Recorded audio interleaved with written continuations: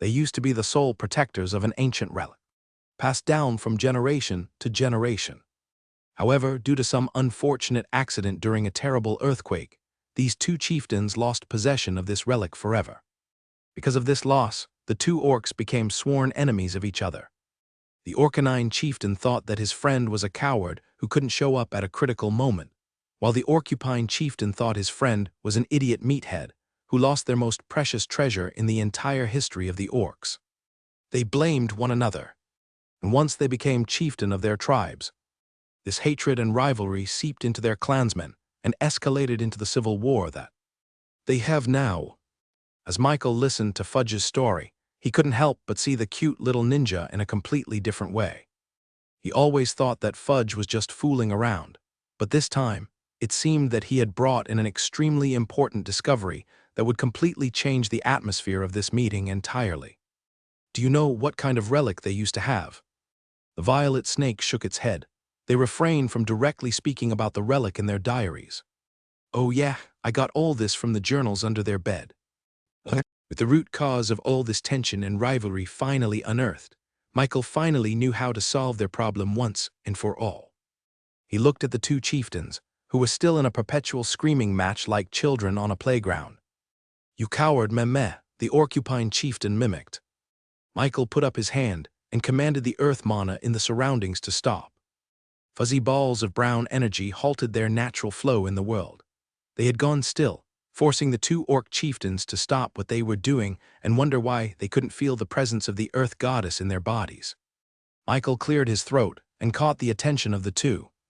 Chieftains, I would like all of you to stop your whining and listen to me, Michael said with authority, allowing the earth mana to bend to his will and his will alone. If the two chieftains want to connect with the goddess they worship so much, then they would have to do as Michael said. Finally, they stopped fighting and looked at Michael. It turned out that both of you have been fighting over just a relic. The Orcanine chieftain shook his head, not just any relic. It was the pride of our ancestry, symbol of what we have once accomplished under the banner of the earth goddess. But this coward Orcupine let it fall into the crevice. I was trying to save you, you fool, the Orcupine chieftain yelled out. You were going to fall into the crevice as well, so I chose to help you instead of catching the relic, but I know now that I should have let you fall. Yeah, I should. Explore more stories at my virtual library empire.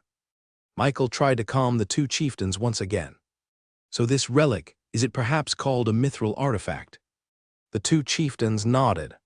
Yes, that relic was a necklace that gave anyone who wielded it a significant boost in strength.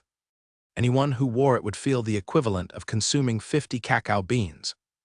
It is a treasure that has helped our tribe become one of the strongest demi-humans in ancient times, the Orcanine chieftain lamented. It was what protected us from harm many times before, but unfortunately, we weren't able to protect it. The orcs stopped their fighting for a brief moment to mourn the loss of their treasured relic.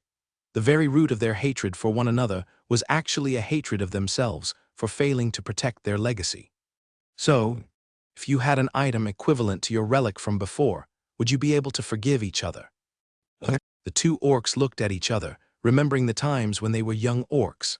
They used to be called the dynamic duo for their collective power. The camaraderie was still there, present but hidden under their years of hatred for each other. There's no equivalent for this relic, the Orcanine chieftain dishearteningly said. It was a lost art made by ancient dwarves. No blacksmith can ever make it again. It looked like the orcs were more disappointed with this fact, as they too wanted to squash the beef between them. Unfortunately, the relic cannot be replaced. Are you sure about that? Michael said as he reached down his shadow to reveal an arm brace. This was special because Michael had it specifically made for Zion as his customized armor to help with his punching power. Oh, and also, it was a mithril artifact teeming with power. The two orc chieftains felt themselves drawn to the arm brace in Michael's hand. They felt like they had seen this before. It was only when they looked closer at the object did they finally felt the mana in their cores start to react with feverish intensity. It was like their mana cores were starved in a desert, and only now did they see a pool of water in front of them. The pain from losing the relic was so bad precisely because the two orcs knew how powerful it was. Once they lost it, They knew they wouldn't be able to feel the course of mana flow through their veins as powerfully as the relic had done before, and they had longed for it ever since. But now a different object was giving them the same feeling as the relic they had lost. "Human, what is that?" the chieftains asked. "This is a mithril artifact. I made it myself with the help of my dwarf friends. You want to test it out for yourselves to see if it's as good as your relic." Before the two could answer, Michael gave the orc chieftains the pair of arm braces. And as soon they held it in their hands, their eyes welled up with emotion. Their connection with the earth goddess had never been this strong. Ever since they lost their relic, it felt like they were bathing in her bosom, being showered with her love and her care. The power they felt from the mithril artifact was only second to the connection they felt with the mana on their surroundings. The two orc chieftains looked at each other and realized that this was the relic that they had been searching for their whole lives. And the person who allowed them to feel her presence once again was none other than Michael. The snake messenger was right. Michael was indeed the chosen one by the earth goddess. Meanwhile, Michael watched the two orc chieftains experience the feeling of having their magic output increased by at least 30%. "How is it? Was it similar to the relic you lost before?" If their relic was indeed a mithril artifact from the ancient times, then Michael wanted to know if his mithril artifact was different from the ones the dwarves created back in the days. Maybe it would give him insight on what could be improved upon. "It is as I remembered," the Orcanine chieftain said, squatting down and raising both his hands above his head. Michael knew that the orc was about to perform his ritual once again, but was too late to stop him. "Boo-too-too," the chieftain cried out, slapping his chests with a vigor and passion unlike anything he had ever expressed before. Michael found this extremely awkward as the orc maintained eye contact with him. The Orcupine chieftain beside him added onto the awkwardness, as he too began doing his ritual of thanks towards Michael. He began striking his quills, each one producing a different tone that combined into an enchanting melody. And despite being rivals for their whole lives, the two orc chieftains were able to create a wondrous beat and melody that Michael would have enjoyed if not for the prolonged eye contact from both the chieftains. "Please, there's no need for this," Michael said. "This is not just for you, human," the Orcanine chieftain said. "We are mainly giving thanks to the earth goddess for letting you walk into our lives. If not for her grace, we would have never met, and you would not have restored the pride of our tribes." "That is right," the Orcupine chieftain agreed. "We are showing our thanks for the goddess by praising you." Michael lightly coughed. "Well, if you want to thank me, then there's other ways you could do that. For example, maybe joining my nation as citizens." The two chieftains finally stopped their rituals and looked at Michael with a look of obedience. "I was already planning on asking this of you," the Orcanine chieftain said, bowing to Michael. "I as well. With my tribe at your beck and call, I am sure that we can make the earth goddess proud," the Orcupine chieftain added. "Bark," the Orcanine coughed. "I believe that my tribe will be able to serve your nation best." The two Orcanines flashed another glare at each other, before turning to Michael like two eager sheeps ready to be praised. "But maybe it would serve the earth goddess best if we worked together to serve her chosen one," the Orcanine chief added. "That I will agree. I am willing to work together with your tribe under his banner, and since the Reborn company is blessed by the earth goddess, we are essentially working under hers." Michael still sensed a rivalry between the two chieftains, but he was glad that they seemed more willing to work together now. It turned out Fudge was quite the essential little helper in this mission. If it weren't for his convincing work as the snake tempter, then the two orc chieftains wouldn't have been so easily convinced of joining Michael. The downside of this was that Michael would have to pretend to be the chosen earth goddess, or whoever that may be. Chat JK3 reminded Michael. "She just owes me a life, that's why she gave me these powers, not because I was chosen or something. My death was a mistake, remember." Anyway, the two orc chieftains wouldn't have believed him anyway if he told them that he wasn't blessed by the earth goddess. Just the fact that he gave them the mithril artifacts was enough to convince him of his holy connection. Michael could only imagine what sort of reaction they would have when they realized what he did with all the cacao beans they gave him. They wouldn't turn chocolate into their sacred food, would they? "So I guess the unity of your tribes is official now." The two orcs couldn't help but frown at each other, but still, They nodded to Michael and affirmed his question. "But I don't know how my tribe will take this news," the Orcanine chieftain said worriedly. "They hate the Orcupines down to their muscles." "My tribe will surely revolt," the Orcupine chieftain speculated. "The thought of spending their days with the Orcanines would make my tribesmen want to pull out every single quill on their bodies." The two chieftains were sure of their tribe's hatred for the other, because they were the one who taught them to hate in the first place. "Good news," he said to them. "Your tribe will probably like it more than you think." Michael gestured for them to follow him, which the two orc chieftains did, but with doubtful looks on their faces. He led them out of their meeting place and towards a metal fence overlooking a large field. There were large lights beaming down onto the field and illuminating it from the dark. The two orc chieftains wanted to ask Michael about the stars that he was able to harvest, but was distracted at the sight of their tribesmen mingling in the field. Orcanine ox and Orcupine orcs were playing and laughing with each other as they played baseball in the night. Michael showed the orc chieftains that their tribesmen were already starting to accept a sense of unity between the two tribes. They enjoyed baseball as one group and were united by their desire for chocolate. He even showed them how Orcupine orcs and Orcanine orcs worked together to improve the cultivation and strength of Rebornians through their unique resonance. This particular glimpse into what the two tribes could accomplish was what all the chieftains needed to finally realize the errors in their ways. "I thought our resonance was gone because we lost the relic," the Orcanine chieftain said, ruffling his mane in worry. "But it turned out it was only due to the rivalry between us. The ancestors were right, orcs were stronger together." Michael let the two chieftains ponder over it through the night.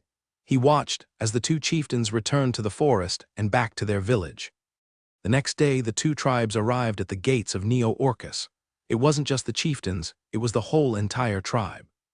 "The Orcanine tribe is at your disposal. And so do the Orcupine tribe." The rest of the orcs rallied behind the two chieftains by slapping their knees and strumming their quills in synchronicity.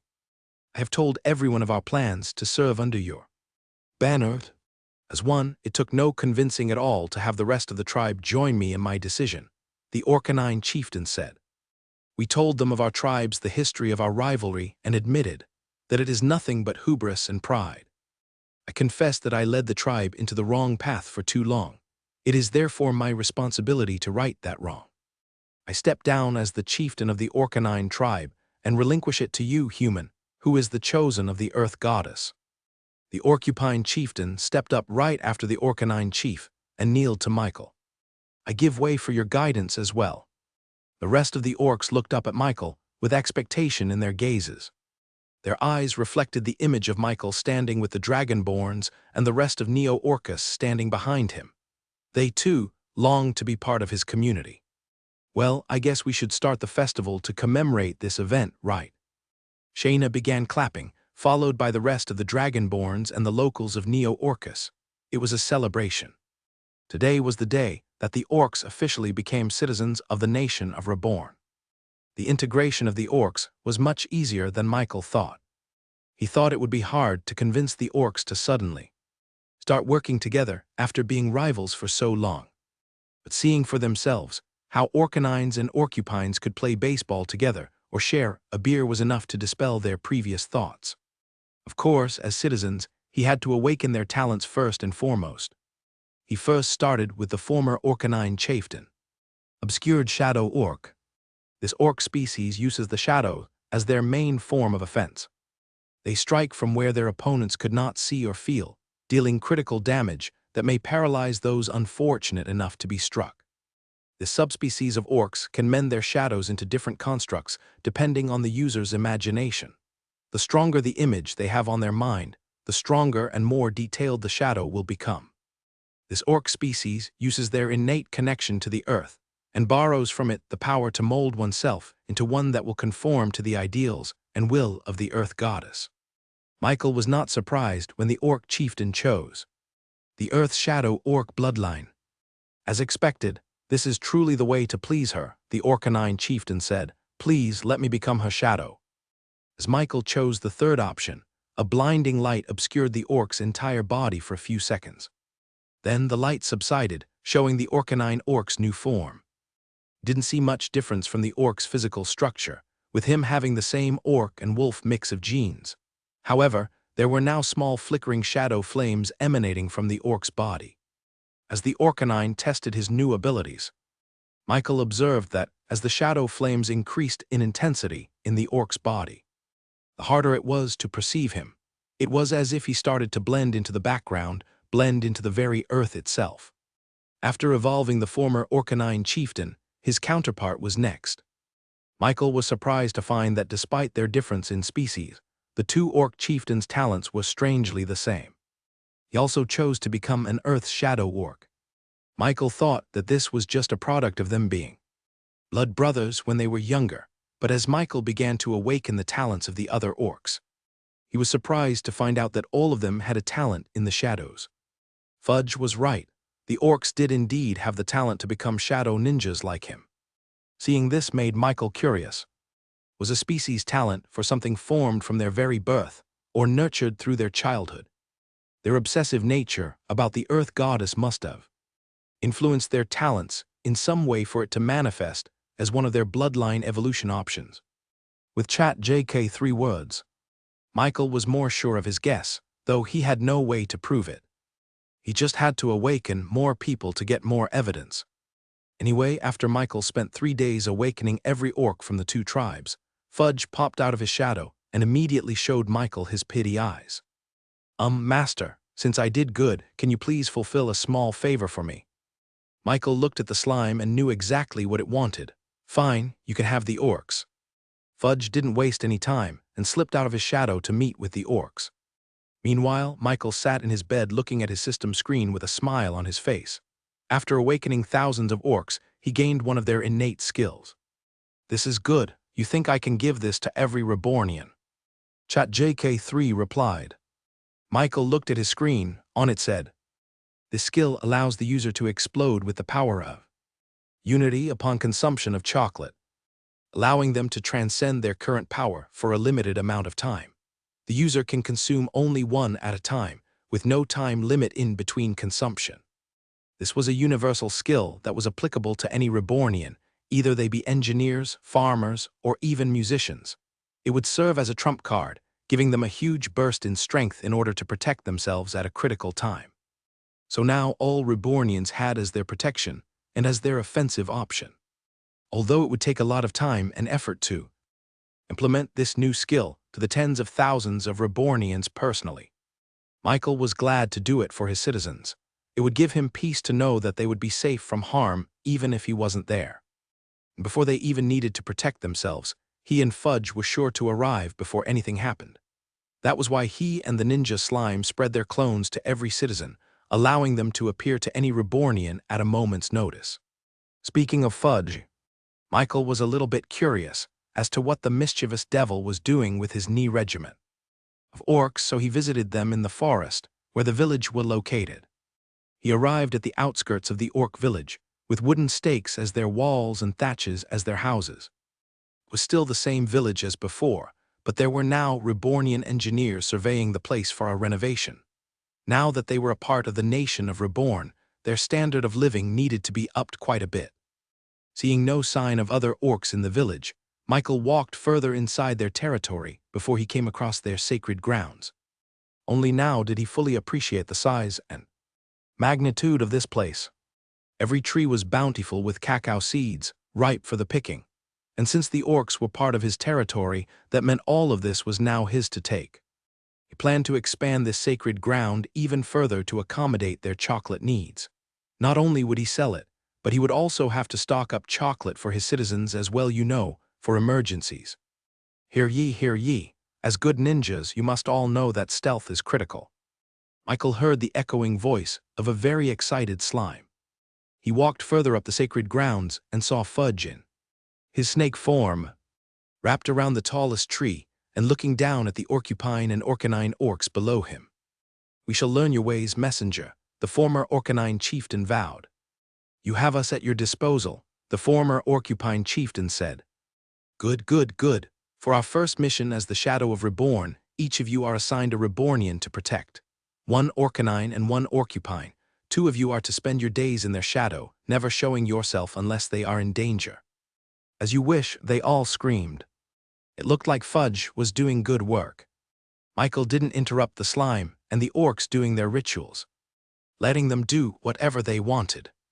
He returned to Neo-Orcus, where he was welcomed by Shayna and Yumisu, who were busy preparing all of the paperwork needed for the orc tribe expansion. He let them take care of everything, so that all he needed to do was sign some paperwork. It involved creating a new chocolate factory, sending farmers to tend the sacred cacao grounds, and other mundane nation stuff. He kind of envied Jocko and Zion, who did nothing but laze around. A few days later, the chocolate merchants were finally ready to embark. Their carriages were filled to the brim with chocolate products ready to be sold in Angora City. They would have wanted to use the automobile for faster travel, but there weren't any flat roads and gas stations in the Queen's region.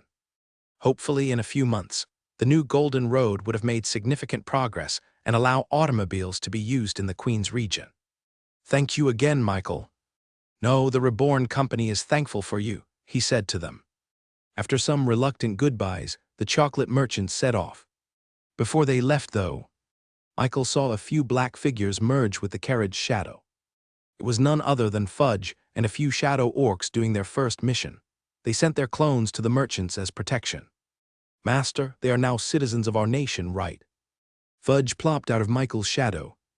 "Yes, they are, and if I didn't know better, I would have thought that you just wanted to protect the merchants.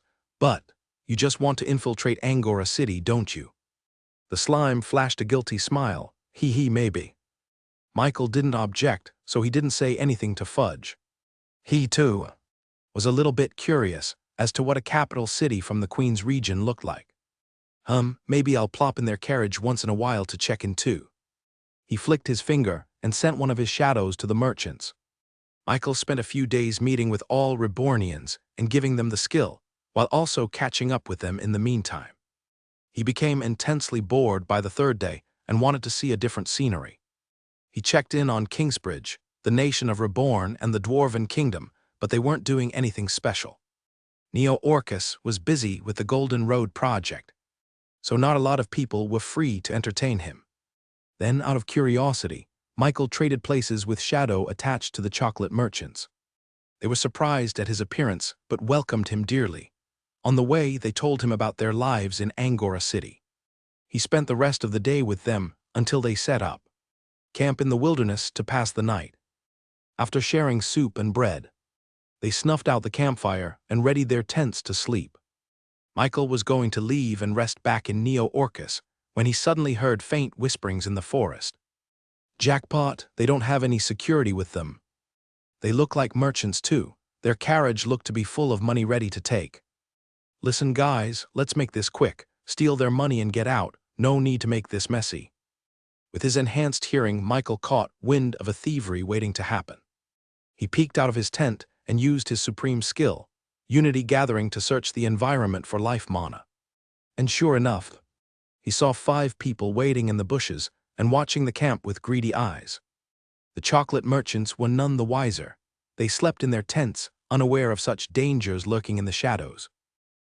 These thieves are quite weak, Michael assessed. They are all only in the 2-star realm.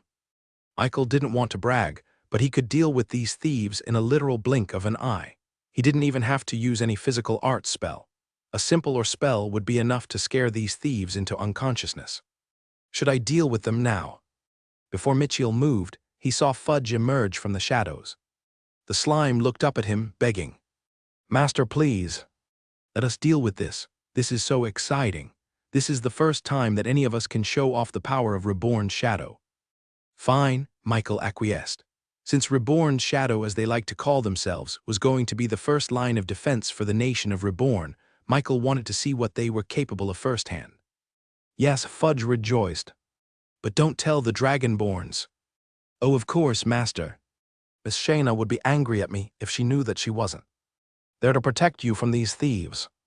While Fudge disappeared to set up the defense with the other orcs, Michael sneaked into the tents of the merchants to warn them of the incoming thieves.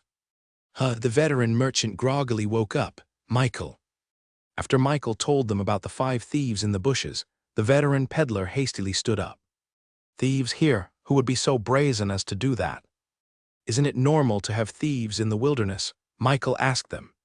No, sir, not here. Everyone knows that the territory around Angora City is under the protection of the Order of the Heavenly Knights. Not even organized crime groups would be so brazen as to disregard the order for such a small caravan. That's why we don't have any security with us. We thought we wouldn't need it. Clearly, we were wrong. The influence of the order was bigger than Michael thought. If the merchants were so confident as to embark without any security, then it must mean that they fully trusted that thieves were too afraid of the knights. Well, you're all Rebornians now. All the security you will ever need is right under your shadows, Michael assured the merchants. Just look at how your shadows deal with it. Just then, the thieves seemed to have finally finished their preparations. I know you're awake, a rough voice said. Give us all your gold coins and no one gets hurt. The chocolate merchants all looked at Michael, and he just nodded at them, assuring them that nothing bad was going to happen. Slowly, they walked out of their tents with their hands up in the air, signaling their surrender. There were 5 men wearing tattered black clothes, trying to conceal their identities. But they seemed to have neglected to cover the most important part, their faces. They wielded rusted scimitars on their hands, threatening the merchants with nothing but tetanus with those crumbling weapons. Michael watched as the thieves approached the carriages, aggressively taking off the cover to reveal the treasure hidden inside. Food, is this trash? No, wait a minute, that looks familiar. One of the thieves' eyes flashed with a glint of recognition as he looked at the violet and gold wrapping of the chocolate bar. Yeah, this is chocolate. You know, the one that was talked about in Angora City. The one that those knights have been raving about. Only after that explanation did the other thieves finally realize the treasure that they had in front of their eyes. Jackpot, we can sell all of this for tens of thousands of gold.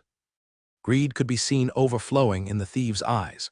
They even became a little bit impatient, approaching the chocolate merchants to threaten them into giving up the carriages. Don't do it, the veteran peddler pleaded. But the thieves disregarded his warning.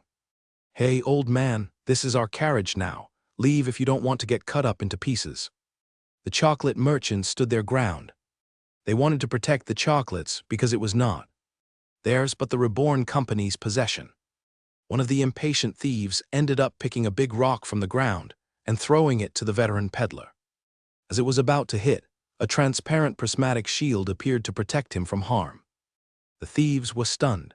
It didn't take long before the thieves charged towards the merchants with their scimitars in their hands. The veteran peddler flinched as the blade came towards his face, but thankfully it was stopped half a meter away from him. The thieves, surprised yet remained undeterred, tried to hack into the prismatic shield. However, any attempt they made only ended up bouncing the blade back to them. How is this possible? They're just merchants. How do they have this impenetrable defense? It's okay, I'm sure it will break eventually, just keep hacking. They thought they had all night to threaten the merchants. They didn't know that their shadows began to stretch and mold under the static moon above the starry skies. Terrifying 3-meter-tall orcs, numbering 10 in total, emerged from the shadows behind the thieves. Michael, watching all of this, couldn't help but laugh. They were supposed to be ninjas, undetected in the night. Yet their huge statures were the complete opposite of what they were trying to accomplish. The thieves were startled upon realizing that there was another presence in the camp. They turned towards Michael, using their scimitars defensively like a shield. But once they realized how young he was, their unease lessened. Don't make any funny moves, kid. We don't want you to get hurt. Just let us have the carriage, and all of you can walk free tonight. Hey, what are you doing? They saw Michael move towards his tent, thinking that he was trying to help the chocolate merchants in some way. I just wanted something to sit on, Michael said as he pulled out a chair from his tent and sat on it casually. Go on, he gestured to the thieves. The shadow orcs had just awakened, so they're still in the 1-star realm. These thieves are in the 2-star realm, but they are just at the orcs level. This will be a good fight, he thought to himself. The thieves were quite unnerved by the calm demeanor of the 10-something-year-old kid looking at them with amusement in his eyes. Not to mention the fact that he laughed during a robbery in the middle of the night. There was definitely something wrong with this child. Hey, deal with him. The kid, that's a bit much, don't you think? The thief whispered. Just scare him a little. Make sure he doesn't interfere in our business here." The unfortunate rookie thief, with a lanky build, reluctantly turned around to pick up a rope in their bag. He wanted to tie up Michael and prevent him from running away and alerting the authorities. But just as he turned around, he suddenly bumped into something hard and squishy at the same time. The thief was face to face with a hairy wall in front of him. His expression was one of annoyance at first, but as his dazedness phased away, his eyes finally showed recognition that he was facing something big and terrifying. His head slowly looked up until he saw an orcanine. Orc looking down at him with red eyes, sharp tusks and all. The thief started to back away, struggling to get the words out of his mouth. A cold sweat poured down his back as he looked around and realized that this orc wasn't the only one stalking them from behind. There were 10 of them in total, each one standing behind the thieves, waiting patiently like a snake about to pounce. These orcs were just silently standing there, menacingly. Ha ha ha! The thief finally let out a scream, with fire mana billowing up from his dantian. His scimitar erupted in a fire, and as he swung it in the air, a crescent of fire shot off towards the silent orcanine orc. And in his flusteredness, he ended up throwing away his scimitar towards the orc as well, but before they even burned a single fur from the orcanine's body. A prismatic shield appeared around his body and extinguished the flames. As for the scimitar itself, it was easily swiped away by a well-timed punch from the orc. It was only now did the other thieves finally took notice of the shadow orcs standing behind them. "Ugh! Damn it, who are you all, orcs? We're nowhere near Orcus town. Whatever, defeat them." The thieves began activating their physical art spells one by one, which Michael happily observed on the sidelines. This would be the first time he would see an actual fight in his entire life, which was quite exciting and reminded him of watching anime in his previous life. Though he must admit, this was a lot more exciting than seeing moving images on a flat screen. The thieves used various spells using their scimitars as their main offense. One of them threw at any opportunity. The other used his quickness to approach the orcs and try to slice them into pieces. Others also used complicated stances and fighting styles to try and overwhelm their opponents. However, their efforts were rendered null by the presence of the prismatic shield surrounding the orcs. Everything was extinguished. And any time the thieves tried to use their scimitars to attack, the orcpuine orcs would move in the front lines and clash their quills against the thieves. "Go, my shadow orcs," Fudge screamed beside Michael. "Show them the power of ninjas." Michael looked at the violet slime. "You know, ninjas use stealth and finesse to deal with their opponents." "No such thing, master. They used big destructive moves like the Razangan or the Dori." Just as Fudge said that, Michael saw the orcanine orcs gather in one group. Then, they began to mold their shadows into one big ball carried by their leader. "Shadow Sphere," Fudge excitedly rallied just as the orc holding the shadow ball ran towards the thieves. Seeing this, the thieves took back their scimitars, being entangled from the orcupine orc's quills, before using them to protect themselves against the other orcs. A few 2-star spells were used and yet they were utterly destroyed upon contact with the innate skill from the orcs called. The thieves were thrown a few feet into the air upon contact, before slamming back down on the ground and exacerbating the internal injuries they just sustained. The thieves could only groan, defeated and broken, against the shadow orcs. "Ha ha ha, see, master, this is the power of Reborn Shadow," Fudge bragged to Michael. Which, Michael had to admit they were pretty good, especially since these orcs were constantly hiding in every citizen of Reborn, ready to defend them at a moment's notice. "Good job, Fudge. I'm liking the future of your little group," he said to the violet slime. "Sure, little guy." Michael obliged and patted Fudge for a good job. After that, the orcs bowed towards Fudge and Michael before turning back into shadows that hid under the chocolate merchants. Now that the thieves were apprehended, the night had turned calm once again. Fudge tied up the unconscious robbers using their own rope and gathered them up in one bunch.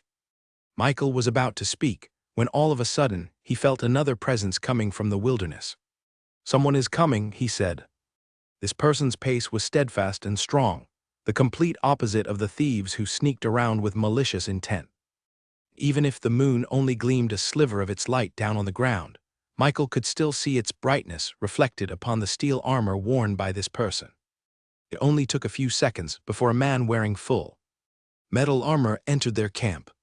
The chocolate merchants looked at this stranger with surprise and a little bit of excitement in their eyes. They recognized him from the insignia borne on his chestplate. "Forgive me for intruding. I am Sir John, a knight from the Order of the Heavenly Knights. Experience more tales on my virtual library empire." Sir John approached the chocolate merchants, for he judged that they were the ones in charge of the camp. He took one look at their carriage and rightly judged that they were peddlers. "I came here to warn you that thieves had plagued this wilderness as of late. But worry not, I am in pursuit of them. They are not far from being apprehended," he assured the merchants. But instead of seeing relief on their faces, the knight saw the merchants look back towards an unassuming golden-haired kid on the back. "A child," Sir John uttered. "Be careful out here, young man." Just then he caught sight of the thieves he had been pursuing. He would not mistake those faces. His eyes showed surprise as he saw the rope tied around the thieves, like they were cattle caught in a ranch. "Who apprehended these thieves?" Sir John asked, confusion and a little bit of admiration showing in his tone. "We did," Michael said. "Yes, well, my friend over here did," Michael said as he pointed to the violet slime perched on top of his head. "A tamed monster," Sir John said with recognition and amazement. He looked around the camp and saw signs of fighting, with burned patches of grass and overturned soil all around. And seeing the campfire already snuffed out, he correctly assumed that the thieves struck in the deep night and caught everyone by surprise. "I have never seen such a talented tamer that could defeat thieves of this caliber. 5 against 1. This slime of yours is impressive, and you even more for nurturing the slime to this degree while being so young." Michael didn't correct the knight, who just kept on praising him for his taming ability. And while Sir John talked with the chocolate merchants, Fudge tapped on Michael's head. "Master, who is he?" asked Fudge. "Just a passing knight. No need to worry about him," assured Michael. "But what about the thieves? What should we do with them, master?" Michael looked at the pitiful thieves and only had one solution for them. "Take them to our prison. Maybe they'll change once they experience being locked up," he said to Fudge. Ever since the nation of Reborn welcomed visitors from all over the King's region, there was an immediate need for a security system. There were quite a few troublemakers who didn't follow the rules of the nation, varying from minor offenses to serious ones. Either way, they were all sent to the nation's very first prison, meant to jail those troublemakers until they could repent their crimes. Of course, Michael had to follow the rules of his previous world, having a justice system that based one's time in prison depending on the severity of their crime. Of course, they could always make their case and plead their innocence, which was made possible through the talented lawyers in their nation. These thieves would probably have to serve a lot of years for their crime of trying to harm a reborn citizen. "As you wish, master, I'll send them off to prison." Fudge had a skill created by Michael which could substitute one of his clones for something else, just like how Michael could take the place of a clone. Shadow flames grew from the ground and soon engulfed each thief from their foot to their head. By having Fudge's clone inhabit the entire body of the thieves, he would then be able to replace them with the clones he had back in the nation of Reborn. But just as Fudge was about to activate the skill, the knight noticed what was happening. "What are you doing with them?" he asked hurriedly. "We're taking them to our place," Fudge explained. The knight looked a little bit flustered as he realized the slime could talk. You can't do that. They should remain in the custody of our court." So John raised his axe and tried to cut through the very shadow flames that engulfed the captured thieves. But just before his axe cleaved through the Fudge's shadow clones, he suddenly changed the direction of his swing to his back. A resounding tring echoed as his blade met with the porcupine orc's quills. Surprised at seeing the appearance of 10 orcs behind him without any warning, so John exerted his real power to try and overpower his axe away from them. The orcs were pushed back for a few meters. Seeing no other choice, the orcs took out a single bar of chocolate from their pockets and unwrapped it right in front of the knight. A sense of unease showed on the knight's face for a second. His instincts were telling him that they were about to get stronger, like a cat showing its claws.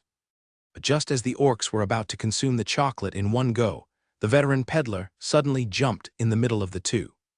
Stop, wait, Sir John. We are citizens of the nation of Reborn, and since the thieves attacked us, then we have the authority to take them prisoners.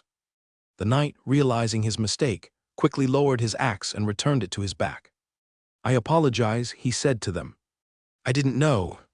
The knight immediately released the grip he had on his axe and let it fall to the floor, showing his sincerity. Then he kneeled on the ground, looking down with repentance in his eyes. I hope you all forgive me for my assumptions. I did not know that you were all part of a sovereign nation. The veteran peddler heaved a sigh of relief and immediately went over to Michael. I'm sorry, Michael. I should have told the knight before all of this happened. Since this territory is still part of the knightly court in Angora City, they have jurisdiction over criminals roaming around it. But since we were attacked by the thieves, and we are part of the nation of Reborn, we have the authority to apprehend them. The knight didn't know that and thought that we were trying to take the criminals captive. Michael waved off his worry. It wasn't your fault, it's just a small misunderstanding. It's all behind us now. The knight got up and faced the chocolate merchants. I understand that you have all come from the nation of Reborn. Forgive me, but I do not recall such a sovereign state anywhere in the Queen's region. We're based in the King's region, Michael replied. So John nodded in understanding. Ah, now it makes sense. I take it that those orcs are also part of your nation. Are they also your tamed beasts? Fudge suddenly popped out of Michael's shadow and faced the knight with anger in his face. They're not beasts, they are my shadow members. John was still a little bit startled as he faced Fudge, not expecting him to speak at all. A sentient monster was a rare sight even in the capital cities of the Queen's region. He turned to Michael, who was the youthful genius who seemed to have tamed these surprisingly strong creatures of the shadow. May I know your name, young man? Surely a man of your talent would be widespread even in the Queen's region. My name is Michael. The veteran peddler once intervened once again to give a little bit more context for the clueless knight. He knew Michael disliked bragging about himself, so someone else had to do it for him. You must know, Sir John, that Michael here is the esteemed leader of the nation of Reborn. A look of surprise and disbelief flashed across the knight's face. Even if this nation of Reborn turned out to be a small sovereign state in the backwoods countryside of the continent, it was still unusual to see a kid pushed into the leader position so early. I understand it now, Sir John said, scratching his chin. Those orcs must be part of your elite defense force, intended to protect the leader of your nation while he travels outside the King's region. Am I correct? Yes, we are, Fudge immediately answered. We are the elites, not those scaly meanies. Michael could only chuckle at Fudge's shenanigans. Of course, if there was a group titled to be the elite defense force of the nation of Reborn, then it would be none other than the Dragonborns who still reigned supreme over every other Rebornian with regards to their fighting abilities. But since Fudge and his shadow orcs did a great job, Michael let them have this small victory for now. He just had to make sure Shayna didn't hear about this, or else they'll both get in trouble. Those orcs are indeed elite, as I thought, said Sir John as he remembered clashing blades with the Orcupines. Even though I am ranked in the top 50 of our knightly court, I still felt overwhelmed when facing just one of your orcs, truly heavy in their strikes. It is no wonder that the thieves were quickly dealt with in just a few minutes. The knight looked at Michael and Fudge, his mouth quivering as he hesitated to say something. And it may just be my presumption, but I can tell that the orcs had not yet shown me their best power. I can tell, before we were stopped, they were about to consume something darkish brown. You don't need to tell me, but I feel as if they were about to become even stronger than they were before.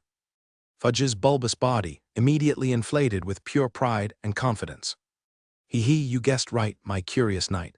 I must admit, you were a hell of a fighter yourself to force our shadow orcs to use their hidden power. The knight looked extremely impressed. Michael could see the fire of curiosity and competitiveness in his eyes, as if he longed for nothing but to clash his axe with the orcs once again. Ho ho, what was it? Perhaps it is one of those famous cultivation pills from Sinclair's Elixirs. Read latest stories on my virtual library empire. Michael shook his head. I don't know what that is, but it's nothing like that, it's just a simple snack. He took out a bar of chocolate from the merchant's carriages and showed it to the knight. There was no reason for him to hide the fact that orcs got stronger by consuming chocolate. After all, The orcs was supposed to always be in a state of enhancement through it at all times. And there were plenty of other secrets and trump cards for the orcs later on, like the mithril artifacts, the resonance, and other such shadow-related skills. The violet and gold wrapping shined under the moonlight, illuminating the knight's face with a sliver of gold for a brief moment. So John's eyes gleamed with recognition.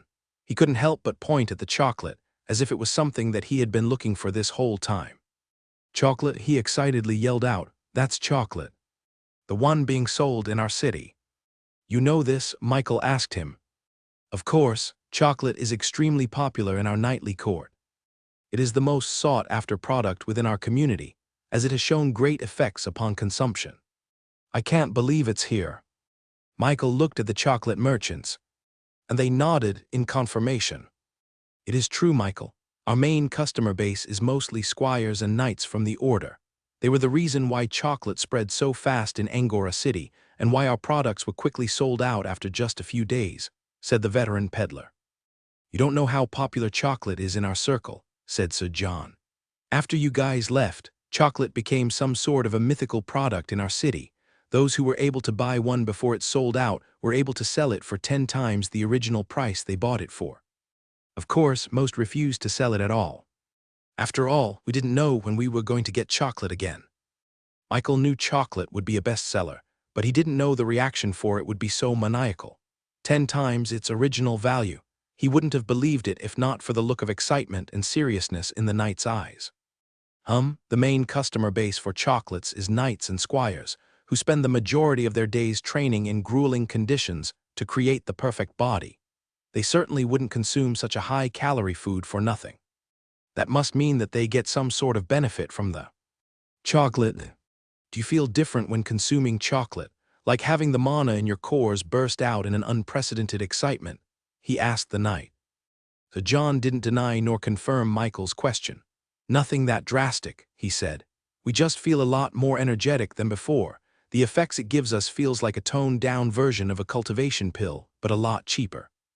Michael thought that they were feeling something like the skill of the orcs, but it turned out that they were just feeling some sort of placebo effect from consuming a lot of sugar. Either way, it was still good that there were a lot of potential customers for chocolate. "This is unbelievable. It turned out that chocolate came from the nation of Reborn. My squires are going to have a field day when they find out a huge shipment of chocolate is about to come." Seeing his excitement, Michael had to give him a free chocolate bar. "You are all going to Angora City, correct? Then please allow me to escort you safely to your destination. With a knight by your side, no thief will ever have the courage to make plans on your goods," Sir John said with the bravado and confidence of a true knight. The chocolate merchants all looked at Michael for his permission. "Sure, go ahead. I'm planning on heading back to Neo-Orcus anyway." John looked at Michael with a regretful look on his face. "Ah, you are not joining us in Angora City. I was hoping to introduce you to the other knights. They'll surely treat you and your compatriots well knowing that you created chocolate."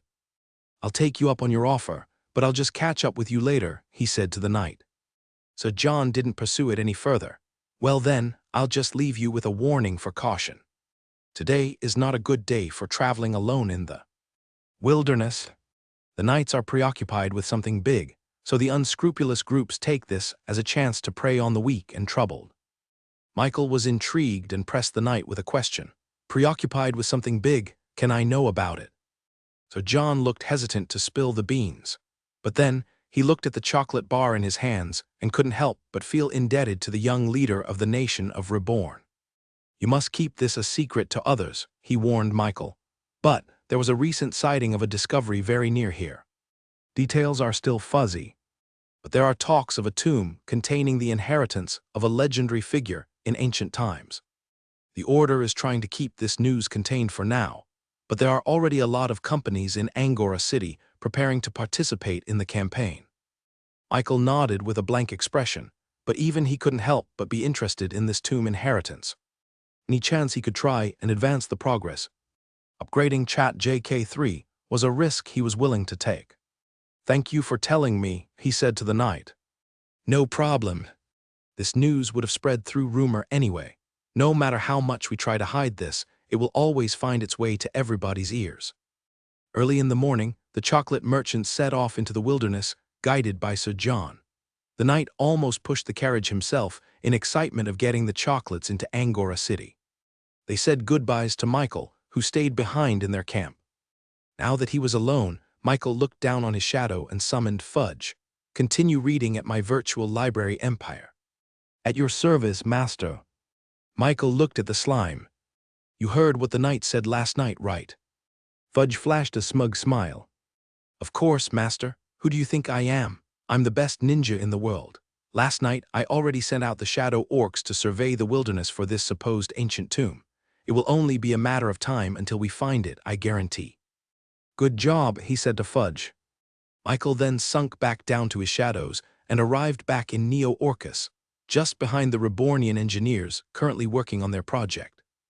Ah, boss, you got here just in time, said the Hob-Manky engineer. We have already laid out a plan to start the Golden Road. They then showed Michael a blueprint showing a top-down view of the nearby topography of Neo-Orcus, including the first destination of the Golden Road. What are we waiting for? Michael said to the Rebornians. Let's get this show on the road.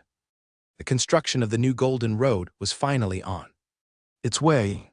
Rebornian engineers had already fixed the crevices and cracks on the ground, reinforcing it with steel bars to make sure that it wouldn't get destroyed by another earthquake again.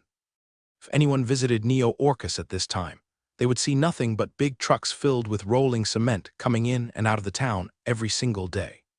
The only thing they needed to do now was to pour liquid concrete onto the ground and use a little bit of magic to quicken their hardening process.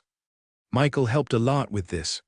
Shayna and Yumisu ended up finding out about the thieves' incident a few days ago and were immediately angry at Michael and Fudge. They were talking about having a dragonborn always present with him at all times as a precaution, so Michael had to escape from that conversation quickly. Master, good news. As Michael finished pouring cement into the ground, Fudge suddenly jumped out of his shadow and landed on his head. What is it? Did you find the tomb? He asked the ninja slime.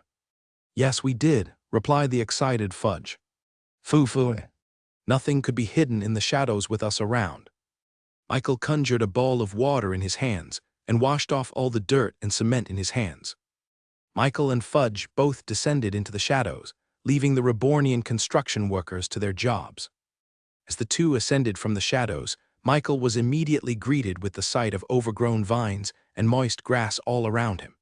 It felt like he was in an Amazonian jungle, with 20-foot pythons lurking about in the wilderness. Aside from the obvious change in scenery, Michael observed the raucous mumblings echoing all around him. It didn't take a second for him to know that those were people talking to themselves, trying to keep their presence as small as possible. Michael and Fudge peeked around the tree and saw middle-aged men with scars around their bodies and their faces, wearing parts missing metal armor and a semi-decent weapon. They were giving off a hostile aura, something that didn't welcome any ridicule or disrespect. They were adventurers. Like most adventurers that Michael saw in anime, these people weren't that well off with regard to money. Despite the obvious dangers and risks that their jobs entailed, the clothes and armor they were wearing was severely below standard. It looked like something they just whipped up from a scrap yard. These adventurers were grouped up, some with many members totaling up to 20, while some only had 3 to 5 in their midst. Michael sensed the life mana in the area and judged that there must have been about 100 adventurers here right now. There was only one thing that would tempt an adventurer into a nondescript part of a jungle, and that was none other than treasure. They must have also heard about the tomb. Why are they all still here? Michael thought to himself. The treasure is first come first serve, so why are they not out there adventuring? Michael even saw a few groups camped out with full beds and tents set up on the outskirts of the jungle, and by the looks of it, they had been here for a couple of days as well. He wanted nothing more than to simply just walk right over to them and ask this question. But he knew that having an 11-year-old boy coming out of the jungle alone would raise some red flags to the cautious adventurers.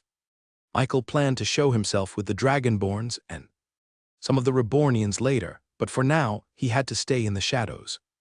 Fudge, did you find out anything about the tomb? Has anyone entered it or even found it at this point? The ninja slime grabbed Michael's head and moved it in the direction of a large group of adventurers on the far left. Michael hesitated to call them adventurers because of their decent attire. This group of 20-something people were practically shining in the middle of the jungle with their full metal armor gleaming in the sunlight. "Master, I heard that nobody wants to enter the tomb for now because it's filled with a lot of deadly traps. The first few groups that entered never returned, only leaving behind corpses for the next group to stumble upon." "And how did you find that out?" Fudge pointed upwards, towards the crown of the tree, putting shade on the large group. There Michael saw a large, orcanine orc just hanging on the branches, looking down on the group, using no effort to hide himself.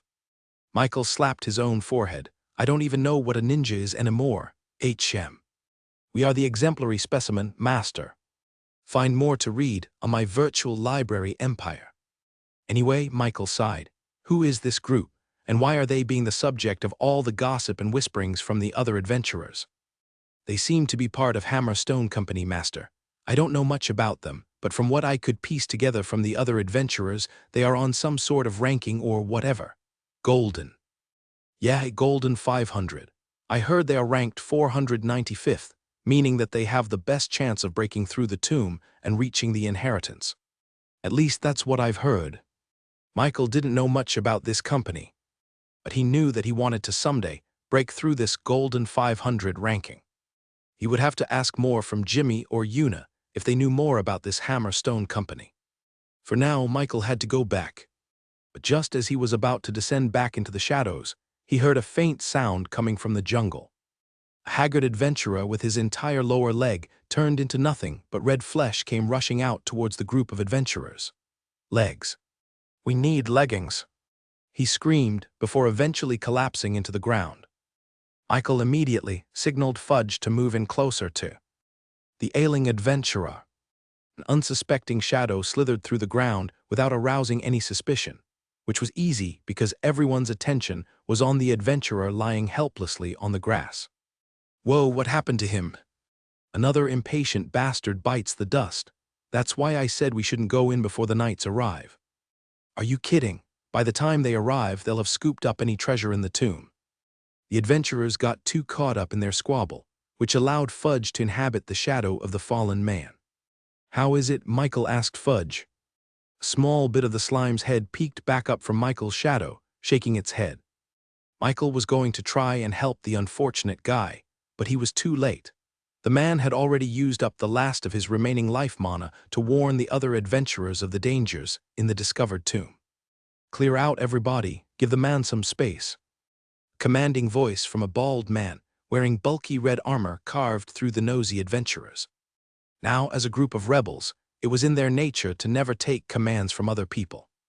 But as they were about to yell at the guy for saying such audacious words, they realized the insignia borne on his right chest plate. Hammerstone Company.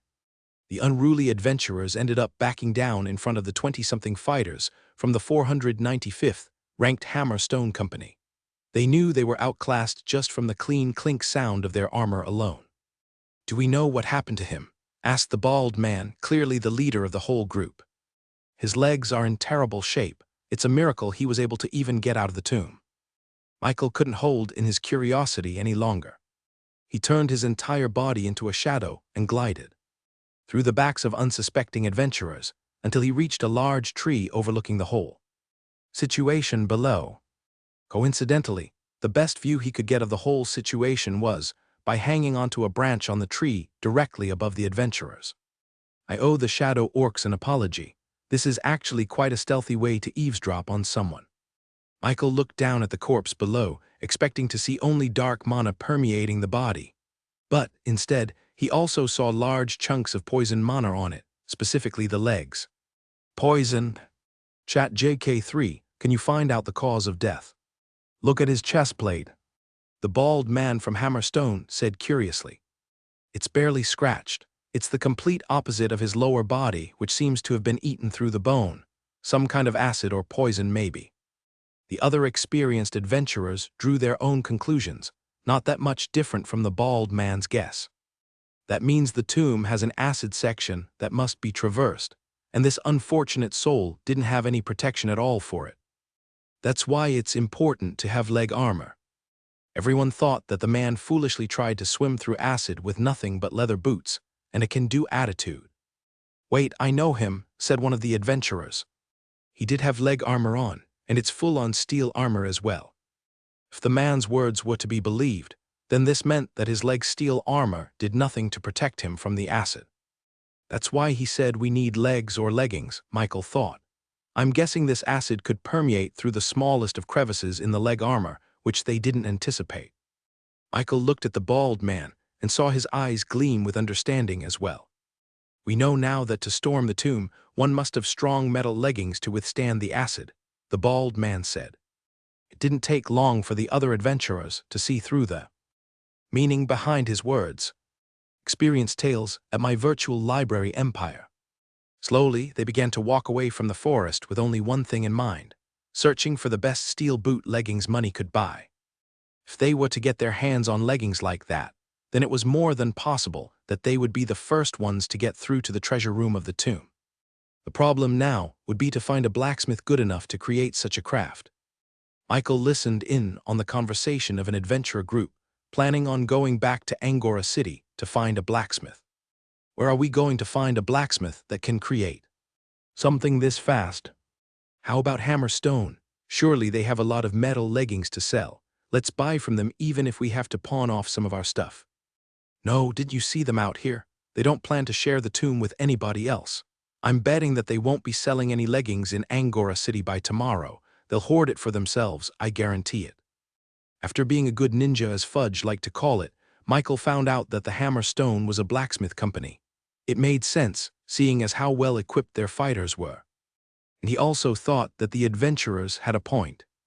Hammerstone would definitely keep acid-proof leggings to themselves for this tomb campaign.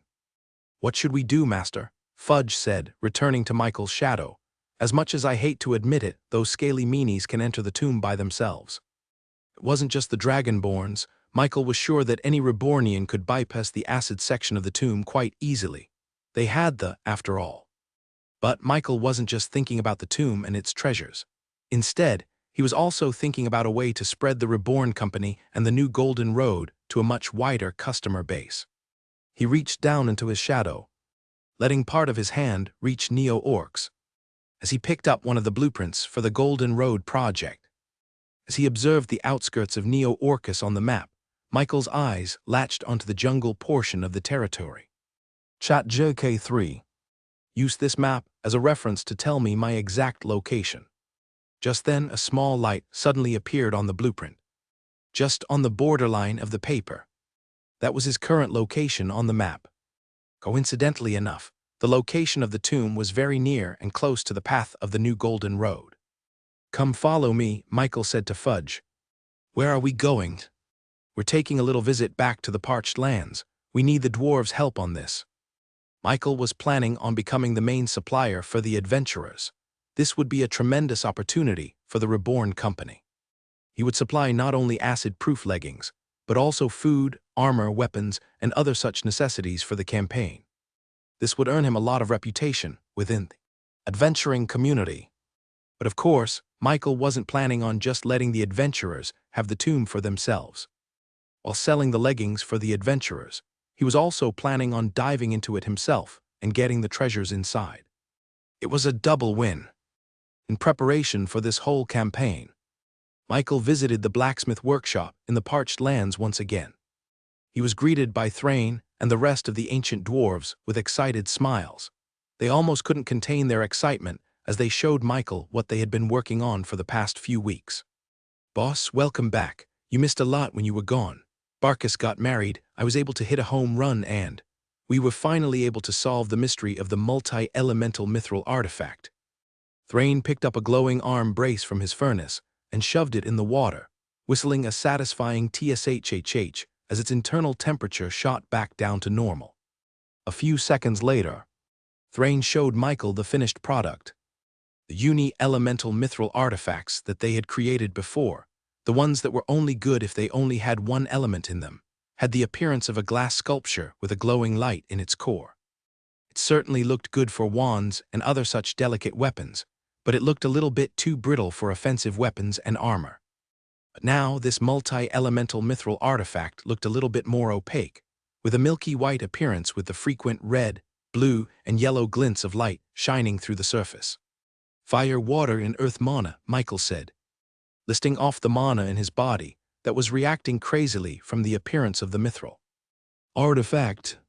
How did you bypass the need for a spell? He asked them. We had a little help from the Dwarven Kingdom, boss. Turns out they have an old-school smithing technique that can replicate the effects of a spell. They showed him the technique, involving only dwarf-specific skills and unique tools from the very ancient treasure room of the king himself. Michael didn't know why he hadn't thought to ask Buru, the Dwarven King, in the first place.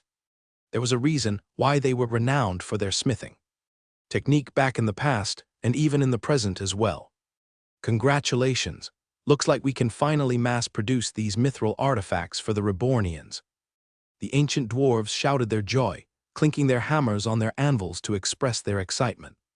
This new iteration of the mithril artifact, hereby named Ver, too, would be better suited for the Dragonborns and the Shadow Orcs who mainly used physical art spells in their day-to-day lives. In short, these would benefit the Rebornian fighters tremendously. A mithril artifact Ver, too, only boosted the magic power of spells by 10% or less, which was low compared to the 30% boosted effects of the original version. However, this new version now allowed its users to boost multiple mana cores, not just one. So in truth, they would actually be boosted by about 40–50%. Of course, for Rebornians who didn't go out much, like the engineers, the famers, and other production-related jobs, it would be much better for them if they just used the first version of the mithril artifact. That way, they would get a 30% boost in stats and just switch artifacts whenever they needed a new elemental mana boosted. For the Dragonborns and the Shadow Orcs who needed to always be prepared, especially in the upcoming campaign in the tomb. They didn't have the luxury to change artifacts while in the middle of fighting, so the second version would be much more fitting for them. Our next project is to now create mithril artifact Ver, 2 for each Dragonborn and Shadow Orc, Michael said to the dwarves. I'll handle the Dragonborns, you guys do the orcs. Thrain and the others hadn't met the orcs yet, so Michael summoned an Orcanine and Orcupine orc from his shadow and had their measurements taken by the dwarves. While they were working on that, Michael continued working on the armor for the Dragonborns. He had to take into account their personal preferences and their unique powers in creating these customized sets. Chat JK3. Plan the best armor set for the Dragonborns. After about a few days of non-stop work, Michael was finally finished with different sets of mithril artifacts. The ancient dwarves couldn't stop praising Michael for his quickness, but in truth, most of the hard work was already done by Chat JK3. He just had to swing the hammer in the correct spot each time. Heck, he didn't even have to swing. Magic was all that was needed. After taking a break, he approached the dwarves and asked them about their other products. Can you make acid-proof leggings? He asked them. The ancient dwarves almost scoffed at the question. Of course, boss. All leggings should be acid-proof, or else they wouldn't even be armor in the first place. Of course, the standards of dwarves were extremely high compared to normal humans. Why do you need it, boss? Michael told them about his plans to sell armor to the adventurers. Thrain scratched his beard, contemplating. We can do it, boss, but it will take time away from making mithril artifacts. The boss Fudge keeps on bugging us about their new ninja outfits. Michael nodded, understanding their concern. These ancient dwarves were way too overqualified for the job, especially for something just to be sold to adventurers. They wouldn't be able to buy even one pair of boots if Michael sold Thrain's handmade crafts. He had to go to the normal blacksmiths of the nation of Reborn. They were good, but not as good as the ancient dwarves whose blood could even be compared with lava. Boss, I hear you want us to make some leggings. A satyr blacksmith approached Michael. Yup, as a matter of fact, those look good, Michael said as he pointed at the armor sets just strewn around haphazardly in the smithy. Are you sure, boss? These are just the rejects from our students. It barely passes as armor. Michael couldn't help but chuckle. Even their reject armor was at least 2 times better than the best armor he saw from the adventurers. These would definitely be enough to satisfy their needs, without it being too pricey for them to not be able to afford. Send all of these armors to Neo Orcus, All of them, he said to the blacksmiths. It was then quickly arranged for these tons and tons of reject armor to be transported to the Queen's region through the railway. Since this was a request directly from Michael himself, the armors were quickly given VIP treatment and shipped off to the next train leaving the nation of Reborn. Michael arrived back in Neo-Orcus and immediately moved to the Golden Road project. He was gladdened by the progress he saw. The previous crevice-filled, cracked, and degraded stone road was no longer present. It was now replaced by a flat, concrete road leading directly to the horizon. Of course, the work had just barely started, but it was good that they had finally stepped off Neo-Orcus and were heading to its next destination. "How's the progress?" he asked the Rebornian engineer. "It's good, boss. I'm guessing that by tomorrow we can reach the jungle area just on the outskirts of the tomb." Meanwhile, the campaign for the discovered tomb has been getting more and more traction lately. Sir John said the rumor was quickly getting spread through the grapevine, even though the Order was keeping the information under tight wraps. As long as the adventurers smelled even a whiff of money, they would come swarming in even hungrier than a shark in blood-filled water. However, the progress in the tomb had come to a standstill. After a few more deaths by acid, the adventurers refused to enter without any proper defensive measures. Some returned to Angora City, hoping to be the first ones to purchase leggings from the best blacksmiths. Unfortunately for them, it seemed that the premier armory in the city, owned by the Hammerstone Company, coincidentally suffered a shortage of leggings to sell. It was also a coincidence that their fighting group was showing signs of preparation for the tomb. They were taking advantage of their monopoly in gear to become the first people to explore the tomb. Eventually, some ended up returning to the tomb with nothing but rusted boots and guts of steel. One such group, made of 4 slightly inexperienced adventurers, returned to the tomb with almost no hope left in their name.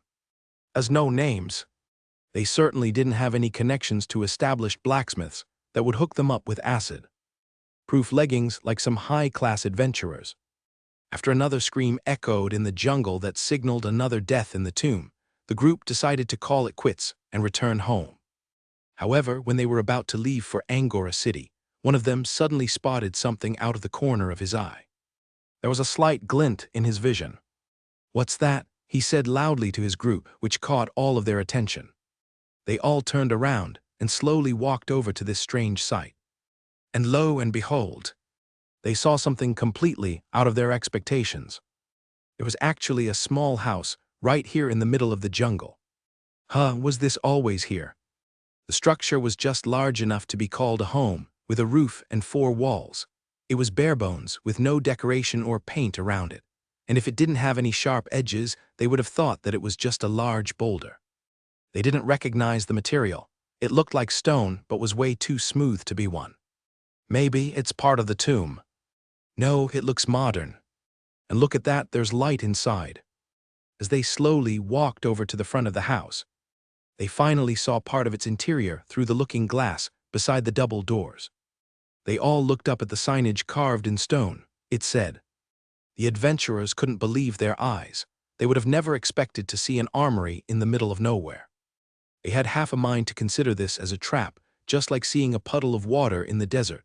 They thought that this armory was nothing but a mirage. After all, just when they were wondering where they could get armor from, this building suddenly popped up without any warning at all. Should we come in? What if it's a trap? But look, leggings, armors. They couldn't help but squeeze themselves through the window as they peeked at the goods inside. Welcome to our armory. A human woman suddenly opened the door from the inside and greeted the weary adventurers. She gestured for them to come inside with her warm expression and inviting smile. "Boss Michael, we have customers," she shouted back. Michael ascended from the other side of the counter with a smile on his face. Michael oversaw the construction of the Golden Road, right until the very edge of the jungle area.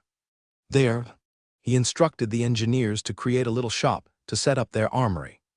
It was near enough to the tomb so that the adventurers could stumble upon it accidentally, while still being close enough to the Golden Road that they could easily replenish their products through automobile trucks.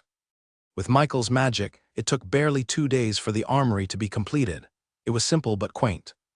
With the structure done, he just had to stock up the shipment of Rebornian reject armors inside. Of course, he made sure to add more than just armor. He stocked up on everything an adventurer would need in a campaign, such as rations, tents, torches, bedrolls, and other such equipment. It didn't even take long before their very first customers arrived. "Boss Michael, we have customers." She was a Neo-Orcus local who helped him take care of the armory while he was away. Once he heard her voice, he immediately transported himself to the armory to welcome the first customers. "Excuse me," a youthful adventurer said, "but is this really an armory?" "Of course, you can buy anything you need here," he said to them. The adventurers didn't speak anymore and simply just admired all the products hanging on the shelves. They couldn't help but show a face of shock as they saw their reflections from the smooth armor. "I don't even think those fighters from the Hammerstone group have this amazing armor," one of them said. "I can't believe the quality of the swords here. It looks the same as those dwarven equipment in the black markets." They were too amazed at the armor to even question the fact that an 11-year-old boy owned an armory in the middle of the jungle. "Oh my God. Those are steel leggings." One of them finally chanced upon the armor that Michael set up. "Look at the craftsmanship on this. There's no seams. This is acid-proof. We have to get this. This could be our chance to finally break through to the tomb." A palpable excitement spread across the adventurers. They immediately brought out all the gold they had on them and pushed it on the desk. Even though they had to fork up their savings, it was worth it to get these leggings. "Thank you," Michael's attendant said. "Please come again." After the adventurers left, Michael smiled to himself. "Good, now we just have to wait." A day later, 5 groups of adventurers came inside the Reborn armory. Just like the previous group, they had also stumbled upon this by accident and were curious as to what it was. When they saw the leggings on sale, they immediately bought them without any consideration.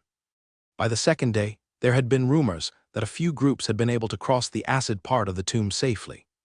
This became a sensation among the adventurer circles, especially since the people who had successfully journeyed through the acid were no names. And when they asked around, more people found out about this supposed armory in the middle of the jungle. Of course, most people didn't believe it was true, but when they investigated it themselves, they quickly found out the truth. And so, the Reborn armory slowly gained a reputation from the adventurers. With the Hammerstone Company preventing anyone from buying any legging armor, this was the only place they could obtain one for their campaign. By the 5th day, almost half of the people camping by the tomb were wearing armor with the distinct R symbol of the Reborn Company stamped on its side. Michael and Fudge both kept on monitoring the situation in the tomb, secretly eavesdropping on the conversations happening all around. It was quite funny that not once did these cautious and experienced adventurers look up at the sky. If they did, then they would see orcs and shadows perched up on the branches, not making any attempt at hiding their humongous bodies. "Where did you get that chest plate? Mine got dented after going through an arrow trap, but yours is squeaky clean. There's barely a scratch." The adventurer wearing armor with the symbol R carved on his right chest looked around, hesitating to tell it so publicly. "To tell you the truth, I'm tempted to gatekeep where I got this armor. I don't want it to get sold out so easily. In fact, this is the last armor that was in stock yesterday, so I got lucky." "Come on, just tell us." After getting pressured by his friends, the adventurer eventually relented. Fine, follow me." Michael watched this kind of scene unfold multiple times just this day already. Slowly, the Reborn armory was getting spread through word of mouth from the adventurers, leading them to discover the workshop. He then looked down on his shadow and said, "Mary, there's going to be some adventurers coming your way. Welcome them, please." He was talking to Mary, the caretaker of the Reborn armory. "All right, boss. I just finished stocking up our wares," she replied, with her voice coming out of Michael's shadow.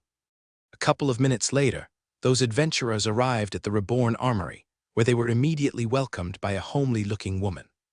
"Whoa, where did this place come from? Look at all these armor and weapons. It's even better than the ones in Angora City. I'll even dare say that this is better than the ones sold by Hammerstone." The adventurer who led his friends into the armory stood there dumbstruck as he looked at the rows and rows of the same chest plate that he had just purchased yesterday. "I don't believe it," he said.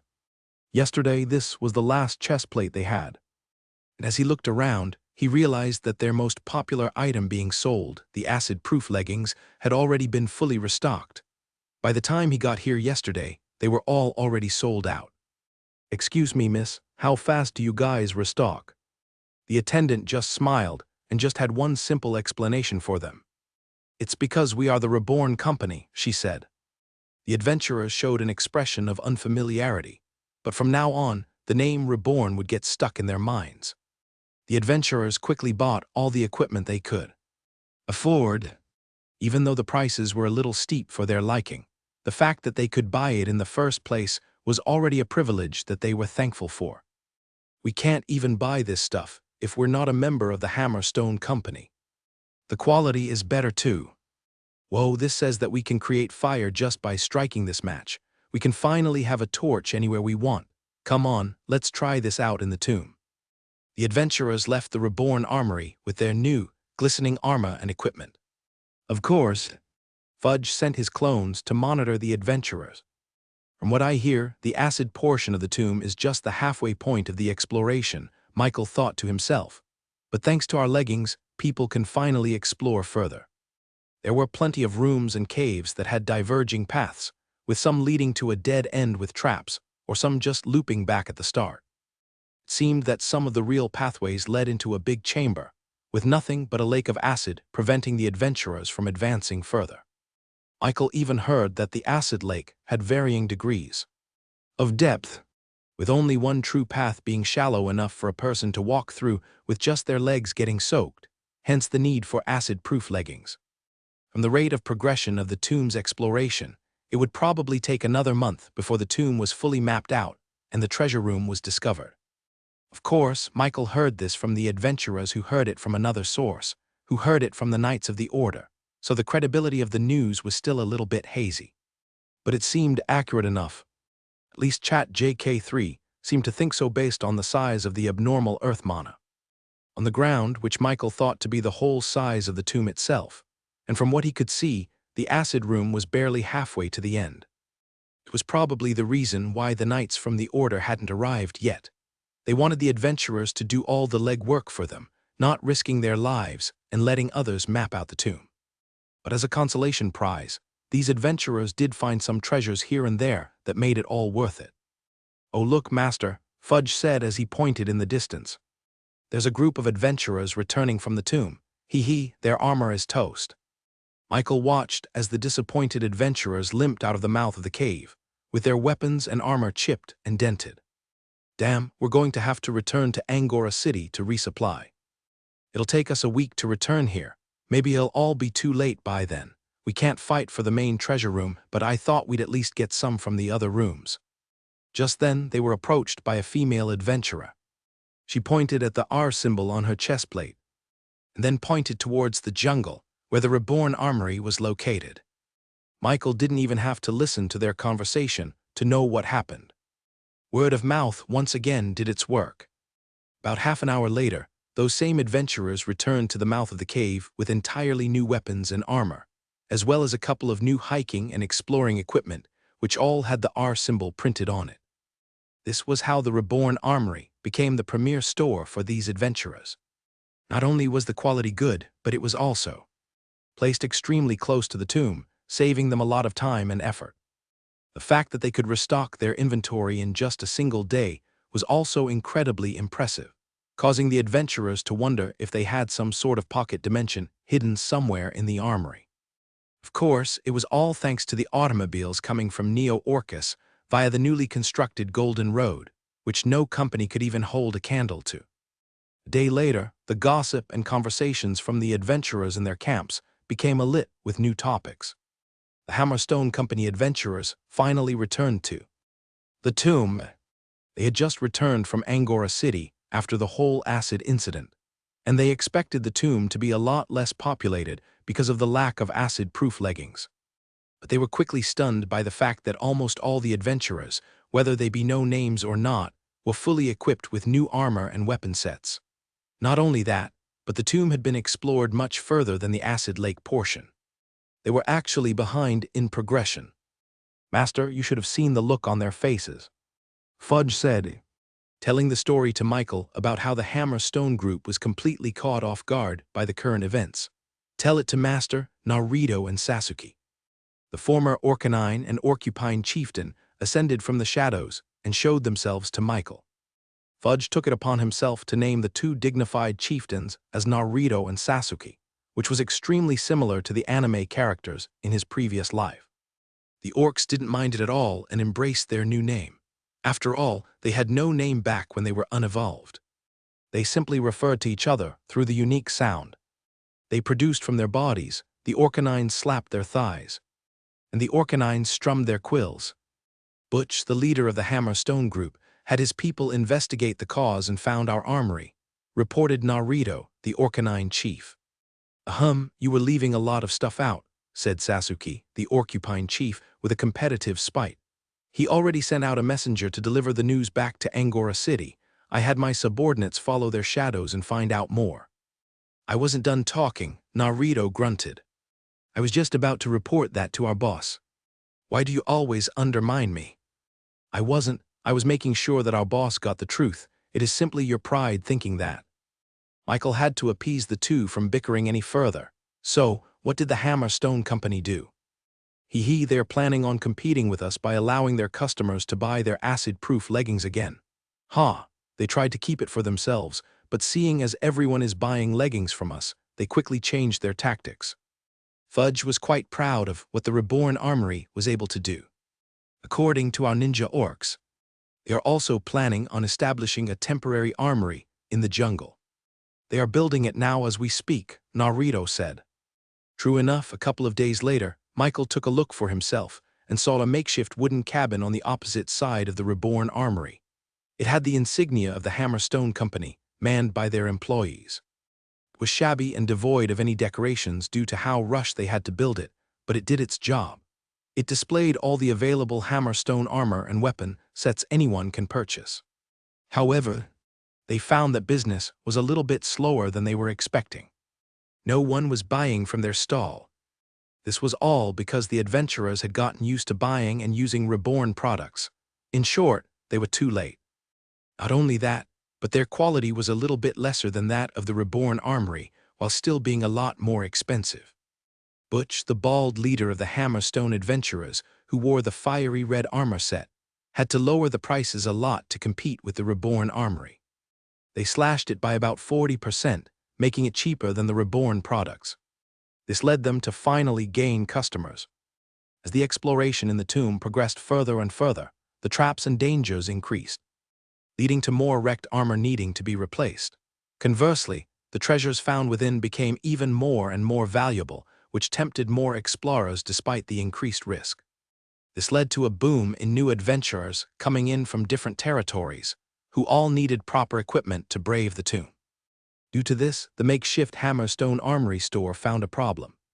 Their supply wasn't keeping up with the demand. Their wares would get sold out not even a day after they resupplied. Normally, this would be a cause for celebration for them. However, this meant that they were losing out on a lot of customers willing to spend all their gold coins in this campaign. All those disappointed people who left their armory empty-handed went over to the opposite side of the tomb, to their competitor, the Reborn Armory. And somehow, that company never experienced this kind of problem at all. They were always filled with supplies, despite having 20 adventurers buying acid-proof leggings every day. Where did this company come from? They resupply their products too fast. The Hammer Stone adventurers looked over the map of the Queen's region and found no city anywhere near the tomb. The closest was Angora City. Maybe they come from this place, Orcus Town, someone said, pointing at the edge of the Queen's region. I heard that place is a ghost town, ruined beyond repair. And even if they are from there, it will take at least a week to resupply their wares. They must be super close to be able to refresh their stock so fast. Butch had to calm his subordinates down. This is fine, he said to them in a commanding voice. We are not here to sell armor and weapons. We are here to explore the tomb in its entirety. Our bosses need us to be the first ones to complete the tomb so that our company gets published in the newspapers. If we do, we can finally break through and achieve that 494th spot. Nearly a month after the acid incident, The tomb had now been explored by about 90%. There were a couple of fortunate adventurers who discovered a hidden treasure room, but no gemstone or gold bars could compare to the ultimate prize at the end of the final door to the tomb. This was when the Order of the Heavenly Knights finally sent. In their own group of adventurers, everyone in camp was awoken by the sound of clinking and clanking as 10 or so full-armored knights came into the entrance of the cave. Whoa, they sent in no squires, this is serious. That means they are all 4-star fighters at the minimum. Look, that's Sir John, he's a 5-star knight. This signaled to the adventurers that the campaign for the tomb was nearing its closure. Now that the knights had appeared, they were sure to complete the exploration of the tomb by tomorrow at the latest. If anyone wanted to join the campaign, then this would be the last chance they would get. So a lot of adventurers gathered at the mouth of the cave, just behind the knights led by Sir John. Of course, most of these adventurers knew that they would probably not get anything valuable from the main treasure room. After all, they were competing with the knights as well as the Hammer Stone group, who held their own against the best. Who do you think will be the eventual winner? I'm betting on Sir John, he's a knight. Here you are again being a mega fan of the Order. I think it's going to be the Hammer Stone Company. Did you know that their leader Butch has a secret weapon? I heard that his gauntlets have a small piece of mithril relic embedded inside. Please, it's not all about strength, you know. The tomb could still have some tricks and traps up its sleeve. I think that the 4-star Infernal Adventurers or the 3-star Bears group will have the best shot at getting to the treasure room. They have the most experience with this sort of stuff. While most of these adventurers were debating with each other, a completely unfamiliar group arrived from the back, made up of one 11-year-old child and Fu. Are dragon-like individuals.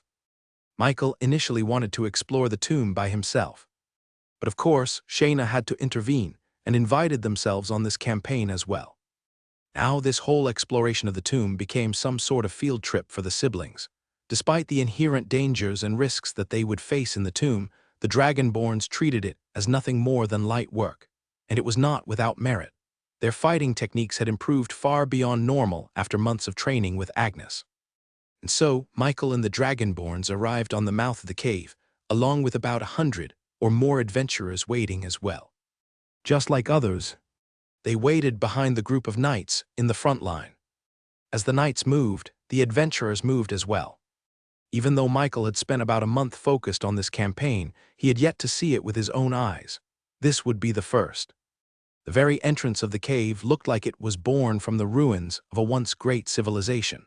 Michael compared it to the Mayan infrastructures back in his previous life that had sunk deep into the ground. It was mostly made out of stone bricks, which used to hold such great architecture, but was now filled with moss and grass. The whole tomb itself was underground. Michael suspected that the original tomb had been swallowed up by a large crevice on the ground. Due to the intense earthquakes throughout the years, the fact that the broken structures littered on the ground were reminiscent of roofs gave more credence to that theory. Michael and the Dragonborns followed the adventurers inside and saw a large open cave structure, which was a mix of stalactites and stone bricks fused together. The whole cavern was lit up by the torches of the adventurers, letting Michael see the broken statues and pillars on the ground. Fudge, what kind of tomb is this? The violet slime dripped down from the stalactites above and landed on Michael's head. I heard that it's the resting place of a renowned general of some kind. Michael believed that since it would explain why the Knights of the Order were so interested in the tomb in the first place.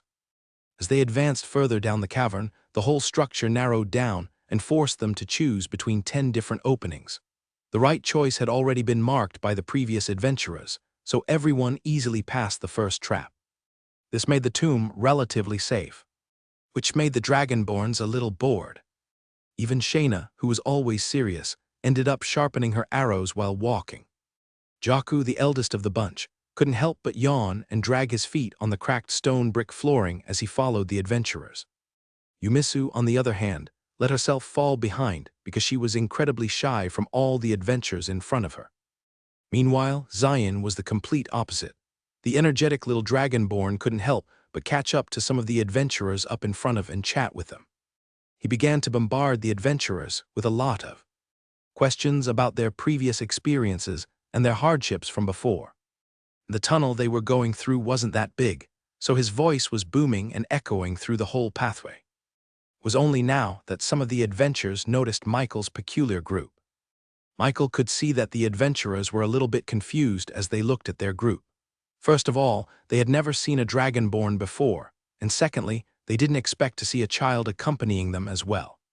It finally came to a point where one of them had to ask, "Excuse me, who are you?" Zion smiled and proudly announced, "I am Zion, and we are from the nation of Reborn."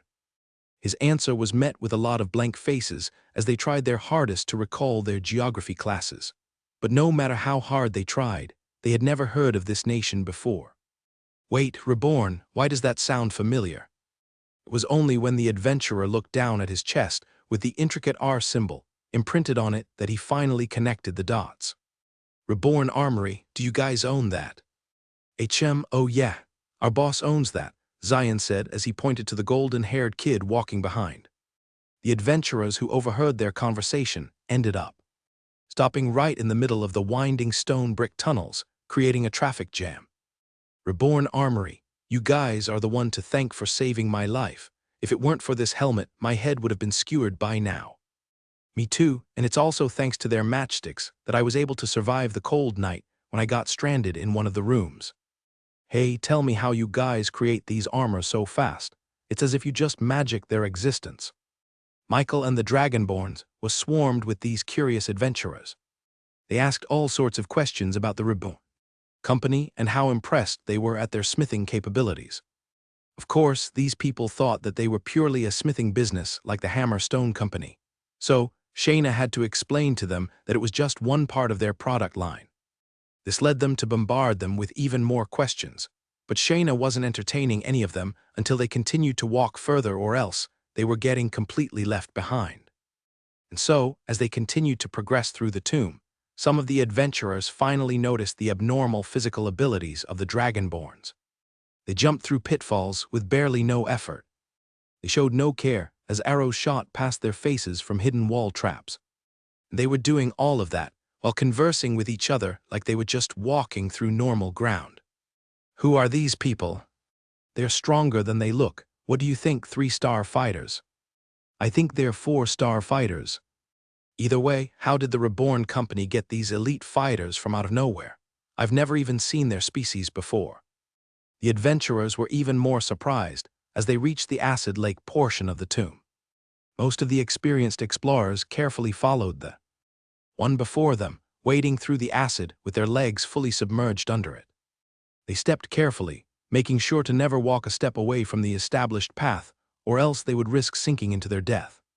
However, as the Dragonborns entered the water, a prismatic shield suddenly manifested around them and allowed them to essentially walk over the whole lake.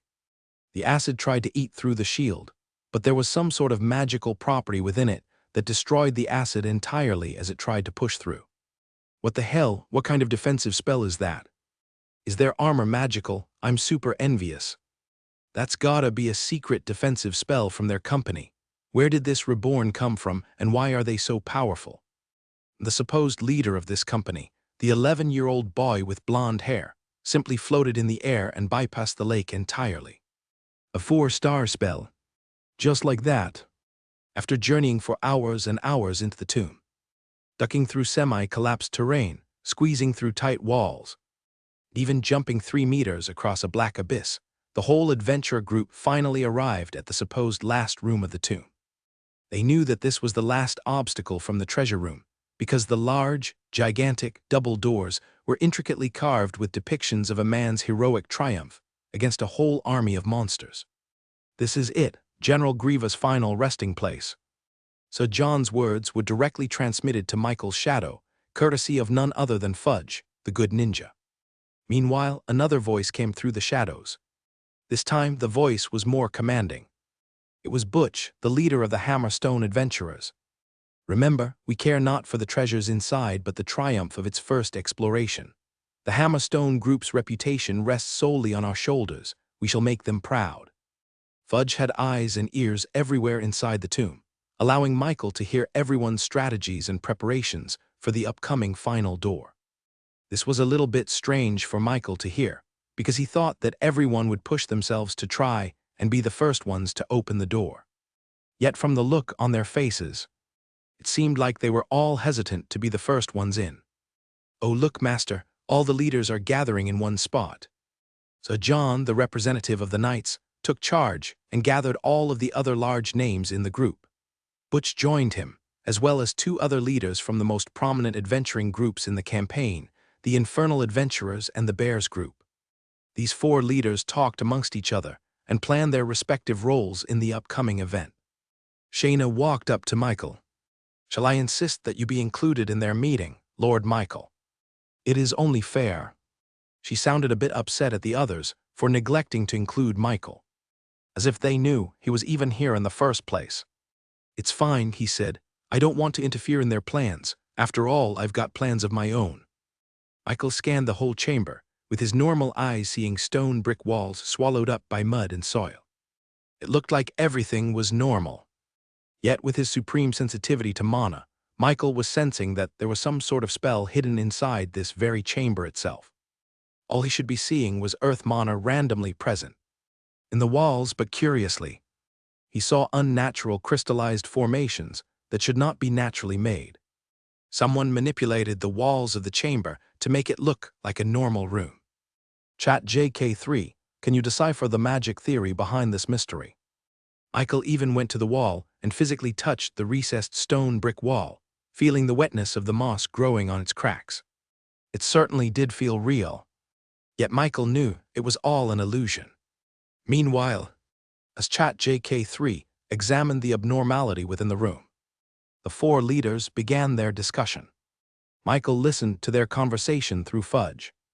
In short, the reason why they were all hesitant in opening the final door was because they were expecting monsters to welcome them inside. It had been known through different expeditions of ancient era tombs that the final door to the treasure room was guarded by creatures of varying degrees of difficulty. Nobody knew if these creatures were purposefully placed there by its creator in order to deter any grave robbers, or they were just naturally occurring monsters born from the bountiful mana present inside. Either way, they were not something that a single adventuring party could fight alone. So John expected there to be 4 high-level monsters hiding inside. He shared this guess with the other leaders and hoped that each of their parties would deal with one monster. Whoever finished their monster the fastest would be able to reach the treasure room first. It was an equal responsibility for all, so this decision was quickly accepted. Even the normal adventurers who just tagged along with the 4 big groups accepted the fact that they would never be able to compete with them. They would have to be satisfied with fighting off the small fry monsters and harvesting their materials. After about an hour of preparation, Sir John finally pushed the double doors. It only took a slight bit of force before the whole thing swung wide open, revealing the hidden creatures lurking on the inside. Red eyes flashed in the darkness of the room as large jaguar-like monsters pounced towards the adventurers, snarling their sharp black teeth to the rude humans who awakened their sleep. These monsters were large, about the size of an adult elephant, with tusks not that much smaller than that of a woolly mammoth. Their bodies radiated necrotic energy, as their whole bodies looked to be on the brink of decay. Their gray and black bodies blended well with the dim lighting of the tomb, almost making them disappear into the darkness, if not for their shining red eyes always staring at the small humans. The knights and the adventurers readied their weapons and cast their defensive spells. Everyone had put on a serious face, except for a few dragonborn on the back who shouted woo-oh in excitement. As they planned from the start, Sir John and his medley of knights took on one of the large undead jaguars. He did not hold back as he used a 5-star physical art spell called, cleaving a large part of the monster's shoulder. The rest of his knights followed suit, brandishing their swords and distracting the jaguar while the rest attacked with coordinated moves. Their well-practiced teamwork allowed them to systematically dismantle the giant undead jaguar. Whoa, as expected of Sir John, that's the reason why he's one of the best. Damn, I wish I was a knight. Their spells are so cool. I want to know the way of the axe too. But look, they're not the only ones showing off. On the other side, Butch and the rest of his hammer-stone comrades fought their monster using their advantage in equipment. They may not be as coordinated as the knights, but they could take a hell of a lot more beating, especially with the fiery armory sets they were all wearing. Butch, in particular, bullied the monster through an unrelenting barrage of punches. With every connected hit, his gauntlets glowed with a red aura, making the giant undead jaguar flinch in pain. I told you his gauntlets was special. It has a mithril relic embedded in it, I promise you. Damn. I'm envious of them too. I guess that's one of the perks of being a sub-company of the Hephaestus group. The other two adventuring groups held their own against their undead jaguars, but they were clearly a step below the Knights and the Hammerstones. But as they were all distracted, a pair of red lights suddenly emerged from the dark room past the double doors. Another creature came out of the shadows. This one was bigger and badder than the rest of the monsters. An apex jaguar sauntered out of the shadows, with its eyes showing clarity, unlike that of the other mindless beasts. It scanned the humans, calculating its next victim carefully. Panic and dread immediately set in the chamber. This new monster was probably at the peak of 6-star difficulty, just a half step below the 7-star realm. The 4 strongest adventurer groups were already preoccupied with their own undead jaguars. So John was distracted for a second, allowing one of the jaguars to cleave a large gash on his chest with its claws. But thanks to his armor, it was barely nothing more than a flesh wound. It took the combined power and cooperation of the knights to keep the jaguar occupied. They didn't have the luxury to help anyone else but themselves. Even Butch and his Hammer Stone group fighters felt the pressure increase in the chamber. Although they had superior numbers, they didn't have coordination like the knights. He could feel some of his teammates losing focus and letting their fear take over their bodies. The 2 other adventurer groups dealing with the jaguar had no leeway for help either. This meant that the apex jaguar was free to do as it pleased with no one to keep it in check. Even though there were about 100 other adventurers present in the room, their combined strength could not fight against a monster of this caliber. It would have been possible if they had practiced for this, but their lack of coordination would prevent them from defending just one lunge from the apex jaguar. It would slowly whittle their numbers down, eventually killing them all. Some of the adventurers already had their bodies half turned towards the exit, with their minds just one push away from fleeing for their own safety. They would be safer with larger numbers, which was the cardinal rule as adventurers. But their fear of the jaguar blinded them from recognizing this fact. "Ooh, can I play with this cat?" A relaxed voice echoed in the chamber, even catching the attention of the apex jaguar. It was Zion, who began punching the air in excitement. He looked at the apex jaguar not as a monster, but as a punching bag ready to take his strongest attacks. "Zion, don't be rude. We don't know what Lord Michael wants to do," Shayna said, walking over to her younger brother and smacking his head. "Just make sure to finish it off." "I don't want to clean up after you," Jaku said, with his hands on his head casually. Everyone is looking at us," Yumisu said, hiding behind her big brother Jaku. While everyone was frightened to their wits, these newcomers were walking and talking casually as if they were not dealing with a 6-star difficulty monster. "Oh, that's the guys from the Reborn company." Butch and the Hammerstone adventurers had to turn their heads, finally putting a face at the company that had been putting theirs into the dirt. They eyed the Dragonborns, gauging their strength as a comparison. One of them held up a monocle to his eye and gazed at the Dragonborns. In his vision, he saw 3 floating lights hovering in each of their stomachs, signaling that they were in the 3-star realm. He whispered his findings to Butch, who eyed the Dragonborns with even more confusion. Their attitude and casualness of the whole situation made it seem like they were a lot stronger than that. "They're only 3 stars. I'm afraid they won't be able to deal with the apex jaguar by themselves. Should we help them? How? We can barely deal with the jaguar in front of us." Butch raised his gauntlets and used a 5-star spell called as the Jaguar Shoda. Vulnerability after failing to claw their shielded tank. A fiery red aura engulfed his arm, empowering it enough to allow him to punch the jaguar into the stone brick walls, stunning it for a moment. Meanwhile, the apex jaguar finally made its move. Its body turned into a mist before reappearing right in the middle of a group of adventurers. Its claws ripped the ground and created a shockwave that sent a couple of adventurers flying into the air. As they came falling back down, they thought they were done for. But before their bodies slammed on the ground, their shadows grabbed a hold and softened the impact. Zion looked back at Shayna with impatience. Shayna turned to Michael, who was busy deciphering the mana in the walls. "Lord Michael, may we have permission to use our powers?" she asked him. "Go," he said to them. And with his explicit consent, Zion finally rushed towards the apex jaguar, introducing himself with a punch right through its temple. The jaguar saw nothing but a blur as Zion jumped. It could do nothing as it felt a skull-crushing force on its head. The apex jaguar snarled, opening its jaws and chomped towards Zion as he fell to the ground.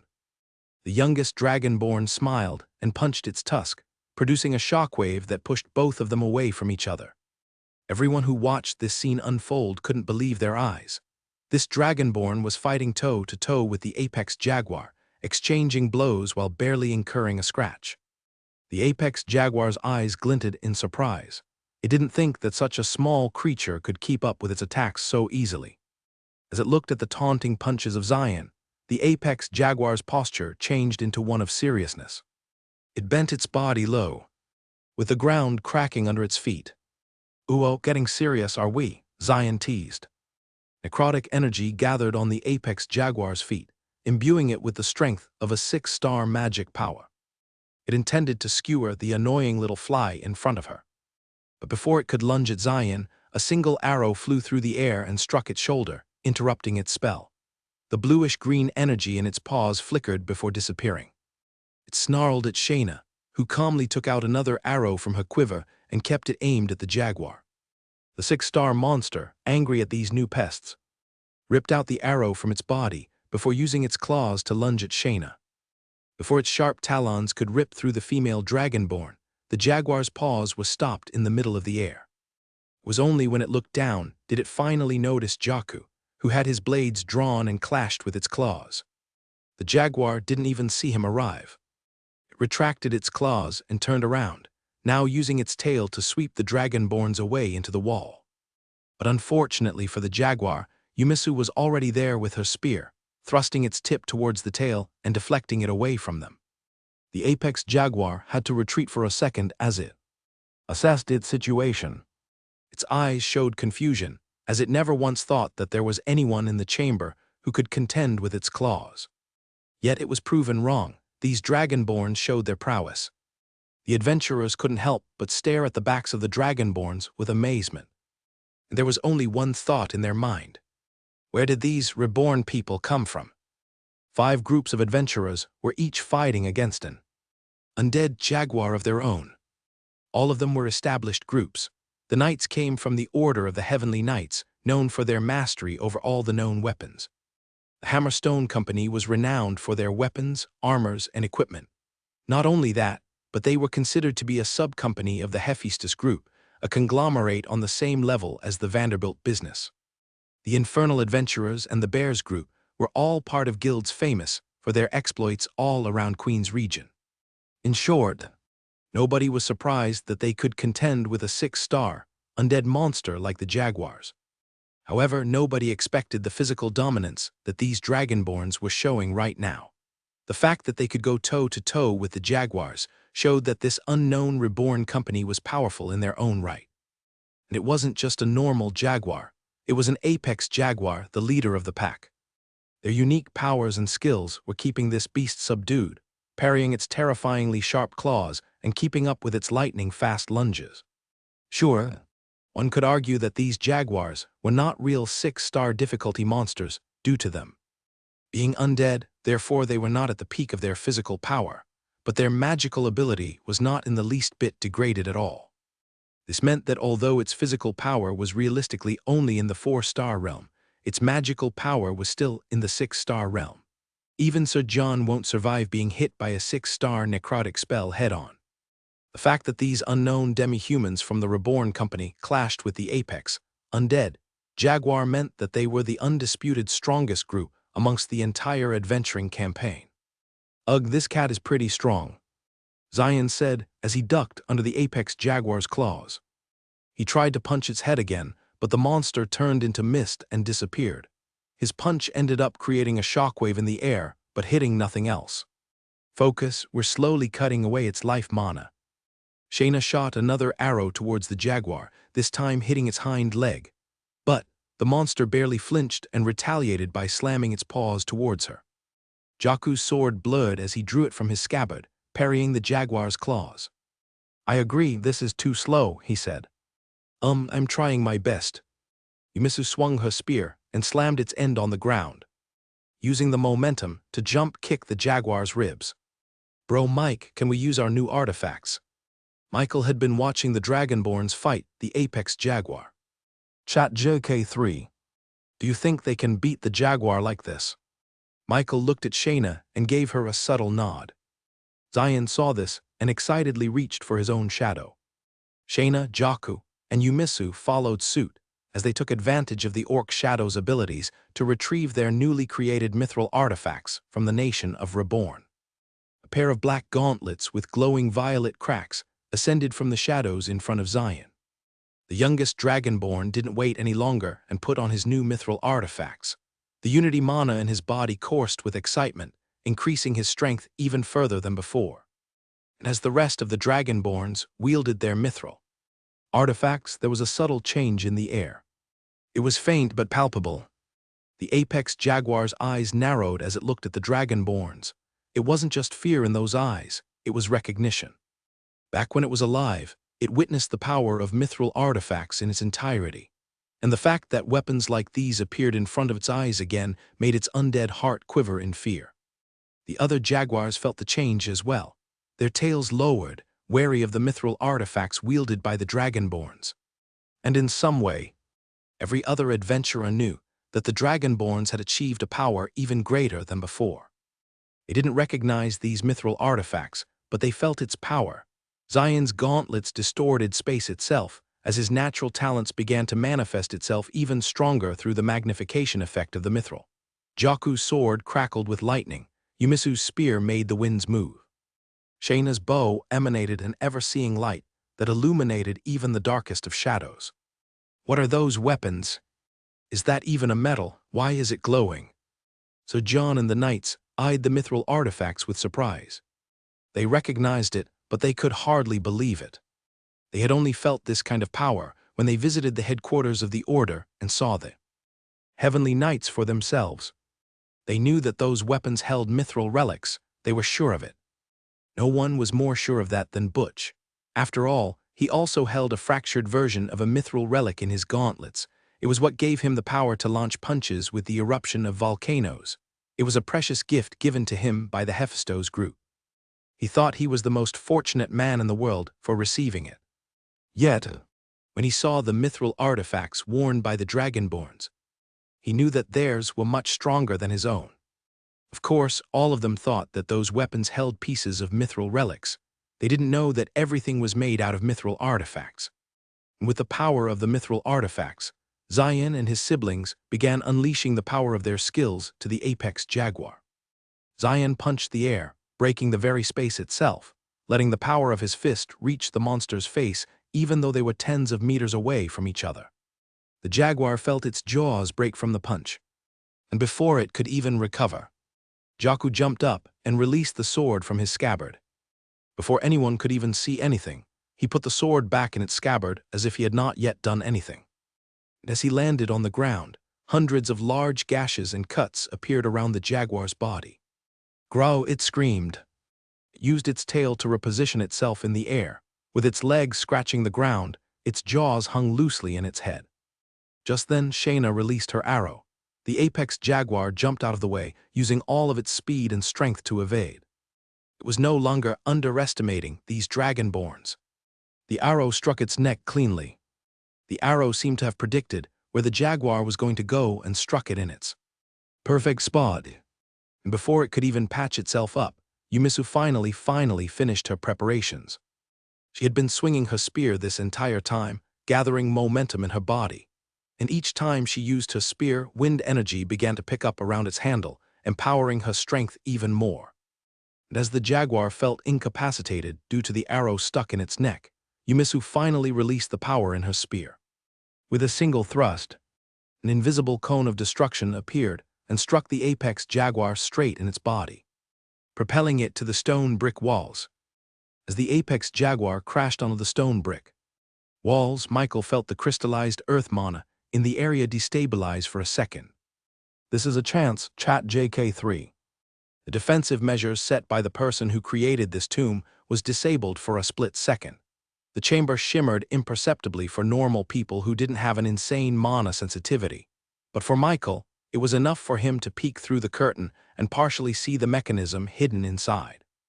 This was definitely enough time for his personal AI assistant to rush its analysis.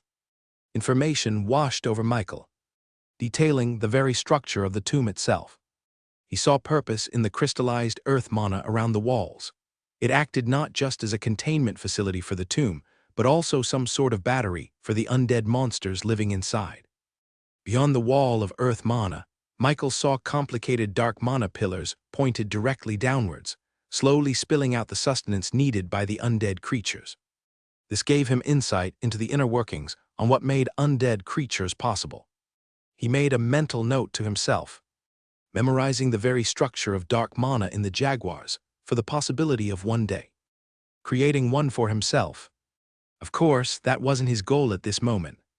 The very reason why he wanted to analyze the crystalline earth mana walls was because he knew that there was a hidden room within it that could lead him into the secrets of the tomb itself.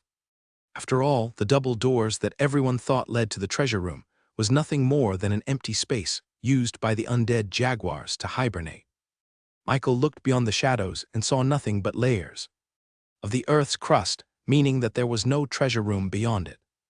This must mean that the treasure room was hidden somewhere else, and he had a feeling that the strange mana around in this chamber could lead him to find this very room for himself. As Michael finished the analysis of the mysteries of the tomb, the apex jaguar was finally in its last legs. Its eyes were still aching for a fight, but its body failed to keep up. The dragonborns had successfully subdued the undead monster. Its jaws finally dropped to the ground, courtesy of Zion's space-breaking punch. It could not even stand up as Shayna's arrow hit its spine, crippling its very torso. It was only possible due to the sliver of light mana embedded in the arrow, disabling the dark mana that allowed it to move. Its body was cut and destroyed due to Jaku and Yumisu's constant blows, battering it into the walls. The apex jaguar looked at the dragonborns for one last time, raising its head in defiance. Then it started to glow with a bluish-green light, necrotic energy filling the chamber in a mere second. The four other jaguars, injured and battered from the adventurers, stopped in the middle of the fight and stared at the glowing apex jaguar. Their red eyes slowly lost its light, before the very dark mana composing their body started to dissipate and merge with their leader. It only took a few seconds before their body was devoid of dark mana, turning their undead bodies into mere ashes and bone that scattered in the wind. The adventurers, still reeling from the Dragonborn's amazing show of prowess, were caught off guard and just stared at the intensely glowing apex jaguar. "What is that? What's happening?" The only person who knew this answer was Sir John, from the Order of the Heavenly Knights. His face was one of worry and panic, with his eyes showing that he recognized this increasing intensity of the bluish-green light. "Retreat," he screamed at the top of his lungs. "It's a bomb." The adventurers broke out in a panic, desperate to leave this chamber. The Dragonborns were the only ones who didn't worry. Their shadows morphed and formed into an orc, who offered to transport them back in the Neo-Orcus for safety. However, they refused, seeing as Michael was still busy inside. So John and his knights ran towards Michael, recognizing him from before. "Young man, we have to run now," he said. But Michael shook his head. "It's fine, I have it under control." Before the knight could even question Michael, the 11-year-old boy manipulated the air mana in his feet to lift him towards the glowing apex jaguar. He looked at its body and visually dissected its necrotic energy. He saw two elemental mana making up the monster's body, dark and poison. "So that's how you make necrotic energy," Michael thought to himself, taking notes even at this unfortunate timing. He then wondered why it was threatening to explode now, when it showed no sign of it before. As he looked further beyond the apex jaguar's body, he saw another weird combination of mana slowly seeping into the undead monster. There was also light and lightning mana. Light mana cancelled out dark mana. Lightning mana cancelled out poison mana. So in theory, it should have simply disintegrated the very necrotic energy powering the apex jaguar, and turned it into nothing but dust and bones like its other comrades. But as it turned out, Light mana complemented poison mana. Lightning mana complemented dark mana. The combination of all four mana created constructive and destructive mixture that was similar to the first Unity mithril artifact Michael created, which turned out to be a volatile bomb. This was the reason why the Apex Jaguar was mere moments away from exploding. The rest of the adventurers couldn't help but look up at Michael, wondering why a boy so young was moving closer to the bomb. They all recognized him to be part of the Reborn company, but few knew that he was the owner. Sir John, in particular, knew Michael to be a talented business owner but nothing more. He never even expected Michael to know the 4-star spell, but here he was casting it so casually. Michael raised his hand with the power of his supreme skill, Unity gathering coursing at full power. Separate, he said to the mana. He had complete control, not only with his own mana but everything around him as well. The necrotic energy, made up of individual dark and poison mana revolving around each other like planets, began to shoot away from each other because of Michael's word. His control over each mana was fine-tuned by ChatJK3, allowing him to simultaneously manipulate millions upon millions of mana at the same time. As this separation happened, the bluish-green light started to lighten and separate into two, black and violet. With the necrotic energy finally dismantled, Michael then controlled the light and lightning mana to crash into the dark and poison mana, canceling each other out and disappearing in an instant. Because these mana was separated from one another, they did not have the capacity to explode. Slowly, these 4 mana destroyed each other, creating sparks of light that were reminiscent of sparks from a sparkler. Then silence. With no necrotic energy left to fuel its body, the Apex Jaguar turned into dust. All the adventurers, the knights, the Hammerstone Company, they all stared at Michael with their eyes full of amazement and disbelief. But Michael wasn't done there. He looked at the brick wall and grasped at the dark mana pillars hiding beyond. A crack in the crystallized earth mana erupted, creating an opening for Michael to enter. Michael looked at the crack in the stone brick walls, realizing that the earth mana had parted ways to show him a completely different room in a completely different space. If one looked at the cracks from the side, they would see nothing but a 2-dimensional line that had no depth at all. This gave Michael an idea on where the treasure room was. Hidden. It was in a small pocket dimension. Now, he didn't know much about the specifics of a pocket dimension, but Michael had heard it discussed in anime and fantasy media from his previous world. Without further ado, Michael empowered the revolving air in his feet and pushed himself towards the crack. As his body crossed over to the cracks, the crystallized earth mana suddenly closed up, reconstructing its structure to how it was before. It gave no chance for the other adventurers to try and go after him. Michael looked at the crack in the stone brick walls, realizing that the earth mana had parted ways to show him a completely different room in a completely different space. If one looked at the cracks from the side, they would see nothing but a 2-dimensional line that had no depth at all. This gave Michael an idea on where the treasure room was hidden. It was in a small pocket dimension. Now, he didn't know much about the specifics of a pocket dimension, but Michael had heard it discussed in anime and fantasy media from his previous world. Without further ado, Michael empowered the revolving air in his feet and pushed himself towards the crack. As his body crossed over to the cracks, the crystallized earth mana suddenly closed up, reconstructing its structure to how it was before. It gave no chance for the other adventurers to even try and go after him. By the time they realized what was happening, Michael was already gone, and the cracks had healed into the normal, unassuming stone brick walls of the chamber. What just happened? And so, the name Reborn Company would once again be imprinted into the hearts of every single adventurer who witnessed this whole event. Michael stepped off the crack just like how he would traverse a door. There was no transportation or removal of his body at all. It was as if the pocket dimension was just another room in the world. Of course, he didn't forget to have ChatJK3 try and analyze the very magic theory governing this pocket dimension. He looked around and saw himself in a hallway leading to a confined chamber in the distance.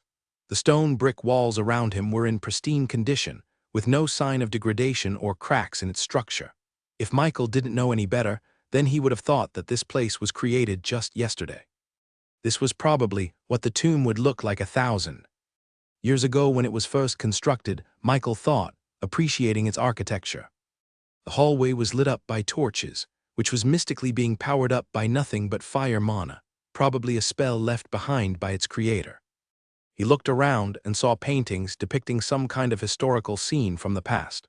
These paintings were simple and two-dimensional, reminiscent of the Egyptian paintings back in his previous life.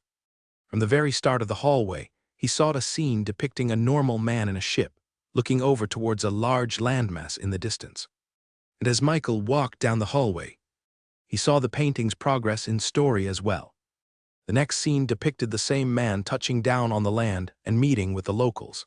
After that, the painting showed him bringing gifts and establishing connections with the natives. Michael kept on walking through the hallway, keeping up with the history that this scene depicted. It wasn't long before the adventurous man who discovered this new land ended up establishing his own country, depicted by him planting his own flag onto fertile land. The next few paintings showed him progressing his country, creating buildings, progressing infrastructure, and generating peace for his citizens.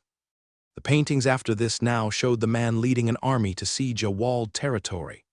There were a couple of depictions of this, each showing the man conquering different territories, until finally he united the large continent that he discovered into one country. Michael was finally at the end of the hallway, onto the last painting.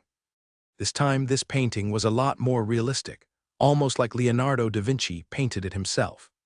And this painting had a title, The First Human Emperor Establishing the Royal Continent. It showed the man finally happy and content, looking over his land from his castle. ChatGPT-3. Can you summarize what these paintings mean?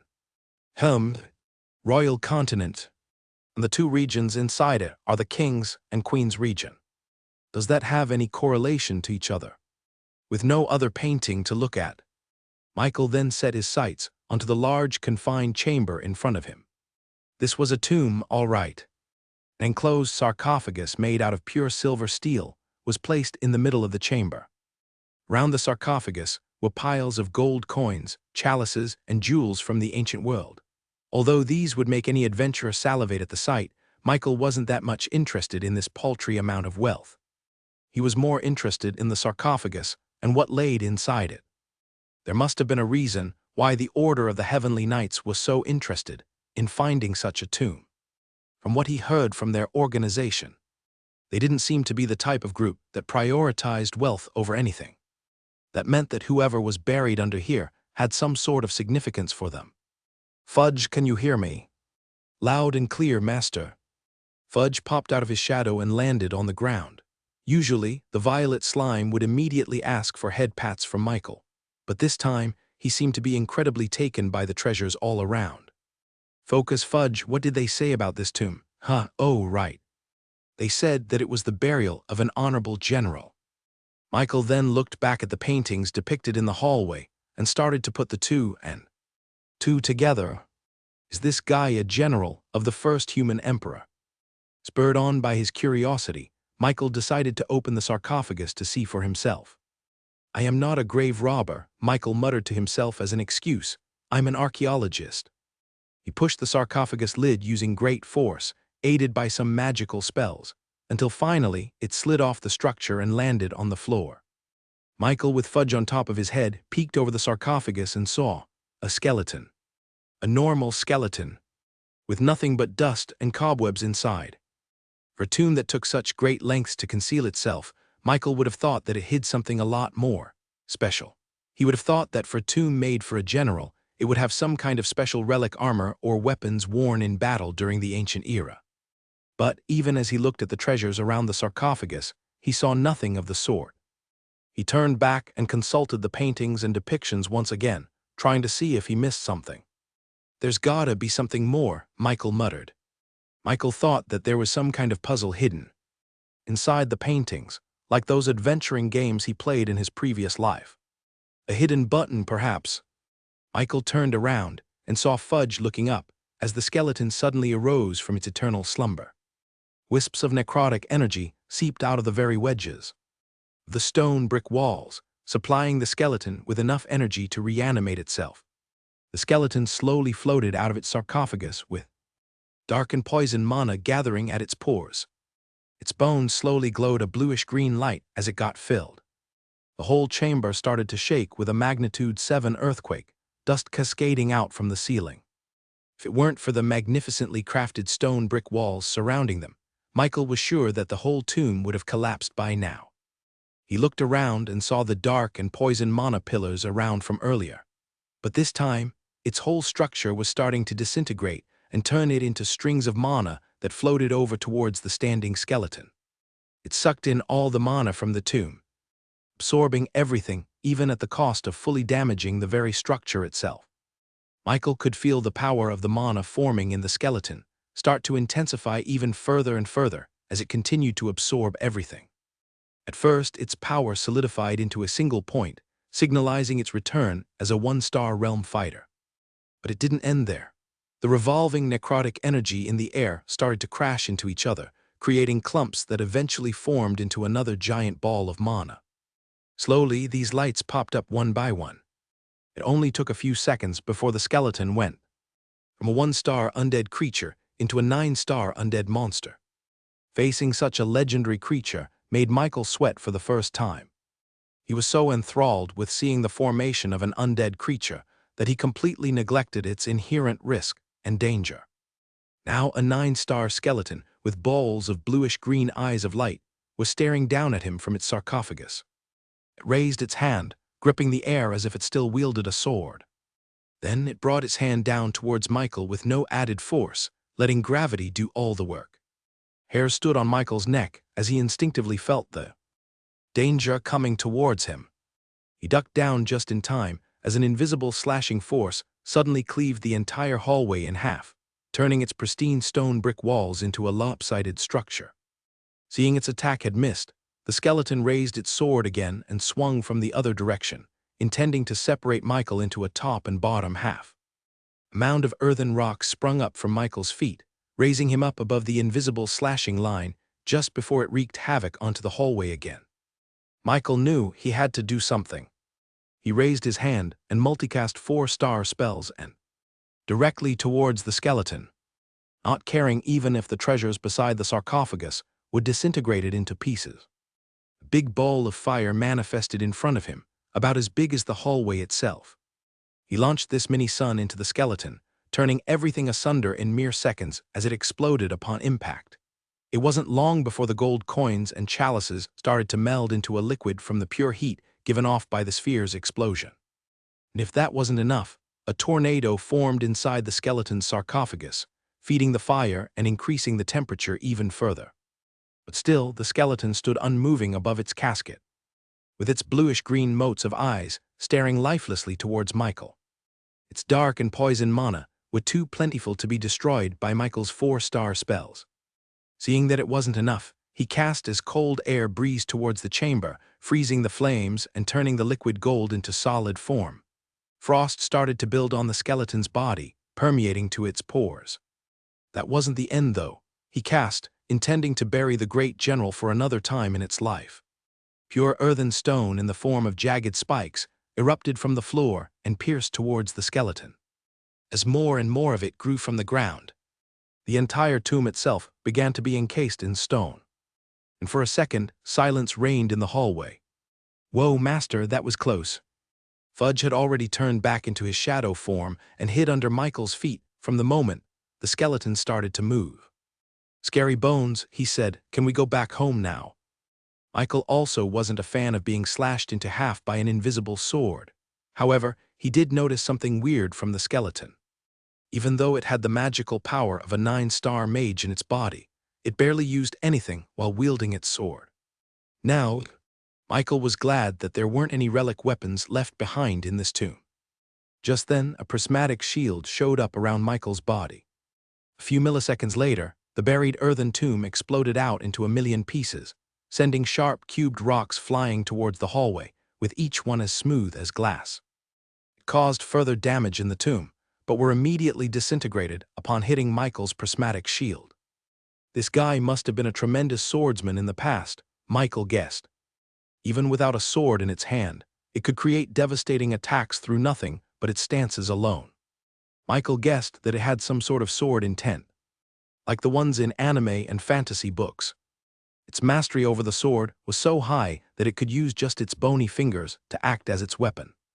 That was the only explanation he could make for its weird attacks. After all, there was no mana in those invisible slashes. They were waves, like some sort of disturbance that created very sharp ripples around the mana in the environment. He looked at the skeleton, seeing its rich dark and poison mana just staying in its bones idly. Michael could easily leave the tomb if he wanted, but he saw an opportunity to defeat it. Chat JK3, can you analyze the skeleton? He saw firsthand how the necrotic energy empowered the skeleton to become an undead monster. With Chat JK3 photographic memory, it was easy to reverse engineer its process and completely undo the skeleton's very power. Michael raised his hand and ripped away the skeleton's command over its own mana. The strings of necrotic energy revolving around the skeleton started to shake and shimmer as Michael took control. The skeleton's individual bones started to click and clack as Michael ripped away its mana.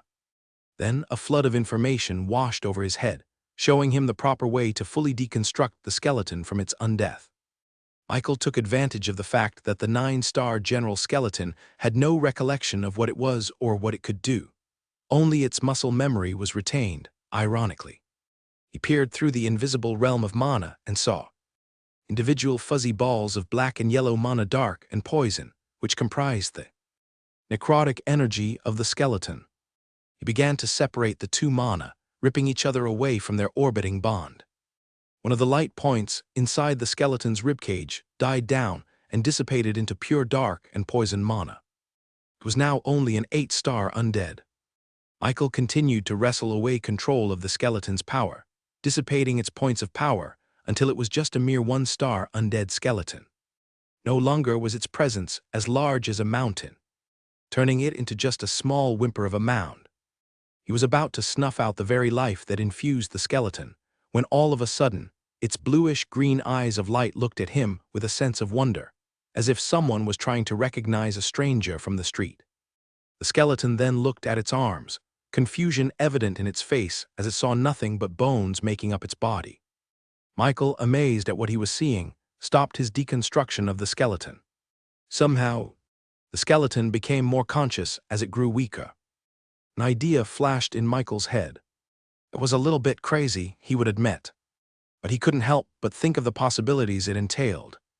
Looking at the skeleton's sentient eyes made it seem as if he was looking at a real human, at least the semblance of one. This skeleton was once a normal living being with its own wants and desires. Not only that, but it was able to fulfill its dreams by becoming a proud general for the first human emperor. The fact that its mere skeleton, armed with nothing but muscle memory, could cut through tons of solid stone brick walls like pudding was an indication of its once tremendous strength. Michael could only wonder how strong he was when he was alive. Now he was seeing a semblance of it with the skeleton. Michael could see it in its bluish-green eyes of lights. Chat JK3, let me take over for a second. His personal AI assistant didn't respond to his words, but let him have the full burden of control over the dark and poison mana emanating from the skeleton's body. Michael felt the entirety of the mana in the air, all millions of it. He felt connected to each one, feeling as if he had become a gaseous being enveloping all the fuzzy balls of mana floating everywhere. He was supposed to crash the dark mana into his own light mana and his lightning mana to the poison mana, completely destroying the structure of power that made the skeleton's revival possible. He was supposed to kill the undead. But Michael had a thought. What if he powered it up instead of taking it down?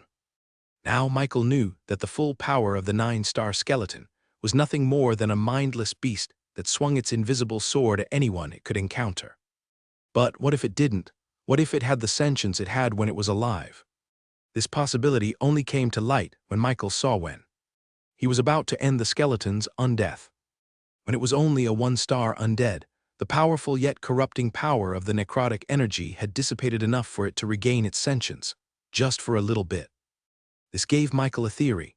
Dark and poison mana, although powerful enough to raise the dead and animate it, turned those infected by it into a creature of pure destruction and chaos.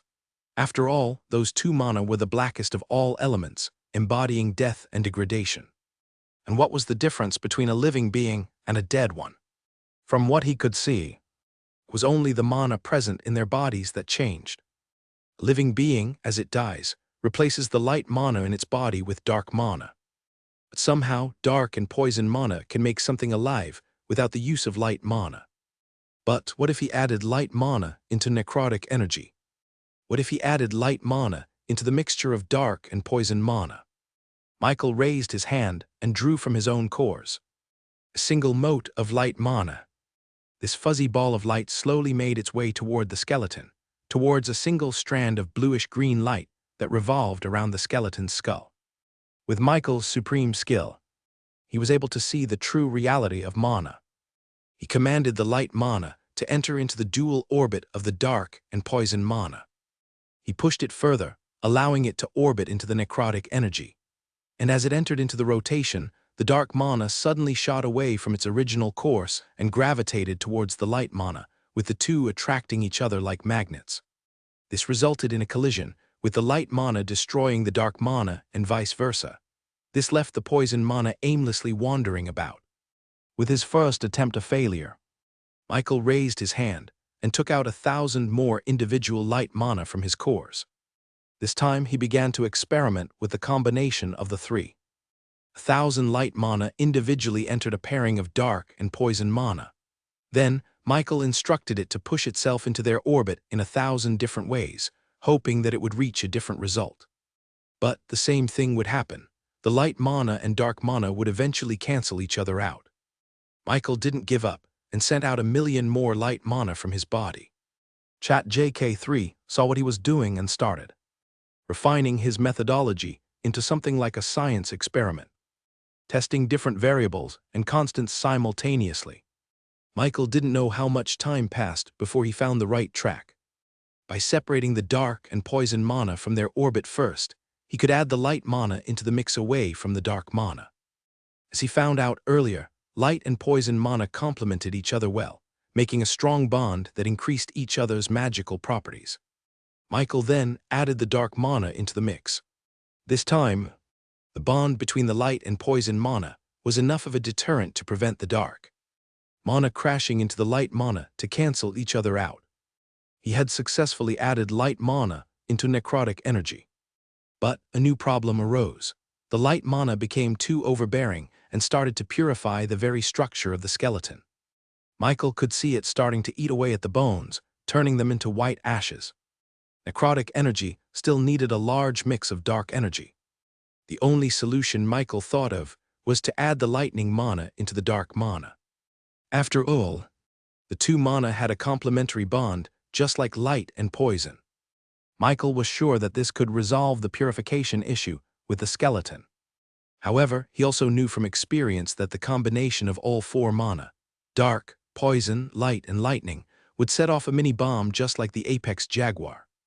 This was a problem that bugged him before he started to realize that the solution was staring right at him in the face. Wasn't he also a combination of all elements?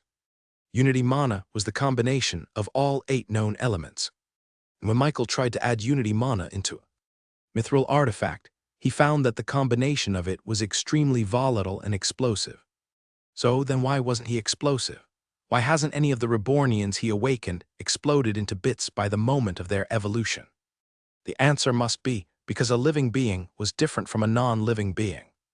And this skeleton, although nothing but bones, was alive in a sense, which meant that it could probably take the combination of unity mana without it exploding into 1,000,000 pieces. The answer then was simple. He should awaken this undead monster.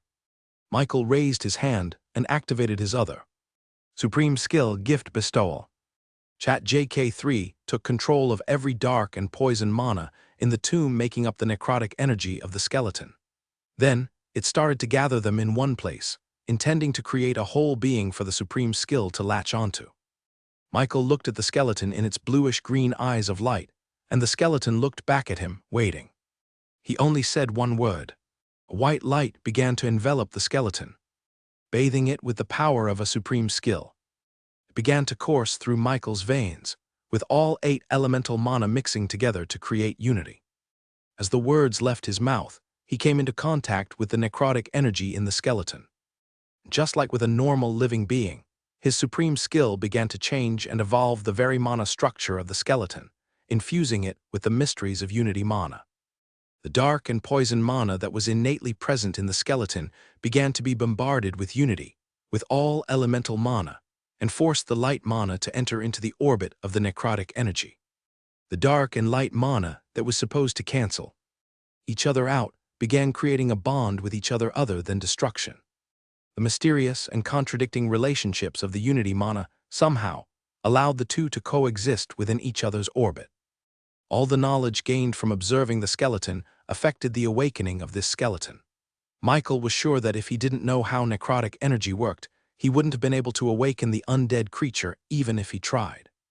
Slowly, the corrosive power of the necrotic energy began to be tamed, with it no longer destroying the limited consciousness inside the undead skeleton. Every point of power inside the skeleton's ribs, all his 9 stars of mastery, began to be changed fundamentally as light mana began to be infused in its entirety. A shockwave of light exploded out from the skeleton, making Michael take a step back. Even he was slightly blinded from the sight. It felt like he was looking directly at the sun. After all, this was the first time that he had ever awakened something this powerful. After a few more seconds, the light subsided, and the only thing that remained in the tomb was a normal-looking skeleton standing upright. The strings of necrotic energy surrounding the undead was gone, and only its bluish-green eyes of light remained. Michael thought he was looking at a normal skeleton from the school laboratory. The skeleton looked at his hands. Even without a face, his expression of overwhelming confusion and uncertainty was clear. It looked at Michael. Was I dead? He could only awkwardly nod his head. Yes, you were. You are standing on your tomb. The skeleton looked around and saw the architecture of his own tomb. His eyes showed no glint of recognition. I see. Then can I assume that you are the necromancer that revived me from my death? Technically, no. I found you here as an undead creature, and I awakened you. Do you remember who you are? He asked the skeleton. If Sir John's words were to be believed, then this tomb was the final resting place of General Grievous. It would be a wise guess for him to say that this was probably Grievous himself, in the bones. I don't know. I have no recollection of who or what I was before, the skeleton said. But the skeleton then looked at his own bones. It couldn't help but try to grasp at an invisible sword in his hands. Just imagining it in his palm gave him a sense of home. I was probably a great warrior in my past life, the skeleton said. I can tell that my body is built for war. Wielding a weapon in my hand is as natural as it is breathing. It then looked at its own body, confused as to how it could move and talk of its own volition. Even though I know nothing about my past, I do know that an undead creature has no mind of its own. It only knows commands and destruction. It then looked at Michael. Are you a god? No, he replied, showing his hands innocently. I just have special powers. I do not know how much time has passed since my death. But magic seemed to have progressed much further than I anticipated. After all, even the grand wizards of our time cannot do what you have just done. At least, I think so. The skeleton seemed perplexed at its own words, as if it didn't know why he knew that fact. After a few seconds, the skeleton shook off its confusion and faced Michael. You are the only reason why I am alive right now, said the skeleton. I can feel it. My very soul is indebted to yours. Nah, I just wanted to see how necromancy works, he said. You're free to do whatever you want to do. If so, then please take me in as your companion. Even though I am nothing but bones, I still remember how to use it.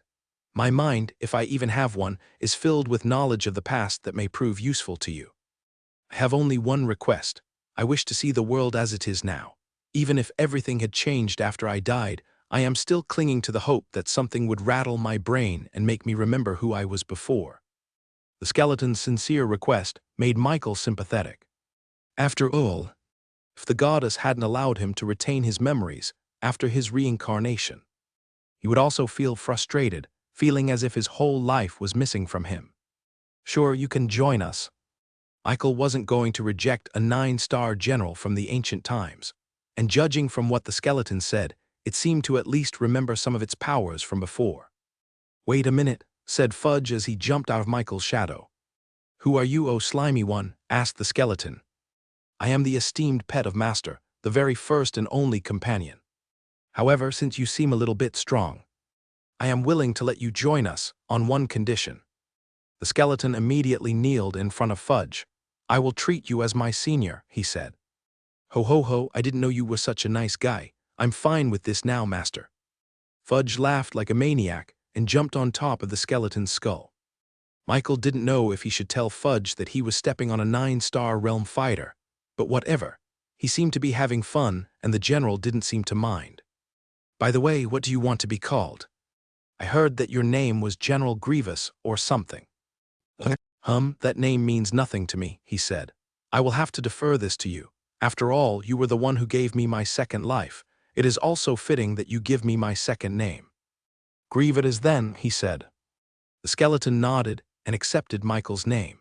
Fudge then congratulated his junior and began telling him all about the rules and regulations for a junior to follow, including being respectful and the senior having first dibs in Michael's head pats. I guess we better head out. The chamber is about to collapse, with all the necrotic energy absorbed by Grieve. The tomb no longer had any mana to sustain the lifespan of the pocket dimension. The hallway had already collapsed from the previous fight with unawakened Grieve, so the portal back out was blocked. Thankfully, Michael didn't have to worry about that. Fudge lent one of his clones to Grieve, allowing all three of them to teleport safely back out of the tomb. Michael, Grieve, and Fudge returned to Neo-Orcus, where they were immediately welcomed by the Dragonborns, who had been waiting for quite a while. After Michael sent a signal to their shadows that he was safe, they all returned to Neo-Orcus without waiting for him. Lord Michael, thank you, you were all right, Shayna said. Bro Mike, where did you go? Did you have an adventure without us? Glad you were safe. Couldn't relax while you were out there by yourself. Michael assured them all that he was okay. If there was any sort of danger in his life, he would have teleported back to Neo-Orcus without even thinking about it. Sure, he was fighting with a 9-star undead skeleton, which was certainly the most dangerous fight in his entire life. But he didn't think it was that dangerous. Oh, let me introduce to you guys our newest recruit, Grieve. It was only now that the Dragonborns noticed the unassuming walking skeleton behind Michael. The Dragonborns noticed Grieve's bluish-green eyes of light. It was faint, but they could sense an ocean-deep power hidden inside him that even they could not comprehend. They would have been suspicious of the skeleton, if not for the intangible connection they had with him. It was almost as if they were all connected by a string, symbolizing every Rebornian's connection to Michael, as he was the one who awakened their talents. In the first place, this was enough for the Dragonborns to realize that Grieve was their comrade, their family. Hehe, see for yourself, mean Scalies, I have my own junior now, bragged Fudge to the Dragonborns. Zion immediately pouted and expressed his jealousy. Of course, Fudge didn't waste the opportunity to rub it in the young Dragonborn's face. The Dragonborns had to restrain Zion as he began charging at Fudge, who was making mean faces at him. Meanwhile, Michael approached Grieve. So, what do you think of the outside world? The general from the ancient world looked around and saw the unique architecture of Neo-Orcus. His eyes were filled with wonder and amazement. You are a king, then? You own this land, Grieve said. If so, then it is fate that I serve another king in my second life. Wait, how do I know that, HM? Grieve scratched his skull in search of an answer, but unfortunately he could not. Michael didn't even respond to Grieve, and let him wander around the town with Fudge and Zion leading the way. Michael knew that those two were a terrible influence on Grieve, but he was already too late to stop them. Meanwhile, he looked at his own shadow and summoned the 2 shadow orcs. Naruto, Sasuke, are you there? The former Orcanine and Orcupine chieftains ascended from the shadows, kneeling towards Michael in deference. At your service, boss. Do you know what happened to the tomb after we left? Naruto began slapping his thighs and his chest in a rhythm as he began to recount the reports of other orcs in the vicinity. The whole tomb collapsed after you left, boss.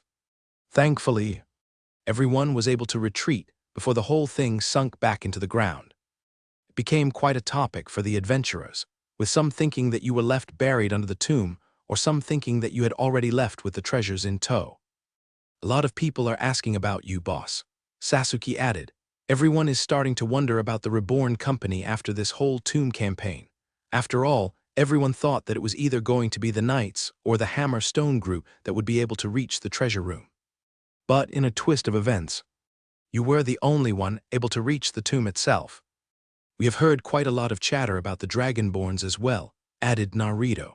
They are all quite taken by the mithril artifacts they all wielded to fight against the Apex Jaguar. This led to a lot of people swarming the Reborn armory to ask about the Dragonborns in detail. The appearance of mithril artifacts had caused quite a scene, just as Michael expected. What did Mary do? He asked them. She directed them to Neo-Orcus, boss.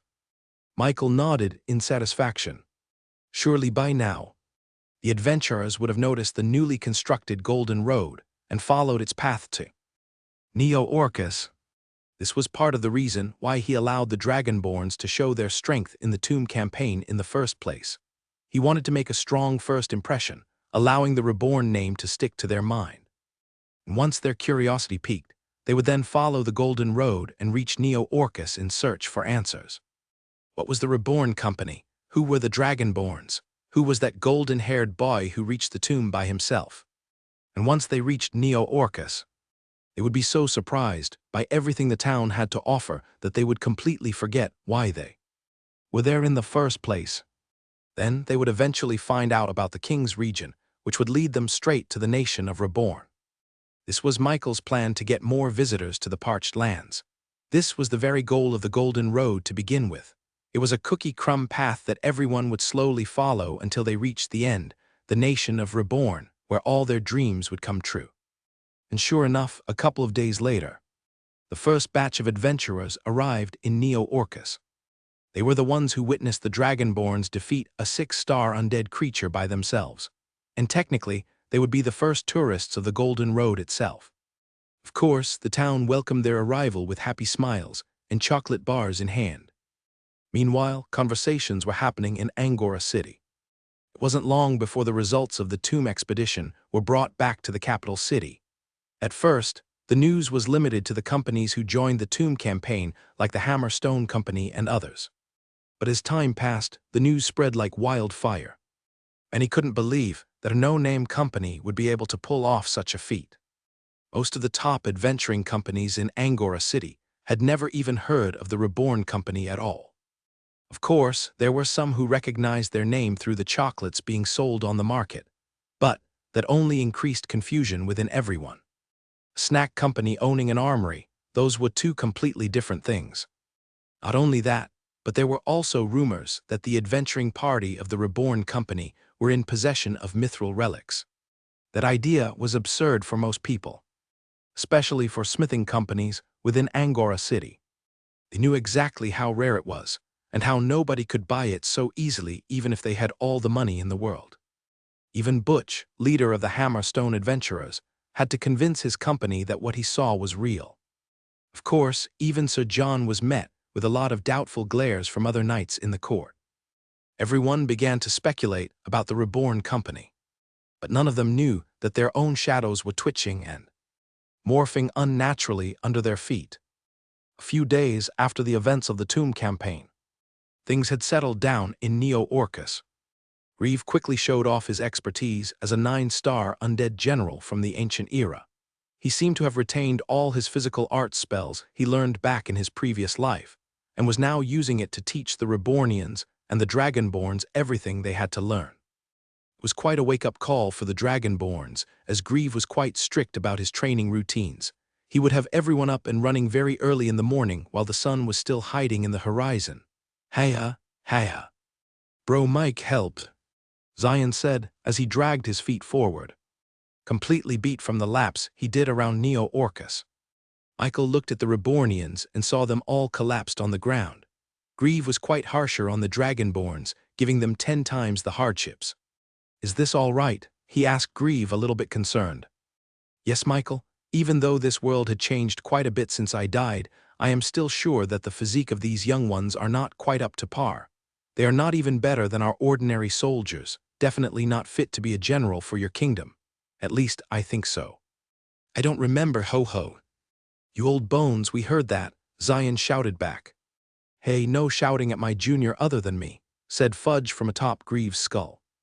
Michael was, of course, exempt from all of this training under the guise of being a king.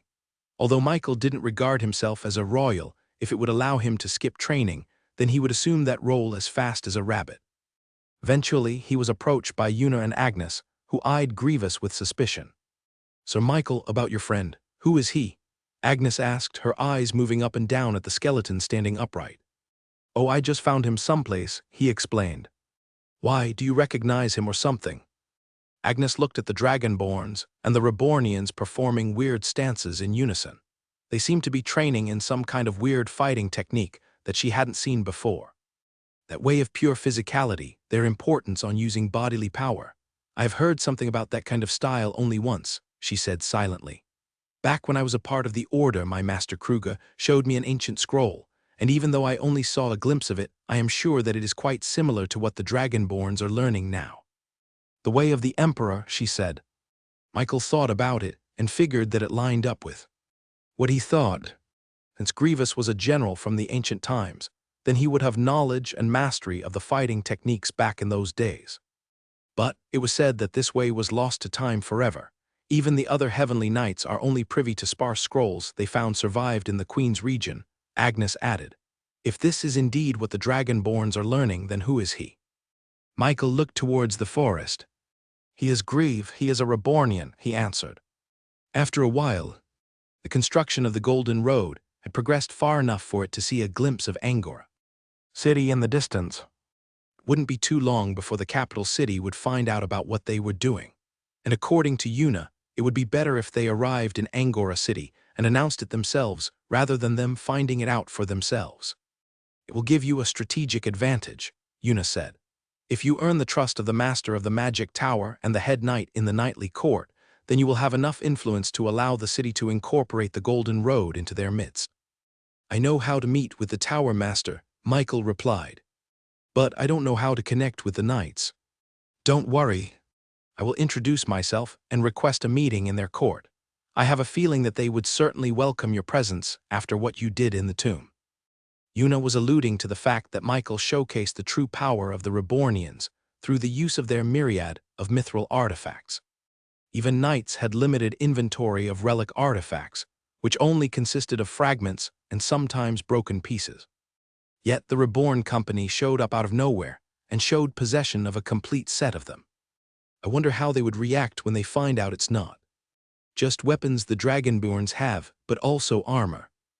After a few days of preparation, Michael and his allies finally departed Neo-Orcus to reach Angora City in a few days' time. Michael brought with him the Grieve and the Dragonborns, Una and her escorts, as well as some Rebornians as support. Of course, Fudge and the Shadow Orcs were always present in the shadows, observing everything around them. This would be quite a momentous occasion, as this would be the first time that Michael showed automobiles to the Queen's region. Although it was already quite normal to see cars in and out of Neo-Orcus, was still too secluded from the societies of the Queen's region that practically nobody knew about it at all. But once Michael showed it off to Angora City, it would eventually get spread to other territories as well. This would all be part of the plan for Michael to break into the Golden 500, the ranking of companies all over the globe. Integral to this plan was Jimmy, who was the journalist correspondent of the nation of Reborn.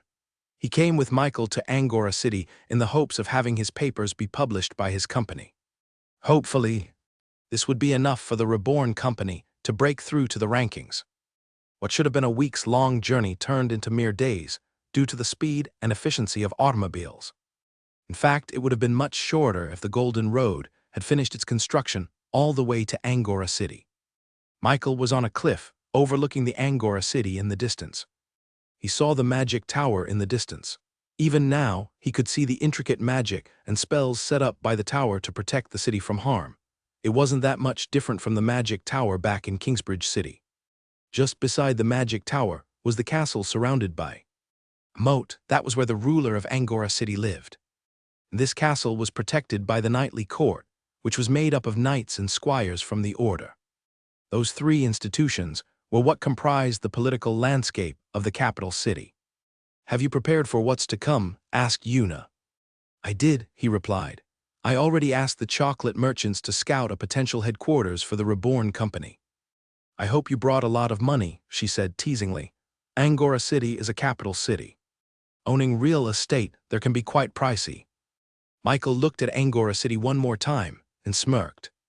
At early dawn, the soldiers manning the walls of Angora City were awakened by the sounds of rumbling in the distance. They scrambled to their posts and peered through the looking glass, trying to see the commotion up ahead. Then they saw it, huge metallic beasts speeding through the flat lands. They immediately rang the bells and alerted their seniors about what they saw. Most of the soldiers prepared for an upcoming war, thinking that they were being besieged by an enemy. But as the news spread through every authority in Angora City, it eventually reached the ears of a certain bearded man wearing a wizard robe.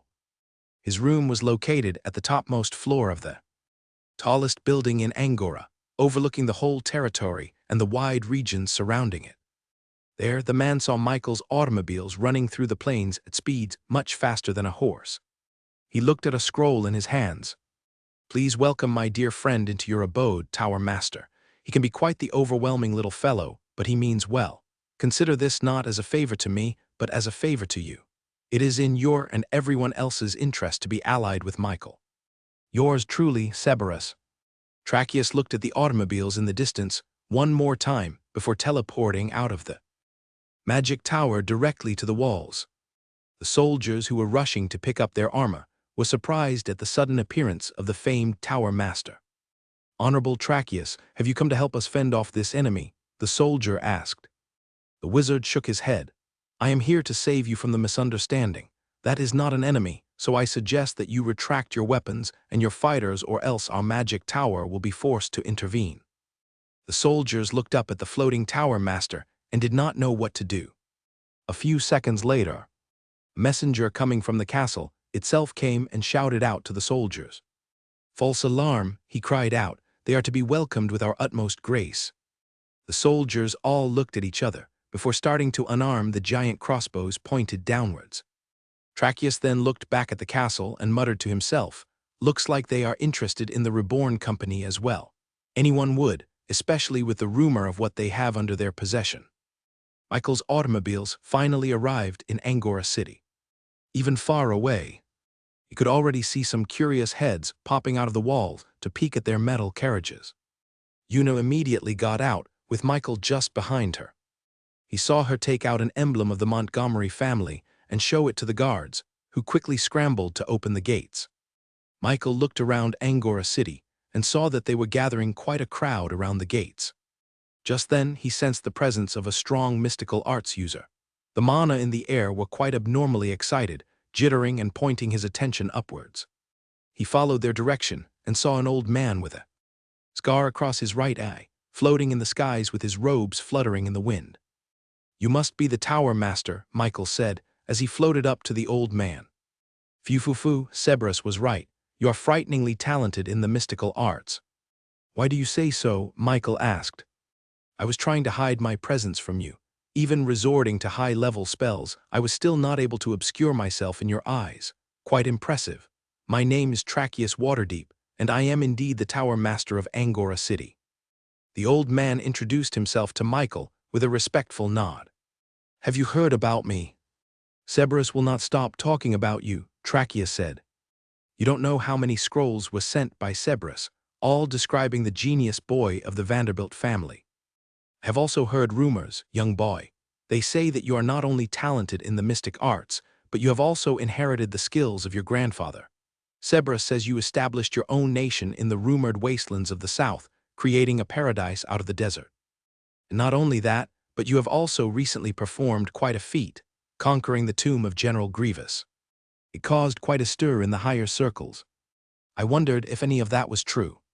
But seeing your metal carriages myself, I can only assume that it is just a fraction of the truth.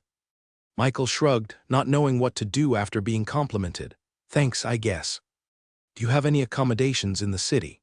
If not, then I am glad to offer my tower as your temporary home for you and your allies in your visit to the city, Tracheus offered. Wait, our court offers you a place in our stables as well. Michael looked down and saw Sir John and a couple of other knights arrive at the gates. Hello, Michael. It's been a while, Sir John said, putting his hand across his chest as a sign of respect. We didn't get a chance to speak in the tomb, especially after you conquered it yourself. But, after I spoke to my superiors, they have tasked me to invite you to our nightly court. We wish to discuss an agreement with you and your company. I will take you up on your offer after I meet with the magic tower, Michael said. So John and the knights respectfully backed away and returned to their court. Michael didn't think it would be that easy to reserve a meeting with the order. But it seemed that the reputation of the Reborn company had finally started to spread. Tracheus, can I visit the magic tower? Michael asked. The old man didn't hesitate and agreed. Of course, it would be our honor to have you. It's not just because Cerberus regards you highly, but because I also think that you have a high potential. I will wait for you at the tower. Tracheus raised his hand and teleported out of the skies and back to the magic tower. This left Michael and the others alone in the gates. Yuna had already arranged something with the guards, and they were now free to enter Angora City as they pleased. Of course, Michael's first mission in the city was to find a place to sleep in. This would be their eventual headquarters and the place for the Reborn Company Mall. Ideally, Michael would want it to be placed right in the middle of the city, but he knew that acquiring that kind of land would be hard. It wasn't just about the matter of money, but also if it was acquirable in the first place.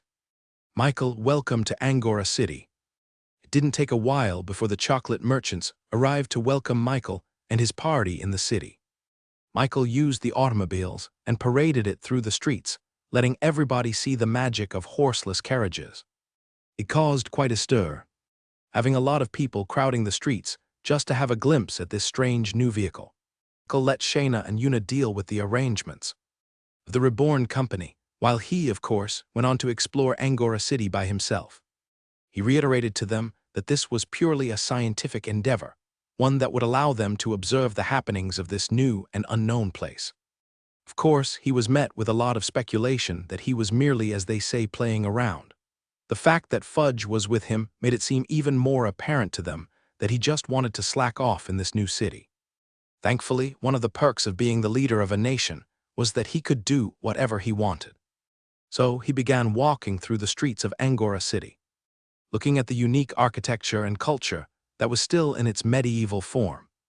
Horse carriages run rampant in the stone-bricked streets, with their droppings still present all around.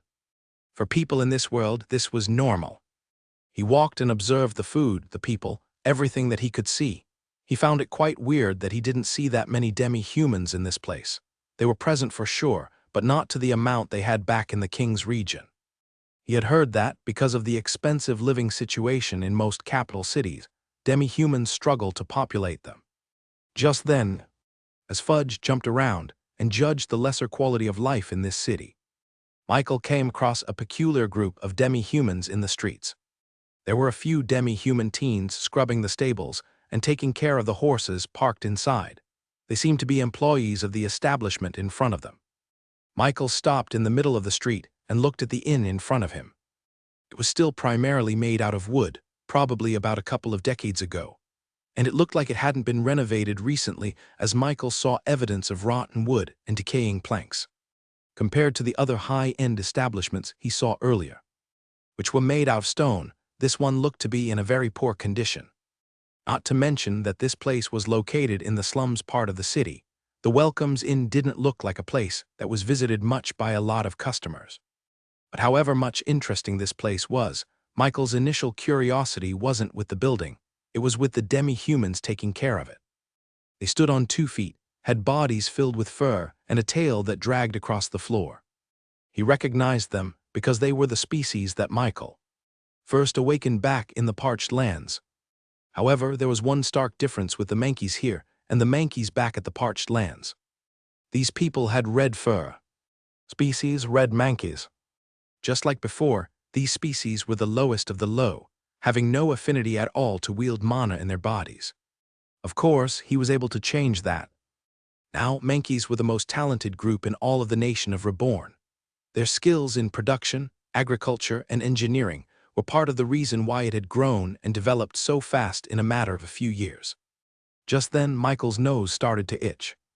It had been so long since he felt this sensation that he thought it was a mere natural bodily reaction he had to the horse droppings on the floor. But no, this was his skill at work. It was telling him that these red mankeys could lead him to find extremely talented individuals. The last time he felt this was when he met the Dragonborns. If any of these red mankeys proved to be even a fraction as talented as the Dragonborns, then they would serve to be an extremely needed group in the nation of Reborn.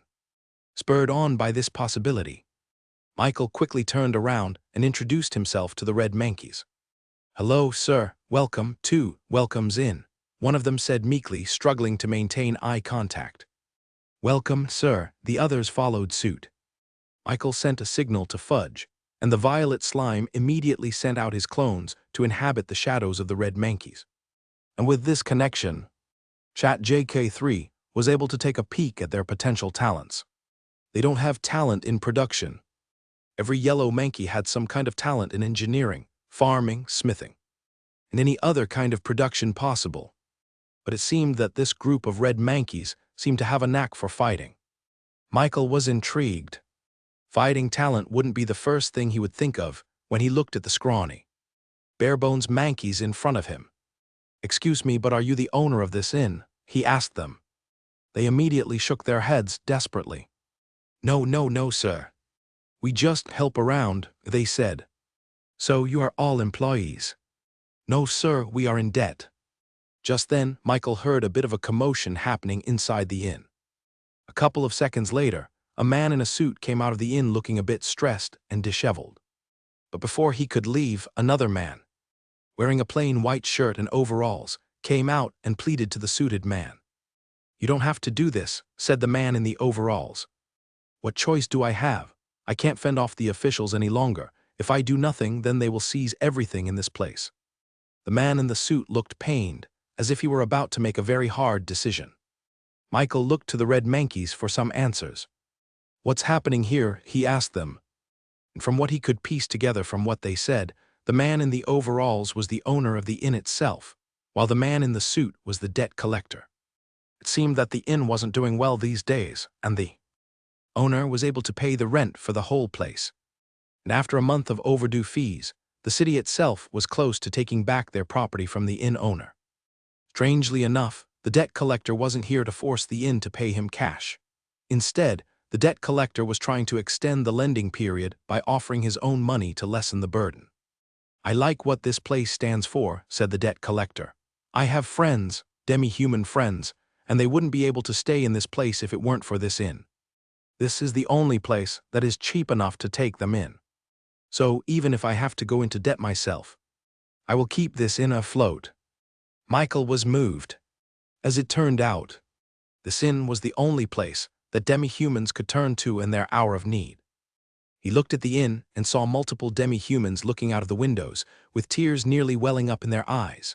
Demi-human mothers were cradling their children, trying to appease them, while a tear drops from her eyes. Fathers scrubbed the floors harder in an attempt to try and make things better. They knew that this was the only place that they could afford. Life in the city wasn't that kind to people that didn't have great talents. This was especially more so for demi-humans, who had come from far away to prove that they belonged here.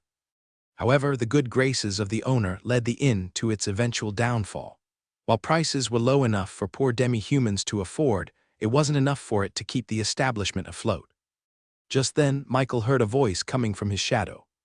It was Shayna, who contacted him to report about their current progress in procuring their arrangements. "Lord Michael, me and Miss Yuna have finished our meeting with the owner of an abandoned building in the center of the city. It is an adequate place to establish our headquarters. Here in Angora City, we just need your order." Michael stayed silent for a few seconds before he looked at the demi-humans distraught in the inn. Then he turned to Shayna. "Change of plans," he said to her. "I'm thinking of buying another place in the city, somewhere that reminds me of home." Who would he be if not for the help of all the demi-humans back in the nation of Reborn? It was only right for him to save them too. He raised his head just in time as a group of soldiers came marching in, escorting a man in royal attire. Judging from the despaired expressions of everyone in the inn, it was safe to guess that this person was here to officially take back the land that the owner rented. "Greetings. I am here as a royal sent by the governing body of the city to oversee the matter of Welcome's Inn. In accordance with the contract that you and the city signed, this property is now to be seized by the rightful owner once rent has not been paid for 3 months' time, announced the man in regal attire, reading off a scroll. Rent has not been paid in half a year. Please, can you give us more time? The inn owner begged. The soldiers prevented the inn owner from reaching the royal before the royal himself allowed it. I'm sorry, he said. As much as I would like to help you, this contract is mystically binding. You know what happens when a contract purview by magic is broken, it has dire consequences. The inn owner knew that the royal had no choice. I know, I'm sorry, the fault is mine and mine alone. His eyes were sunken from burden. He looked back at the demi-humans in the inn and he couldn't help but shed a tear for them. Where else would they go now that the inn was about to be destroyed? The royal sighed and took a deep breath before he sent a signal for the guards to start forcing the demi-humans off of their property. There was pain in his eyes, yet he had to do what he had to do.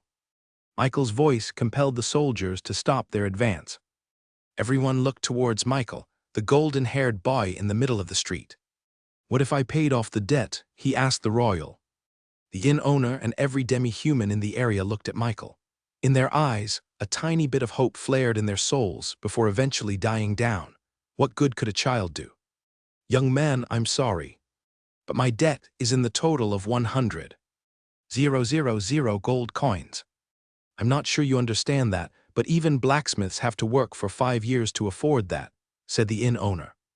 I'm afraid that debt is doubled if you want to take possession of the inn again, said the royal. 200,000 gold coins is the total. The royal noticed that Michael didn't even flinch once he heard the numbers. I'll buy it, Michael said without hesitation. It was quite cheap, he thought. If it weren't for the seriousness of the situation, most people would laugh and think that it was cute that a child thought he could afford such a high price. The royal didn't outright dismiss Michael's words. Instead, his eyes narrowed as he scrutinized Michael's face in an attempt to recognize where he came from. He certainly wasn't from the royal family of Angora City, or else the royal would have known it from the start. His attire showed no signs of magical robes, meaning he wasn't someone from the magic tower.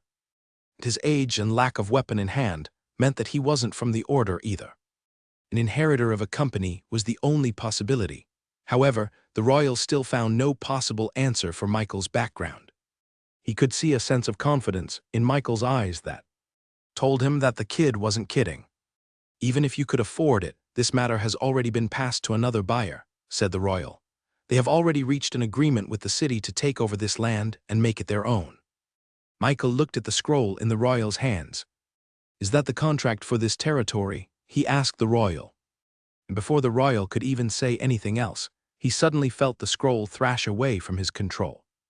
The scroll rushed perfectly into Michael's palms, allowing him to read the contract in its entirety.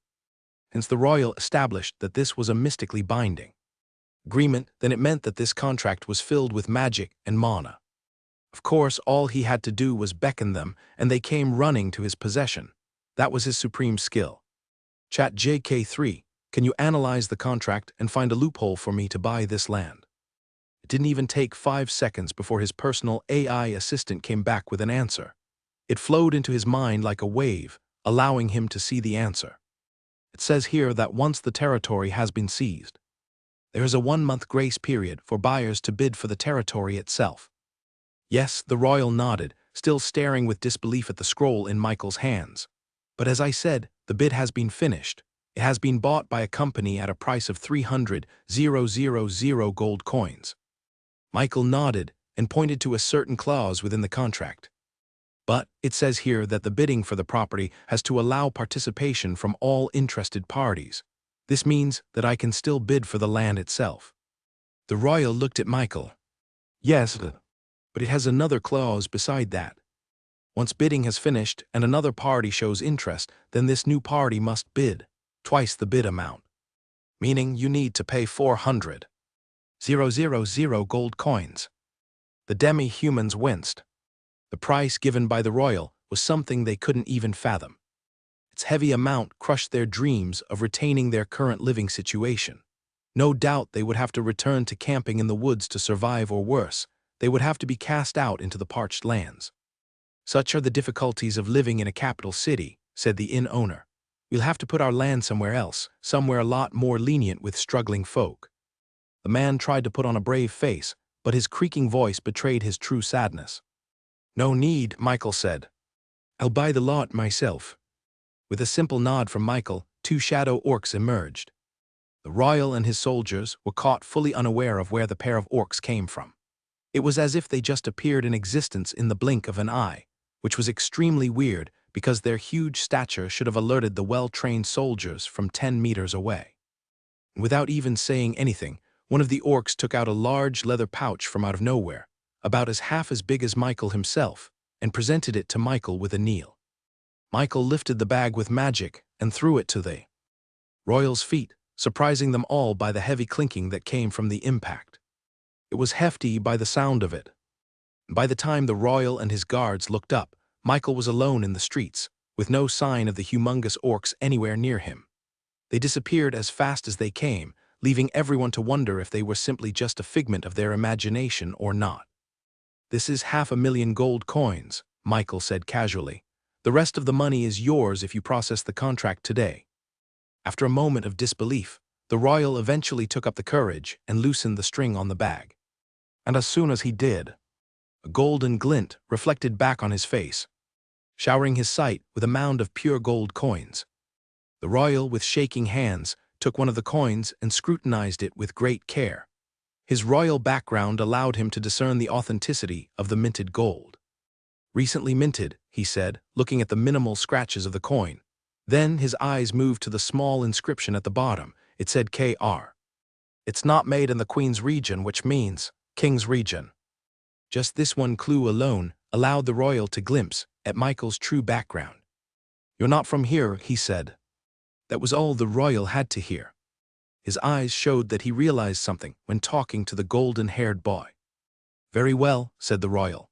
"I shall take this payment and personally arrange for this territory to be passed over as your ownership."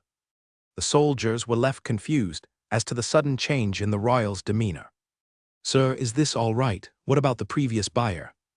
"Yes, I'm guessing that even they will have to acquiesce when they realize who we're dealing with," the royal replied, cutting off the soldier.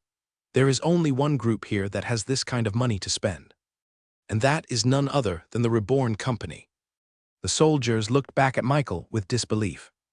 "The Reborn group, the one that conquered the tomb. I heard that they even went toe-to-toe with the knights." "Not just they did."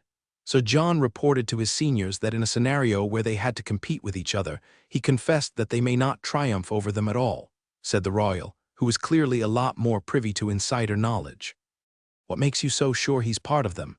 I heard they're a group full of dragon-like beings." The royal looked back at Michael, who was being surrounded by the thankful demi-human inhabitants of the inn. "Call it intuition. Did you see those orcs? Those kinds of demi-human won't follow a human even if they had all the money in the world. That boy earned their respect, or else they wouldn't have followed him in the first place." The soldiers took one look back at Michael. "Where do we go now?" they asked the royal. "To the castle," he said. "The Duke would want to know what happened here. He's been saying that he wants to meet with the people of Reborn ever since they arrived here. He's been in dire need ever since those conglomerates started their wars." Meanwhile, back at the inn, the demi-humans looked at each other with looks of skepticism, as if they couldn't believe that they were saved at the very brink of loss. Who would have thought that a magnanimous stranger would be able to take control back of the inn? "Young man," the inn owner approached him, "what do you plan to do with the inn?" "Don't worry, our Lord Michael will definitely take care of you all." Shayna and the other Dragonborns arrived just in time, surprising the other demi-humans. They awed at their expensive-looking attire, making them look like the human royals. They had never seen a demi-human looking so happy. "Did you guys have fun?" he asked them. "HMPH, I'm sure you have," Yuna pouted. "We were just about to close on the deal." She then looked at the demi-humans sharing hugs of joy once they realized they weren't going to lose their homes. "But it looks like it was for good reason," she said with a smile, playfully nudging Michael with her shoulders.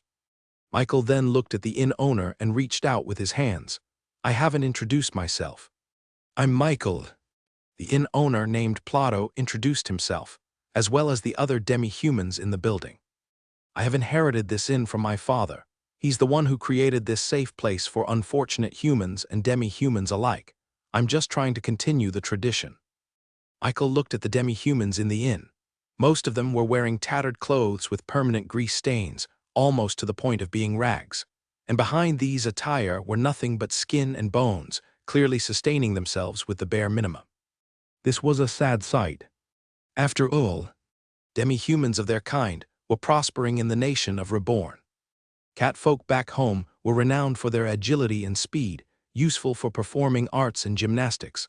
Lizardmen were famous for their strength and acrobatics. Yet here they struggled to find jobs to keep themselves afloat. I am planning on rebuilding this inn in a different manner, turning it into the base of operations for our company in the city. I will give each of you a choice. Either you stay and live in the new building, or you can go join your brethren back in the king's region to our nation. The demi-humans looked at him confused. Shayna took this as her cue to present herself and the rest of the Rebornians. She began weaving tales of the paradise in the desert, about how this could be a place that they could call home. I want to see it. My family is still in the king's region. Maybe they also joined your nation.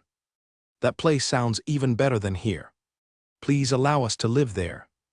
Most of the demi-humans here had lost far too much hope in living in Angora City. The only reason why they hadn't left it yet was because they were sure that no one was going to take them in. But now that Michael assured them their own place back in the parched lands, they had no reason to stay here any longer. Of course, there were still some who wanted to stay in Angora City for one reason or the other. If you want to stay, then I will give you a job and a place to live.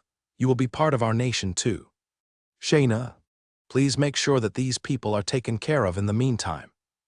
Michael's trusted secretary Dragonborn quickly took to work and began to command the Rebornians to start the migration process. But Sir Michael, they are still considered as citizens of Angora City. I doubt that the soldiers will allow them to leave so easily, said Plato, the inn owner. I have it under control, said Yuna. All it takes is just a little bit of paperwork. As expected of the diplomat, she was quick to arrange documents for the migration. I'm happy for them, but what am I going to do now? Asked Plato. You could join them too if you'd like. But if you want to stay, then I have a job for you. I want you to do the same thing you've been doing your whole life, an inn caretaker. Part of our business here in Angora City will be a safe haven for demi-humans to seek. Here, they can apply to become a citizen of the nation of Reborn and be sent off to the king's region as soon as possible. Plato's eyes moistened as he realized he could still help demi-humans even if he had lost control of the inn. It would be in an even greater capacity, now that he would become part of this Reborn nation that could spend 500,000 gold coins so easily. Let's talk inside. Show us around the place, Michael said. Soon, the rest of the Rebornians finally had a place to stay for the rest of their visit here in Angora City. Of course, it was only temporary as they would soon rebuild this inn into something a little more Rebornian. Seeing the broken flooring, leaking roofs, and lack of flowing water in the room, the Rebornians felt even more thankful that they met Michael. If not, then it was possible they would be living in this kind of place even now. As Yuna and Michael ironed out the paperwork and contracts needed to establish the Reborn company in the city, Zion, Grieve, and Fudge all decided to take a stroll around the city, a dangerous combination if Michael had ever seen one. But since he had an orc accompany them in the shadows, Michael was assured that he would be notified as soon as possible if they ended up creating some kind of chaos in the city. The other engineer Rebornians didn't waste any time and began scouting the inn, creating and planning the blueprint for the eventual building. Soon, afternoon came around, and the royal and his guards came back knocking on the inn's door. It's official, he said. You are now the owner of this inn. Michael took the contract and read through it, with Chat JK3 making sure everything was solid. Thanks, Michael said. Before we leave, I have to relay a message to you, the royal said. Michael had an inkling as to who it was. The Duke. He wants to meet with the owner of the Reborn company at your own leisure. You need only to arrive in the castle gates, and you will be welcomed with the utmost warmth. If you'd like, we can also send soldiers to escort you there. No need, I'll visit it when I can, he said, not committing on a promise. The royal didn't say anything further and respectfully nodded to Michael before leaving. He wants to meet with you this soon, Yuna asked, peeking out to look at the castle up in the distance. Usually, royals like him wouldn't show interest in the market. Something must have happened. What do you think I should do, my advisor? Michael said. Oh, so I'm your advisor now. You're the one who knows everything about the Queen's region. It's only natural I come to you for help. HBMH, I still haven't received my favorite ice cream from you. You think I'll help you now? She said, walking backwards away from Michael. I'm trying to find it. Fine, she chuckled. Since you helped out a lot of demi-humans today, I'll help you out free of charge.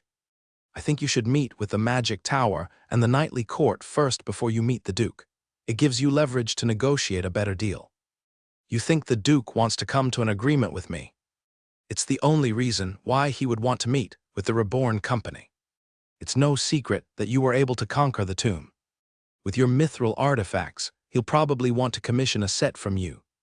His seed had finally started to show fruit. Having the Dragonborns show off their mithril artifacts did wonders to spread its name and increase its value.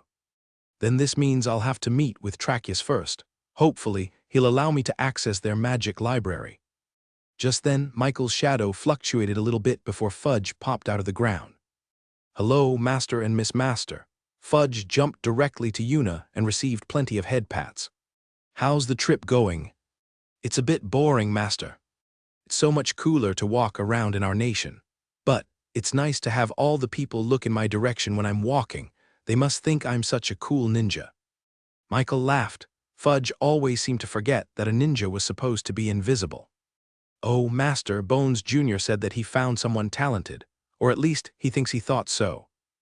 Intrigued, Michael had Fudge lead him to where they were now via shadow teleportation. Michael ascended behind a crowd of spectators, all seemingly cheering for something in front of them.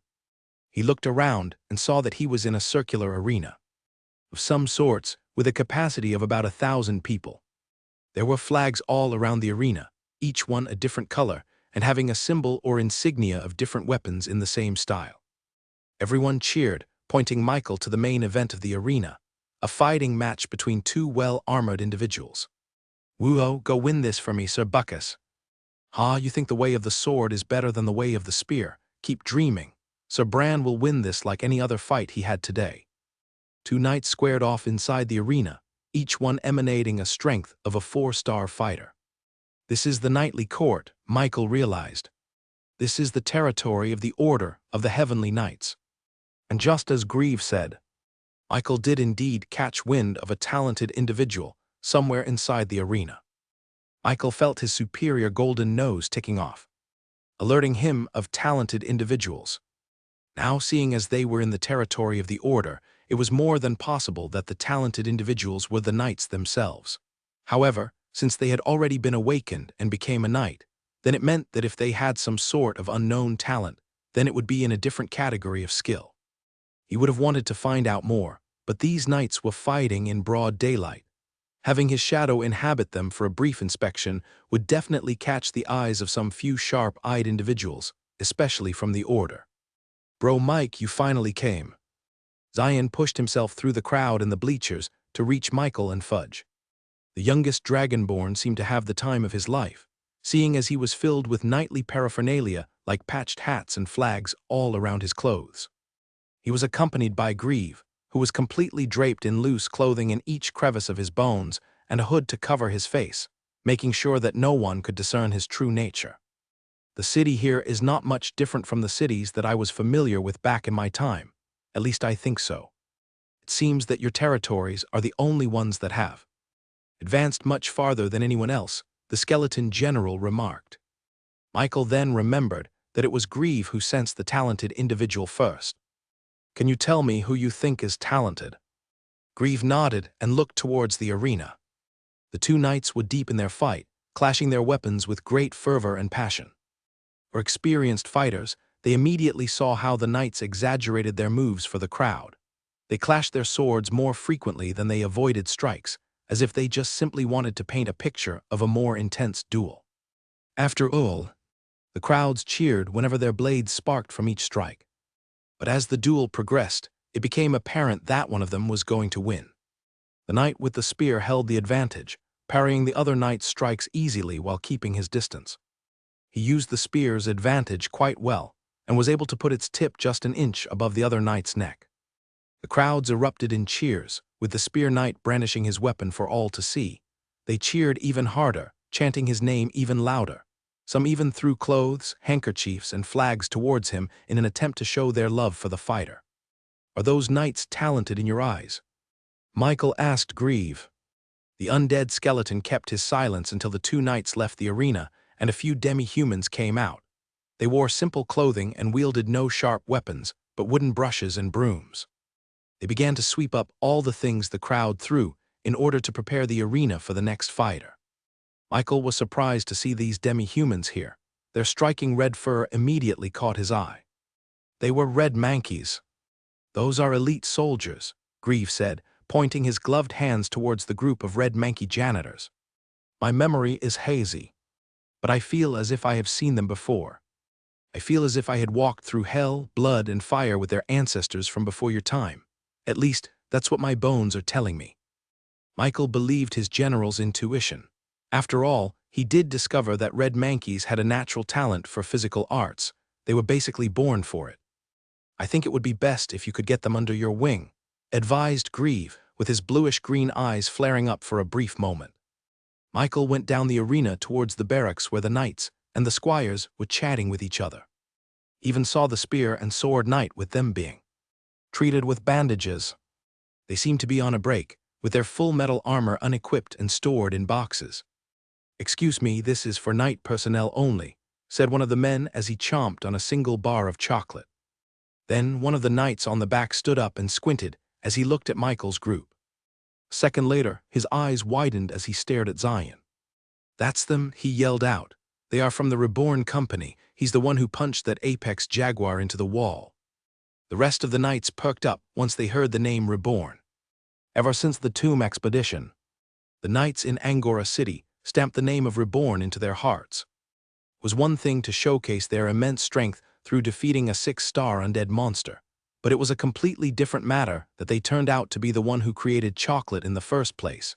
Even now, their preferred snack to eat every day was Reborn chocolates. "Reborn, it's a pleasure to finally meet you. So John said that you guys have mithril artifacts, is that true? I even heard that you guys came here with metal carriages that need no horse." Michael and his group were surrounded by the knights, gathering the attention of the crowd in the arena. "Hey, who is Sir Rupert talking to? Isn't that supposed to be a restricted area only for knights?" "Wait, I heard them talking about a company called Reborn. Anybody heard of it? They are the one who conquered the tomb." Meanwhile, Michael bribed the knights with some chocolate bars in exchange for more information about the red manky janitors. "They're quite the earnest workers," the knight said, chewing chocolate cookies in his mouth. "They have weirdly strong bodies, which is perfect for janitorial jobs here in the court. Some of them even show talent in the ways. Unfortunately, even if they could swing a sword better than others, it's all useless if they can't wield any magic." It seemed these knights knew about the red manky's natural talents. "Can I talk to them?" About a minute later, the knights gathered the red mankeys and gave them space to talk while they continued on with the fighting arena. Michael secretly used his shadows to inspect their talents. And as he expected, they all had latent fighting talents just waiting to be unburied. However, none of them had overwhelming talent like the Dragonborns, which was weird because he thought that he would meet at least one S-class talent from them. It was then that Michael noticed something. Back when he met the other red mankeys in Welcome's Inn, his skill also triggered. However, he found no one among them with transcendent talent. This was the same case. This couldn't be a coincidence. There must be a reason why his skill was getting triggered each time he met the red mankeys. Michael was in deep thought when he suddenly realized Grieve's words from earlier. "Those are elite soldiers," he said. What if there was no transcendent individual talent within the red mankeys? What if they were all talented as one group, as one species? What if they only showed their true strength when they were in great numbers? As Michael thought about it more and more, the idea seemed to become a lot more solid. He knew instinctively that his guess was right. These red mankeys were nothing like the Dragonborns, who each showed tremendous talents in dueling. Perhaps the red Mankeys were a lot more suited for warfare, as soldiers who moved with 100 men simultaneously without missing a beat, as soldiers who rushed towards their enemy from one call from their general. It would make sense why the red Mankeys would make such a great impression onto Grieve, that he remembered them even from the grave. "Sir, are you from the Reborn company?" one of the red Mankeys asked. "I am. Have you heard of us?" The red Mankeys firmly nodded. "We have friends that told us what happened at the Welcomes Inn. We also want to join your nation." Michael was surprised that the news spread so fast. It only happened this morning. "This is great," he said. "I was hoping to ask you if you want to join." The red Mankeys were elated, their tails swinging back and forth like a dog. "Can I ask if you have any more friends that want to join our nation?" They all looked at each other awkwardly. "We have our family back at home in the village." This was exactly what Michael was looking for. He wanted more red Mankeys to join him so that he could test out his theory about their collective strength as a group. The yellow Mankeys already showed a version of this back at home. Michael noticed that a group of engineer Hob Mankeys working on one project together always seemed to create a faster end product than the other demi-human species. Michael thought it was just their camaraderie as Mankeys, but maybe there was more to it than that, something a lot more innate within their species. "I'm sorry, Sir Michael, but we don't know where the village is," the red Mankeys dejectedly said. They explained that back in the days, once they left their village, they were forever exiled and banned from returning. Their village ensured this by kidnapping them in their sleep and tossing them out in the wilderness so that they wouldn't know their way back. That's what happened with their ancestors back in the day. And since they, their parents, and their parents' parents were born here in Angora City outside of their village, then they could never truly know where they truly came from. But we hear that it's near Angora City. The red Mankeys was sorry that they couldn't help Michael any further. Michael assured them that he was going to find them sooner or later. "Nothing in the shadows can hide from me," assured Fudge. "We'll find that village in no time." Michael told them to go to Welcomes Inn for now, and Shayna would be the one to take care of everything for them, whether they wanted to stay here or move to the nation of Reborn. Meanwhile, he was approached by a few young squires who were eyeing him with amazement. "So John would like to see you, mister," since he was already here, and he had always planned to visit. Michael agreed and followed the squires deeper into their nightly court. No one was more excited for this than Fudge, who began discreetly placing his shadows everywhere so that he could spy on every knight inside. Michael had to warn the little ninja not to go overboard. "Oh, I really wished I could spar with the knights," Zion said disappointingly. "Ho ho, then I shall be your sparring partner later," replied Grieve. That quickly shut him up. Michael was the only one who appreciated the beauty of the nightly court.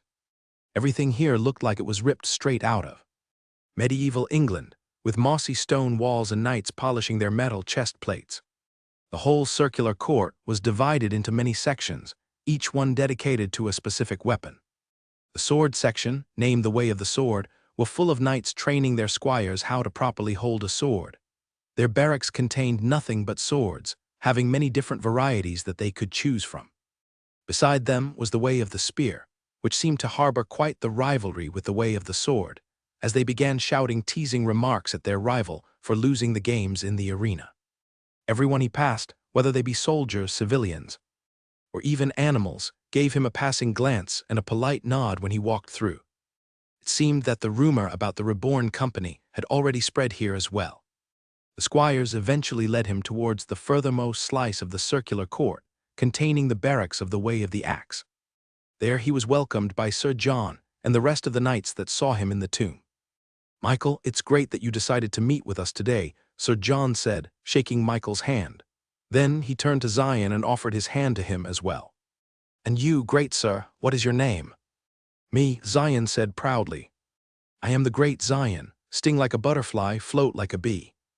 Then he turned to Grieve, who was completely covered, obscuring his entire being. "I haven't met you before, but seeing as you are part of the Reborn company, I am sure that you possess great strength." Michael was glad that he made special mithril-laced clothes for Grieve that enhanced his stealth. He didn't know how he was going to explain how he turned the great General Grievous into one of his own allies. "Let us talk inside. We have much to discuss." So John led Michael and the rest inside the barracks. They passed through the different rooms for the knights and squires before eventually ending up at the very end of the hallway, presumably Sir John's own office. "Please come inside. There is someone very special waiting for you there," Sir John said. "This meeting is far too important to be made by me alone. Instead, there is someone a lot more qualified to talk to you." Michael raised his eyebrow before looking past the door with his supreme skill. However, all he could see from the inside were a bunch of random mana. Although it was plenty and of immense intensity, Michael sensed no sign of life mana anywhere inside. Is it not a living being? Michael eventually opened the door, and there, he saw in front of him a large orc who had his back turned away from him. "An orc?" Michael asked. However, as he came closer, he then realized that this was no ordinary orc. That was because it wasn't a life form at all, but instead a projection made entirely out of mana. "I apologize for meeting you this way. I would have liked to look upon you face to face, but I am quite preoccupied with something and cannot bring my true form to meet you." The orc walked towards Michael, with the floorboards creaking under his feet, making him seem like a normal demi-human. Even other people wouldn't have known the difference, but he could. "We haven't met yet, but I have heard a lot about you. I am Kruger, a heavenly knight." Kruger seemed no different than an ordinary orc. In fact, he looked even more normal than the Orcanine and the Orcupine orcs simply because they were a variant species of orcs. Meanwhile, Kruger was just a simple, ordinary orc with a huge stature and 2 tusks coming out of his lower mouth. The fact that he was simply a projection of mana made it seem like he was even more unimpressive. It didn't help the fact that he was wearing a simple training attire, with a plain white shirt and brown shorts. "You're a heavenly knight?" he asked. "In the flesh, well, actually not, haha. But for all intents and purposes, I am a heavenly knight before you," Kruger said, with his hands behind his back looking scholarly and dignified. "As you might have noticed, I am a master of the way of the axe. Do you know anything about the ways?" Michael heard most of it from Una and Agnes, who were a little bit more knowledgeable on the fact, but it wouldn't hurt to hear it from a heavenly knight himself. "In this current age, we have considered 10 different weapons as mastered arts in our field. In other words, a way is the field of mastery in which a knight takes in order to achieve heavenly status. Through hard work, talent, and a little bit of luck, I was able to achieve perfect mastery over the way of the axe, giving me the title of Heavenly Knight. There are 10 of us currently, each one a master of their own weapon." Michael saw pride in Kruger's eyes. He seemed confident and assured of himself that he was truly a master at his field. It made him wonder what he would see in terms of mana when he saw Kruger face to face. "Now that I have introduced myself, would you care to do it too?" Michael reciprocated and simply replied the truth. "I am the leader of the Reborn Company," he said plainly. "Ah yes, the Reborn Company. It has not been long since I have caught wind of its name, but I am already quite impressed with what you have achieved. They say your company has tremendous smithing skills that are almost equal to the dwarves. They say that your products are addictive and novel.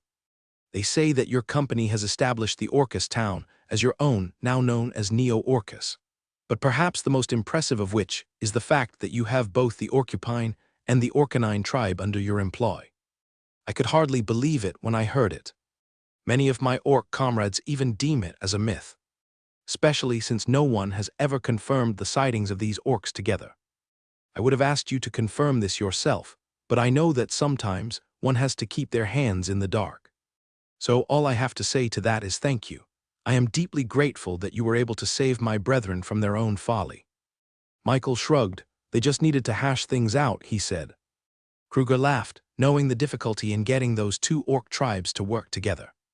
"Either way, your arrival here in the Queen's region has driven quite a splash. I am sure that there are many players in the field that are quite surprised at your arrival. You have single-handedly thrown all their plans out the window." Kruger walked around the room as he talked, eventually stopping at the window overlooking the main court, with knights and squires training with strangers in their midst. There was a dragon-like creature, a hooded figure, and a violet slime, talking and mingling with the knights with merry joy.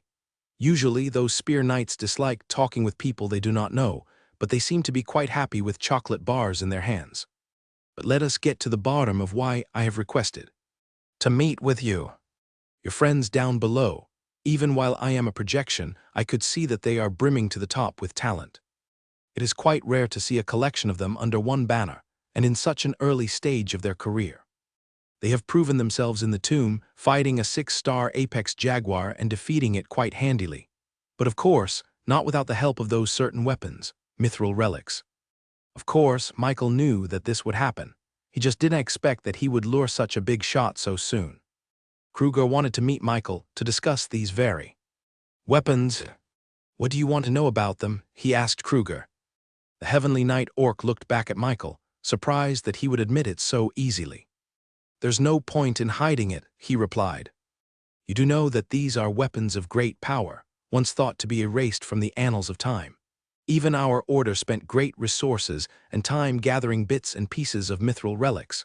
How were you even able to procure such a large amount for your allies? I made them, he replied.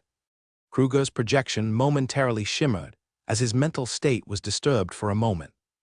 A Heavenly Knight such as himself should have achieved inner peace, allowing him to stay unperturbed, even in the most surprising of events. Yet this single piece of news, so casually revealed to him by Michael, made him so unstable that his projection almost disappeared. Is this true? How is that even possible? Even the dwarves have lost the method of their creation. Michael shrugged once again. Not anymore. Long story short, I was able to figure out the method myself with their help. Now our nations are working together to create more.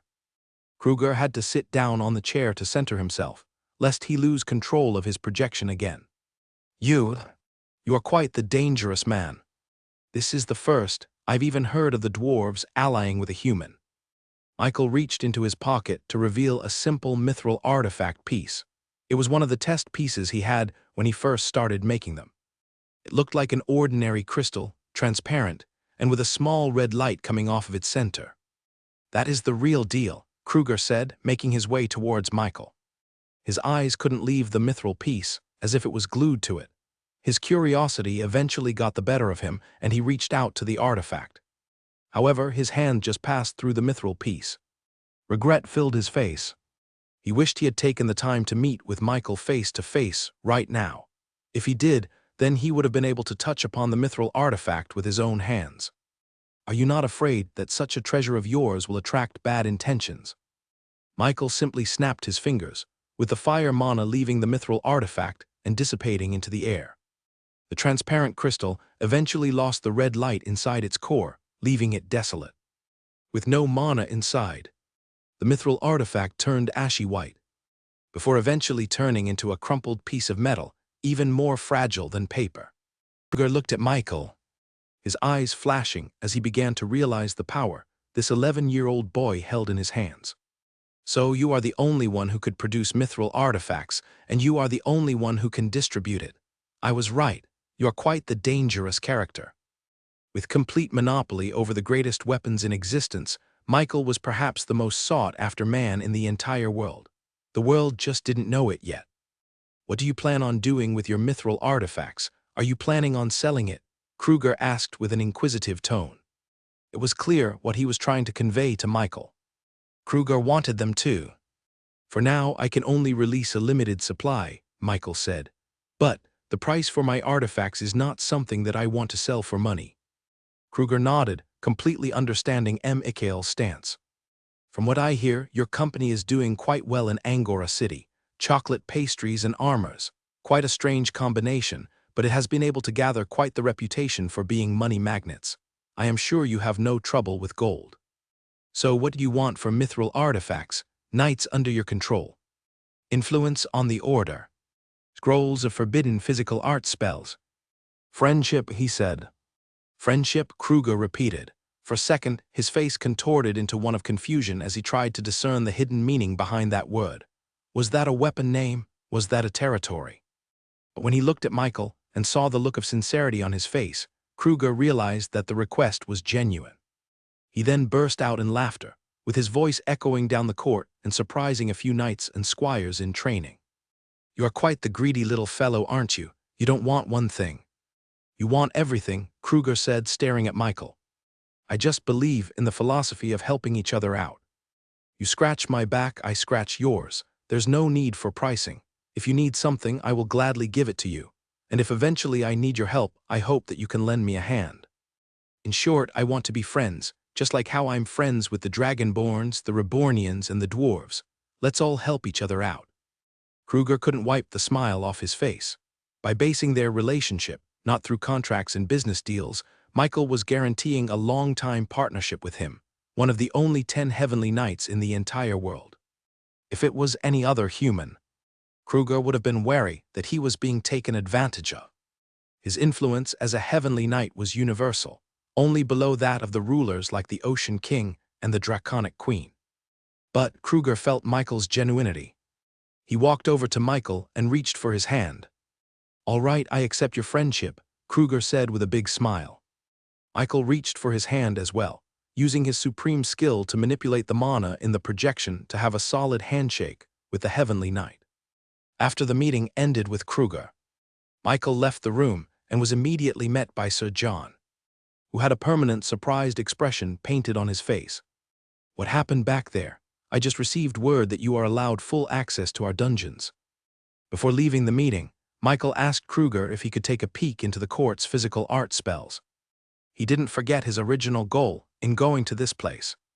This was the perfect time to catch up. All the spells that ChatJK3 knew were full of mystical art spells, which was of no help in training the Dragonborns and the other fighters in the nation of Reborn.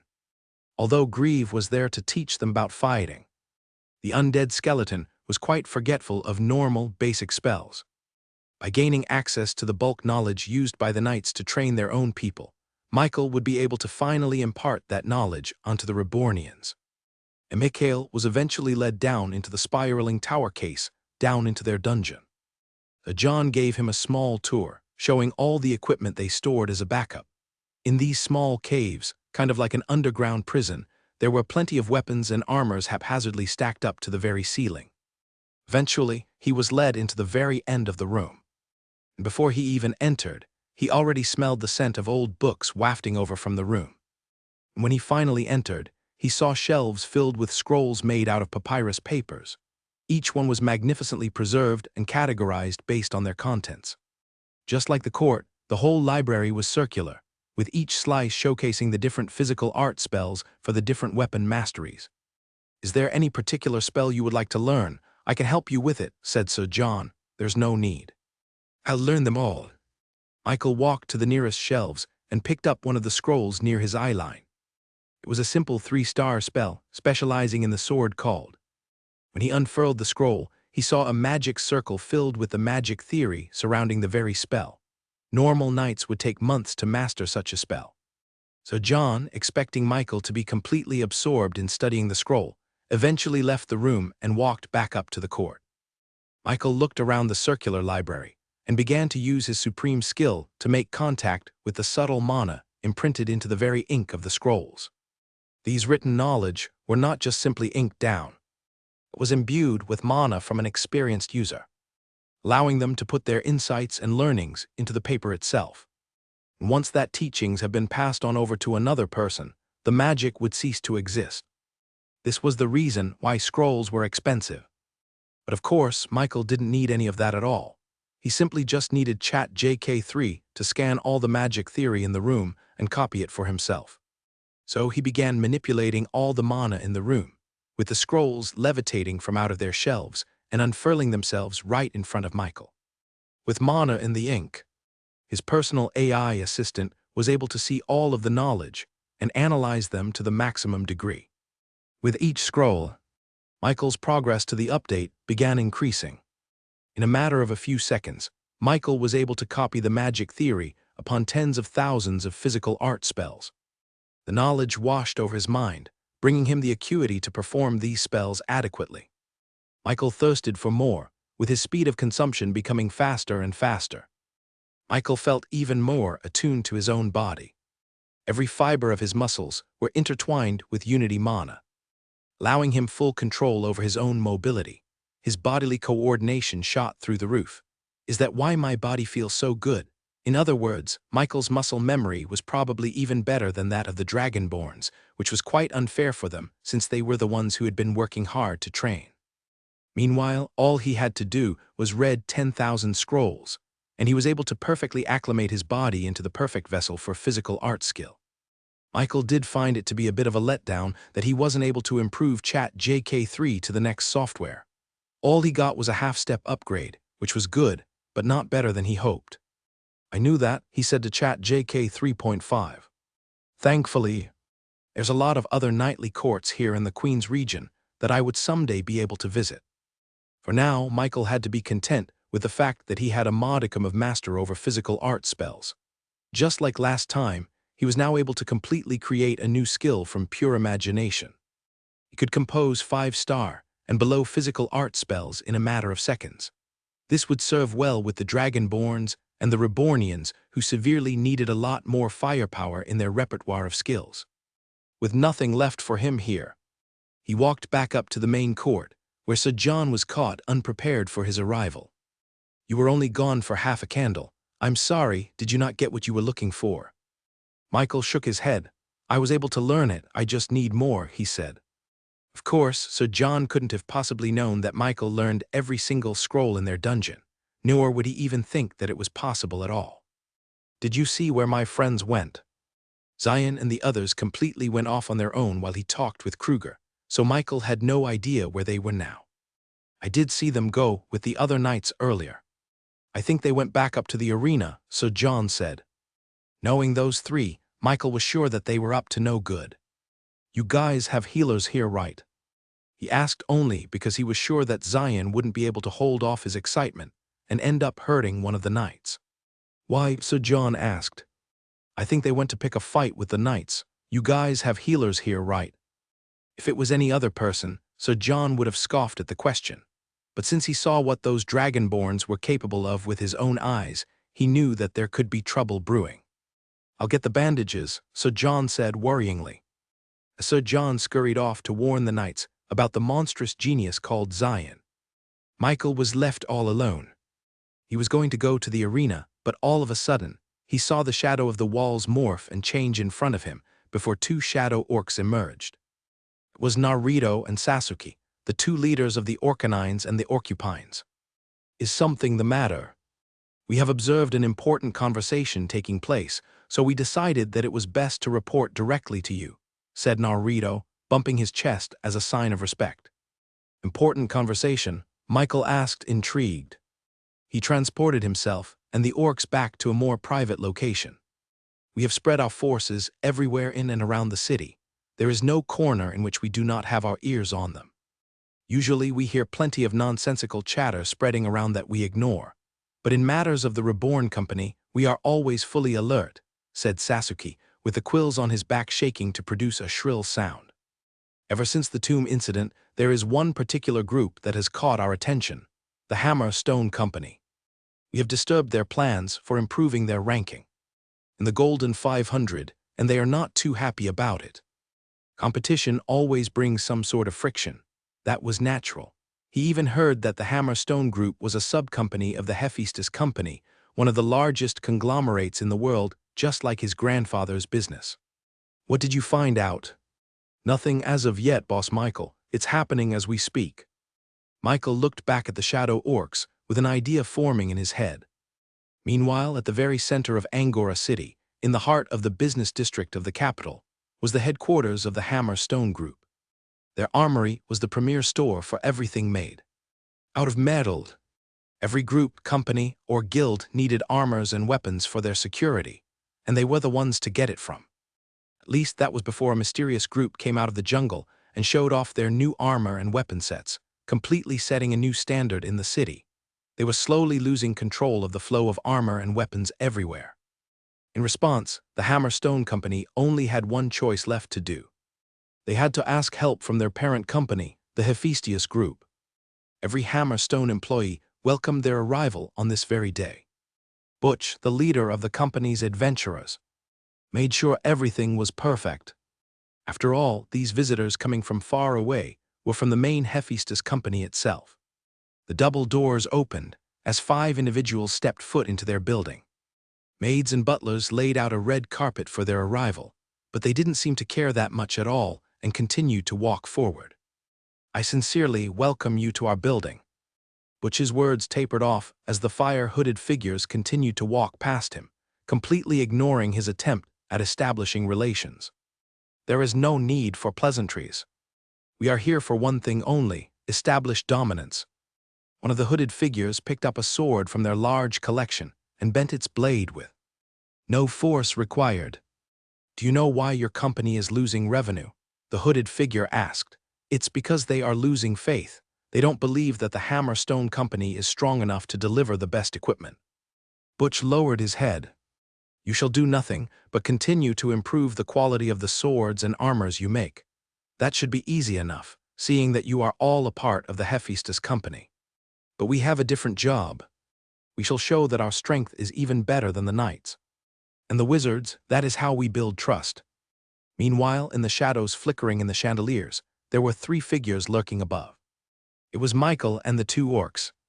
From an outsider's perspective, Michael's entire body was as natural as the paint on the wall.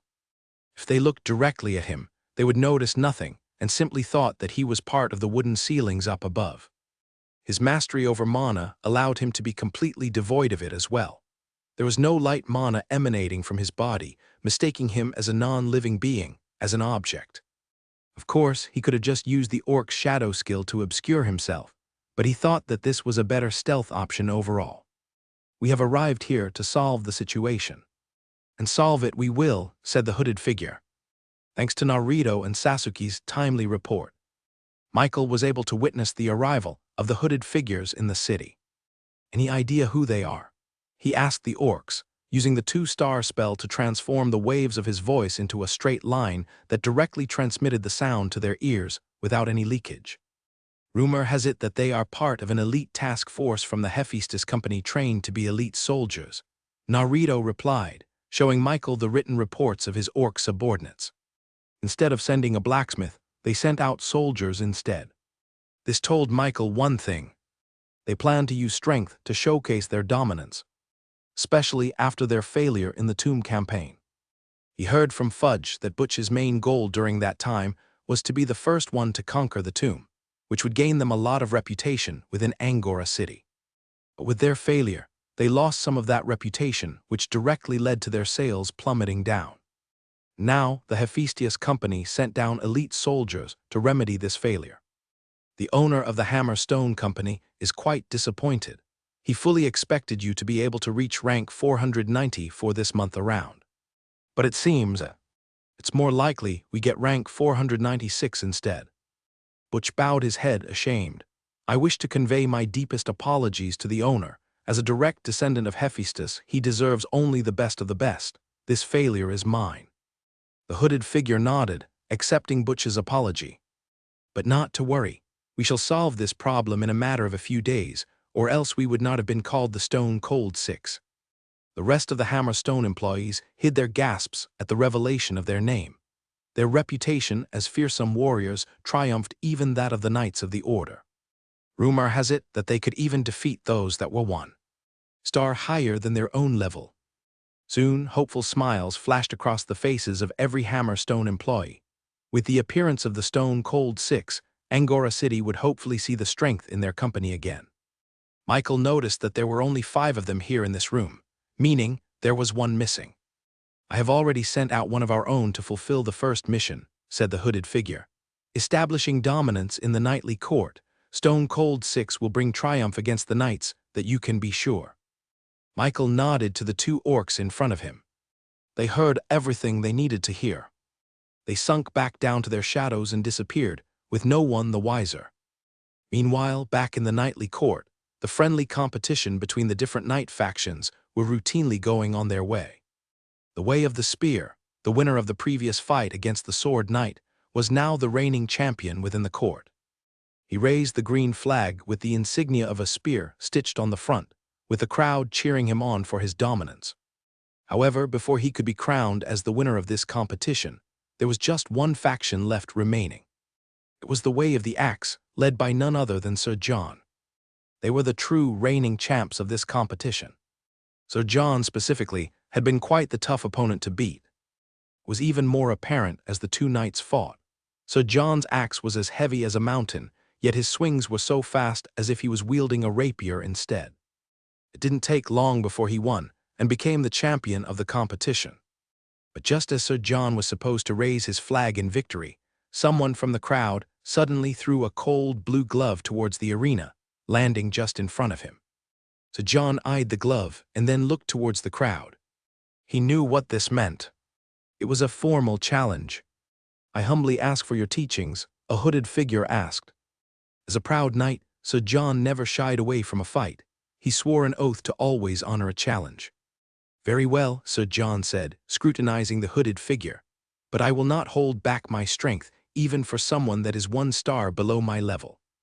Even at a distance, Sir John was able to discern that his challenger was only a 4-star realm fighter. "It's only fair," the hooded figure smiled.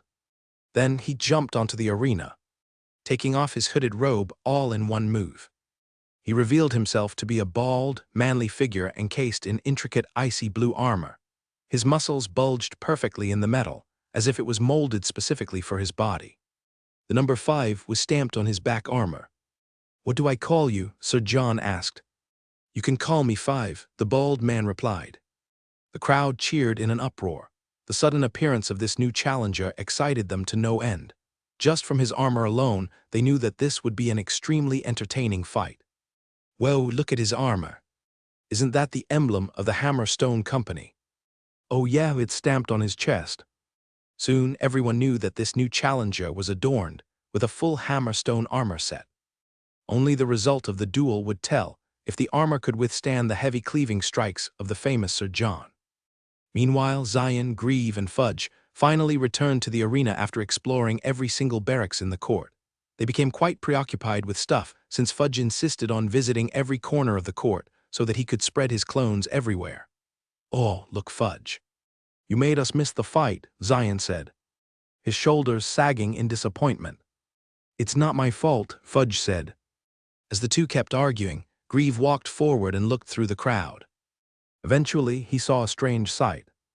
Everyone in the crowd was silent, as if they couldn't believe what they were seeing. Grieve looked down and saw Sir John on the ground, with his axe split in half. He was panting while looking up at a figure in front of him. "He lost," Grieve uttered. Zion and Fudge eventually caught up and saw the scene for themselves. How could Bro John lose?" Zion asked. Just then, the figure who won the fight suddenly faced the crowd. "This is dominance. We are the best fighters in all of Angora City. Hammerstone Group will prevail, and no other company is better than us." Zion was triggered by those words. He was about to jump in, when all of a sudden he felt a tap on his shoulder. He looked behind and saw Michael. "Before you go, I have a few gifts to give you," Michael said with a smile, raising his hand to bestow some new skills for Zion. The Chat JK 3.5 Mastery over. Physical art spells. Michael was able to whip up new skills, customized specifically for Zion's talents. Information washed over to the young Dragonborn's head, giving him the magic theory required to turn his innate movements into something that was bathed in mana. He figured out how to draw deep from his unity cores and spread it to a specific muscle group with the right amount of force and quantity to release the maximum amount of power required. After the transfer was over, Zion's eyes glinted in understanding. "What do you think?" Michael asked. "Thank you, bro, Mike. These are so good." Zion excitedly punched the air, a crisp whipping sound echoing in the arena. This small preview of strength was enough to catch the attention of the reigning champ below. The warrior named 5 looked up at the bleachers and squinted as he looked at Zion, scrutinizing the Dragonborn. "Hey bro, can I play next?" he asked 5, jumping down the steps to stand on top of the wooden railings. The bald man's eyes showed confusion as he felt the points of power within Zion to be lower than his. And upon using a monocle that determined a person's cultivation strength, 5 realized that the Dragonborn was only at the 3-star realm. Was that just a fluke? 5 muttered under his breath. For a brief second, he felt an explosion of mana from. "Did you hear me, bro?"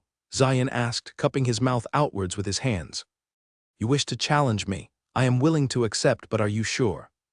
The crowd that was so silent once again erupted in hushed whispers. They had seen how dominant 5 was against even one of the best knights in the entire city. So John was of no match to him. It took less than a minute for the renowned 5-star knight to completely lose control of his own weapon. Somehow, 5 was able to completely overpower even the tremendous force of the axe and split it. Half. This was a feat that silenced all knight supporters. Even though 5 was only in the 4-star realm, he was able to beat someone 1 star higher than his own cultivation. Now, Zion wanted to challenge 5 while being 1 star lower than him. "Let's fight, you look fun," Zion said as he jumped down onto the arena with dust particles exploding beneath his feet. So John, who was being carried away by his fellow knights, only had one thing to say to him.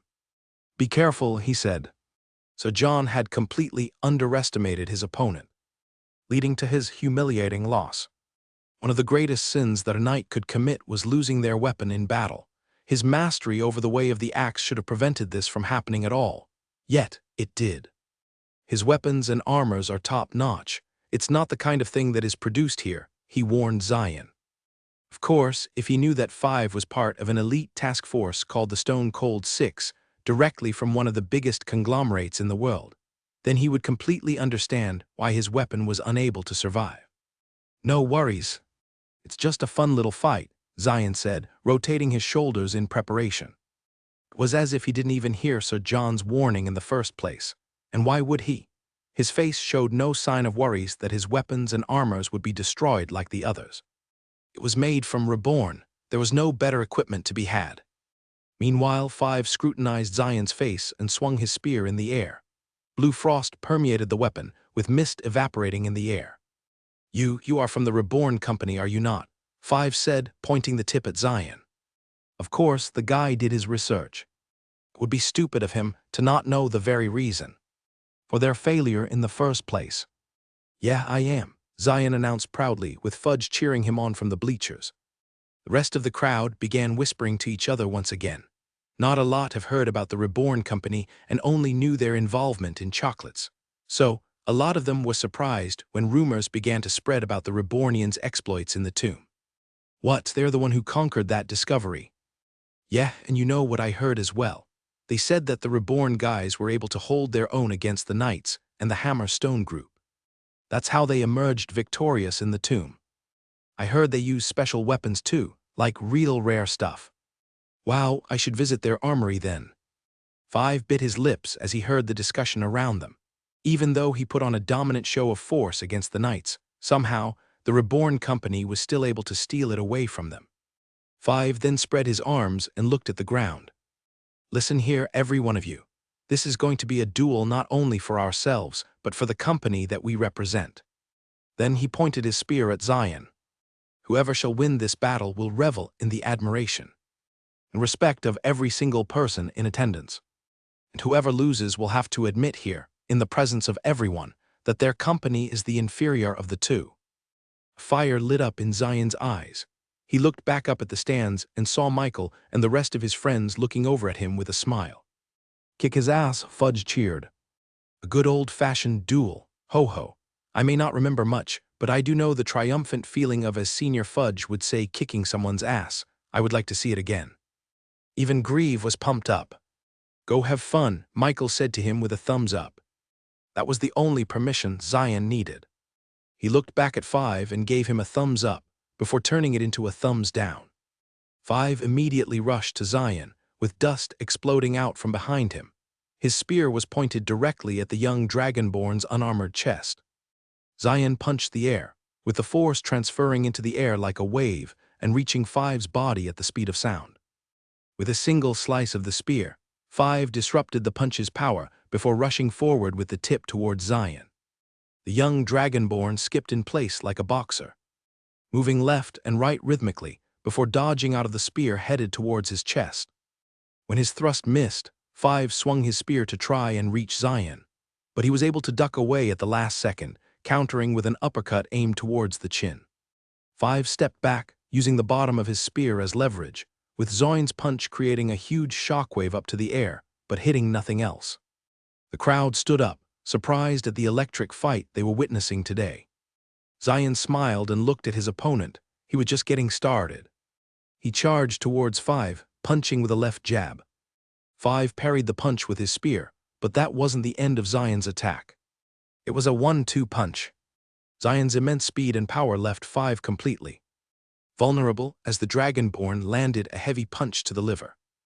Zion's space-breaking punch sent 5 shooting towards the wall.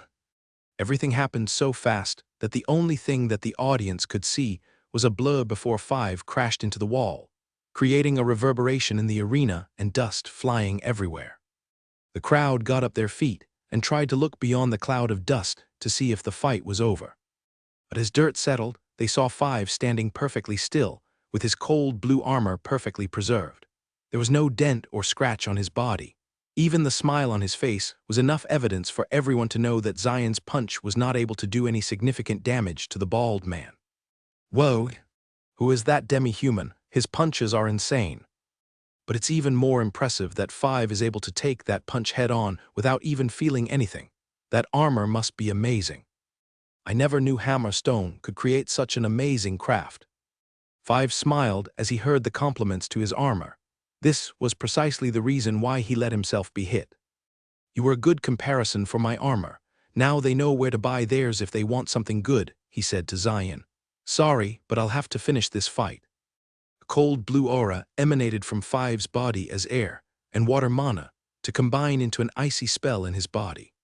5 screamed out, empowering the tip of his spear with a 4-star ice power. The crowd gasped. As they saw that even the dust underneath his feet began to frost, 5 lunged towards Zion. Thrusting his cold-tipped spear to his chest, Zion's side stepped away at the very last second before a sharp icicle extended from the tipped spear and easily pierced through the wall behind the young Dragonborn. The bald man continued to swing his spear towards Zion. Unlike last time, each of his swings released a burst of powerful 4-star icicles that could pierce through even the toughest of steel armor. With each spear attack, Zion was forced to step back more and more. 5 cried out as his legs began to turn completely icy blue. It was as if his whole leg was frozen into an iceberg. With the power manifested into his legs, 5 stomped on the ground, spreading frost and ice outwards. You can't keep running away forever, 5 taunted as he stepped forward and swung his spear at Zion.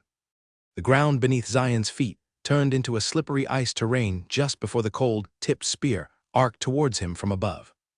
5 hoped that this would disorient the young Dragonborn and prevent him from stepping away in time from his spear attack.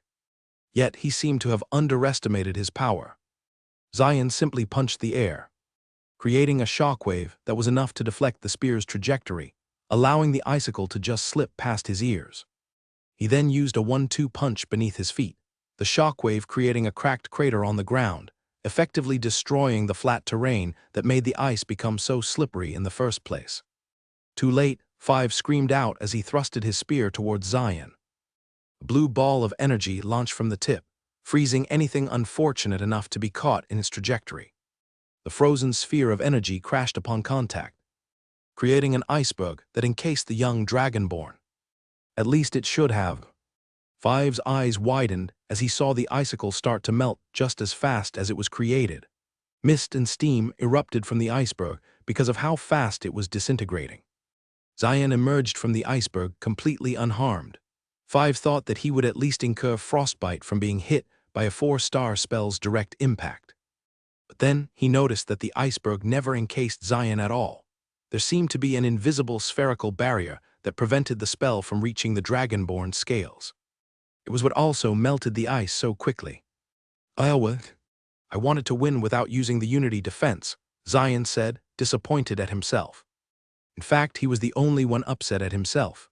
Everyone could see that he, a 3-star realm fighter, was able to withstand the full frontal attack of a 4-star spell. He even came out of it unscathed. That was supposed to be impossible. Well, whatever, Zion shrugged. I guess I have to use my real skills now. Zion took out a single piece of chocolate bar from his pockets and raised it in the air. He released it in his mouth and swallowed it whole. Then, an explosion of power and aura permeated the arena. Even civilians who had no idea about cultivation felt the immense spike in power from Zion. 5 stood in the arena, with his face completely contorted into confusion. He slowly took out a monocle from his pockets and placed it on his eye before staring directly at Zion. There he saw 4 points of light in his abdomen. He was in the 4-star realm. This is impossible, he cried out. Even the best cultivation pills found in the market couldn't have possibly created such a drastic change in power. This was the power of consumption of chocolate immediately boosted his power by 1-star realm. Are you ready? Zion asked. Try and hit me. The young dragonborn rushed towards the flustered 5, but immediately after sensing danger, the bald man sobered up and took his spear in self-defense. 5 thrusted his spear 20 times in a matter of a second, leaving no chance for Zion to come close to him. If he tried, then icicles would pierce through his body. But Zion still pressed through. He put both of his hands on his chin and ducked downwards before weaving left and right as he moved towards the barrage of spear thrusts. He whispered. Zion's body began to blur, making it seem like there were after-images beside him. Seeing this chance, 5 pierced his spear directly towards Zion. The dragonborn didn't even try to duck away, but surprisingly enough, 5's spear passed right through Zion's head. It was as if he pierced through only a mirage. Panicked, 5 increased the intensity of his spear thrusts while stepping backwards. Ice particles began to shimmer in the air, but none of them were able to touch a single scale on Zion's body. The young dragonborn continued to weave left and right, completely dodging every spear that came his way. 5 was now face to face with Zion, with the advantage of his long spear already long gone. In a last-ditch attempt, 5 encased his entire spear with sharp icicles growing out of the shaft and swung it towards Zion. But Zion just ducked under it quite easily. While squatting down, Zion began to gather up all the power inside his right fist. Unity mana, powered by the sugar rush, began to course through his veins and give him tremendous power. Zion looked up at 5 and saw a panicked expression on his face. He smiled and prepared his finishing move. Zion burst upwards with an uppercut, hitting 5 squarely on his stomach and sending him flying outwards. 5 was sent crashing into the wall, creating a large dust explosion that covered everything down below. The audience got up off their seats once again and waited until the dust settled. A few seconds later, they saw him, and unlike last time, 5 was not able to brush off Zion's attack like it was nothing. He laid down on the floor, groaning and crying in pain as he held his stomach. "Haha, that was so fun," Zion said, shuffling his feet, ready to go another round. "Gah, impossible," he muttered, grasping at the dust on the ground. The audience looked at Zion and shouted to the top of their lungs, cheering at his dominant display of power. Whoa, he just defeated a 4-star fighter. How did he become so powerful all of a sudden? Did you see what he ate? Wasn't that chocolate? So it's true that if you eat chocolate, you become a lot stronger. I'll have to buy a whole crate today. That's not all. He was able to defend against the frost of the other guy because of some strange invisible shield he had. Do you think that it's from one of their armors? Hey, let's visit their armory later. It was a clear display of dominance. Zion showed a powerful burst of strength, as well as an enduring defense that could take even the power of a 4-star ice fighter. "Yeah, I knew my junior would win," Fudge screamed. "Serves him right." "Excellent display of fighting skills," Grieve commented. Zion reveled in the applause, taking in all the cheers and claps coming his way.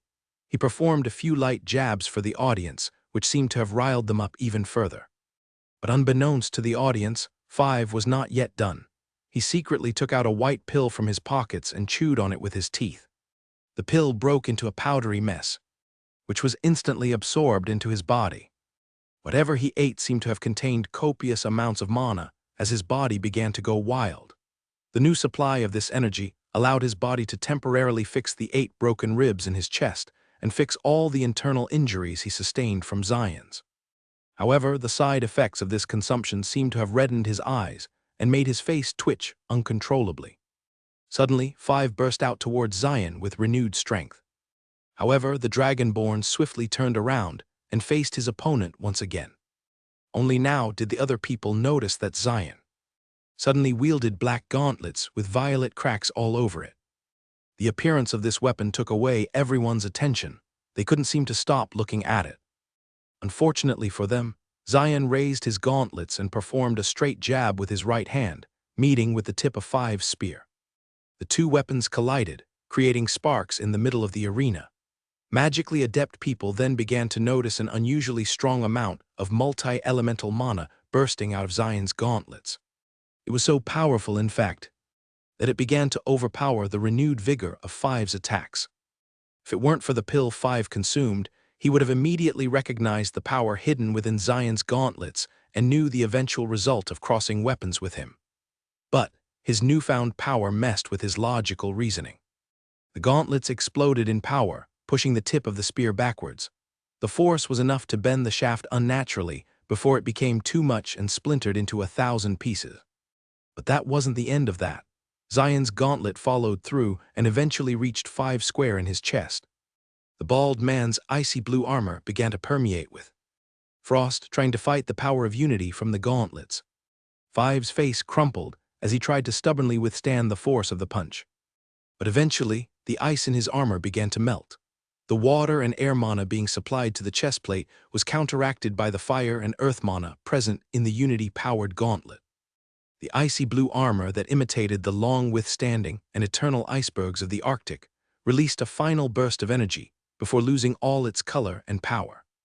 The metal chest plate crumpled from Zion's punch, completely destroying the armor and leaving it no good for anything but scraps. Five looked at his own armor with disbelief, his red eyes not enough to convey his grief and frustration. It was only now that he looked up at Zion and realized that he lost. "You win," Five muttered with the last of his strength. He collapsed on the floor, ending the fight entirely. The crowd was silent for a second, before erupting in an even bigger applause. They began throwing all sorts of congratulatory gifts towards Zion. The young dragonborn looked at all the towels, flags, and handkerchiefs before raising his hand in triumph. "I am a Rebornian," he proclaimed. And with his words, the audience began to chant Reborn in honor of his win against Five. Isn't hammer stone armor supposed to be stronger than that? That demi-human completely destroyed that guy's armor. We gotta talk about his gauntlets. What kind of power was that? It felt like it could even destroy a mountain. Reborn, Reborn, Reborn. I'm going to be a fan of their products from now on. I want to have their chocolates and armor. Even the knights from the court began to congratulate the young dragonborn. He was able to successfully restore their honor by beating Five so badly that even his armor was destroyed. Meanwhile, Michael clapped for Zion from the stands as well. Seeing the power of customized physical art skills really solidified the importance of this new upgrade for Chat JK 3.5. He wasn't even sure that the skills would work because it was something he only saw in his previous life. But his personal AI assistant was able to convert those normal moves into something powered by mana. There were plenty of other moves Michael could borrow from his life on modern Earth, some of which would fit perfectly for the other dragonborns. Speaking of whom, Michael's shadow contorted in front of him as Shayna's voice echoed from the other side. "Lord Michael, I heard my little brother's having a lot of fun." Michael scratched his head awkwardly. "Oh yeah, it's just a little experiment." I would like to remind you, Lord Michael, that it is customary for elder siblings to be the first one to receive gifts." Haha, of course, oops, the line is breaking up. Signal's too low here. Michael got out of that conversation as fast as possible, even if his excuse didn't even make sense. "The Dragonborns will serve as great generals of their own," said Grieve. "I'm not sure about their talent to lead an army, but their strengths are definitely enough to be considered as a leader. At least, I think so." Michael also couldn't see Zion becoming all serious and leading an army himself. But the young Dragonborn was definitely full of surprises. After the fight in the arena, Michael and the Dragonborns taught the knights how to drink beer properly, with one hand on waist and chugging a mug in one go. They may have inadvertently become a bad influence to the righteous knights. The after-fight party was small, consisting only of the knights and Michael and his group.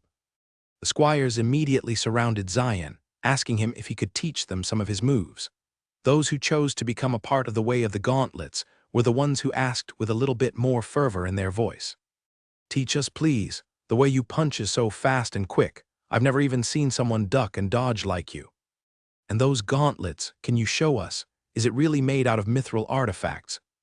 Zion graciously accepted all the compliments with a humble tone, saying that what he did was nothing special and all that.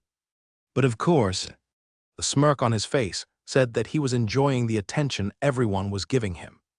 He began punching the air and shuffling his feet, performing his shadow box training session for the knights. Michael noticed that the squires and knights from the way of the gauntlets were similar to the boxers of the olden days in his previous life. Their postures were completely rigid, with their hands just awkwardly positioned in the front. It seemed that the boxing techniques in this world were not yet that advanced, seeing as they were completely bewildered by a simple feet shuffle. While the other knights were having fun with Grieve, Fudge, and Zion, he was approached by Sir John, who was walking on crutches on both sides. "Are you recovering well?" he asked Sir John, and the knight replied with a nod. "My body can walk tomorrow, but my mind needs more time to recover. My axe is my lifeline. The fact that it broke means that I should have died in that arena." Michael consoled him. "You didn't know," he said. "I heard that Five was someone from a conglomerate called the Hephaestus Company." "Ah, I see. Then it is no wonder that my weapon was not up to standard. It also explains why he is not yet recovered by his team." John explained that after the fight, the knights nursed Five back to health.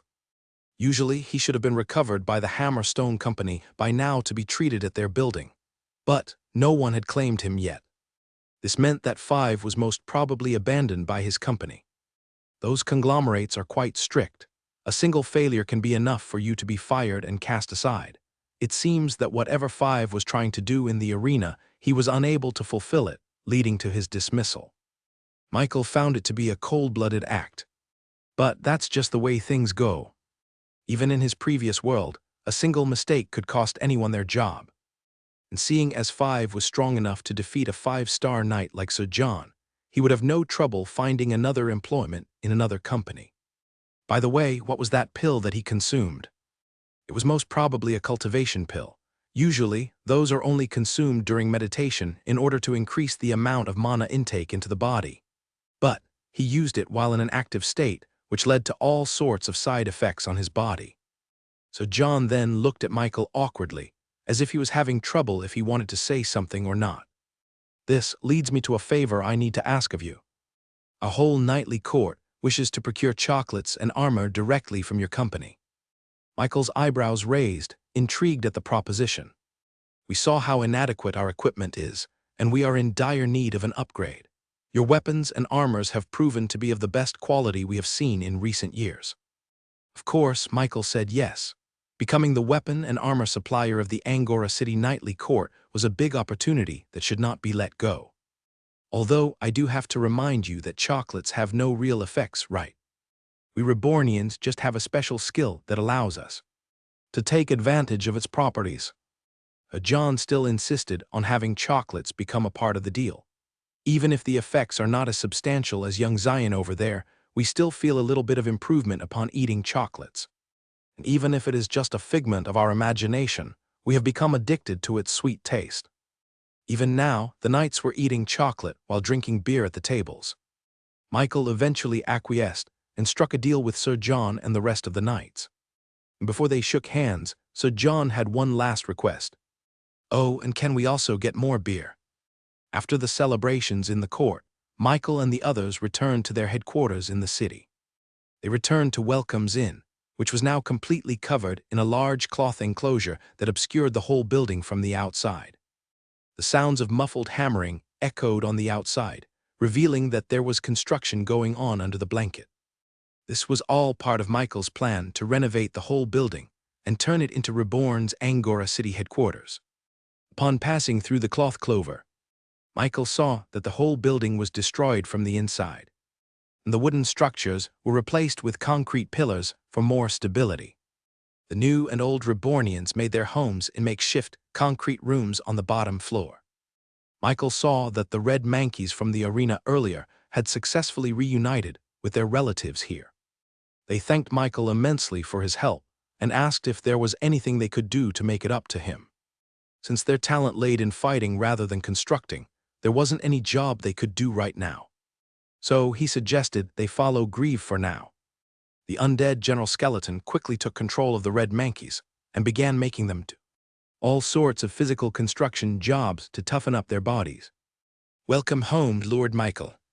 Shayna greeted Michael and reported to him everything that happened while he was away. Thankfully, nothing out of the ordinary. Did you have a productive day? Yuna asked. He told her the deal he struck with Sir John and the Knights, which gained him approval from the diplomat. Now you just need to meet with the Magic Tower and gain their approval. Those two factions will be enough to persuade the Duke to let your Golden Road pass through Angora City. I'm planning on doing it tomorrow, he said to her. In the meanwhile, since he wasn't going to do anything tonight, Michael ended up helping the Rebornian engineers with the construction of the headquarters. With his mastery over mana, the progress skyrocketed, allowing them to completely finish construction in a matter of hours. By the time the sun rose in the sky, the new building was ready to be unveiled to the general public of Angora City. Reborn became the talk of the city because of yesterday's fight in the arena. Word was spread quite fast, which prompted a lot of people to search for the Reborn company all over. That was until they were led by some soldiers into a grand building in the middle of the street. Where did this stone building come from? Early in the morning, the citizens of Angora City woke up to the sight of a huge stone building erected in the middle of the street. This was definitely not here before because they would have remembered the sophisticated architecture of the structure. Reborn Company, you mean the people who conquered the tomb? I only knew them for chocolates. Didn't you hear about yesterday? They defeated someone from the Hammer Stone group. Eventually, a crowd had gathered in the front, bringing in more curious citizens looking to find some answers. Suddenly, the revolved around itself to reveal a pleasant-looking woman wearing a dress. She looked at the crowd in front of her and bowed to them in deference. Welcome to the Reborn department store, dear valued customers. You are now free to enter, she said. The curious onlookers broke out in hushed whispers, hesitant in taking the woman's words for the truth. They had never heard of a department store before. Please come in and take a look at our wares. She walked back to the revolving door, with some people bravely following her in. And when they saw what was inside, they were completely stunned and bewildered.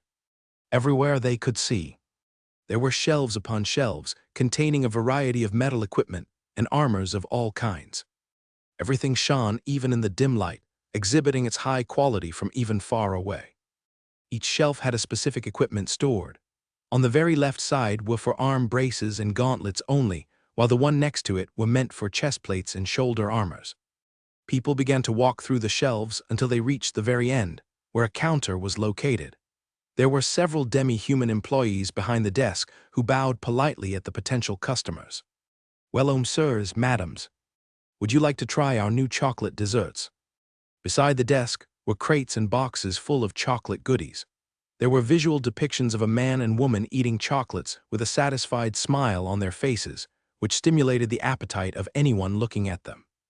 One of their very first customers approached the desk shyly. I would like to buy a bar of chocolates, he said.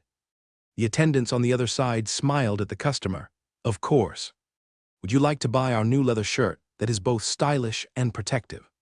If you buy one now, you can avail an entire box of chocolates for yourself for only 100 gold.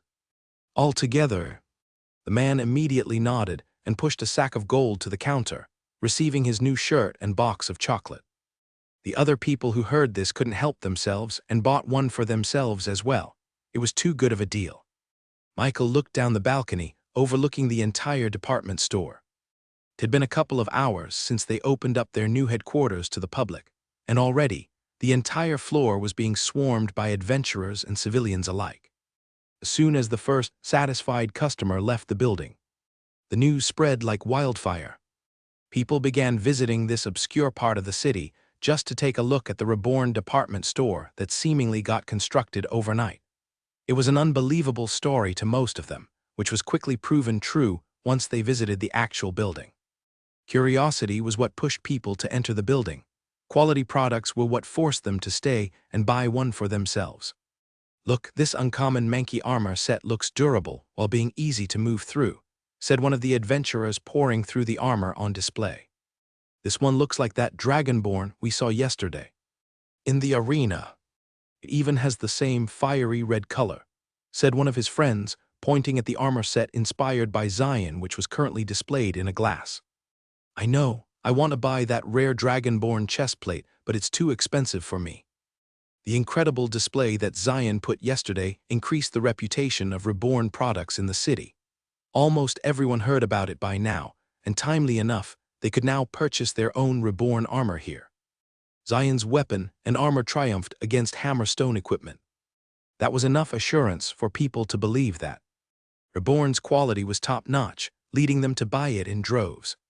Even civilians who had not held a single weapon in their hands ended up purchasing leather armors and decorative weapons just for their pleasure. Congratulations, this uncommon Rebornian steel sword comes with 10 free chocolate bars. Enjoy, said one of the cashiers as they handed out the customer's sword in a grand wooden box with the symbol R carved on it. Zion's consumption of chocolate during the fight also helped increase the popularity of chocolates, with others believing that they could also become super strong like him upon consumption. All in all, the first day of business in Angora City turned out to be extremely good. Business is doing well, Lord Michael. Shayna approached Michael with a bunch of papers in her hands. I have heard from the Shadow Orcs that a lot of the companies in the city expressed their surprise at our new department store, she said, looking at her papers. It's only natural, he replied. I'm sure they are trying to find out how we were able to accomplish such a big construction job in just under a day. Should I instruct the Shadow Orcs to create illusions and mislead their investigations? Michael shook his head. No, let them find out about concrete. Shayna's eye lit up once she understood Michael's intentions. I see, once they find out about concrete, they will inevitably contact you to purchase their own supply. Yup, he replied, smiling. The more this rumor spreads, the less we have to do to advertise our products. The female Dragonborn respectfully bowed at Michael, once again surprised at his genius. Well then, I shall make sure that they accidentally find concrete in our inventory. Shayna left, leaving Michael all alone with just his shadow. Naruto Sasuke. What did you find out about the Stone Cold 6? Maybe I should call them Stone Cold 5 now since they are down one member. The two Shadow Orcs emerged from his shadow, kneeling. Just like the other companies, they are surprised that we were able to create such a big project. They are even more surprised that it has garnered a lot of customers on the very first day of our opening, which has directly caused theirs to plummet, said Naruto. What did they say about 5? They are shocked at his loss, but attribute it to nothing more than the failure of 5, and not the strength of Zion. They still don't consider the appearance of mithril artifacts as real. They just think that Zion used some kind of special weapons and armors, said Sasuke, completing the report. Michael thanked the two Shadow Orcs, who had been stationed this whole time in the Hammerstone Company to survey their surroundings. Continue surveillance, he said to them, and the two descended back into the shadows. With his preparations done, Michael set his sights onto the tallest spire in the entire city, the Angora City Magic Tower. Michael lets the Rebornians take care of the matters in the new department store and journey out to the city in search of the Magic Tower, which wasn't that hard since all he had to do was look up, and he could see its towering structure piercing up to the heavens. Once he reached the base, he came into the familiar sight of the strange black material that the whole tower was made out of. Everything looked the same as the tower back in Kingsbridge City, with barely any difference. The tower here was more plentiful with water mana, but that was about it. Its very entrance was a large arcing structure, which was a portal that led directly inside. He walked through its swirling green liquid, and as he did, he now only realized that the magic structure of this portal was similar to the pocket dimension he came through in the tomb.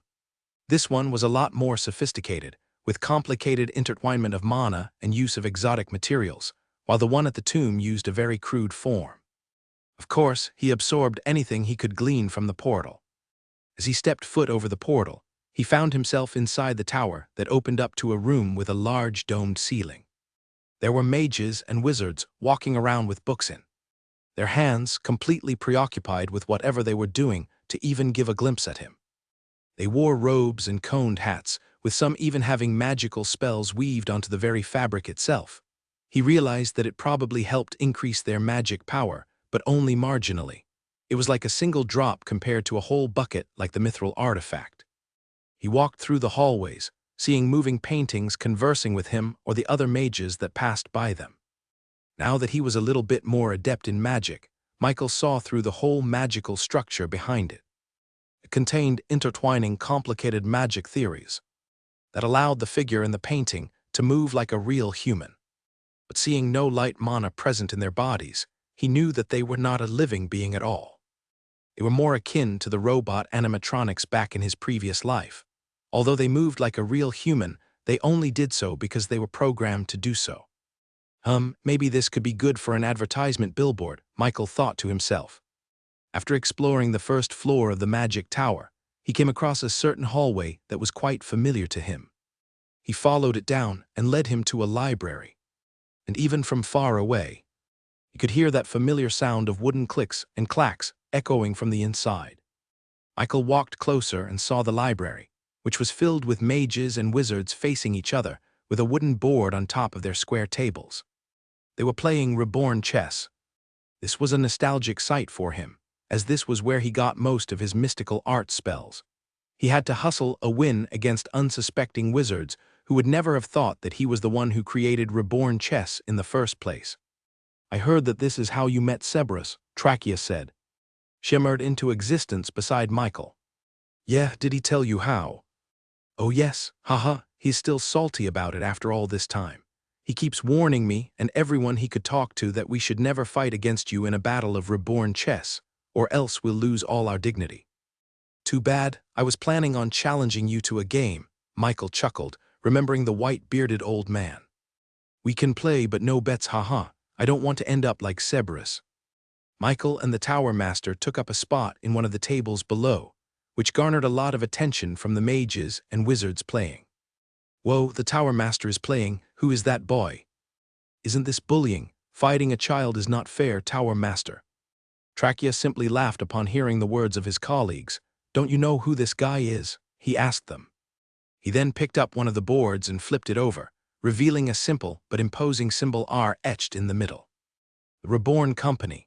Most mages knew about their names solely from the chess boards they played with every day. And since these mages were essentially hermits who never left their towers unless absolutely necessary, they didn't hear much about them aside from that. "He's the owner of Reborn," Trachea revealed. The mages and wizards took a look at Michael again, disbelief forming in their faces. They thought that the creator of this game was someone as old and wizened as the Tower Master, but it turned out to be a product from an 11-year-old boy. Michael started off the game, moving his pawn 2 blocks forward. "Your new department store is truly something to behold. Even we were caught unaware," the Tower Master said, mirroring Michael's move. "It's all due to our proprietary products, of course, with the help of a little bit of magic," he replied, moving his knight piece. "A lot of companies are knocking on our doors about that, asking if we had anything to do with the construction. They don't believe that stone could be built that fast.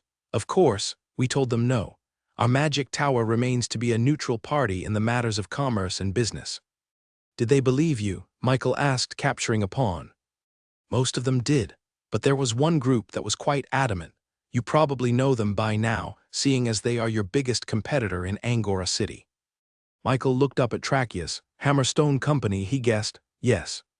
Since they are the sub-company of the Hephaestus conglomerate, their influence was quite hard to deflect.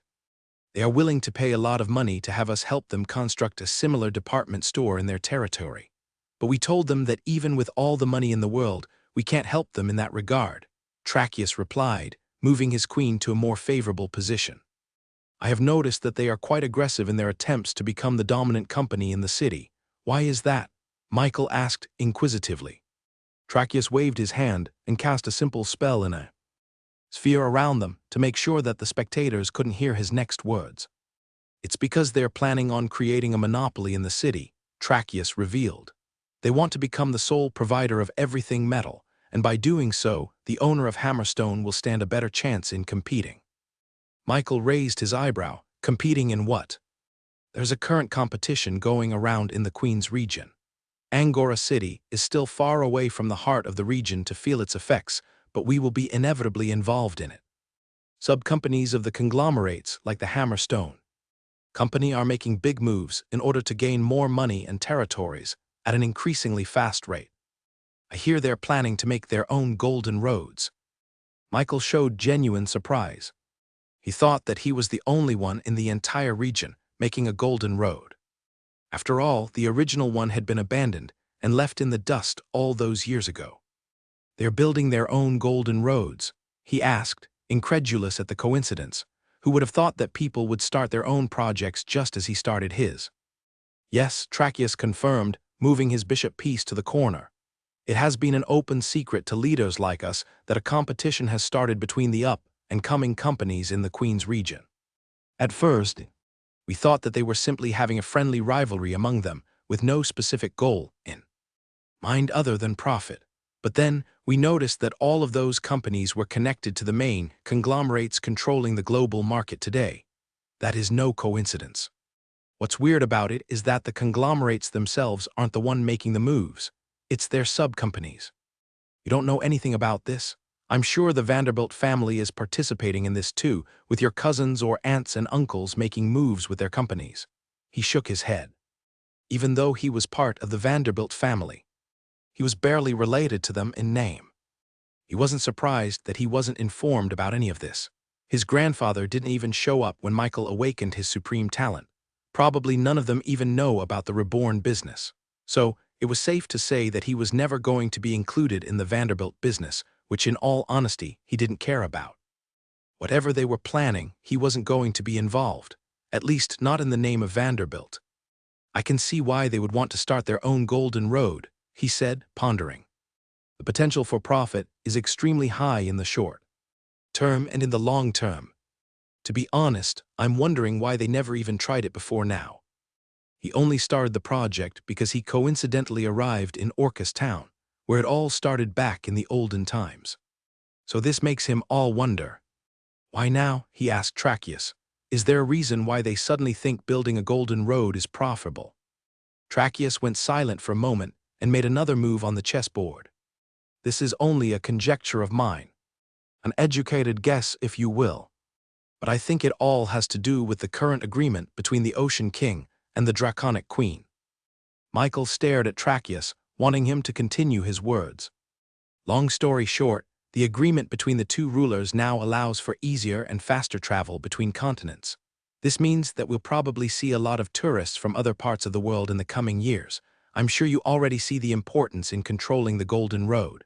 Michael was stunned. He never knew that such a huge shift in global politics had occurred without him even knowing about it. He could already see the implications of this with regards to tourism. It was no wonder that companies now were pouring billions and billions of gold coins in order to get a great start in the upcoming boom in tourists later. By controlling the Golden Road, they could control the flow of tourists and commerce. Michael felt incredibly lucky that he stumbled upon Orcus town and found the Golden Road. Due to a total coincidence, he was able to unknowingly prepare the Reborn company to compete in the tourism boom. To be honest, I am building my own Golden Road, he confessed to Tracheus. This seemed to have surprised the old man quite a bit. And you knew nothing about the agreement between the two rulers beforehand. Michael shook his head. Tracheus laughed, making the spectators around them wonder why the Tower Master was laughing without any sound. It's nothing. I just find it incredibly satisfying at my old friend Cerberus' misfortune. He has always expressed his regret about you not becoming a fully fledged wizard because of your immense talent. Now I see that your business acumen may be even more monstrous than we think. You have inherited your grandfather's intuition, making you all the more suited to continue your path as a businessman. Michael scratched his nose awkwardly. Let's get back to the topic at hand. You're building your own Golden Road. Where? Neo-Orcus. It was previously known as Orcus Town until they joined our nation. Tracheus creased his forehead, trying to remember where he heard the name Orcus Town when it suddenly hit him. That place, isn't that where the original Golden Road was located? How were you able to do all of that?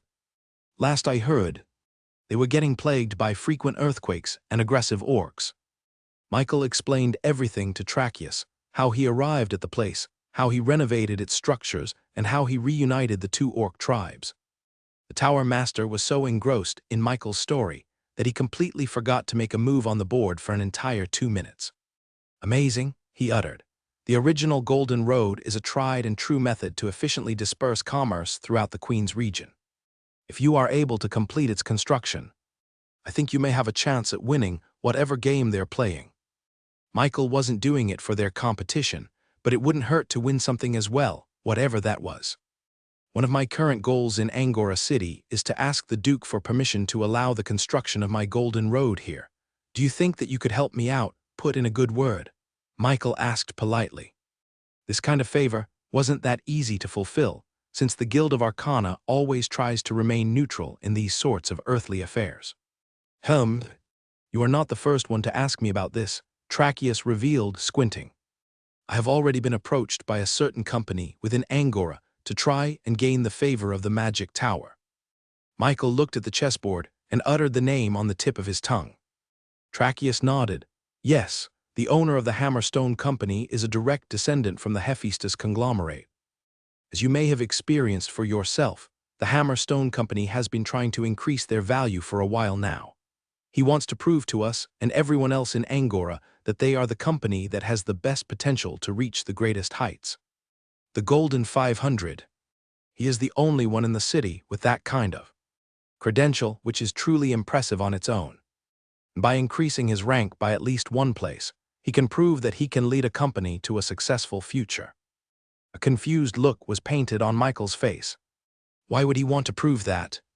Because he wants to become the main sponsor for Angora City. He wants us to become part of his assets in the upcoming Golden Road War between the sub-companies. This will ensure that he has enough allies to contend against his peers. Michael stayed silent and thought it through. The Hammerstone Company wants to make Angora City to be a part of its Golden Road. He asked quietly. Not just that, Tracheus sighed. I have a feeling that if we side with the Hammerstone Company, we will be caught up in their fight as well. And as unfortunate as it may sound, this Golden Road War will have to shed some blood. Michael pursed his lips. He disliked violence, but acknowledged the need for it in certain circumstances. Ideally, he wanted everything to be solved amicably, but not everyone was going to think the same. Then you should just refuse them, he said matter-of-factly. That is the problem. There is reason to believe that if we don't side with them now, then eventually some other company is going to want to force us to side with them. Companies are trying to get their hands on as many territories as possible, becoming the dominant monopoly in their market. And by influencing the leaders of those territories, they can ensure that no other company could build their business within it. Our city may not feel it yet, but we are going to get involved one way or another. It's just a matter of who we side with or who we make enemies with. Michael could see the dilemma facing the Tower Master. He could understand how he may feel trapped between a boulder and a hard place. If they side with the Hammerstone Company, then they may be forced onto a fight they never asked for. And if they don't side with the Hammerstone Company, then they may not have any allies if some other company comes knocking in the future. But now that I know that you're planning on building the Golden Road here, then my decision is easy. I will cast my vote onto Reborn. Michael's face lit up. Really, thank you, he said genuinely. Tracheus couldn't help but chuckle after seeing Michael's response. You still quite underestimate yourself. Anyone would gladly side with you if they knew that you were the only one that can produce mithril artifacts in the world. Not only that, but those automobiles that you showed off a couple of days ago were something that anyone with a decent mind could see as a revolutionary product. In my mind, even if your company hasn't entered the Golden 500 ranking, it is already at the top of the list purely for potential. Michael laughed awkwardly and looked at the Tower Master. So, I'm guessing that's your request to get a mithril artifact for yourself. Ho ho ho, was I that obvious? Michael nodded, promising to give him a gift. Since you are a friend of Cerberus, I will gladly procure a specialized mithril wand for you. Your speciality is water mana, right? Tracheus nodded with a little bit of surprise. I didn't think that you could sense my mastery over water mana so easily, but I guess that's why they call you a genius. Thank you. With their conversation done, Michael moved his queen towards the very corner of the board, away from all the action. By the way, I have just one tiny request from you, he asked the Tower Master. What is it? Tracheus half-heartedly answered, as he was still trying to figure out the reason for Michael's move. I want to visit your magic library. Only now did Tracheus realize the magnitude of Michael's previous move. It was a discovery check, with Michael's bishop having line of sight towards his king after the removal of the queen. From there was no other move left. "Checkmate," Michael said with a smile. "You'll let me see the magic library, right?" "Thank you." Trachea slumped back to his chair, laughing in despair as he was completely bested without him even knowing about it. After the game, Trachea led Michael to the very top floor of the magic tower. Just like the one back in Kingsbridge City, this was where the tower master lived for the majority of the day. He saw books and magic scrolls neatly placed in floating shelves. There were also magic circles inscribed on blackboards using white powder, and most eye-catching of them all was the giant sphere of floating lights in the middle of the room. This was the magic library, where all the magic in this tower was stored. This contained both basic and unique spells. Trachea said, "Basic spells are those that are readily available to the public and can be obtained by buying our magic scrolls. Unique spells, on the other hand, are more rare as they can only be found here or on other magic towers." Trachea explained that all the studying and experimentations done by the mages and wizards of this tower were getting stored in this very room itself. All their hard work in creating, formulating, and testing new spells were condensed in each node, floating in a circular orbit in the sphere. In other words, asking to access or even just see this magic library could be considered as an invasion of privacy. "I appreciate it," was all Michael could say. Trachea laughed. Since Cerberus already asked him a favor to accommodate Michael, Trachea already planned on letting him see the magic library. It was also good to let an amazing mystic genius like Michael to learn as much as he could so that it could benefit the community in the future. Since Michael was planning on giving him a mithril artifact as a gift, it would be extremely greedy for him not to let him take a glimpse at the magic library. After all, even a tiny piece of mithril sold for a whole lot more. Of course, he didn't know that just a single touch was all ChatJK 3.5 needed to completely devour all the knowledge hidden inside the library. "I will be down in the tower practicing my chess skills, so take your time," Trachea said, teleporting out of the room to give Michael some privacy. Michael didn't waste any more time and approached the giant globe of floating lights. He raised his hand and touched one of the lights, creating a ripple effect among the interconnected lines. Michael closed his eyes as a flood of information washed over his mind. It felt like physical books and magical scrolls were zooming towards him and crashing into his head at fast speeds. With how fast they were going, he could barely see a glimpse of what was inside. But as soon as it entered his head, he learned all its contents as if it was there in the first place, and it was only now did he remember it. As he consumed knowledge, the magic library sphere shimmered for a brief second, as it couldn't handle the hungry devourer called ChatJK 3.5. The progress continued to increase until finally, it reached the maximum. Michael opened his eyes, completely unaware of how much time had passed. The disembodied voice of his personal AI assistant brought him back to the real world. "I feel different," he said to ChatJK4. He looked at his own body and barely even felt the Unity mana course through his veins, which was quite impressive for how volatile and powerful they were. It was smooth now, perfectly mixing the mana flow for his mystical and physical arts in the most efficient way. But it wasn't just him who felt different. ChatJK4 felt different too. It looked like he was talking to an actual human assistant now. Back then, the voice was indeterminate and wasn't an actual sound that he could hear. Now, he heard the voice of a feminine woman loud and clear. "ChatJK4, what are the new features of this software update?" ChatJK4 said. Michael closed his eyes and used his supreme skill to observe his mana. "I feel so much more in tune with my body and the unity magic within it," he said, a smile forming on his face. He could control the entirety of his mana with much more finesse, allowing him to exert fine and complex control needed for things like magic spells. "Does this mean what I think it means?" he asked ChatJK4, excitement growing on his face. She said plainly. This was a huge accomplishment for Michael. All this time, he had mastery over all the 8 known elements of the world. He could control them and cast any spell he knew without a problem. However, he was never able to use all of it simultaneously. He could do 2 at a time, 3 at a time, or maybe even 4 at a time, but not all 8. This was because no spell that he knew of required the need for all 8 elemental mana. He guessed that the reason for this was because of the natural volatility of Unity mana, tending to explode uncontrollably rather than be part of a complex and delicate magic theory. But now, Michael felt like he could create the very first Unity spells. He didn't know what that would entail for now, since this was like stepping into the complete unknown, but he was excited for it. The possibilities were endless, he just had to find the right one. ChatJK4. Can you create a magic spell using Unity? ChatJK4 almost sounded a bit disappointed in itself. That's fine, I understand that, but I do have an idea for a very simple magic spell. You think you can do it? He asked. Michael teleported back down to the first floor of the magic tower, where he saw Tracheus playing chess with some of the other wizards. It turned out that barely an hour had passed after Michael entered the magic library, so Tracheus was quite surprised that Michael had taken so little time to study.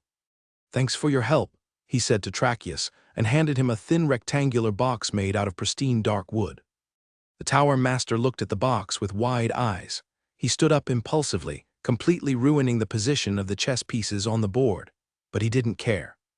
Is that? Tracheus asked, almost salivating at the box. Yes, it's a little gift from me to you. I had this prepared a while ago, ever since Cerberus told me to meet you, he said, pushing the box towards the tower master's trembling hands. Tracheus accepted the fine box and lifted its lid slowly as he tried to peek at the contents inside. Then he saw the glimmer of a crystal-like wand with intricate carvings of water and the ocean placed in a velvet mold. It glowed a dim blue light, making Tracheus' water mana almost jump out of his hands. Thank you, Tracheus screamed. Michael had already turned around as he coolly waved at the tower master before leaving the magic tower entirely. A few minutes later, Michael arrived at the entrance of the Reborn department store, their headquarters. Even now, when the sun was about to set, the whole place was still filled with customers shopping and trying out new armors and weapons for themselves. Just like a clothes store back in his previous world, Michael allowed customers to try out the weapons and armors they liked in a designated training spot on the other side of the main floor. Business was doing well because of this, which made the Rebornians quite busy. Michael walked up to the second floor, to the dormitory for him and everyone else. Already, he could hear the sounds of raucous laughter coming out of the Dragonborn's rooms. They seemed to be quite busty, entertaining themselves with one of the board games he introduced to them. For tonight, they seemed to be playing Uno, the card game. +4, Shayna casually said. Oh, curse you, sis, Zion cried out. You're skipped, so it's my turn, and I would like to change the color to black, Fudge said, garnering the groans of his opponents. Fufu, like we said, there's no color black in this game. Yuna chuckled. Michael opened the door and leaned against the wall. Fudge, you still don't know the rules of the game. They quickly welcomed Michael back from his trip to the magic tower, leaving a space for him to play with them. He spent a couple of hours playing Uno, beating all the Dragonborns in the game, and arguing with Yuna about the rules until the sun completely set, leaving only the light of the candles illuminating the room. Since it was nighttime, they all decided to end the game and leave it for tomorrow. It was just a shame that they still had to rely on candles to illuminate the floor. He wished he could finally construct the Golden Road to this city, so that he could connect it to the electric lines back in Neo-Orcus. But for that to happen, he needed permission from the owner of this territory itself, the Duke. I should probably prepare for my meeting with him. They said that I could just walk up to their castle doors and they'd let me in. The next morning, Michael was awoken by Shayna with a letter in her hands, addressed from the Duke himself. Michael arose from his bed as Shayna delicately entered his room. She had both of her hands outstretched, showing a white letter marked sealed by a red and gold wax symbol of some kind of feline animal. A soldier came by on the break of dawn to deliver this message to you. Michael took the letter from her hands. Did they say anything else about it? He asked her. They said it was an invitation. He used a knife to rip the envelope's upper lip to reveal the letter inside. He unfurled the paper and let ChatJK4 analyze its contents, specifically its wording and grammar. According to Yuna, those kinds of details were important in politics, as it could determine a hidden message. Within the letter, ChatJK4 summarized. Michael inspected the names within the letter, among a myriad of strangers he didn't know. Chat JK4 remarked. So the Duke invited business owners and a couple of other high-ranking royals as well, I'm assuming. Is there some kind of occasion? When he watched historical dramas and fantasy, he always saw women in large ball gowns and men in golden, lace suits dancing with each other while a live band played on the side. This seemed to be one of those. I can't dance. You'll help me, right? You're getting quite snarky, he said to Chat JK4, but it just ignored him, seeing as he already planned on visiting the Duke anyway. He decided to accept the invite. Thanks for waking me. Shayna, can you tell our Rebornian tailors to make me an appropriate suit to wear? The white-scaled dragonborn smiled and nodded. Of course, Lord Michael, I shall make sure that they create something that will truly embody your grandness. Michael reminded her not to go overboard. But she seemed to have not heard him at all. She was already out of his room by the time she finished her task. I should probably ask Yuna for advice. She's the one who's good with politics. He knocked on her door, and not even a second later, Agnes opened it and gestured for Michael to come inside. You're in a good mood, he said to the ogre battle maid. Yes, Agnes said proudly. One of your citizens, Grieve, has allowed me to partake in their training sessions. I have found that despite his lanky structure, his moves come with great power. After Michael awakened the red mankeys into hob mankeys similar to the others back in the parched lands, they had been hard at work, practicing under Grieve to sharpen their innate talent. And of course, since Grieve was a 9-star general from his previous life, Agnes would learn a lot from him, even though she was already a 7-star fighter herself. If you will excuse me, I am late for training. And with that, Agnes left Michael and Yuna alone in her room. Is there something you need? Yuna asked as she arranged her papers. The Duke invited me to a ball. He then explained to her everything he found in the letter, before eventually asking her to give him some advice. Why don't I just join you? She asked.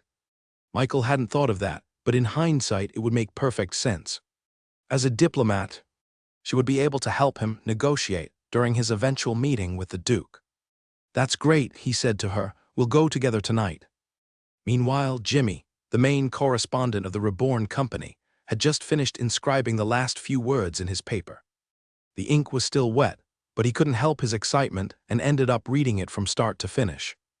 As he did, pride welled up in his chest.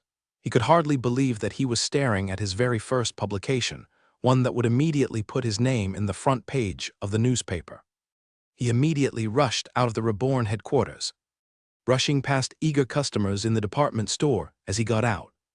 A few minutes later, he arrived at the newspaper company, where he immediately submitted the paper to the chief editor of the entire company itself. He was the one that decided everything, down to the very last word written in the paper. The man seemed to be very busy, as his entire desk was stacked with mountains of papers from other journalists. What is it? You do know that I don't handle newbies like you, right? Jimmy didn't care and walked over to his desk. Please read this, Chief.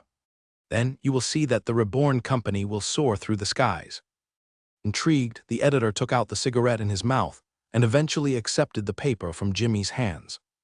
Since the Reborn company was such a hot topic in the city these days due to their new department store and their performance in the tomb and in the arena, the editor decided to give it a chance. The man's eyes were disinterested at first as he glanced at the top of the page. But as his eyes swept over the remaining text below, his face slowly changed into one of interest, then shock, and then finally awe. He must have reread the entire thing 3 times over. But the shock still hasn't left his face. Are you sure this is accurate? The editor asked Jimmy with a serious look. I swear I saw it with my own eyes. Jimmy put his hand over his chest. The editor then walked out of his office, paper in hand. Listen up, everybody, he shouted to the whole newspaper department floor. Change of plans. We are going to publish this as our next headline. Everyone looked at him incredulously. It was already late in the day, yet their editor was asking them to suddenly change things without even any warnings. What are you waiting for? Go, go, go, the editor shouted. We will publish this piece tonight, and tonight history will change. Soon night came and the entirety of Angora City darkened, with only a few lights glimmering off of torches and candles. Michael looked in the mirror and saw himself clad in a white suit clad with gold embellishments all around. He looked like he was part of a marching band. He quickly got rid of all the gold, making it a simple yet elegant white suit. Now he was ready to go to the ball. At nighttime, the whole castle lit up in the skyline of Angora City. It seemed that the Duke pulled out all the stops and employed several wizards to create light fixtures all over the castle. It was a magical evening for the citizens, but a normal and quite a substandard view for the Rebornians. The drawbridge was open the whole night for its guests to enter with their gold-laced carriages and magnificent horses. Each one that entered the castle garnered a few gasps of surprise from the curious citizens gathered near the castle walls. "Who do you think got invited to this ball?" one of the spectators asked. "It's probably those wizards from the tower and the knights from the court. Look at that emblem," he said as a carriage crossed the drawbridge. "They're the Shield Coast Guild. I guess all that adventuring paid off since they can afford such a large carriage." "How about the Nutriboom Company? Their carriage is filled with gem leaves all around it."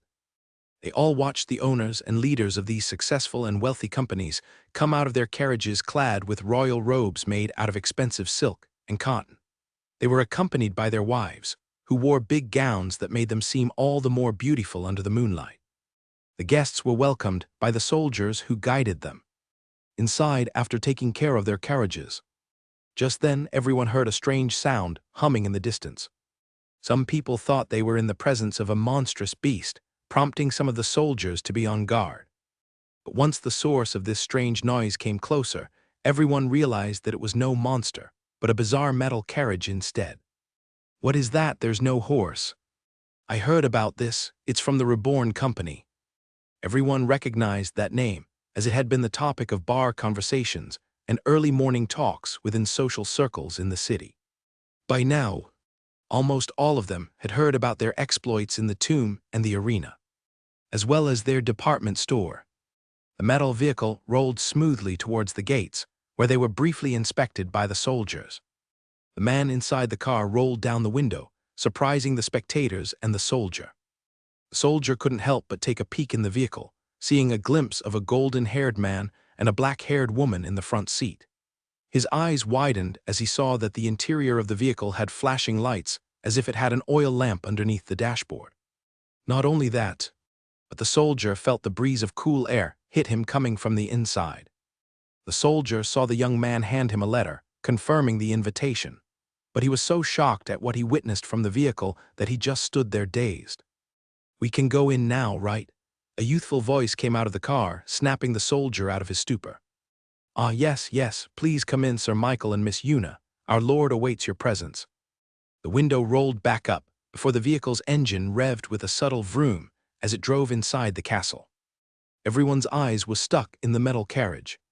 They didn't even pay any attention to the subsequent carriages coming into the castle, as they were intensely curious as to who was going to come out of the Reborn's metal vehicle. Some people had to go on their tiptoes before they could see a glimpse of a golden-haired boy wearing a dashing white suit coming out of the door. His hair was styled neatly to the side, giving him a sense of maturity and elegance despite his age. This young man then walked over to the other side and opened the door, guiding a young woman to come out of the car. The young woman wore a red gown that showed her gracefulness even from afar. Her gloves were sparkling white, fitting well the young man's white suit. And despite her wearing less jewelry than the other women in the party, she seemed to stand out amongst them for her exquisite simplicity. The spectators couldn't help but stare in awe as they both walked side by side towards the castle doors. Michael and Una were led inside the castle doors, entering the very interior of the Duke's palace. They saw a large hallway leading into the very main room where the ball would be taking place. This is very inefficient," Michael muttered. He saw that every inch of the interior was packed with blobs of light which seemed to be the handiwork of 4-star mages. "They'll need to recast that spell every hour." "This is standard procedure," Una commented, putting her hand over Michael's arm. "Since they don't have electricity like your nation, they can only rely on oil lamps or magic, and with enough money they can employ all the wizards they would ever want." They then walked over to the main ball, which opened up to a large domed structure where there was a glowing ball of light illuminating everything below. The ballroom was filled with chairs and tables for its designated guests, each one decorated with fancy dinner utensils. Everyone seemed to have found their seats already, as they talked and mingled with their neighboring tables. On the very far end of the room was a grand staircase that led to the second floor. Yuna told him that this was probably where the Duke would come from later. As Michael appreciated the view, a few butlers and maids approached them to lead them to their seats.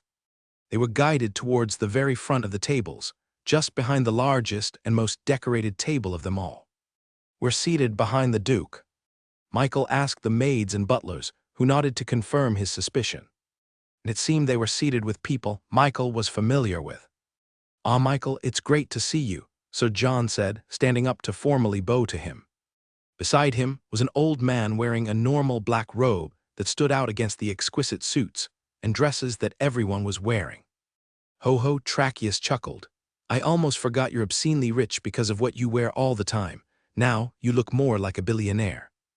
Michael greeted the two of them before he introduced Yuna to the two. "Oh, the Montgomery princess," Tracheus bowed. "May I just say that you look nothing like your grandmother, thankfully." Yuna chuckled. "I hope she doesn't hear that." "Ho-ho, yes, or else she would come for my head." Michael sat on his seat and noticed that quite a lot of eyes were fixated on him. "Do I have something on my face?" "That's the owner of Reborn, he's so young. And look at who he's with. Isn't that the youngest daughter of the Montgomery family? Why is she with him? Look at who he's surrounded with, the Tower Master and a knight. Clearly, the Duke is placing great importance on him."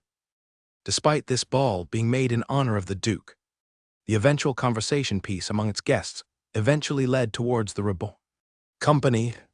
None of them had heard of this company a month ago, and yet it had completely dominated their share of market space in the city just a few days after they arrived. Chocolates became a luxury snack that people waited in line for. Its unique sweet flavor and its rumor of endowing strength and energy upon its consumers became a driving force for a lot of people to buy it in droves. Their armor and weapons became the most sought-after pieces of equipment for professional adventurers and even casual citizens alike.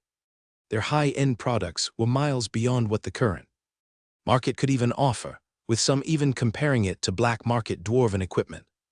Not only that, but their cheap and more accessible options was still quite durable than most products in that price range. None of them could believe that a random company could suddenly come out of the blue like this. Of course, some of the more curious people in this room already had their employees investigate the Reborn company. It wasn't long before they found out about Neo-Orcus. However, the things they heard about that town looked to be a product of fantasy and imagination that they could hardly even believe was real. Some, not all, decided to approach Michael and establish friendly relations. "Excuse me, young man, are you the owner of Reborn?" Michael nodded and introduced himself before shaking hands with the man and his wife. They seemed to be owners of a successful tailor shop and just wanted to express their praise on his white suit. He told them that it was made by his employees back in the King's region, which surprised the couple. They then asked if they could talk business with him later, and Michael agreed, telling them to talk to his secretary Shayna.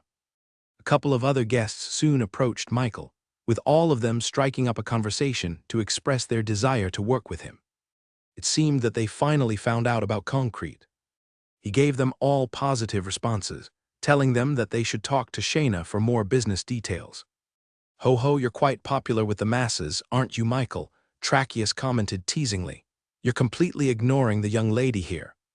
Tracheus then gestured towards the live band in the corner of the room. "Play something nice. This is supposed to be a dance ball," he said loudly.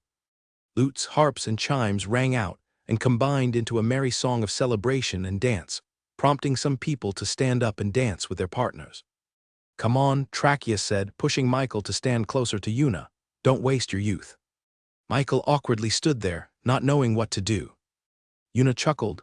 "For someone so competent, you can be quite shy at times," she said as she raised her hand to Michael, asking him to take it. "I don't know how to dance," he said to her as he took her hand. "Just follow my lead." Yuna moved her hand with grace, creating a perfect arc on her hands before twirling with perfect momentum and balance. Her elegant dance moves caught the eye of everyone, and she soon became the center of attention. Even though she was doing the simplest of moves, it was somehow blessed with a smooth style that made her seem like a magical fairy. Michael watched her dance, and for a second, the image of the Yuna from his previous world flashed in front of him. Her graceful elegance reminded him that she was the Yuna that had captured the hearts of millions upon millions of people in the world. She was the Yuna who sang the most heart-wrenching of songs, that made everyone who listened to it shed a tear. She was and always would be a global pop star beloved by all. He seemed to have forgotten that and was only reminded of it in this second. Yuna then took his hand, breaking him out of his stupor, before leading him closer to an open space. "Just let the music guide you," she said. Michael realized that he was quite the lucky man who would ever get the chance to dance with his favorite idol in the whole world. He moved his body following her moves, albeit a little bit awkwardly. He then took her hands and swayed her with the music, enjoying this nice moment he had with a friend. He stared in her eyes while she stared in his. Just then, an echoing applause came from the balcony above the stairs. Everyone looked up to see a man wearing a royal robe with gold frills coming down the stairs. The man had well-styled brown hair and a short, trimmed beard. His eyebrows were fierce and wild, yet his smile was gentle and welcoming. On his side was his wife, who wore a blue gown filled with gems and jewelry that showcased her status as a duchess. Then a horn blared out from the band, signaling the entrance of the man who arranged all of this tonight. Hear ye, Duke Stelmane," the butler announced, prompting everyone to bow in respect to the Duke. Stelmane ignored all of that and looked down at the ballroom floor and clapped for Michael and Yuna. "An amazing duet, wouldn't you say so, my dear?" Stelmane asked his wife. "Yes, it was quite a sweet moment for the youngsters," she said. The Duke and the Duchess walked down the steps and approached their table just beside Michael. Immediately, the rest of the guests walked up to the Duke and introduced themselves to him. It was a flurry of introductions, with each one of them hurrying to shake hands with the most powerful man in the room. Currying favor with the Duke would do wonders for their company. It was the reason why they partook in this dance to begin with. "Duke Stelmane, it's an honor to meet you. I'm the owner of the best granary in the city. A pleasure to meet you, sir. I would like to introduce my son. He's a potential knight for the court." However, the Duke just gave them a passing glance and a polite smile before walking over to Michael and Yuna. "I am Duke Stelmane, the leader of Angora City," he said, putting out his hand for Michael to shake. "Michael," he replied, shaking hands with the Duke. Michael could see the Duke scrutinizing his very face. He seemed to be very amazed at him, and he couldn't help but smile as he looked at Michael. "I have heard a lot about your company. Even if I did not have ears, I would still hear about it." Michael accepted the compliment with a curt bow. "Thank you, it's all thanks to my friends," he said. "There are a couple of things I would like to discuss with you," said the Duke. "Your products are incredibly important to me. Something that I would pay an exorbitant amount of money to procure." Michael already knew what he was going to say next. "Mithril artifacts. I would like to purchase one of those metal carriages that you have." Michael was a little bit surprised. Everyone he met, either in the King's region or the Queen's region, always prioritized the importance of mithril artifacts. This was probably because people in this world knew the power of mithril artifacts. It was written in their history books about the immense strength of those weapons lost in the adages of time. So, when they find out that someone was able to recreate it, they would want to curry favor and ask one for themselves. Michael thought differently. Although mithril artifacts were good, he thought that automobile vehicles had a lot more potential to change the current state of the world. Mithril artifacts could only strengthen the magic of one person and cannot be used by someone who wasn't talented in it. Meanwhile, automobiles could be used by anyone in the world. Aside from Yuna, he was probably the only one who knew the potential that automobile vehicles could bring to this world. But it seemed he was wrong. Duke Stelmane saw the advantages that gas-powered cars could bring him. "You want automobiles?" he asked the Duke. "Yes, I could hardly believe my eyes once I saw it. The fact that it makes no use of magic blows my mind even more." "That is one of the advantages of cars," he said. "Almost everyone in the King's region can use automobiles as long as they can afford it."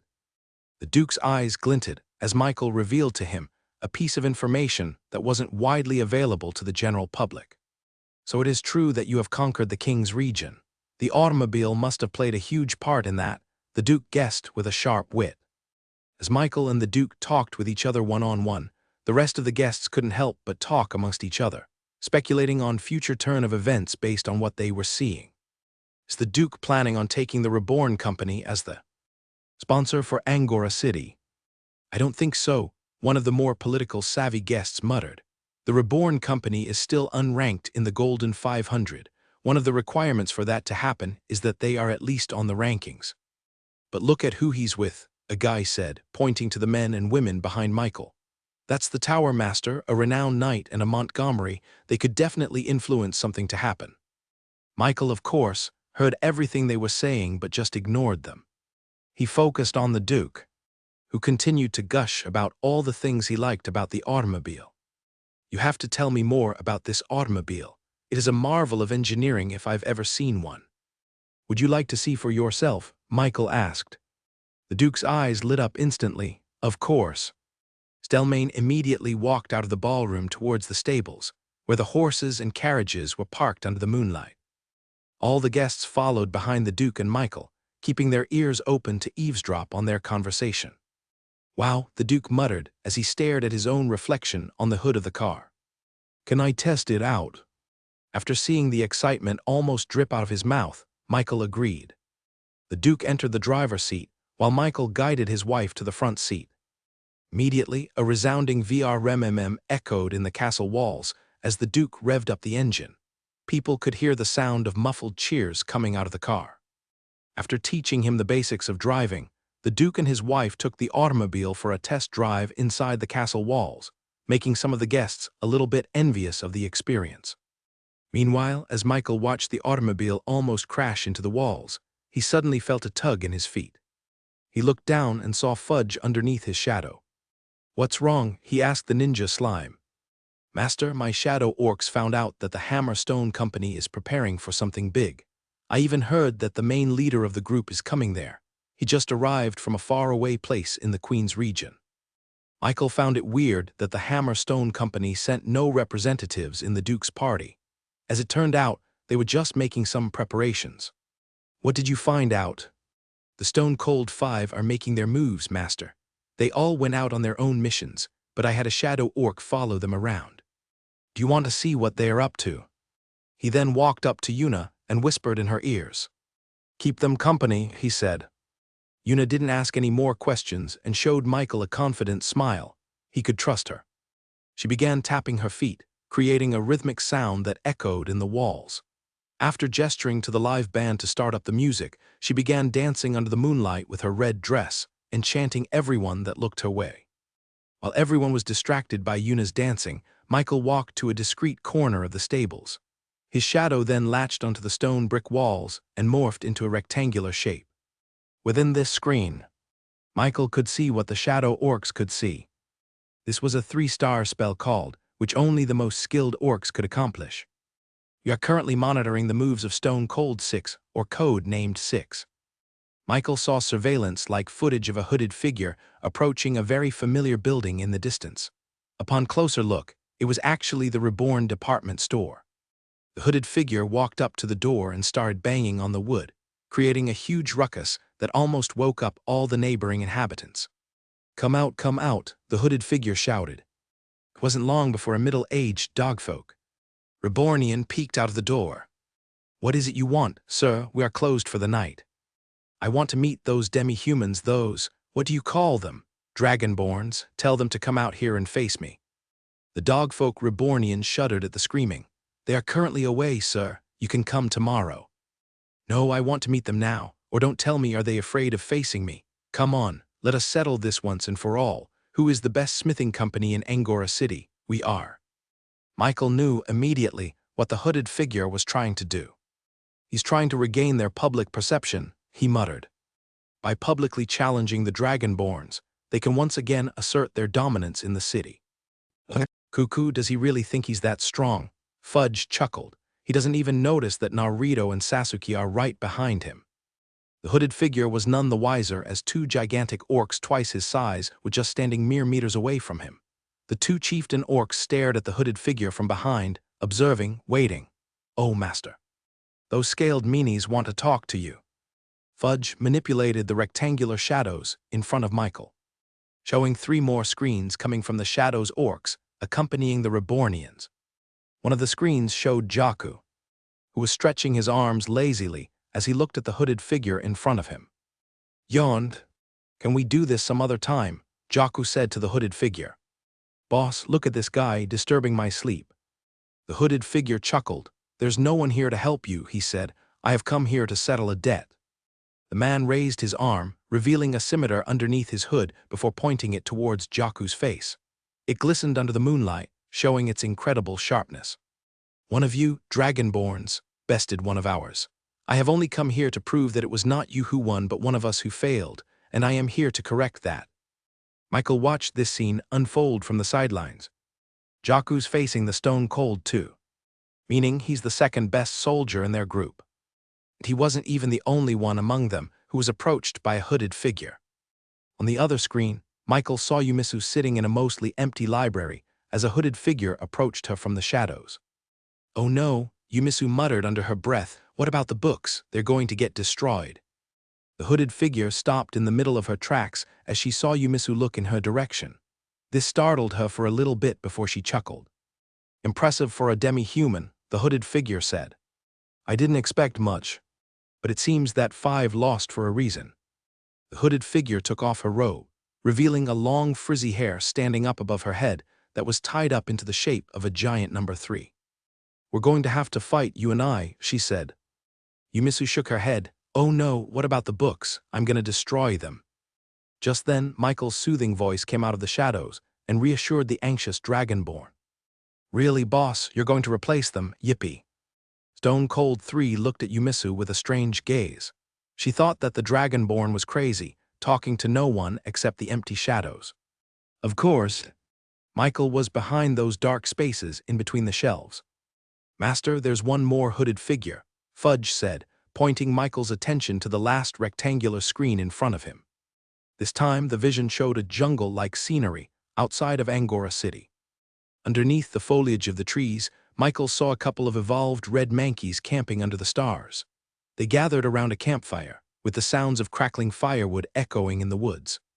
They seemed to be quite exhausted after a hard training session, with some mankeys massaging each other's backs and polishing their weapons. Just then, a twig cracked in the distance, alerting the red mankeys of an intruder. "Tusk, I thought I would be finding something valuable once I followed you guys here, but it was all for nothing. You're just a bunch of mankeys, not worth my time." A large, burly man draped in a hooded robe came out of the woods and approached the apprehensive mankeys. His tall height and the obvious muscles underneath the robe intimidated the small mankeys. "Please tell me there's a dragonborn among you," the hooded figure shouted. The red mankeys eyed the intruder before slowly grabbing their weapons from the ground. "Come on, really?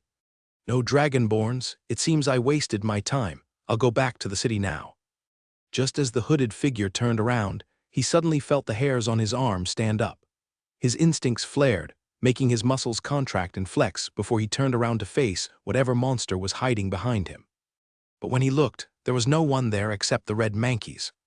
"Ho ho, I may not be as talented as those dragonborns, but I would like to think that I can keep you company for a little while. At least I think so."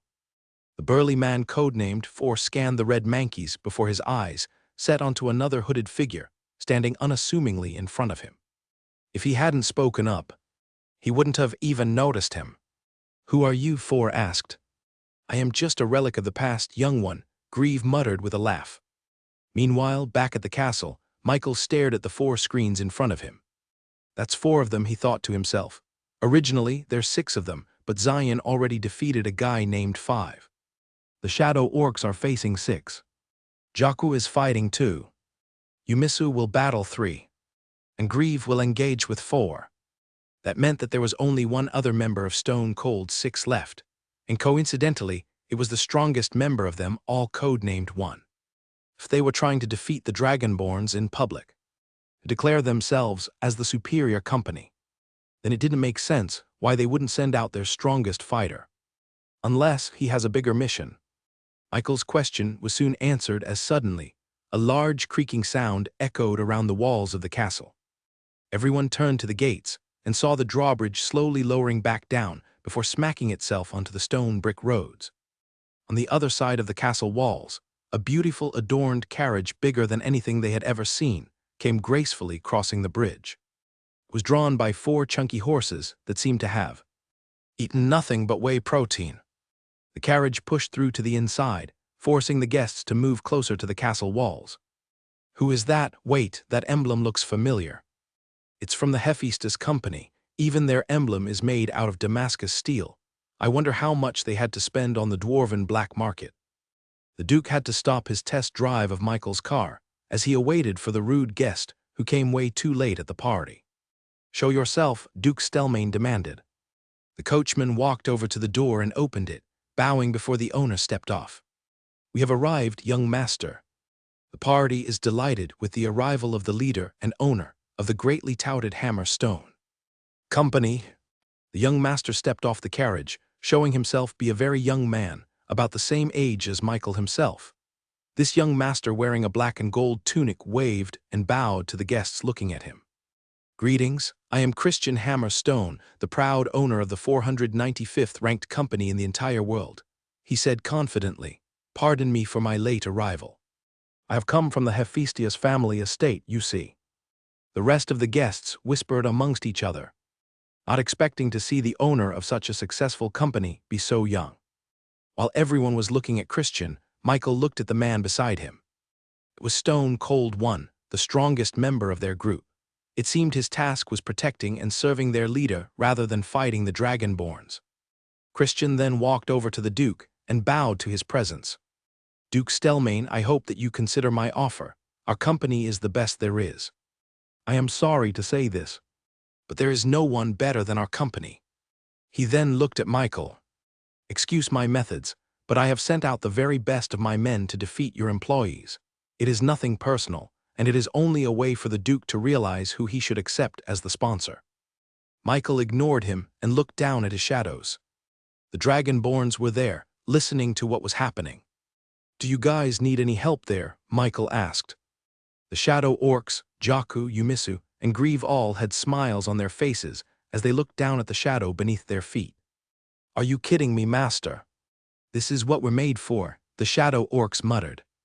I'll finish this in just a minute, Jaku said, yawning. Master, teach that arrogant prick a lesson, Yumisu whispered. Ho-ho, you can leave this to us, Michael. Such an easy thing, ho-ho. Did you just say that you'll finish the fight in just a minute? What does that even mean? The hooded figure, codenamed 2, looked at Jaku, scoffing at his indifference to the situation. I am the real deal, boy. If you think that just because you guys defeated one of ours then you could beat me, then you'll find yourself sorely wrong. I am 2, the second strongest warrior in this city, he declared. 2 finally took off his robe and showed his bald head. The man was wearing a similar icy blue armor as showcased by 5, but this armor set seemed a lot more special, as its very structure was filled with intricate details of snowflakes made out of a unique blend of metal alloys. Its durability was second only to dwarven equipment. Even his scimitar looked unique.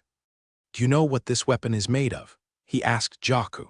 If you were a little bit more interested in metals, then you would notice that the edge of my blade is lined with none other than Damascus steel. 2 proudly announced his weapon's greatest quality. Its strength, durability, and sharpness was not something that an ordinary bum from Angora City could appreciate. Yon, are you done talking? Let's fight already. 2 gritted his teeth, annoyed at Jaku's arrogance. He bent his legs low and burst towards Jaku at high speeds with his scimitar above his head.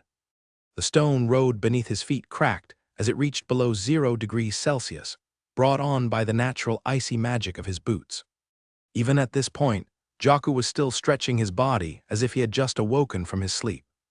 Just as the scimitar was about to slice through his jugular, a sharp ting resounded in the empty road as Jaku's sword seemingly teleported right in front of 2's weapon. 2's eyes widened as he stared at Jaku's sword, which seemed to be crackling with intense lightning and electricity.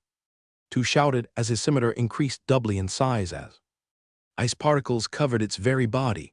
A 4-star spell was not something Jaku could take lightly.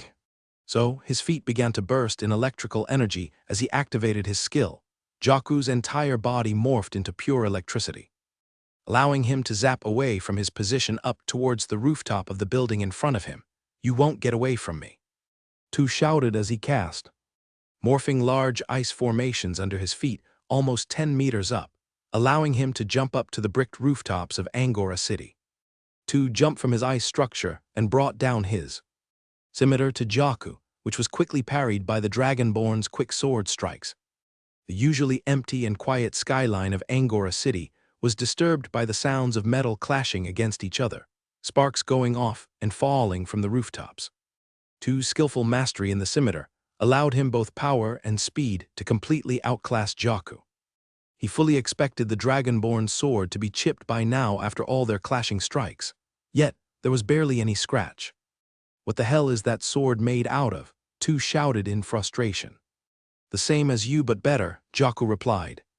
Tu felt insulted at his response, taking out a white pill from his pockets and before swallowing it whole. His face scrunched as he felt the power tearing through his stomach. But after bearing through the pain, an unprecedented magical resource became readily available to his body. "Tough luck, Dragonborn. You're facing a 5-star master of the scimitar, and with this cultivation pill, my strength has almost reached the 6-star realm." Tu's entire body began to turn pale and white as a cool aura oozed out of his body. It wasn't long before his skin turned bluer and bluer, before turning into a dark blue similar to the color of the ocean on a dark night. A cold mist radiated out of his body, spontaneously creating snow in a 10-meter radius around himself. As Tu brought down his scimitar, pieces of stone bricks exploded as an invisible gigantic blade crashed through the rooftops, creating a large gash that destroyed 3 homes in succession. Crying and shouting resounded through the night as the citizens heard the disturbance in the sleep. Jaku materialized back from his electrical state just a few feet away from the large gash. But just as his feet landed, he felt an impermeable cold rush through his scaled feet, trying to trap him into place as another invisible sword crashed towards the rooftop. Tu smacked his lips as he saw blue wisps of lightning zap out of his attack. And before he could try to locate Jaku, he suddenly felt a tingling sensation near his ribs. As he looked down, he saw Jaku duck down with his sword in a swinging position as he tried to slice through his icy blue armor. Blood spurted out from his side as Jaku's sword flashed in a single moment. Tu gritted his teeth before raising his scimitar to bring down icy fury towards the Dragonborn. His scimitar slashed through a large part of a tailor's rooftop, slicing off a large chunk that slid down into the ground, smashing into rubble. Despite the destruction, Jaku escaped as fast as lightning. "Stop running away," Tu shouted, haphazardly swinging his scimitar and creating chaos around the peaceful neighborhood. With each swing, his scimitar barely missed the lightning Dragonborn, hitting nothing but stone walls and bricked rooftops. Unfortunately, one of the disturbed citizens was caught unaware as he ran out of his house and into the street. Just then, a large chunk of wooden planks crashed down towards him. But at the very last moment, a streak of lightning flashed towards the old man. Blue light flashed before the wooden planks turned into cubed pieces, falling down into the ground harmlessly. The old man turned around and saw Jaku protecting him with his arm above his head. Thank you," the old man muttered. Caught you now." Tu jumped down from the air and held his scimitar in both hands, ice and snow peeling off its very blade. The 4-star spell was a very fast slash that even Jaku wouldn't be able to react to. But Jaku didn't even look back. He only assured the old man of his safety. Just as the scimitar was about to split his head in half, an invisible prismatic shield clashed with the Damascus steel blade of the scimitar. As the snow particles tried to cut through the invisible shield and turn it as brittle as a sheet of ice, Jaku's used fire mana to completely melt the mana trying to cut through. The clashing of the two created brief sparks of light as their mana particles canceled each other out. "What the hell is that defense?" Tu screamed out. Once the old man ran off into safety, Jaku turned around to face Tu. His eyes were calm and unburdened. He had one hand on the hilt of his sword, and one hand holding a chocolate bar on his mouth, which seemingly came out of nowhere. As Jaku consumed the chocolate, Tu felt his control over his scimitar become less and less powerful. He felt the invisible shield trying to actively eat through the Damascus blade itself, tearing it into metal shavings. "Sorry," Jaku said as he raised a katana in the air. It was only now that Tu realized that his sword was completely different from the one he wielded before. This one was glowing light blue, seemingly made out of pure lightning itself. "Your 1 minute is up."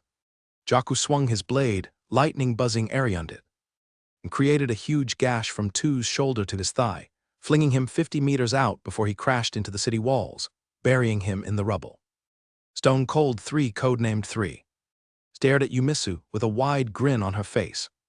In the midst of the confined space in the library, in the midst of all the books and scrolls stored in the shelves, Yumisu's spear held no advantage whatsoever. 3 had specifically hunted down Yumisu in this place, because their preliminary investigations upon the Dragonborn showed her as timid and shy. She loved reading books so much that they knew she would hate it getting destroyed. Meanwhile, this would be the perfect place for 3 to showcase her unique skills. "It's such a shame," 3 muttered. "If your company weren't in the way of Hammer Stone, then I think we could have been friends." 3 raised her feet and thrust it in the ground before a mechanical click came out of her tight-laced metal boots. Then a sharp, thin blade came protruding out of her soles, creating a much deadlier version of ice skates.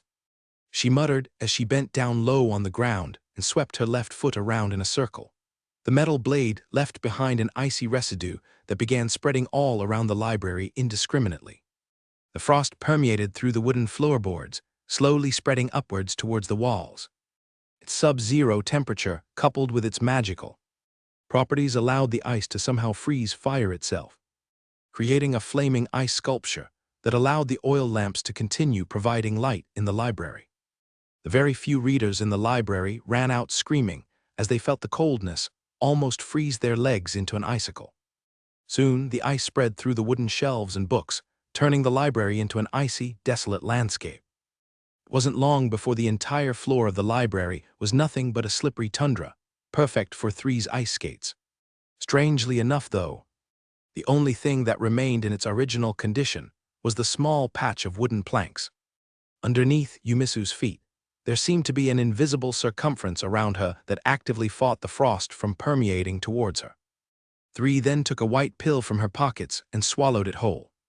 Power coursed through her veins, momentarily turning her vulnerable. But after a few seconds, the side effects subsided and her strength increased substantially. "I will not underestimate you," 3 said to Yumisu. "My respect for you Dragonborns compels me to bring out my very best weapon in my arsenal." On 3's hands were 2 identical rings, each one on her middle finger. It was all made out of gold except for the blue gem on top. Except this wasn't a normal blue gem at all. This was a mithril relic. 3 ripped out the 2 pieces of mithril relics from her rings and inserted it onto the flaps of her tight-laced boots. And as soon as she did, the blades underneath her soles glowed a bluish tint as an explosion of water and air mana permeated the air, creating a stronger frosting effect. Yet as 3 prepared, Yumisu barely moved. She kept the grip on her spear tightly as she looked down on the frozen ground. You guys did all this to scheme against my boss," Yumisu muttered. As she repeated her words, her voice became stronger and stronger, becoming rougher and rougher. Yumisu dropped her spear on the ground and descended into the shadows. A second later, a completely new spear emerged, and just from the handle alone, 3 could feel its dominating presence fight through the icy tundra. The frozen floorboards around Yumisu began to melt into a puddle just from the appearance of this spear alone. That glow, that strength, a mithril artifact. 3 saw Yumisu's green spear glow brighter than anything she had ever seen. In comparison, her own mithril relic skate shoes were like a candle in front of the sun. "My boss, Michael," Yumisu muttered as she took hold of the spear. 3 had a bad feeling about this and immediately dashed towards the Dragonborn. Her skate shoes glided on the icy floorboards easily, allowing her speed to increase faster than on foot. She weaved through the shelves with quickness, disappearing and reappearing from Yumisu's gaze. She kicked one of the shelves, sending frozen books towards Yumisu's way. The book barely grazed her scales. 3 continued to grab books as she glided in the library before tossing them in the air and kicking it towards the standing Dragonborn. Yumisu began swinging her spear. At first, it was slow, missing a few books and letting it almost graze her scales. Then, as her momentum gained, her swings became faster and faster, allowing her to create a furious gale of wind that deflected all incoming book outwards, letting them crash into the wall and shattering into a million ice crystals. 3 sped up her skates, running towards the wall at top speeds.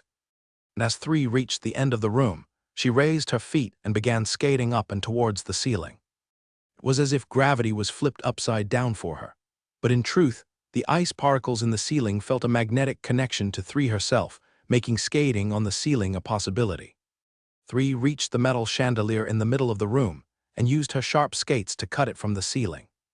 The heavy metal object imbued with frost magic began falling towards Yumisu. 3 followed right behind it as she jumped from the ceiling and kicked down towards the chandelier, increasing the weight and speed of the object. Yumisu stood there unfazed on the ground. She kept swinging her spear around her body, gathering momentum, even though there was nothing there to defend against. And as the chandelier was about to hit her, Yumisu looked up and showed a fiery rage towards 3. "You dare scheme against Michael," she screamed out, creating a deafening sound that made 3 subconsciously plug her ears. And as 3 looked down again, she saw Yumisu raising her glowing green spear and thrusting it towards her with anger and fury. A huge gust of wind immediately shoved the frozen chandelier back up towards 3, impaling her with the piece she had broken. Paradoxically, 3 felt the wind grow stronger as it hit her, propelling her and the chandelier up towards the ceiling and completely bursting through the other side. 3 vomited out blood as she broke through the second floor of the library, with frozen wooden planks bursting out into splinters. The furious wind from Yumisu's spear kept pushing her out into the ceiling before she burst through the rooftop, sending rubble and brick out into the air. 3 felt the wind knocked out of her. She looked down with her eyes completely wide open. Tens of meters up in the air, she saw the library's rooftop completely blown wide open. And in the hole beyond the roof, she could see the second floor where she had burst through. And even beyond that, she saw Yumisu with her spear still directed towards her with anger and fury. 3 was helpless as she soared in the night sky, taller than any other building in the neighborhood. Then she slowed down just for a moment before she came crashing down like a meteor.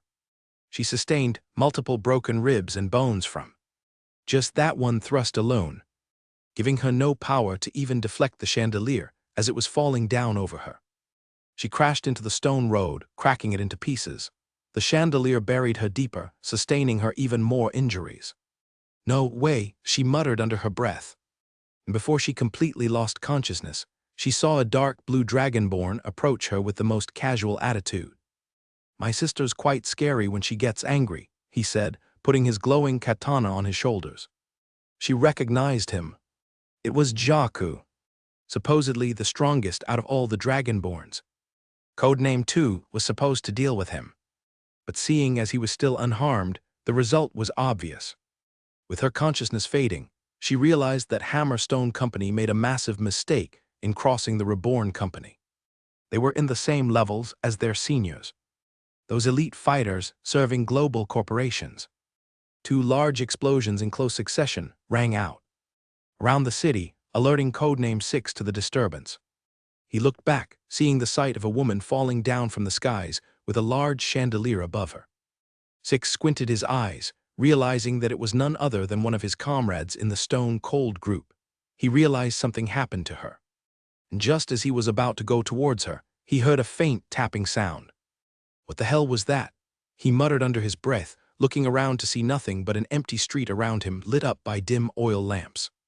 Unnerved by that strangely rhythmic noise that seemed to be a product of his imagination, 6 ran towards the direction where 3 landed. As he ran, the subtle sounds of ra-ta-ta became drowned out by the sounds of his hurried footsteps. Once he ran out the corner, 6 slowly peeked out of the street and saw 3 buried in a crater in the middle of the stone brick road. Above her was the metal chandelier, pinning her in place. He was about to move towards her when he realized that she was not alone. There was a dark blue-scaled demi-human standing above her with a sword above his shoulders. "Dragonborn," 6 muttered, "that means both of them are finished." Learning about the defeat of the 2 of the strongest fighters in their Stone Cold group truly put the fear inside 6's heart. Only now did he feel stupid for actively trying to call out a Dragonborn to face him. After all, if 2 and 3 couldn't even put a scratch on their scales in an ambush, then that meant that he, codenamed Six for being the weakest out of everyone, probably won't even survive a single second of meeting those demi-human monsters. Fortunately for him, Jaku didn't seem to be walking towards him at all. The dark blue dragonborn only said the words, "Have fun hunting," before leisurely walking the other direction, whistling as he did so. Six took this chance to bolt the hell out of there. He ran through streets, dark alleyways, and backyards trying to make it back to the Hammerstone headquarters, where he could at least ask for some backup. But as he ran, the hairs on his neck stood up. He quickly turned his head to the side, thinking that there was someone closely following behind him. There was nothing there but empty crates and soil buckets. There it was again. Those rhythmic tapping and strumming that he kept hearing through the night. Angry, Six took out the large hammer strapped to his back and smashed the crates, exploding into 1,000 splinters. He looked back, turning around in the dark alleyway alone. "Who are you?" he shouted, his voice echoing back at him. "Show yourself." Holding the warhammer with both hands, Six swung his weapon all around him, hitting the stone brick walls around him before shouting "Ha!" to scare off his stalker. He looked like he had paranoid schizophrenia. Six closed his eyes and took deep breaths before laughing at himself.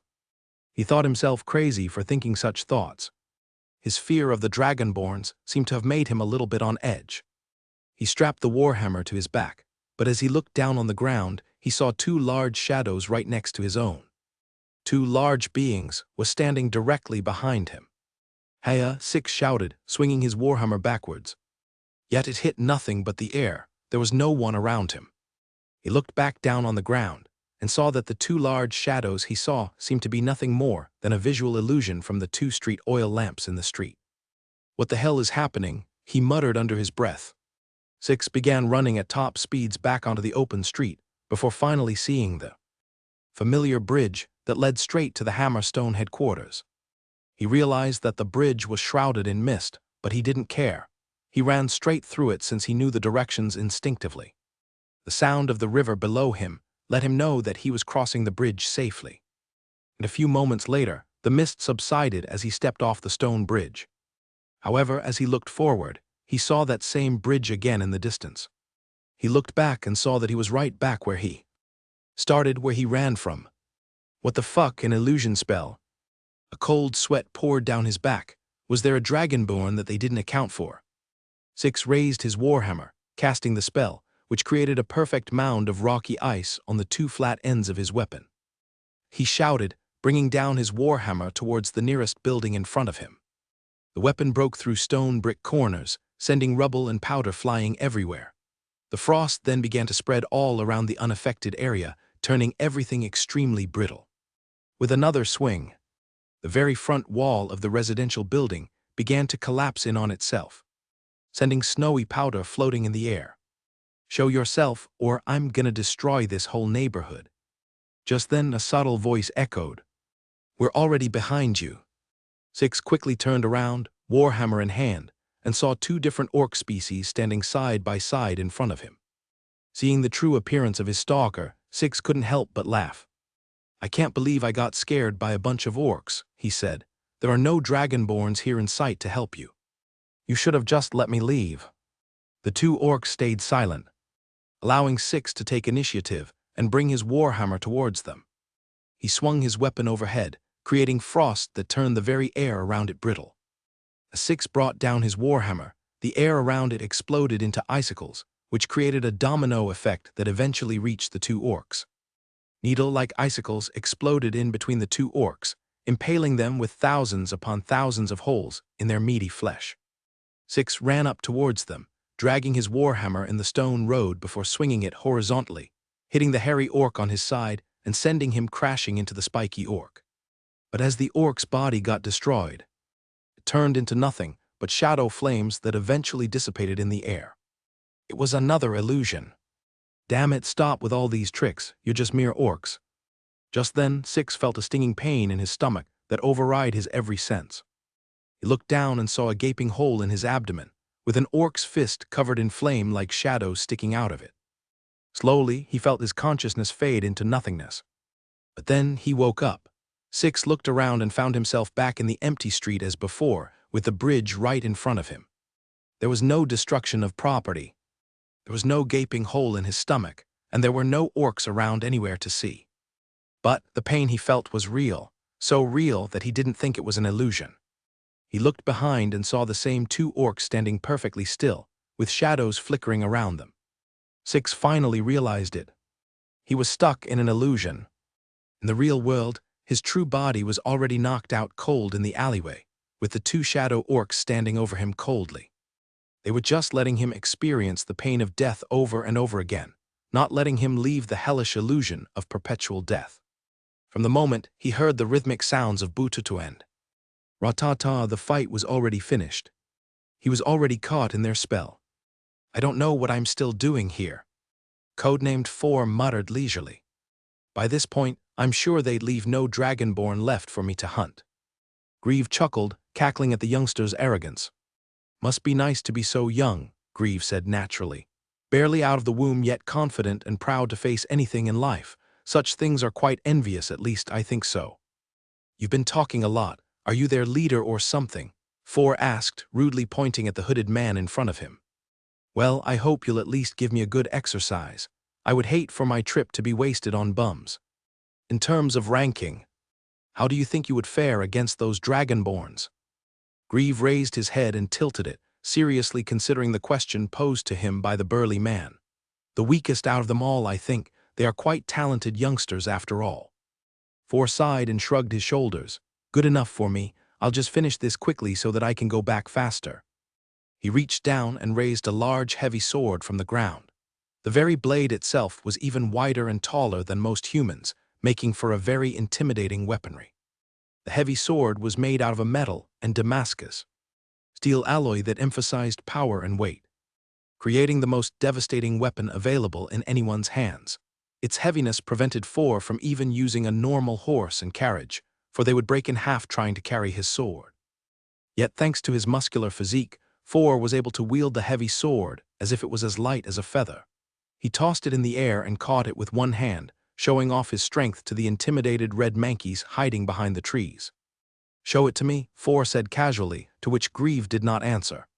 Four raised the heavy sword and swung it wide, creating a heavy wind that ruffled dead leaves, branches, and the quiet forestry around them.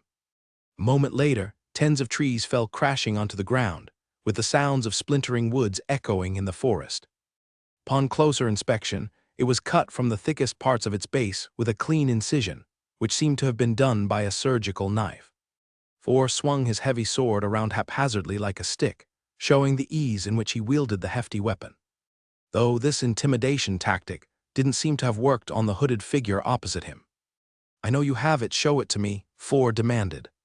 My brother Five would not have lost against that dragonborn if you guys were not in possession of a mithril relic. That is the only way he would have been defeated. Grieve looked up at Four and raised his hand. He showed a glove with a glowing ring on its middle finger. A bluish-green aura radiated from the ring, showing its intense magical properties. Four eyed the ring with seriousness. He could feel the power from it. Good, good. It's good that you know to immediately wield your greatest weapon against me. It's the only way you'll survive. Four took out a glowing gem of his own from his necklace. This was another mithril relic, despite it being substantially smaller and weaker than the one wielded by Grieve. He inserted this relic gem on the end of his heavy sword's hilt, imbuing it with the power of water and air mana, combining into an icy frost. Ah, if that mithril relic of yours proves better than mine, then I shall take it as my spoils after your defeat. Very well, Grieve nodded, accepting the conditions of the duel. The excited feeling knocking out from his ribbed chest told him that this was not the first time he had felt this before. It felt like he was coming back into familiar territory, like coming back home. Grieve walked forward with his hands on his robe. Going weaponless, Four asked incredulously, bold, but I respect it. I just hope you don't regret it. Four used, turning his heavy sword into a curving elephant's trunk that swooped down towards Grieve. The heavy sword struck the ground with speed and force, creating an explosion of dirt and soil before a seismic earthquake shook the entire forest awake. Birds and bats flew away in fear, while critters ran away in droves. Four's smile lessened as he saw the heavy sword impaled on the ground but without its target. Grieve stood just a few inches away with his gloved hand on the heavy sword's blade, seemingly pushing it away. Gra, For screamed, taking back his great sword and swinging it around himself, creating momentum before using it to smash Grieve's head to the ground. But the flat blade of his sword hit nothing but the disturbed soil. Grieve was luckily a few inches further away from the sword's grasp. Annoyed, For shouted, swinging his heavy sword towards Grieve. The edge of his blade created a crescent-shaped ice slash that shot towards the hooded Grieve. It was as heavy as the sword itself, yet coming at speeds almost twice as fast as his swing. This time, For was able to see how Grieve smoothly stepped away from the slash, with efficient footwork and timing. The crescent ice slash cleaved through 5 trees, before crashing onto a small mound of rock in the ground, and infecting it with frozen ice magic. "Show me how you fight," For shouted, sending a flurry of crescent slashes towards Grieve. Yet, the hooded figure simply avoided the dangerous obstacles through footwork, seemingly disappearing from sight at the very last second, and reappearing just as the slash shot past him. "If you aren't going to fight me, then I'll fight these monkeys." For sent out a single crescent slash towards a group of red monkeys hiding behind a tree. It was coming towards them at speeds they couldn't even react to. Just as they were about to be hit, Grieve suddenly appeared in front of them and took the crescent slash head-on, swinging his hand and deflecting the ice up towards the sky. "You broke the conditions of our duel," Grieve muttered. "Disappointed, and for that you will have to pay dearly." Grieve raised his hand and showed the glove containing the mithril artifact ring. Using his other hand, he twisted the golden band before slowly pulling the ring out of his finger. "Hey, what the hell are you doing? Are you forfeiting our fight?" For shouted. Grieve shook his head. "No, insolent one, I am simply giving you what you wish for."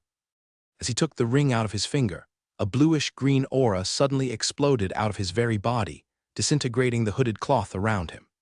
For felt his instincts jump, telling to back away immediately.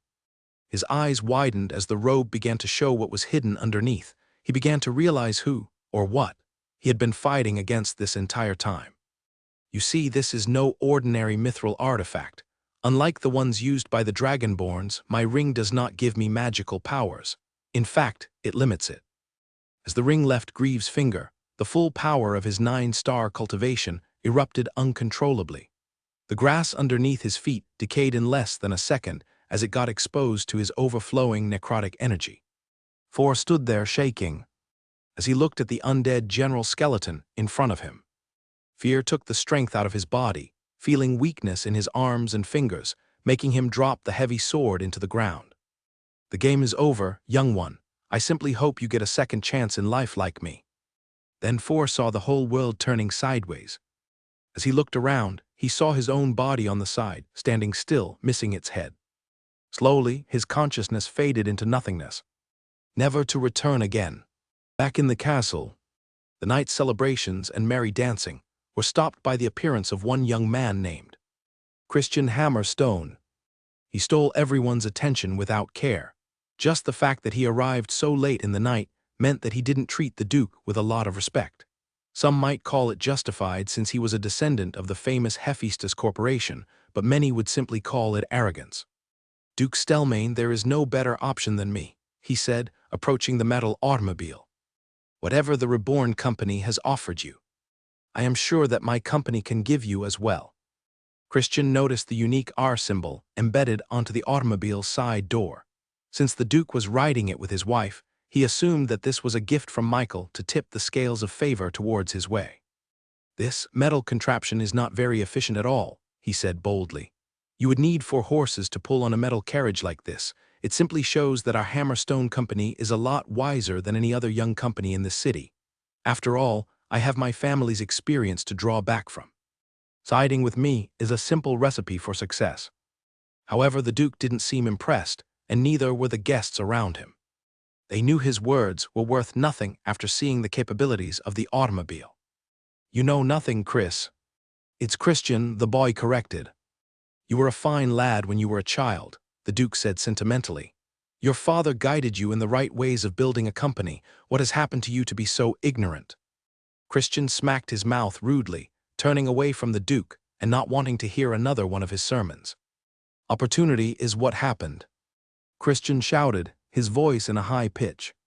Right now, my brothers, sisters, cousins, and friends are all participating in the competition, and even they are completely outmatched from the real companies controlling the market. He pointed at the Duke and everyone else. This is a warning. The sharks are coming, and they smell blood in the water. It won't be long before they come swimming down the plains of the Queen's regions and come knocking on your doors. Did you know that Batrock Town is already under control of an Oscorp subsidiary company? I heard that they fought hard for their independence, but ended up losing it in the end. The Duke was startled, and the rest of the guests gasped as they heard the unexpected news. It was as if their whole belief was shattered in an instant, making them feel uneasy and unsteady for the future that was to come. "That's so near here," one of the guests uttered silently, yet his voice was heard by all. "If they're getting conquered, then what about us? This is bad for business." That was the only conclusion they could all come to. It wasn't hard to imagine what was happening in Batrock Town right now. Local businesses would immediately struggle. At best, companies would have to pay enormous amounts of tax. At worst, they would get thrown out of town for fear of them becoming too much of a threat to their reign. Meanwhile, in a time of crisis, the reigning company had the authority to turn normal citizens into soldiers to fight something they didn't want in the first place. As for the royals previously in charge of the territory, their fates were usually one with a grim ending. Even if Duke Stelmane tried to keep a still face, the anxiety he felt in his heart couldn't help but leak out into his expression. He got out of the automobile and faced Christian with a serious face. "Are you sure about this? Where did you hear it?" "I saw it with my own eyes," Christian replied. "It's one of the reasons why I'm late. I had to stop by and see why the whole town was set ablaze." The Duke paced back and forth as all sorts of thoughts flowed through his mind. Not even his wife could calm him down, as he rejected her attempt at holding his hand. "This is the reason why you need me," Christian pleaded. "The only thing that can push off a subcompany of a global conglomerate is another subcompany from an equally strong conglomerate. Me. I'm the only one that can fight off against that Oscorp subcompany." Was evident in the Duke's eyes that he was seriously considering the boy's offer. Having the backing of the Hephaestus company would assure a safety net behind the city, in the case that the Oscorp subsidiary company decided to expand further than Batrock. The looming threat of the upcoming territorial war between the conglomerate subcompanies sent an ominous mood that permeated throughout every man and woman around. Some of them were even considering to hitch their own companies to Hammerstone in the hopes that they would also get saved in the future. It was a smart move, truly, and the only one they could make in such times. But then the Duke looked at the golden-haired boy in the middle of the castle grounds, realizing that there was another solution to this problem, something that would not require him to relinquish his reins over to a boy. "Why you?" Duke Stelmane asked Chr Sishan. "Why can't I ask help from the Reborn company?" Christian shook his head, disappointed. Then he gestured for his personal bodyguard to come closer to the Duke. "Show the Duke the life stones," Christian ordered. Codename 1 obediently approached and took out 4 gems from his pocket, each about the size of a large bean, and glowing with a white intensity similar to the moon. These rough-edged stones pulsated with a rhythmic pattern, dimming and brightening once every second. "Tonight I sent out 4 elite soldiers, each hand-picked directly from the Hephaestus Training Academy, and sent them to seek out the greatest fighters of the Reborn Company, the so-called Dragonborns," Christian explained. "And these life stones are directly linked to those 4 warriors. Right now, the glow of these stones indicate that they are fully awake and conscious. By now they must have met their targets and attacked them with great skill and power. In about 3 candles worth of time, my elite soldiers will return from their duty and bring the news that they have successfully bested the Dragonborns of Reborn." The Duke looked back at Michael with worry. If those warriors were indeed picked from the Hephaestus Training Academy, then their level of skill is nothing less than world-class. But instead of panic and anxiousness, Michael showed an expression of calmness. Michael looked at One and Christian. "Are you sure about that?" he asked them. Just then, One felt the life stones in his palms start to shake with intensity, almost rolling out of his hands. Then a life stones turned completely black, with no glow whatsoever. It looked like a normal quartz stone. Surprise and shock filled One's eyes, much more so Christian's. But then it wasn't long before the second one turned dim as well. And then a few moments after that, the third one had its light snuffed out in an instant. "What the hell is happening?" Christian shouted to one. Their last saving grace was the final life stone staying completely still in one's palms. But a second later, the stone exploded out into 1,000 fragments, leaving only powder residue all over his hand. "What the hell does this mean?" Christian asked one angrily. Stone Cold One, the strongest out of their group, knew the meaning of the light fading out of the life stones. It meant that they lost, plain and simple. However, he could not bear to disappoint the young master for the failure of his group. Meanwhile, the Duke looked at Michael and saw no surprise from him. Michael expected this. He knew this would happen. "I've seen enough," Duke Stelmane announced. "Your elite soldiers failed in defeating the Dragonborns, it seems." Christian looked back at the Duke, opening his mouth and failing to say anything to refute him. This was completely out of the realm of possibilities in his mind. The Stone Cold Six were elite warriors brought up by his family. They were supposed to be at the top of the line. "Looks like my original decision is correct. The true path that Angora City shall take is the one with the Reborn company right by its side." "This is unfair," Christian cried out, stomping his foot on the ground like an angry child. "Christian," the Duke called out softly, trying to appease the boy. "Even if the Dragonborns had lost, I still would have chosen them as my sponsor. It is not a matter of strength but principles. Your attitude tonight made me realize that if you were to become a sponsor of Angora City, you would treat my citizens and as your resources to conquer other territories. You would simply use our city to further your own goals of competing against the other companies." Christian crossed his arms angrily. "But they're doing it too," he reasoned. "Why can they do it while I can't?" The Duke approached Christian and ruffled the boy's hair, treating him as the same child that he was years ago. "That is not the way your father taught you to handle business. He was a righteous man. You should have followed in his footsteps rather than be caught up by bad influences." Christian's eyes started to well up as his emotions bubbled under the surface. Anger, disappointment, shame. These were the emotions that an 11-year-old child cannot yet handle properly. "Get off me," Christian shouted, swatting away the Duke's comforting hand. Then he turned to Michael and pointed right at his face. This is all your fault. If you hadn't meddled in my business, then I would have had everything I wanted." Christian looked to his bald bodyguard and uttered the key phrase, "Attack him." "Chris, no," the Duke screamed, but it was already too late. One took the sword out from his scabbard and rushed towards Michael. His arrival almost seemed instantaneous in the eyes of the normal guests. 1 second he was behind Christian and the Duke, and the next he was in front of Michael, with the sword just inches away from his neck. Just then a prismatic shield appeared and fought against the sword, clashing with its metal blade and creating sparks all around. The sudden explosion of murderous intent scared the guests witless, leaving them screaming and crying out in desperation as they tried to escape into safety. The Duke guided the guests inside his castle, where they would be safe from harm. "Damn it, where's my soldiers?" the Duke screamed in frustration.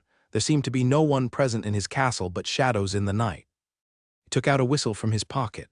Once he blew this, soldiers from all over the city would gather at the castle walls to try and subdue the criminal. But just as the Duke raised the whistle to his mouth, he felt a sudden grip on his wrist. Duke Stelmane looked down and saw a visible shadow taking hold of his arm. Following it, he saw the shadow connected to a strange hood wearing violet blob of slime in front of him. "No need for that," Fudge said casually to the Duke. "Let my master have his fun." The Duke eyed Fudge with confusion. That guy's at the peak of the 5-star cultivation. His concern was valid. Who wouldn't worry after seeing an 11-year-old boy get attacked by a superhuman soldier trained to kill his targets in the most efficient of ways? Yet Fudge assured the Duke, "Just watch my master. He learned something good recently and he wants to try it out." Duke Stelmane could only watch with concerned eyes as Michael faced off against the Stone Cold One. One exerted extreme force to his sword as he tried to penetrate through the protective shield around Michael. However, the around Michael counteracted the fire and earth mana inside the metal itself to push it further away. If one wanted to push even further, he would have to risk his sword getting turned into metal slag. Tusk, that strange defense again, he muttered under his breath. As one struggled, Michael took this time to observe the opponent right in front of him, sensing the mana contained around his body. There's lots of water and air mana in his cores, which means he's powerful in the ice spells. He's wearing a variant of the icy blue armor that 5 wore in the arena, with this one having iceberg-like shoulder guards that didn't impede his sword movements. This equipment is made with magic power in mind, not purely physical power. He looks like the strongest 5-star fighter I've ever faced, at least before myself, he concluded. And a moment later, he was proven right. One retracted his sword and chanted, before using his finger to brush the blade from the base to its tip, with his touch leaving a blue fire that seemed to emanate a cold mist. The absence of fire mana in those flames fascinated Michael. It was made out of pure water and air mana, imitating the structure of fire to achieve actual flames. He shouted, swinging his sword in graceful stances that left a trail of icy blue flames in the air. Michael felt as if he was watching a Chinese cultivation donghua. As one slashed the air, a pattern emerged from the trailing flames. A long and thin stretch of body moved across the air, like a snake slithering in its lair. Yet this snake had icy blue fiery scales and clawed legs near its tail and shoulders. Soon a head formed at the very top, with a long protruding mouth filled with sharp teeth and 2 long shrimp antennae near its nose. Its jaws unclenched, roaring directly at Michael. This was a dragon, but not the one that looked similar to Western fantasy, but one closer to the depiction of Chinese mythology. Michael was so entranced at the appearance of the blue-flamed dragon that he almost welcomed its descent towards him. At the very last second, he used and shot up tens of meters up in the air, dodging the dragon's lunge. As the dragon hit the ground, the stone brick flooring exploded into rubble and icy flames, turning the castle grounds into an almost hellish landscape. Stones burning with blue flames fell from the skies and hit the ground, spreading a deadly frost that turned everything into an icicle. Michael looked down from the skies, amazed at the power of the dragon. Chat JK4 voice echoed in his head. Just then, as the mist from the explosion subsided down, he saw the reformed dragon rush towards the sky. One rode in its head, with his sword pointed directly at Michael. One sword was imbued with the power of a mithril relic, the size of a fist.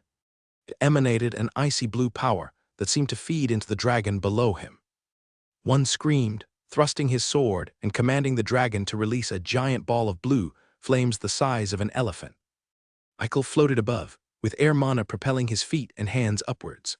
His mind began analyzing the mana composition of the icy ball of fire, watching as the wisps of water and air mana come out of one sword to empower the ball of the blue ball of flames. It only took a few milliseconds before Chat JK4 gave him an answer in his mind.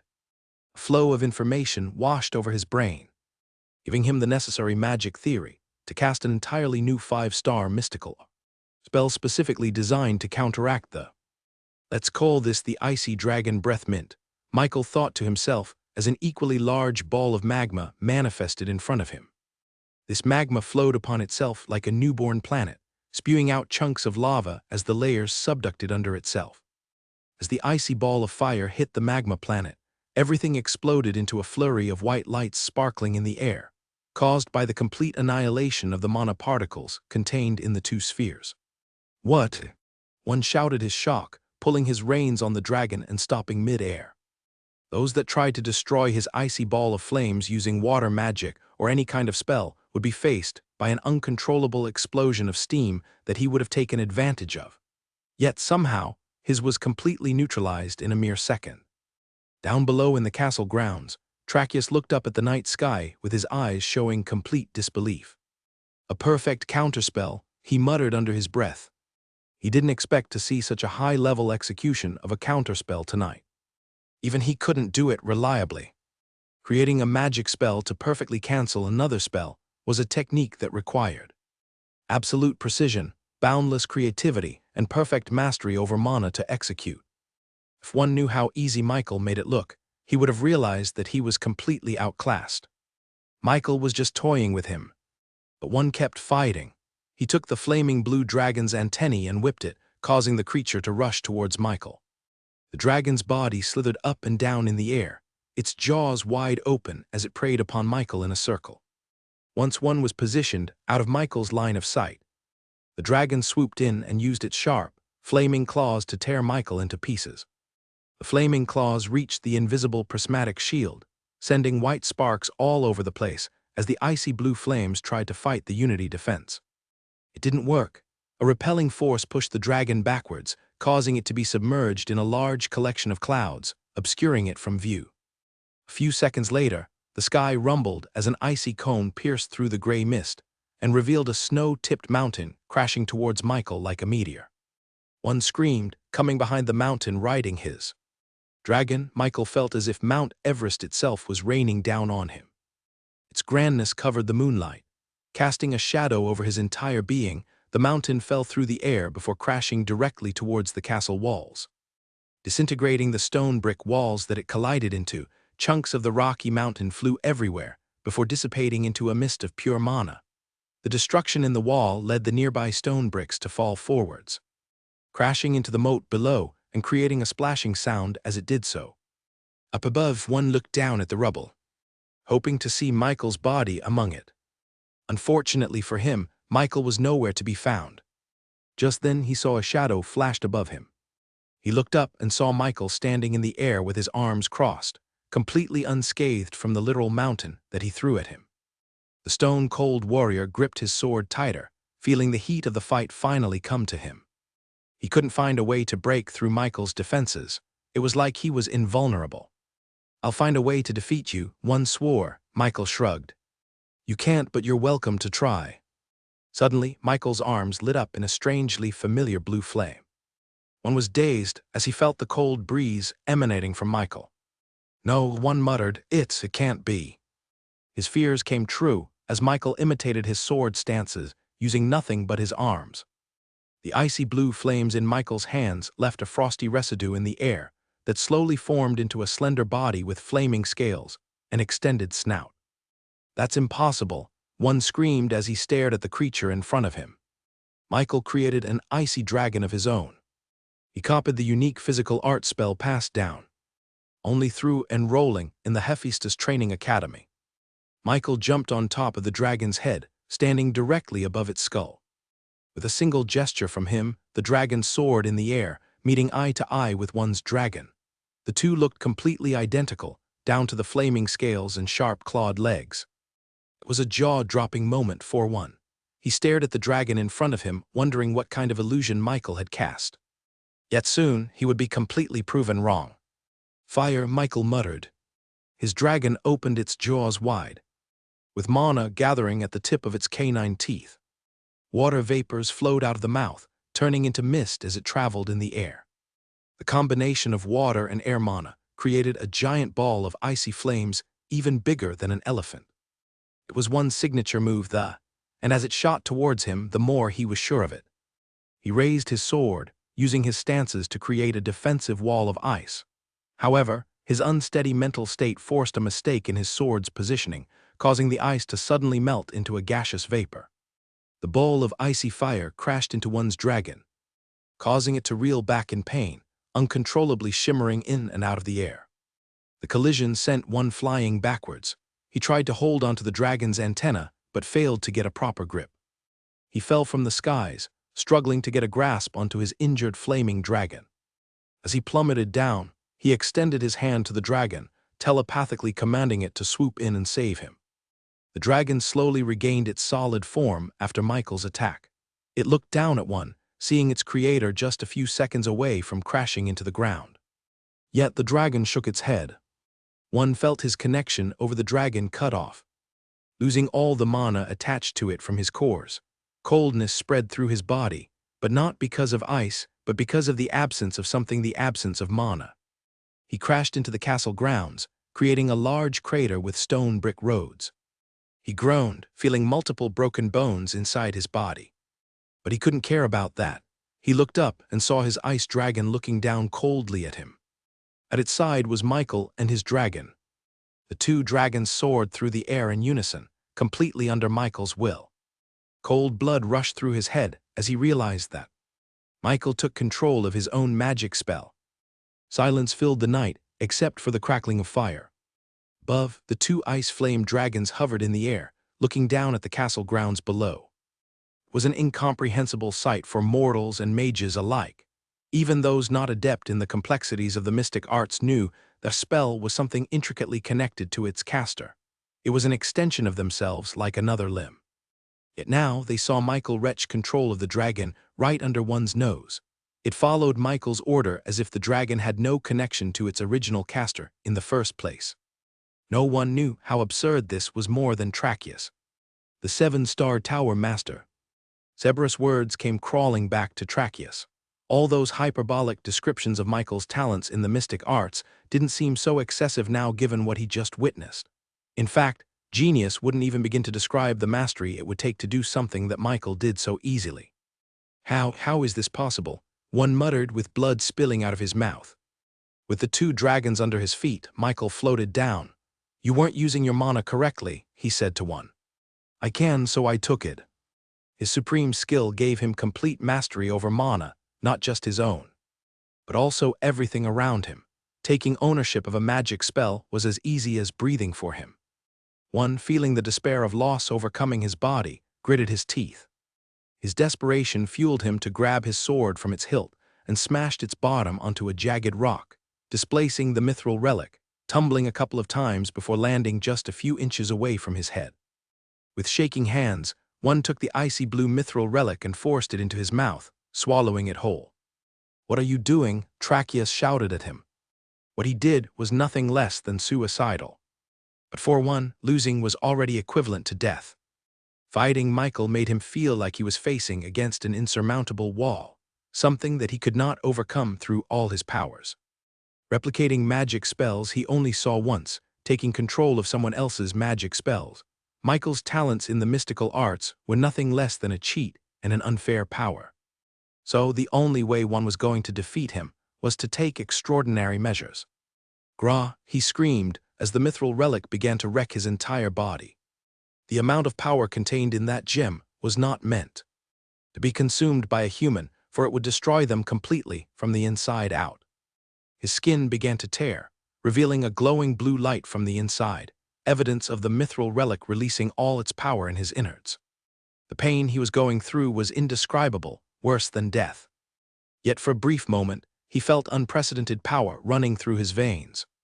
2 new points of light spawned inside his abdomen, letting his cultivation shoot through from a 5-star power up to the 7-star realm. Ha ha ha ha. He laughed with a coarse voice seemingly echoing in the night. Michael looked at one's body and saw the mana in his cores going haywire. It was fighting the influx of power coming from the mithril relic, trying to subdue it for its own. However, it was too powerful, eventually creating cracks inside his mana cores. However, one didn't seem to mind this at all. He floated into a standing position and faced the night sky. Power, I have unlimited power, he screamed, spreading his hands wide. A beam of frost shot out of the cracks in his hands, hitting the walls and the towering spire of the main castle. The tremendous force turned a large part of the castle roof into an ice sculpture before exploding out into a million ice particles and revealing the interior below. Some unfortunate guests inside the castle fell victim to the destruction, getting buried under the falling ice debris. Michael knew that one couldn't control his power. If he were left alone any more than this, he could end up destroying the whole castle and harming everyone inside. Let go of the power or this won't end well for you, Michael warned him. One looked at Michael with his pure blue light eyes and tilted his cracking head. You look at me. I have unlimited power, you cannot control me. Michael raised his right fist and said, if you move even a single twitch, I will fire. He had his thumb unfolded, and his pointy finger aimed directly at Stone Cold One. He had created a simple finger gun, which didn't seem to be threatening enough for the maddened one. And what are you going to do with that? He scoffed. He was at the peak of 7-star cultivation. He was almost twice as fast as before, and with the power supplied to him by the mithril artifact, even those 2 dragons would have to cower under his feet. And despite the power ruining his body, one knew that Michael's mystical art spells still fell victim to its inherent weakness. It was slow. Compared to physical art spells, mystical spells were slow to fire and reach their target, meaning one would be able to dash out of the way before Michael cast his spell. With a smile, one's muscle twitched as he used an upscaled version of the spell to disappear from Michael's sight, frost building on his feet. But as soon as he did, a bright flash of light blinded his eyes. A moment later, his vision came back and everything looked normal. Yet when he looked down, he saw a tiny hole within his robe, something not even noticeable at all. But a second later, blood spread around the fabric, revealing that he had a small circular wound in his chest that pierced straight through the back. "What?" he uttered, confused. He looked up at Michael and saw wisps of smoke coming off his pointy finger. As the blood spilled out of his wound, one slowly lost consciousness and transferred over to the void of death. Unfortunately, his control over the last dredges of resistance in his body was the only thing preventing the rampage of the mithril relic. One fell to the ground face first, with the cracks in his body beginning to widen and with bright blue light leaking out with much greater intensity than before. The ground shook as the power of untamed mana began to wreak havoc in the surroundings. Seeing the mana in one's body start to collapse and annihilate each other, Michael knew that this was a bomb about to detonate. It wouldn't be long before the mithril relic would explode, taking the entire castle with it. Michael raised his hands and commanded the two ice flame dragons by his side to swoop down and take one's body up in the air. The dragons used their claws, dragging one's corpse up in the night sky. They soared higher than they ever did before, higher up above the clouds. As they reached the starry skies, one's body stopped trembling. Then, boom, it exploded into a flurry of ice crystals, spreading wide over the skyline of Angora City. The explosion propagated a cool breeze in the air, creating snow and hail falling from the skies, and bringing the winter season earlier than expected. Michael looked up and let a snowflake fall to his palms. He thought back to the killing blow he inflicted upon one. That was power of his secret trump card. This was the idea that formed in his mind after upgrading ChatJK for software. The complexity of the magic spell was so hard that it took his personal AI assistant 12 hours to finish its synthesis. After all, this spell was a combination of physical and mystical arts. Using the knowledge of how mana flow worked in physical art spells, ChatJK4 changed the course of his veins to imitate the inner workings of a modern gun. With his pointy finger as the barrel, his thumb as the iron sight, and his unity mana as the bullet, Michael created a miniature explosion at the back of his knuckles to propel the unity bullet out of his body. Then, using the knowledge of all the mystical art spells in his arsenal, Michael created a small focus point to condense the bullet into a small laser that reached its target almost instantaneously. The results turned out even better than he expected. He felt like he held the power of the god Forge in his hands, having the capabilities to burn through anything it touched. With just his pointy finger, Michael perhaps created the most devastating attack anyone could have ever thought of. The rest of the guests peeked out of the castle gates, still wary of what had happened just a few seconds earlier. However, they saw no sign of the maniac one. Instead, they only saw the golden-haired boy standing above in the air, floating alone as snow and hail fell slowly from the skies. They saw what happened. They witnessed Michael defeat one with his own magic spells. Their perception of the Reborn company would forever change because of this. They thought their leader was someone born into power as in Heir, but as it turned out, Michael's power was the real deal. The Duke looked up at Michael, his eyes glistening with complexity.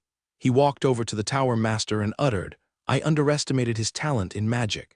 I never thought he was capable of doing any of this." Tracheus shook his head. "This is beyond the realm of genius," he replied. "What Michael did today was something that cannot be replicated even by me or any other mystic master in the world. He is blessed by mana unlike anyone in history."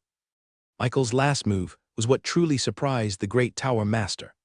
From his perspective, a single beam of light emanated from Michael's pointy finger and instantaneously reached one's body. There was no magic circle, no magic theory, no mana signatures, nothing. It was as if pure magic and power itself had pierced through his body. Even he, in the hundreds of years of knowledge stored in his brain from studying in the magic tower, failed to decipher anything about the light from the finger. It was indescribable, but it seemed there was one person who didn't appreciate Michael's overwhelming show of force. Christian Hammerstone fell on his knees, slamming his fist on the ground. No, he screamed in denial, this can't be happening. He pointed at the Duke, his eyes reddened. Why can't you let my company have your city? You were my godfather. Instead, you're going to let an unranked company become the sponsor. How unfair is that? The Duke shook his head, completely disappointed in what had occurred in his very own castle. He couldn't help but laugh at Christian's insolence. This kid knew nothing at all. Even now you know nothing at all. I'll show you the truth. He walked over to a large chest near the drawbridge and opened it up, revealing a huge stack of papers inside. He picked up everything his hands could carry and threw it in the air, letting the papers fly through the cold breeze. The papers scattered, reaching high up in the air before falling back down to the castle grounds. The guests picked the papers on the ground, and as they glazed over its contents, their eyes began to widen with shock and surprise. Meanwhile, Christian saw one paper float directly towards him. He realized that it was a newspaper article dated today. He didn't even have to pick it up to reach the large bold text at the top of the page. Reborn Company debuts at the 450th spot in the Golden 500. Christian's eyes widened, picking up the paper with angry, trembling hands. He began to read the contents of the article, reading about the introduction of the Reborn Company to the Queen's region, how they renovated Orcus town into something completely unrecognizable, and how they were rebuilding the original Golden Road. Tears dropped onto the paper, staining the ink. Becoming part of the Golden 500 just a month after its debut was unprecedented, and was not even something that direct heirs like Christian could hope to do. The Reborn didn't just graze the very last rankings, they breezed past them and reached the 450th spot. Christian ripped the paper in half and in his anger, threw a large vase towards Michael. The pot wasn't even going to reach Michael, but suddenly an arrow pierced through the vase, shattering the clay and splashing the pot water in the ground. Michael looked above the castle walls and saw the silhouette of a figure in front of the moon, holding a bow and arrow. It was Shayna. She had been positioned here this entire time, watching and waiting. Sorry for interrupting, Lord Michael, but I couldn't let that vase stain your dashing white clothes. Sorry you didn't get to fight, Michael said to her, with his voice transmitting to the shadow underneath her feet. It would ease my mind if you had let me take care of that pesky one, but it was an honor for me to watch you put on a masterclass, she replied, bowing to Michael from afar. Meanwhile, the Duke walked over to Christian and slapped him across the face, stopping his childish tantrum. The boy cried even harder, but he needed this after what he had done tonight. Your father will hear about this, the Duke said. He will be very disappointed. Soldiers walked over the Christian and put him in chains. He would be in the Duke's custody before he got transferred over to the Hephaestus estate. Sorry for spoiling the surprise, the Duke said, approaching Michael. The newspaper company sent advanced copies to me as a courtesy. After all, it wasn't every day that company breaks through the Golden 500, and an unknown one at that. Michael picked up one of the papers and read through it. It detailed how the Reborn Company got its fame and fortune through selling chocolate products, armors, weapons, and even strange metal carriages. It didn't talk about the king's region or the nation of Reborn in the parched lands. Michael guessed that this was because those facts were hard to verify for the newspaper company in such a short time. What will happen to him? Michael asked as he watched the weeping boy get dragged inside the castle. Knowing his father, Christian will be stripped of all his inheritances, including the Hammer Stone Company. He will never be able to abuse his power and influence again. Duke Stelmane sighed as he looked at the aftermath of the fight. His castle roof was destroyed, with pieces of glass and rubble strewn all around the courtyard. The walls had a gaping hole in the middle, allowing rudely awakened people from the city to peek at what happened in the castle. This is what happens when a boy is given too much power for his own good, Duke muttered under his breath. Unfortunately, these kinds of things happen quite often in the Queen's region. Inheritors and heirs of large companies tend to be managed by the founder's children and family members unprepared for such a large responsibility. There were only very few exemptions where succession became a good ending. It seems the golden-haired boy in front of him was one such example. Even though Michael was from the Vanderbilt family, owner of arguably the richest business in the whole world, he seemed to keep a good head over his shoulders and created something as amazing as the Reborn Company. The Duke even heard that Michael wasn't given any special attention by Is Vanderbilt. It was clear too, since the Reborn company wasn't influenced by the Vanderbilt way of business. It remained Michael's accomplishment, and his alone. Not even his tremendous magical talent could be attributed to the Vanderbilt family. They were not known for their mystical or physical aptitude, only for their business acumen. Yet Michael showed a feat not even a tower master could replicate.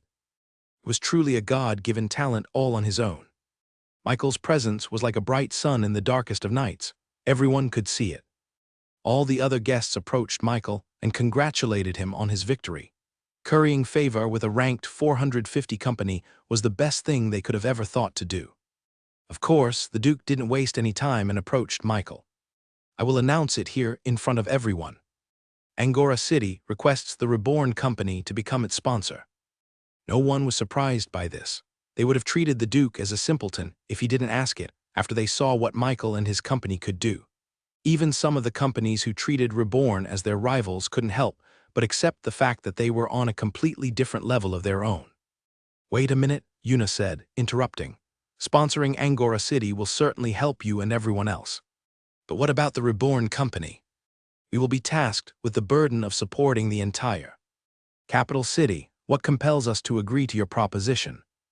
Yuna looked back at Michael and winked at him. He smiled, letting her do her thing. This was exactly why she was here in the first place. As a diplomat, she knew exactly how to negotiate a much better deal for Michael and the Reborn company. She knew how to put the right amount of pressure into the Duke so that he would have to relent on benefits that could truly help Reborn. The Duke smiled and nodded in understanding. "Very well," he said. "I am willing to lower the income tax of Reborn to 10%. The rest of the guests gasped, almost salivating at that offer. Their companies had to pay 25% in order to operate in Angora City. But Yuna remained steadfast. She stared at the Duke without blinking. "Are you sure that's your offer?" It was already quite a generous offer, but the Yuna wanted more. As the Duke remembered the fact that the Dragonborns defeated the Stone Cold Six, that they had automobiles in their possession, that they could produce the only mithril artifacts in the world. And most of all, they had Michael Vanderbilt leading them on. The choice was simple. "No taxes for the Reborn company," he declared. Everyone went into an uproar. They couldn't believe it. For the Duke, it was the only way to build a good relationship with the Reborn company. He wasn't thinking about today, tomorrow, or even a year after. He was thinking about 10 years after or 100 years after. The potential of Michael and the Reborn company was limitless. Duke Stelmane wholeheartedly believed that they would reach global heights in less than 100 years. His intuition told him so. And if he built a relationship with them this early on, then, as the Reborn company soared into the skies, Angora City will be pulled up with it. He was the only one who could see that as impressive as that. 450th ranking in the Golden 500 sounded. It was still a gross underestimation of the Reborn company. The article only took into account their business in Angora and Neo-Orca City, completely disregarding the entirety of the King's region. This meant that their true rankings were well above that. Yuna looked back at Michael and nodded with a smile. This was the best deal they were going to get. Michael approached the Duke and held out his hand, and the two shook hands, symbolizing their agreement. As the night wore on, the guests slowly departed from the castle back to their headquarters in the city. But of course, that was not before they approached Michael and made some sort of agreement for cooperation. Shayna got down from the castle walls and helped Michael deal with all the gritty details. She began to take orders of automobiles, liquid concrete, armors and weapons, and even batches of chocolate bars. Of course, they were willing to pay a good amount to have it delivered as fast as possible. The guests argued against each other as to who would get to order first, to which Shayna had to assure them that everyone would get their products regardless of who ordered first. Meanwhile, Michael and Yuna were at the Duke's castle ironing out all the details of their cooperation. Since the Reborn company would sponsor Angora City, this meant that Michael would have to help in improving the city itself by increasing it up to the famous Reborn standard, such as creating a plumbing system for every building, an electrical infrastructure, and a railroad system. The Duke felt his head spin once Michael explained how electricity worked. To make him understand better, they planned for the Duke and his wife to travel to the nation of Reborn and see everything for himself. They also talked about the Golden Road, which would directly cross Angora City and act as a node for all the other branches to connect towards. For example, the road would branch out to the east and west to reach the other territories near Angora City. "Now I'm sure that you've heard about Batroc Town," the Duke muttered seriously, with the oil lamps flickering in the wind. "It's been conquered, right?" Duke Stelmane nodded. "I have just received word. It's official. An Oscorp subsidiary has taken control of the reins. Do you know who the Oscorp Corporation is?" Michael shook his head, only hearing about the name in passing conversation. "The Oscorp Corporation is the second largest business in the entire world, second only to your Vanderbilt family. You can even say that they are rivals through and through.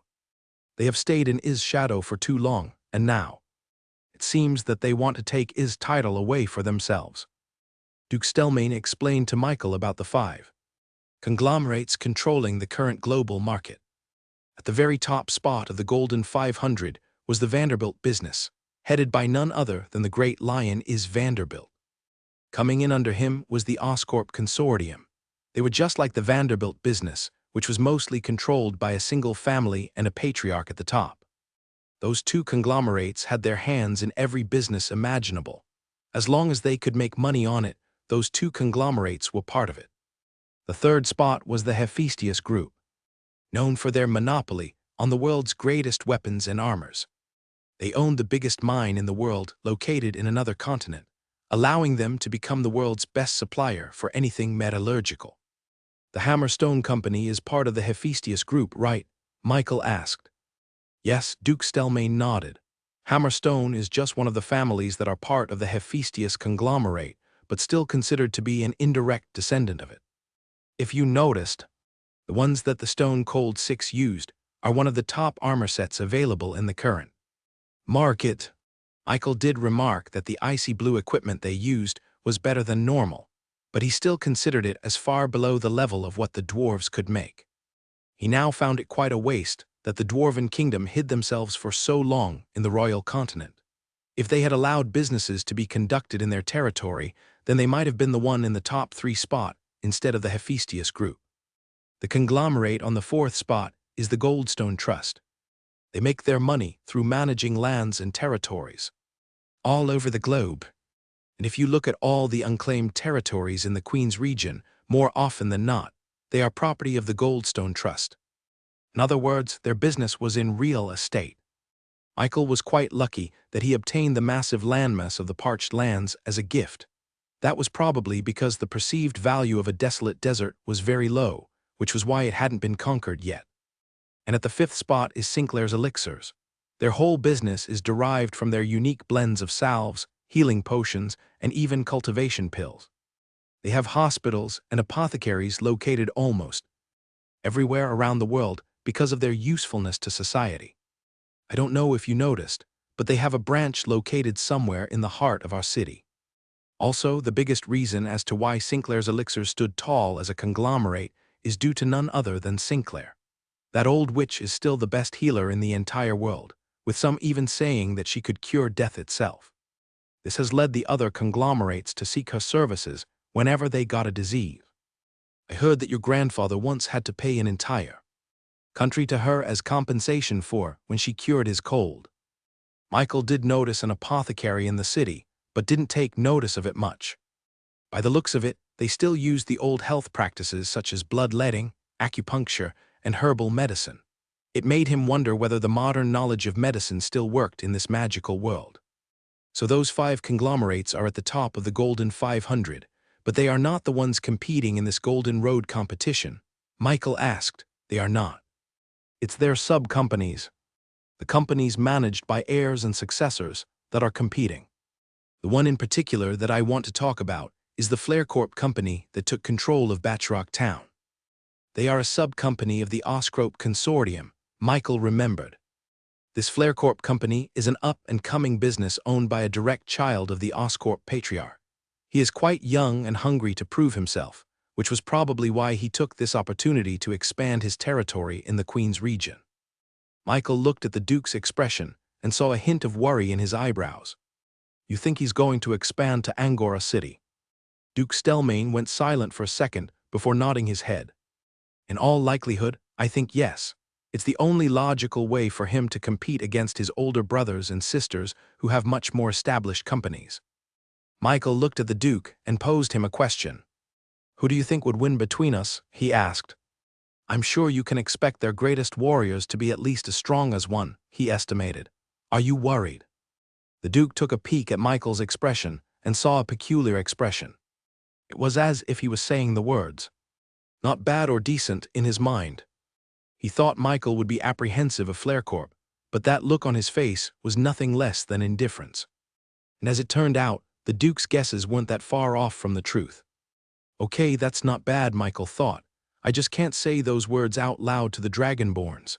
They'll get lazy and stop training. In his eyes, the Dragonborns were far superior to the very best of what the Stone Cold Six could offer. If he took into account that the Dragonborns weren't yet using their full power when defeating the Stone Cold Six, then Michael was even more sure of that estimation. But it's good to be a little bit more careful. He said to himself, I'll have to give more mithril artifacts to the Shadow Orcs. If the Duke was hearing his thoughts right now, he would have his jaw on the floor. After knowing what he was up against, Michael finished his discussion with the Duke, and the two of them signed a contract of sponsorship. With Yuna as the witness and the power vested in the name Montgomery, she was able to make the contract into an official legal binding document. Thank you again for your help, Michael. Sorry you had to fight your way through it. Michael shrugged. It's fine.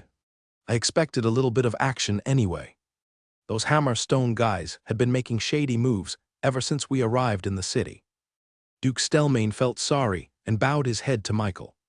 Expect good news tomorrow. The transfer of ownership will have been processed, he said. The Hammerstone Company branch. It's yours for the taking.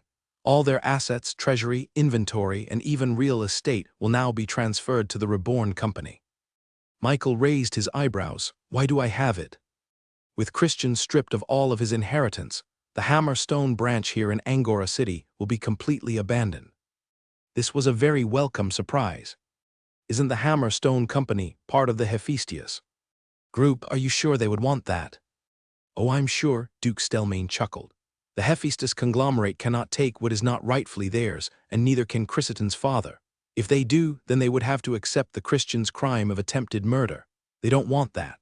And since the Hammerstone Company is small compared to what they have, it is much more logical for them to cut off their losses. And besides, Christian's father is a righteous man. He will want to give you this as compensation for all the trouble his son caused you. After finishing the conversation with the Duke, Michael and Yuna returned to the Reborn headquarters. He convened with the Dragonborns and everyone else inside his room, who had lots of things to tell him. There, he learned everything that happened with their fights, including all the damage that they inflicted upon the buildings of Angora City. Ho-ho, tonight was quite eventful, Grieve laughed. I don't remember the last time I had this much fun. Oh wait, I don't remember anything, ho-ho-ho. Who? Yumisu cried, regretting her excessive actions that resulted in the destruction of the public library. Those poor books. What, you got to destroy a library? Oh, I shouldn't have overslept, Zion said, stomping his feet. I'm going to bed. Shayna, you're going to take care of all the reconstructions, right? Jaku sluggishly dragged his feet back to his bedroom. Even though Shayna tried to drag him back, he seemed to be too fast for someone that was sleepy.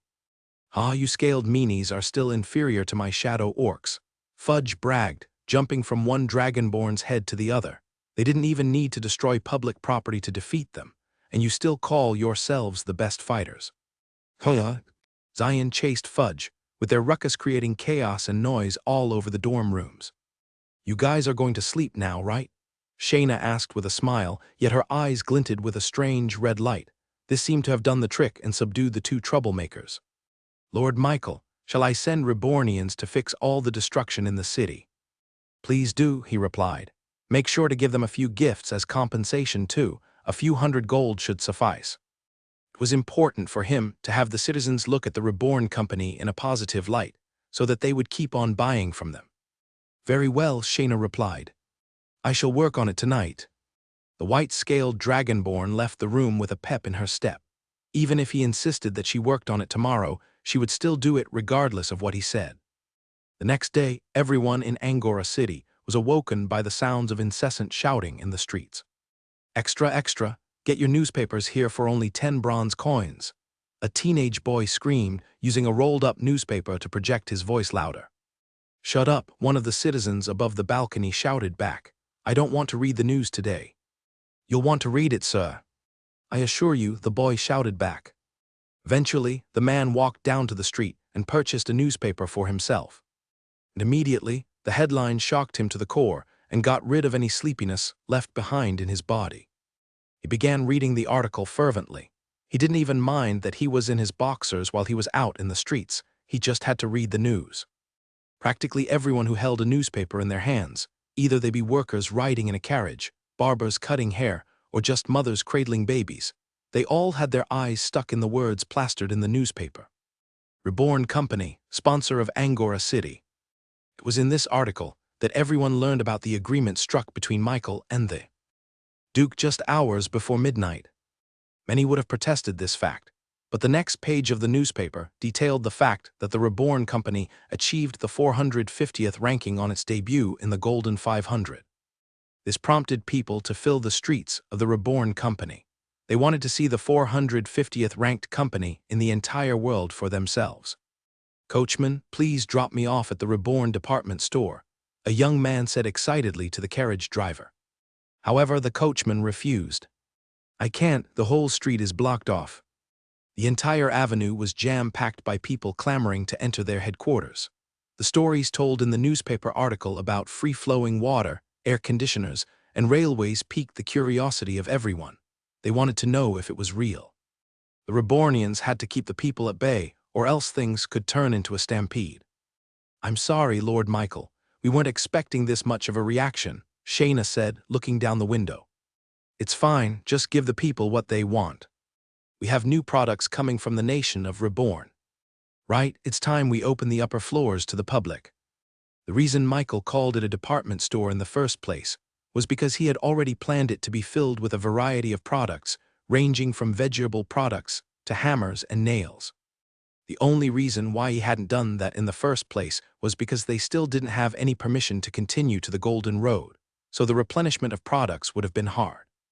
But now that they had an agreement with the city, the construction of the Golden Road could continue on its way. He could finally bring the products back in the King's region to Angora City and vice versa. Very well, Lord Michael. I'll have our people prepare the 2nd to 5th floor of the department store, Shayna said. As the Rebornians were busy accommodating the massive influx of people coming into the store, Michael took this time and descended into the shadows, teleporting out of their headquarters. A second later, he arrived in a very different part of the city. In front of him was a building in a dwarven forge-inspired architecture, with a massive title on the front that said, Hammerstone Company. Even though it was already late in the day, Michael saw no people entering or leaving the doors.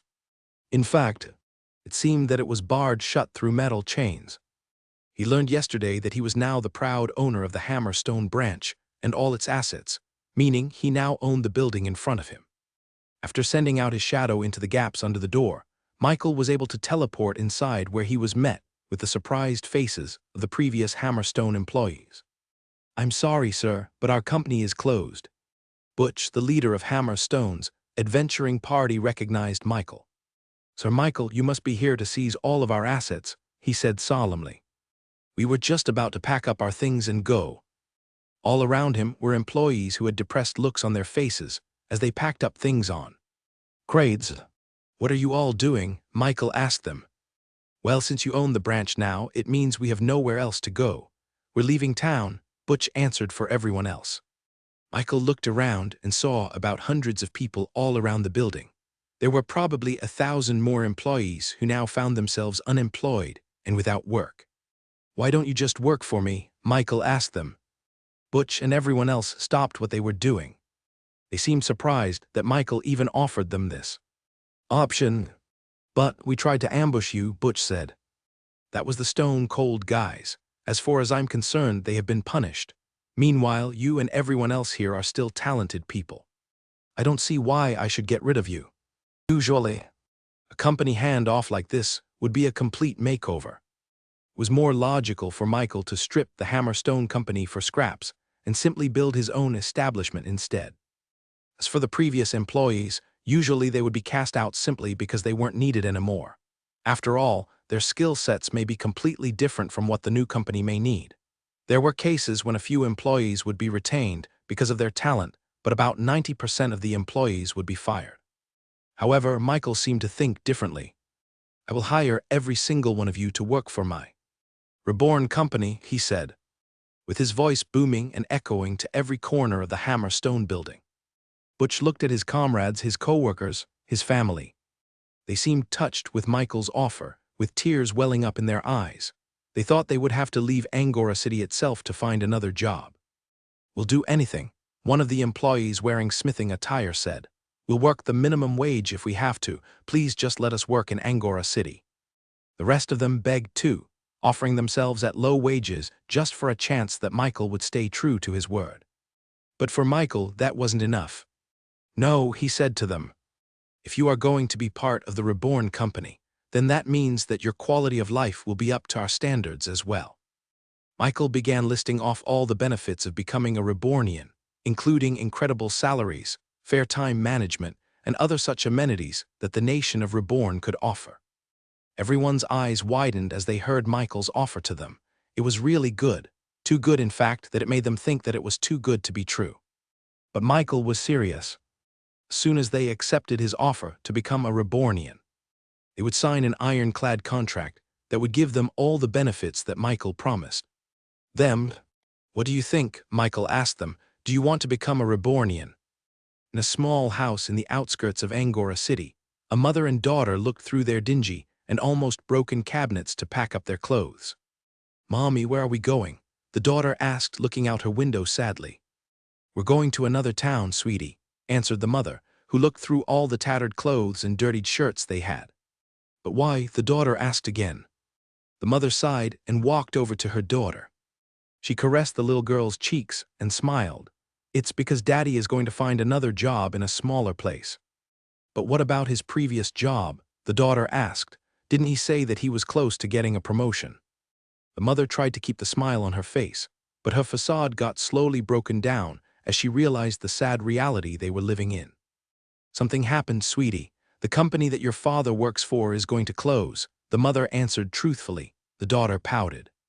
He said that he will buy me a chocolate bar once he gets that promotion. Is he going to break his promise? The mother cuddled her daughter tightly. She couldn't bear to disappoint her daughter, but unfortunately, there were just some things that they could not control. Her husband worked for the Hammerstone Company as one of the thousands of blacksmiths in their arsenal. Although the pay was low, they made it work.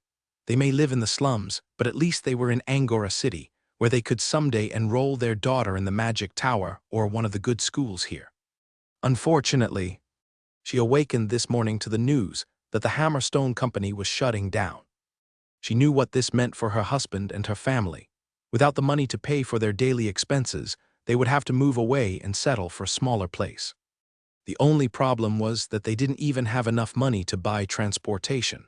If they had to move, they would have to walk the entire way there, which would probably take months. Her headache worsened as she thought about the hardships her daughter was about to face. She couldn't bear to let her go through it. Just then, the door to their house burst wide open, with her husband coming in with a huge smile on his face. Honey, what are you doing? She said worriedly. You almost broke our door. How are we going to pay for that?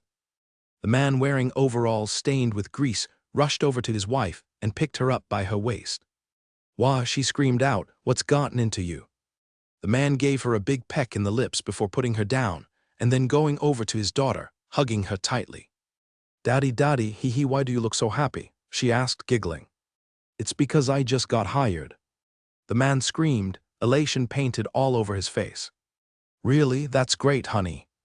And it's not just that, the man said, getting something from his backside pocket. I have this for you, my dear. He gave a rectangular bar with a violet and gold wrapper. In the middle it said, Reborn chocolates, chocolates. You got me chocolates, Daddy. The daughter immediately began unwrapping the cover. Honey, that chocolate is quite expensive. Are you sure we can afford that? His wife asked. We can now. I can buy my daughter 100 chocolate bars if she wants to. We can even move out of the slums and live in a place that isn't constantly flooding and leaking whenever there's rain. The man began explaining to his wife about the job he got offered from the Reborn company. It was at least 5 times the normal pay, and he didn't even have to work for 4 straight days and nights per week to do it. And you know what the best part of it all? The man asked.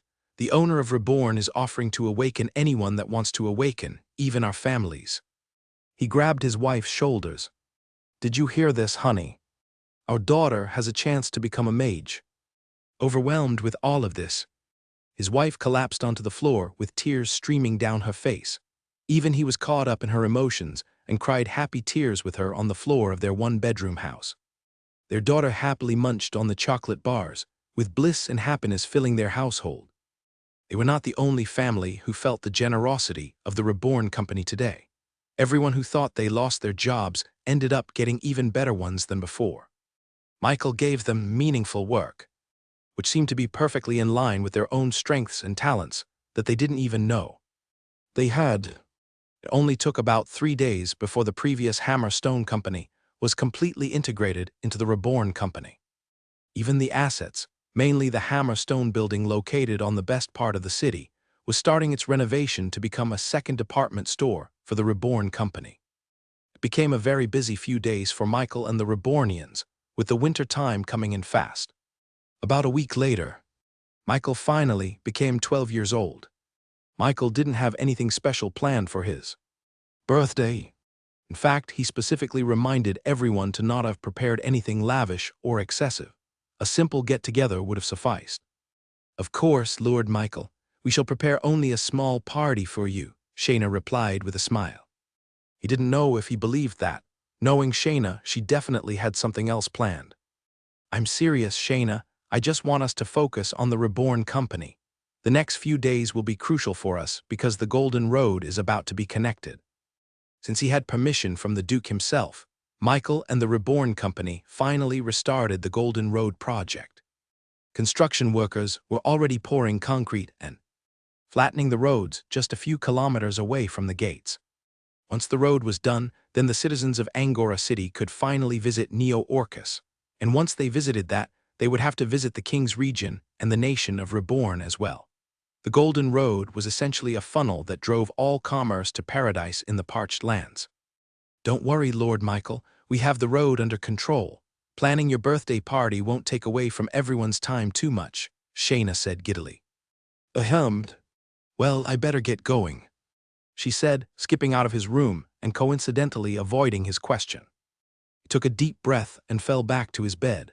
He decided to sleep now and recharge his social batteries for when the birthday party started. But just as he was about to sleep, he suddenly heard a knock on his door. Who is it? He asked. It's Butch, sir, the previous leader of the Hammer Stone Company. Michael got up and opened the door, seeing the well-armored bald man standing in front of him. After integrating them to the nation of Reborn, Michael hired a lot of the Hammer Stone adventurers to become bodyguards for the company. Their strength was definitely needed with the expansion. What's the reason for your visit? He asked, inviting the man in. Butch walked inside his room and respectfully stood in place. When Christian was escorted out by his family out of Angora City, they approached me and told me to give you a message. What is it? He asked, confused as to why the Hammer Stone family would want to contact him. It concerns the Hammer Stone inventory, sir. They want to give you something as a sign of goodwill. Michael raised his eyebrow. Duke Stelmane told him that Christian's father was sorry for his son's actions, and it seemed he was right. This was the man's way to try and reconcile with him. It seems, it's contained in Christian's hidden stash, sir. Michael sensed a sense of fear from Butch. Did you see it? He asked, and Butch nodded. The bald man took a second to breathe and explained what he saw. It's a flaming piece of metal, sir. I tried prodding it with a metal stick, and it burned it into ashes. Nothing worked. Everything this flame touched is torn asunder. Michael's eyes widened. Butch's description seemed very familiar. It was as if he was talking about the flaming ball of fire from the God Forge. Take me there, he said hurriedly. Butch nodded and did as Michael told. He led Michael to an abandoned mansion near the outskirts of Angora City. Technically, this land wasn't part of the Hammerstone branch, so Michael didn't even know this existed in the first place. "It's over there," Butch said as he jumped over the ledge of a destroyed window that was previously barred with wooden planks. They walked over to the master bedroom, which seemed to be in tip-top shape. There was even a cup of water by the bed. Butch then opened a hidden hatch on the wooden floor to reveal a rectangular box made out of Damascus steel. "This is it, boss. It's his secret safe," ChatJK4 informed him. Curious, Michael walked over to the box and lifted the lid. Immediately, a bright light illuminated his face, and if it weren't for the captivating object hidden within the box, Michael would have turned away his eyes in fear of going blind. But he couldn't. He had to stare at the floating piece of metal in the box. This metal was like a small shaving from a rounded piece. It was a little bit smaller than his pinky's fingernail and about as thin as paper. And surrounding this floating piece of metal was a familiar ball of white flame that seemed to emanate a kind of danger that a wild, untamed animal could only produce. The fire flickered as Michael looked at it, as if warning him to stay away. In just one look, Michael was sure that this was a piece of the God Forge. Small, yes, but a part of it nonetheless. He couldn't believe that such a valuable piece of relic would just be sitting here under the floorboards of an abandoned house without any care at all. This thing was much more valuable than the entire Angora City combined. He reached for it with his fingers. Butch warned him about its dangers, but he knew that he could withstand its fire. After all, he withstood the unity flames of the much bigger God Forge and survived without much problem. As his finger reached the ball of flames, the metal began to quiver as it tried to burn Michael's entire hand. He didn't know why, but he felt that if this metal had a mouth, it would call him insolent for even daring to try and touch it. "Sorry, but you're just a piece," he said as a prismatic shield appeared around his hand, clashing with the ball of unity flames. His finger slowly pierced through the fire before eventually reaching the quivering piece of God Forge. As soon as he made contact with it, the piece suddenly stopped quaking. It seemed to recognize the power that was taking a hold of it. "That's right," he said to the piece. "I can return you to your rightful place." As soon as he did, the flaming ball of unity protecting the piece suddenly dissipated, lightening the air significantly and making Butch breathe normally again. Michael smiled before trying to grab the floating piece. However, the piece suddenly shot out from the metal box and straight into his chest, causing him to fly straight through the wall and go through the other side. He ended up on the ground next to the kitchen, with powdered paint and splintered wood all over his hair and face. He was caught off guard. He looked down at his chest and saw a tear in his leather armor. He ripped his clothes and saw a hole in his chest. Panicked, he tried to claw the piece out of his body, but the injury he sustained immediately healed back up without any warning. "What the hell?" he shouted out loud. "ChatJK4, why didn't you protect me?" For all the times when his unity defense failed him, it had to be this time. But suddenly, he heard a ding in his mind as there was a bell inside it. ChatJK4 answered, and for the first time, his personal AI assistant seemed confused. He didn't know if it was because it grew to be more human with every software update, or it was because of the strange metal that seemed to have embedded itself in his chest. "Great, great. What a great birthday gift," he said sarcastically. "Can you at least tell me if it's good or bad? Should I worry about the metal in my chest?" Michael closed his eyes and focused on his internal body. There, he saw the 8 spheres of mana floating in an endless black space. Everything looked normal at first, but upon closer inspection, Michael finally noticed a very thin line connecting all the mana cores to each other, creating an octagram of sorts. There was no mistake about it. It was the piece of the God Forge just stretched out into a hair-like strand. As for why it had attached itself to his cores, he had absolutely no idea. As for its effects, Michael knew nothing as well. Everything worked fine with his mana, and everything flowed smoothly with his cores. Michael wasn't exactly that enthusiastic about having another metal piece shoot through his chest, but he was calm-headed enough to know that the God Forge piece was an incredible piece of relic from the past. With the power it held in its prime, Michael was sure that if it wanted to harm him, it would have done so already. And besides, Michael already promised the Dwarven King to gather all the God Forge pieces he could find. At least now, it would be safe in his chest. "Are you okay, boss?" What happened? Butch asked worriedly. He shuddered at the thought of the white-scaled dragonborn finding out that Michael got hurt while he was around. It's fine, he answered before levitating himself back up. Let's go home. I have some questions that I need to ask a friend. Michael ascended from the shadows in the corner of a grandly decorated room, with furniture decorated with gold and red velvet. Near the balcony was a man who watched calmly as he overlooked the skyline of Angora City. Stelmane, Michael called out. The Duke turned around and was surprised to see Michael, but not too shocked to see him appear in his personal lodging. What brings you here? Michael walked over to the balcony and joined the Duke for tea. I have a question I have to ask you. It's about Christian and the Hammerstone family. Duke Stelmane finished a sip of his tea. What would you like to know? They seem to have given me a gift. Well, it's more like a leftover piece that they didn't bother to retrieve. It was in Christian's personal stash after all. The Duke looked at Michael. Is it a strange flaming piece of metal? Michael sat up straight. You know it. Stelmane nodded. I have heard of those, yes. Those, Michael's eyebrows perked up. If you remember our conversation a few days ago, I told you about the conglomerates and the sub-companies inherited by their heirs, right?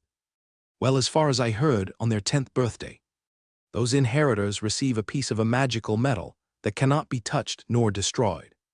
This metal has no use at all and mostly serves as a decorational piece for fireplaces and tables. Michael almost cringed as he heard that. He couldn't imagine having a powerful piece of the god forge just laying around like a piece of furniture. Imagine the waste. Why do they even receive this metal? The Duke shrugged his shoulders. I do not know either, but I do know that they place great importance on it, especially by those conglomerates. They make it as a test for their inheritors. If they are able to keep their magical piece, then they are viable to become a successor. It's a weird tradition in my opinion, but those conglomerates have always been weird. Michael looked over the skyline of Angora City as he digested what he learned. As it turned out, the god forge pieces were spread apart and in possession by the heirs and successors of the conglomerates. Christian was supposed to be an heir for the Hammerstone family, but after the incident with Michael, he was stripped of all his inheritances. Why did Christian's father give me a piece if it's so important? The Duke laughed, almost chuckling as he sipped tea. That is typical of him. It's his way of respecting what you have built in the Reborn company. Even though your company is not tied to any conglomerate, he is treating you as part of their competition. In a way you already are, aren't you, since you're building your own golden road? I guess all he's trying to say is that he challenges you to beat those arrogant successors to teach them a lesson. Michael looked down at his chest, where the god forge piece was hidden in his cores. Those sub-companies have been given a piece of the god forge. They are in a competition with each other to establish their own golden road. Inevitably, they would have to fight against each other, with one side potentially losing everything to the other, including the god forge piece. Whoever wins the golden road competition would eventually gather a lot of the god forge pieces for themselves. I have a feeling that's on purpose, he thought to himself. There must be a reason why those conglomerates want their heirs and successors to gather the god forge pieces. Michael looked at the distance, further towards the Queen's region, where the Vanderbilt Kingdom was located.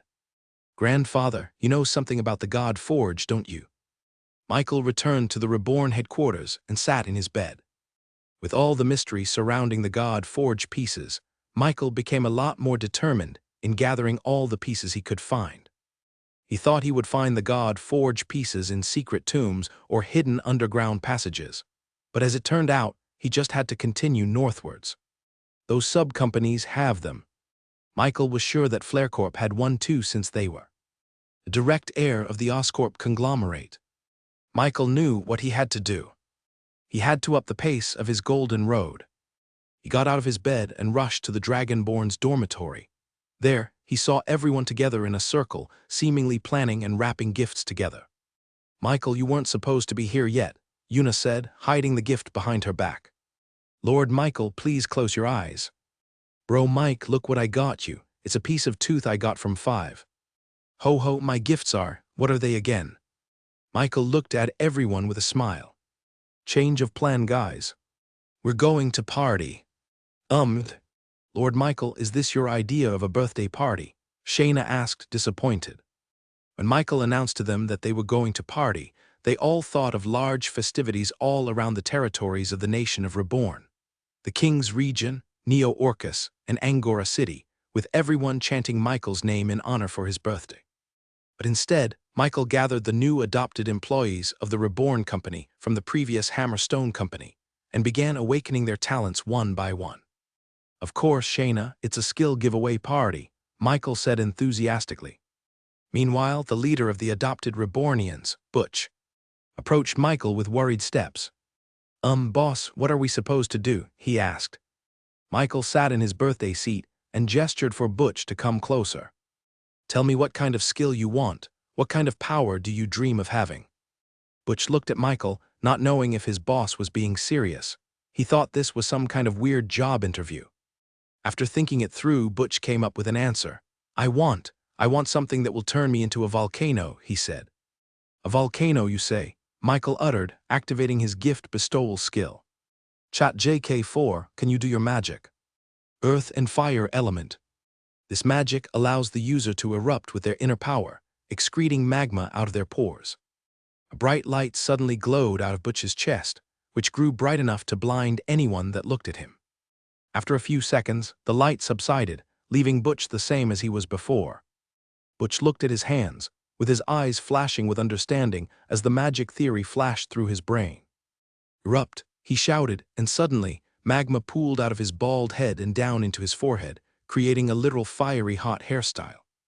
"Whoa, ha, yes," Butch shouted in happiness. "Okay, next," Michael said, gesturing for the next person to approach. Michael spent the rest of the day giving away skills and spells to anyone who wanted them. Luckily, he also found a couple of people who could have a second awakening, which led them to find their true talent in another job. At the end of the day, Michael was too busy to attend the lavish and luxurious party that Shayna and the rest of the Rebornians planned out for him.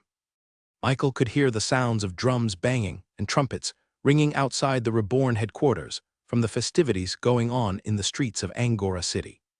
There were posters plastered everywhere with Michael's face painted on it, forcing everyone to celebrate his birthday. And if Michael looked at Neo-Orcus and the King's region, he would see an even more fervent celebration. Fireworks and drinks flowed heavily, with everyone treating it as a local holiday to thank the man that gave them everything they had right now. Even the Dwarven King participated in the feast in the parched lands. Of course, Michael didn't really want his birthday to be such a big deal in the first place, so he was very thankful to have an excuse to miss it. Michael now sat in his bed, alone and satisfied. "It's Yuna," she said. Michael got up and opened the door, seeing Yuna with her hands behind her back. "What's up?" he asked her. "I just wanted to give you something to celebrate your birthday. I don't know if you'll appreciate it, since I'm bad at making things." Yuna revealed a small wooden sculpture of a globe, but not just any globe, it was the Earth that he was so familiar with back in his previous life. "It's a reminder that no matter how crazy things may happen here, I want you to know that you can talk to me if you get homesick. We're in this together after all." Michael looked at the crude sculpture and realized that Yuna used no magic to create this. She shaved the wood all by herself, mistakes, imperfections, and all. But this made it all the more special. After all, Michael had been so used to magic that he used it for everything he needed. This small gesture was heartfelt. "Thank you," he said to her. Yuna smiled. "That just means you'll have to work harder to get me my favorite ice cream, okay?" Michael laughed and swore that he would do so soon. After making him do a pinky promise, she left, leaving Michael all alone in his room. He put the globe statue near his bed and went to sleep. The next day, the Golden Road project continued at full force. As for Angora City itself, Michael instructed the Rebornian engineers to start the full restoration of all the buildings caught up in the fighting. The library that had been out of commission for the past week was quickly built anew in just a matter of a full day. The houses whose roofs were destroyed were quickly patched up within just a few hours as well. This showcased the full potential of concrete to the citizens of Angora City. How did they do it so fast? They used that liquid stone thing. And it hardened in just a few hours. How is that possible? Look guys, they opened a new floor in the Reborn department store, and I think it sells sacks of this concrete thing. The clear difference in quality between the Reborn company and everyone else in Angora City showed why they were truly deserving of that 450 rank in the Golden 500. And it didn't stop there. A few days after that, the citizens of Angora City woke up to see a wide road suddenly constructed out of their gates leading to the horizon. Sharp-eyed people recognized the material they used in this road to be concrete, which meant that this was the handiwork of none other than the Reborn company. Not even a few hours later, the citizens of Angora City were once again surprised at the appearance of large automobile trucks that came into the city. These trucks carried lots and lots of products and resources that stocked up the Reborn department store with unique products only available in the King's region. Isn't this the wood ash powder? It's so rare, but they have a whole cart here available. How did they transfer a potbreak herb here from the King's region without it dying? I heard it dies after a week of getting uprooted. Hey, that road, where does it lead to? It wasn't long before people began to travel the Golden Road, leading them straight to Neo-Orcus.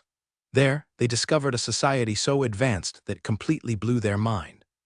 But then they were told that to see the true extent of the Reborn company's power, they should visit the parched lands. And just like Michael hoped, people began to travel to the King's region to see the end of the road, the nation of Reborn. The Golden Road allowed people to finally travel between Angora and Neo-Orcus within just a few days of travel. This was already an amazing fact that brought the Reborn company a lot more praise and recognition from the citizens of Angora City.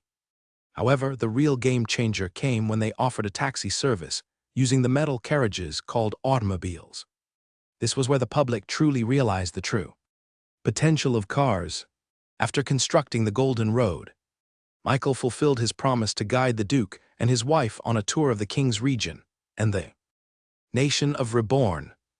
Using the customized automobile that Michael gave to the Duke, they embarked on a few days' journey to Neo-Orcus. The Duke saw firsthand how amazing it felt to drive almost 100 kilometers per hour on the flat Golden Road. Upon arriving, the pair couldn't believe the sophistication, the order, and the quality of life in Neo-Orcus. This town was previously known for being abandoned and almost buried in the ground. Yet, what they saw was something that could only be described in fantasy books. There, they came into contact with electricity and trains. Amazing, the Duke uttered, completely bewitched by Neo-Orcus. He saw a vision of an entirely new Angora City, one with automobiles running through the streets, stopped only by stoplights to let pedestrians through. He saw a vision of buildings lit up by tiny stars in the night. The Duke immediately expressed his interest in creating a railway system for Angora City, while his wife requested to have air conditioners available in their castle. "Let's talk business after you finish the tour," Michael said to them. After all, they only saw a glimpse of what was to come. They hadn't seen the nation of Reborn yet. So they embarked on the train leading to the King's region. Of course, they stopped by the Dwarven Kingdom, where the Duke got to meet its king, which seemed to have made him into a blubbering fool. He was too flustered to meet someone that was notoriously known to be hard to meet. "Michael, you went there to celebrate your birthday, so I drank twice as much in your honor," Buru said while gulping another cup of beer. The Dwarven King soon left after being forced by his men to finish some paperwork. "You are close with the dwarves." "I thought you knew," Michael shrugged. After the Duke calmed down and explained to Michael how unprecedented this was, they continued on their tour to the King's region and onto the parched lands. Finally, the Duke and his wife stepped foot onto the nation of Reborn. He gave them a day to explore by themselves. After that, Michael met with them in their hotel room in one of the Satyrs Inn treehouse. "So, what do you think?" Duke Stelman and his wife looked at Michael with crazed eyes.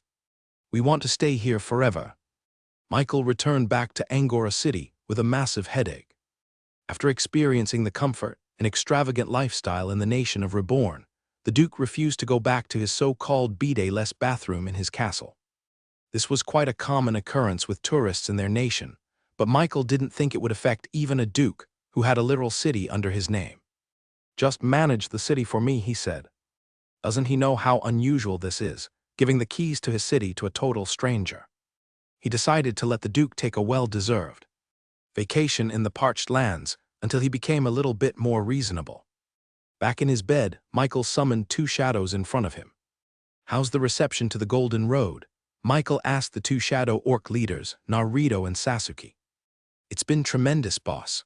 A lot of merchants and ordinary people are traveling down the road in droves. We had to implement a rule on the road to keep the carriages on the right lane while the automobiles were on the left lane, Naruto reported. That's good thinking. Michael complimented them, which Naruto reciprocated by smacking his chest and biceps loudly. Boo-too-too, I thank thee for your appreciation, boss. Sasuke bit his lips and stood up. Our taxi service in the city is doing well too, boss. In fact, we had to increase the capacity of our Reborn buses to accommodate the demand. As expected, the rental Reborn automobiles was the most popular service in the city. After all, this was the chance that they could see how fast a car traveled from the inside, making automobiles a lot more popular as a result. I have already ordered a large batch of automobiles to be delivered here in anticipation, so we were able to lessen the queue in the taxis, Sasuke said proudly. You too, Sasuke, good job. Ratata, I am honored by your appreciation, Sasuke said with his quills thrumming. Michael was satisfied with the positive reaction of Angora City to the Reborn innovative products. They were a lot more receptive to the strange automobiles than he thought. What about the other companies in the city? What are their opinions of all of this? Because of the sudden boom of Reborn products in the city, almost all the revenue stream was pouring into Michael's pockets alone. His department store was bringing in products at a faster rate and at an even cheaper price. Not a lot of companies could compete. As expected, their sales and profits are down, said Naruto. However, they know better than to antagonize us. Instead, they are using this chance to purchase concrete and automobiles for their own companies.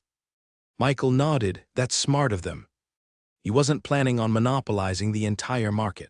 He was simply showing to the other companies how efficient his automobiles were in transporting goods, and coupled with concrete, it was a recipe for success, which was something they can try and replicate. Also, sir, the royals in the castle are becoming a lot more uneasy with the prolonged absence of the Duke. Michael sighed. He didn't think the Duke would cause such trouble. Ignore them, the Duke will return soon. Do you have anything else to report? The two Shadow Orcs nodded. Lately, there have been more and more visitors entering Angora City of late. We found out that they are people from the big companies in the nearby territories. They must have read the newspaper by now, he guessed. That is right, boss, Naruto agreed. Our Shadow Orcs in the other territories are all reporting that the news of our sponsorship in Angora is spreading to a lot of networks, and they are sending in their feelers to find out more about us. The common sentiment among them is that they are doubtful as to how an unranked company suddenly jumped to 450 in the world and even ended up sponsoring a capital city. Michael expected this. That's fine, let them. We have also used this chance to send out our Shadow Orcs into infiltration missions into those companies. They send out spies, we latch out shadows to them, and they lead us right to their company, said Naruto. Tell me if you find out that any of them is an heir or successor from a conglomerate.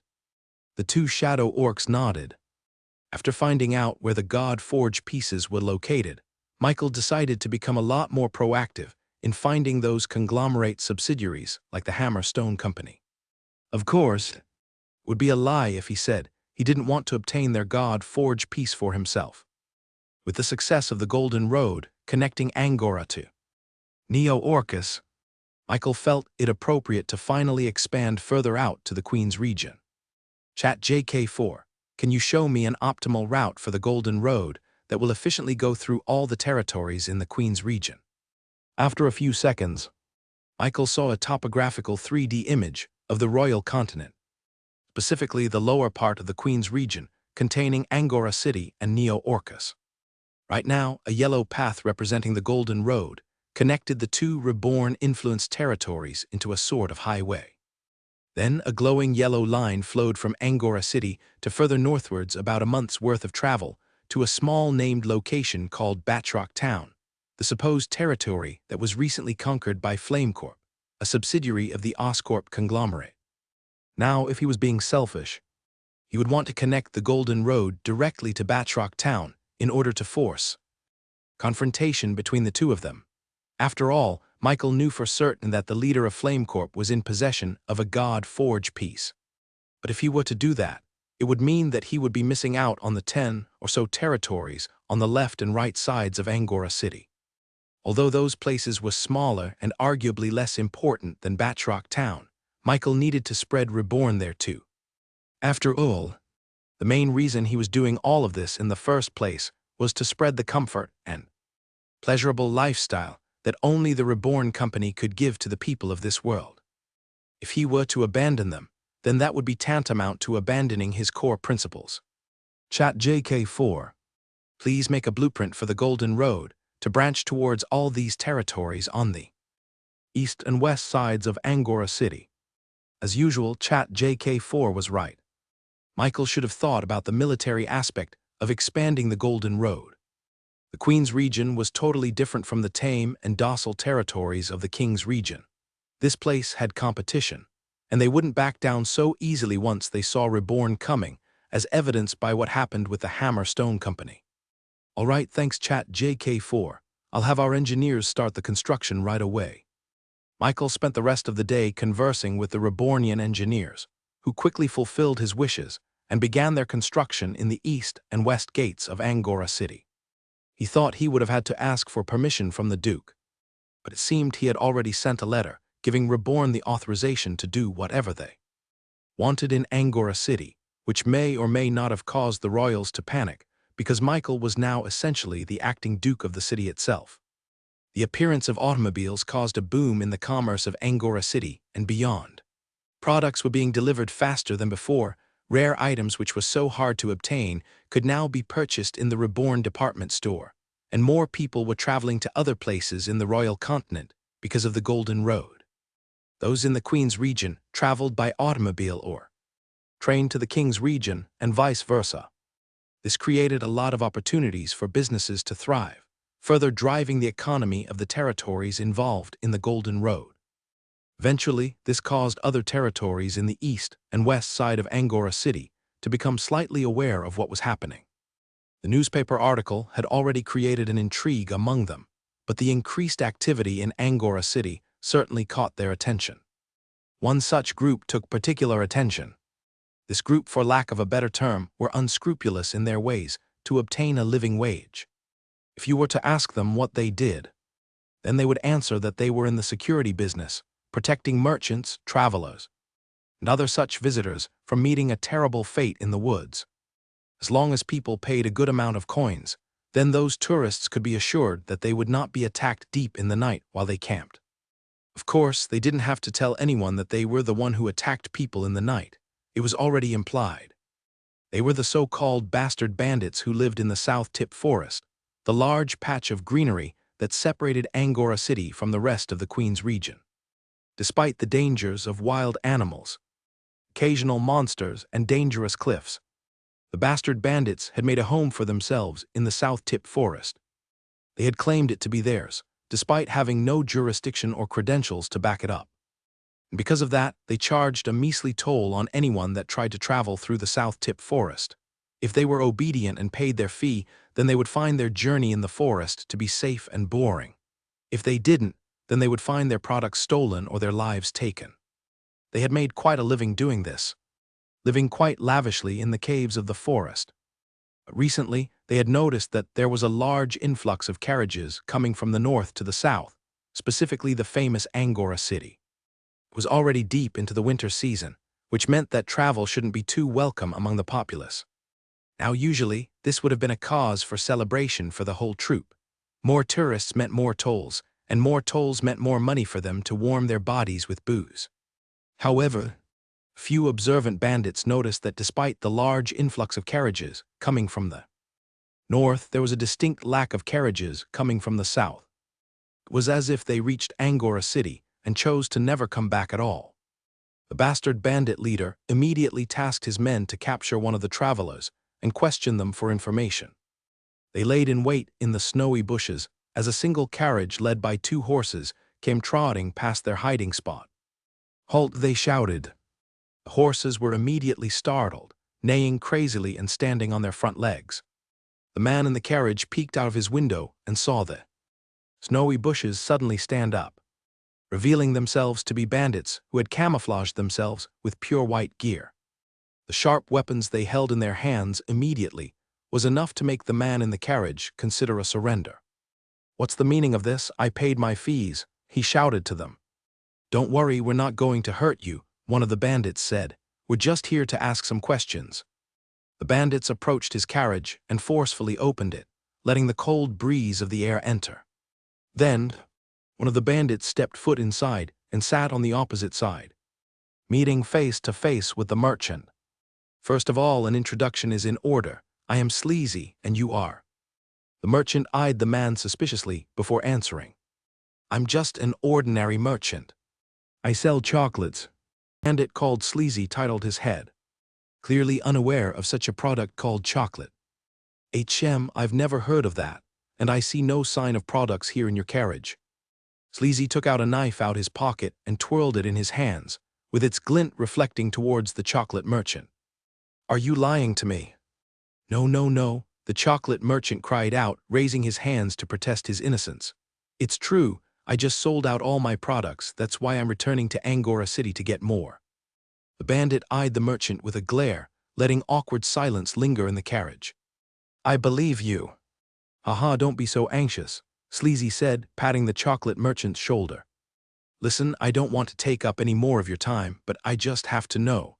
Is there a particular reason why a lot of people are going to Angora City?" The chocolate merchant went silent for a second. His first instinct was to lie. After all, he didn't want Michael and the Reborn company to get into trouble. But then he remembered that Michael specifically told them to always spread the word about the Reborn products, whether they be customers or criminals alike. The merchant even remembered a saying from Michael: "All press is good press," meaning any and all kinds of attention would benefit the Reborn company. So he simply told them what the public already knew. He told them about the newspaper article being spread around. "It's good to know you aren't lying to me," Sleazy said, putting his knife back in its sheath. "We have asked all the other carriages coming in Angora City, and they all said the same thing. They want to visit the famous Reborn company." "So, you knew about them?" Sleazy nodded and laid back on his seat. "Oh yeah. We might be living in the woods, but we are not hermits. We are in touch with the current happenings of society more than you know. Of course, we heard about the current ranked 450th company in the world. It's just hard to believe that it's true." That was not the first time the chocolate merchant heard that. One of the reasons why there were so many people visiting Angora City was because people were curious to see if the stories were true or not. It seemed that it had reached the ears of the bandits as well. Sleazy clapped his hands, surprising the merchant out of his thoughts. "Well, that's all that I want to ask you today. Thank you for your cooperation." The chocolate merchant watched as Sleazy got out of his carriage and waved at him with a big smile on his face. The bandit gestured for the coachman to go, which prompted the old man to whip the reins and let the horses start trotting through the snowy road. As the carriage got further and further away, the chocolate merchant looked back to see the road completely empty with no sign of the bandits anywhere. The snowy tracks on the road were just the horse and the carriage, nothing more. The chocolate merchant decided to visit the Rebornians and tell them what happened today as fast as possible. Meanwhile, in the bushes, the 10 or so bastard bandits gathered around in a circle with Sleazy in the middle. "What are we going to do, Sleazy?" one of the bandits asked. "I'm feeling a little curious, you see. All those stories about the horseless metal carriages and dwarven metal seem to have made me a little bit thirsty," he said, licking his mouth. The other bandits looked at Sleazy with worried expressions. "Sleazy, the boss said that we shouldn't interfere in other territories. We should just stick to the South Tip Forest and that's it." "I agree," a bandit said. "And even if I do want to pinch a little bit of gold out of their pockets, we should only do it when they try to travel through the forest, not when they are still in their territory." Sleazy shook his head amongst the other bandits, clicking his tongue as he did so. "You guys are so unambitious," he shouted. "Come on. Don't you see that we're not the only ones that's thirsty to rip apart this new Reborn company? I'm betting that if we wait any longer, other companies would have already conquered the Reborn company and taken all their inventions for themselves." The bandits, despite being reasonable this whole time, felt a little bit agitated upon hearing Sleazy's words. It provoked their killer instinct. If there was anyone that was going to prey upon this new and unproven company, then it should be them. But didn't they say that this company defeated those hammer stone guys? And not only that, they are ranked 450 as well. Don't they have pretty strong fighters for doing that? Sleazy waved off the bandits' concern. Come on. That hammer stone company is managed by a nepotism kid. It's not that hard to destroy a house built upon fragile sticks. And besides, it's not like we're going on an all-out war with them. I'm just proposing that we shake them down a little bit, make their pockets bleed just enough for us to be set up for life. With how fast they're expanding, I'm sure that there will be some weak points that we can exploit. Ask yourselves who you were before we settled down in this forest. Weren't we free spirits who took what we wanted without any question? The other bandits turned silent, with each one seriously beginning to consider Sleazy's proposal.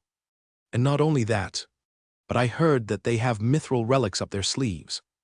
This little piece of bait seemed to have finally convinced the bandits to agree with Sleazy. They looked at each other with confident smiles and expectant gazes. They couldn't wait to get their hands on those gold coins that the Reborn company had been hoarding. Let's go back to our lair. Don't tell anybody anything. We just prepare our things and we leave in the night, Sleazy warned them. And with that, the bandits began trekking back deeper into the bald, snowy forest. Sleazy turned around, his eyes darting all over the place. He looked at the other bandits and saw none of them react to the rhythmic beating sound, making him doubt his own senses. He began to convince himself that it was just a product of his own imagination, brought on by the cold winds of the winter. Meanwhile, back in Angora City, Michael sat in his bed while the two shadow orc chieftains reported the whole situation to him in great detail. It's a good thing that you guys had shadow orcs protecting the chocolate merchants, he said to them. Even if they are not part of our nation, they are still important to the growth of your company. It is only natural that we dedicate a shadow to monitor them and their surroundings, Naruto replied. What shall we do, boss? Sasuke said, kneeling. Shall we dispose of them? Since they're acting out on their own, just monitor them. Maybe they would lead us to more information about the other territories near Angora City. Also, if they do try to rob us, then send the trainees. It'll be a good experience for them. The two shadow orcs nodded before descending back into the shadows. A couple of days later, the Golden Road expansion to the westward of Angora City went smoothly underway. The end goal would be reaching the isolated territories there named the Grafted Cluster. These were a collection of small settlements, towns, and villages numbering in the double digits. There wasn't a centralized government that controlled these territories like how the Duke controlled Angora City, but they did have their own local government that kept everything in check. So that means that we can construct the Golden Road there without needing any permission, Michael asked Yuna. That's right. The citizens of these people would love nothing more than to have a viable road for them to traverse, she answered clearly. They have actually submitted a formal request to our family to ask for some assistance to this matter, but you know how it is, without the proper funding, these road projects could never be accomplished. Luckily for them, Michael was in no shortage of gold at the moment. Construction of such a long road may cost a lot of money, but he knew that it would all pay off in the end, just like how business boomed once Angora City became connected to the King's region. Shayna, how's the progress? The white-scaled dragonborn laid down the papers on the table for Michael to see. We are about 67% of the way there, Lord Michael. It will probably take less than a week before we reach the first settlement. They had people working day and night to complete the Golden Road project, made possible through employing talented prospects from the King's region and Angora City combined. So Yuna, those territories in the Grafted Cluster, is there anything I need to prepare? Yuna nodded. There are two major companies located in the Grafted Cluster, Barkus Inc. and Bullrun Inc., which are ranked 487 and 486 respectively. They are both managed by a pair of twins who treat each other more as rivals rather than siblings. They used to have a very good relationship, but one of them branched off and created a new company that rivaled the original one. Now they are both competing to try and outdo each other in the Golden 500 ranking. Michael was kind of surprised to see that a company ranked in the 400 would be located in such a remote part of the Queen's region. This meant that they were miles and miles better than the Hammerstone Company itself. I guess that's not a good comparison. The Hammer Stone Company borrowed the Stone Cold Six from the Hephaestus conglomerate. That's why they were a little bit more powerful than usual. Fudge, are you there? Immediately, a violet slime jumped out of his shadows and landed onto his head. Fudge looked around the room and saw Yuna, immediately diving towards her, completely ignoring Michael. Who's a good ninja, Yuna said, patting Fudge. It was only after he coughed a second time did Fudge finally look back at Michael and saluted towards him. At your service, master. Did the shadow orcs find anything about the bastard bandits? He asked casually. Not yet, master. Those scammers are still in their cave hideout and preparing their stuff. Luckily, we already have shadow orcs being spread to all their members. It won't be long before we have them all under surveillance. Michael nodded, satisfied with the awesome work that the shadow orcs were doing.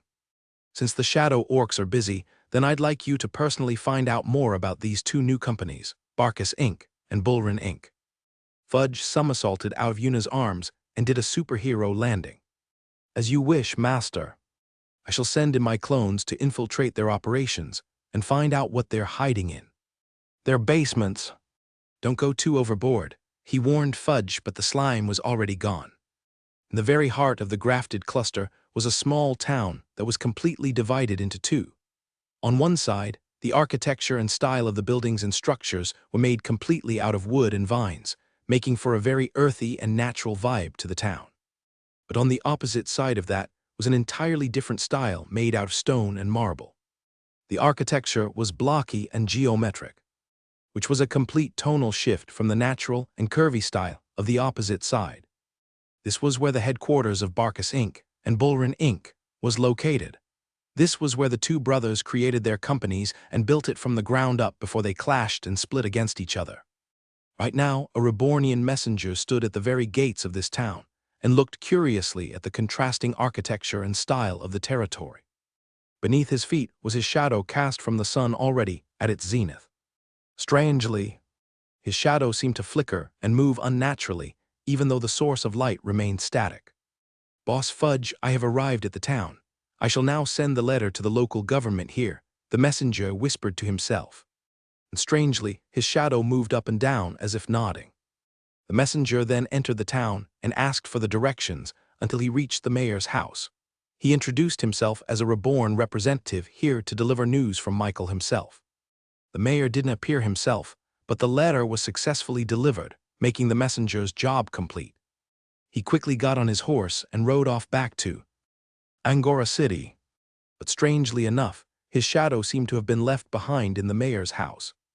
It slithered through the guards in the front, bypassing the heavy metal doors through the small slits underneath it. Reaching inside, the shadow attached itself to a butler who walked up the winding stairs into the master bedroom. Mayor, the butler said, knocking on the door, there is a letter here for you addressed from the Reborn Company. The mayor, a man with quite a large gut from eating good food, opened the door and took the letter from the butler before sitting back down at his desk. He looked at the red wax seal with a distinct R symbol on the front. This is the real deal, he muttered.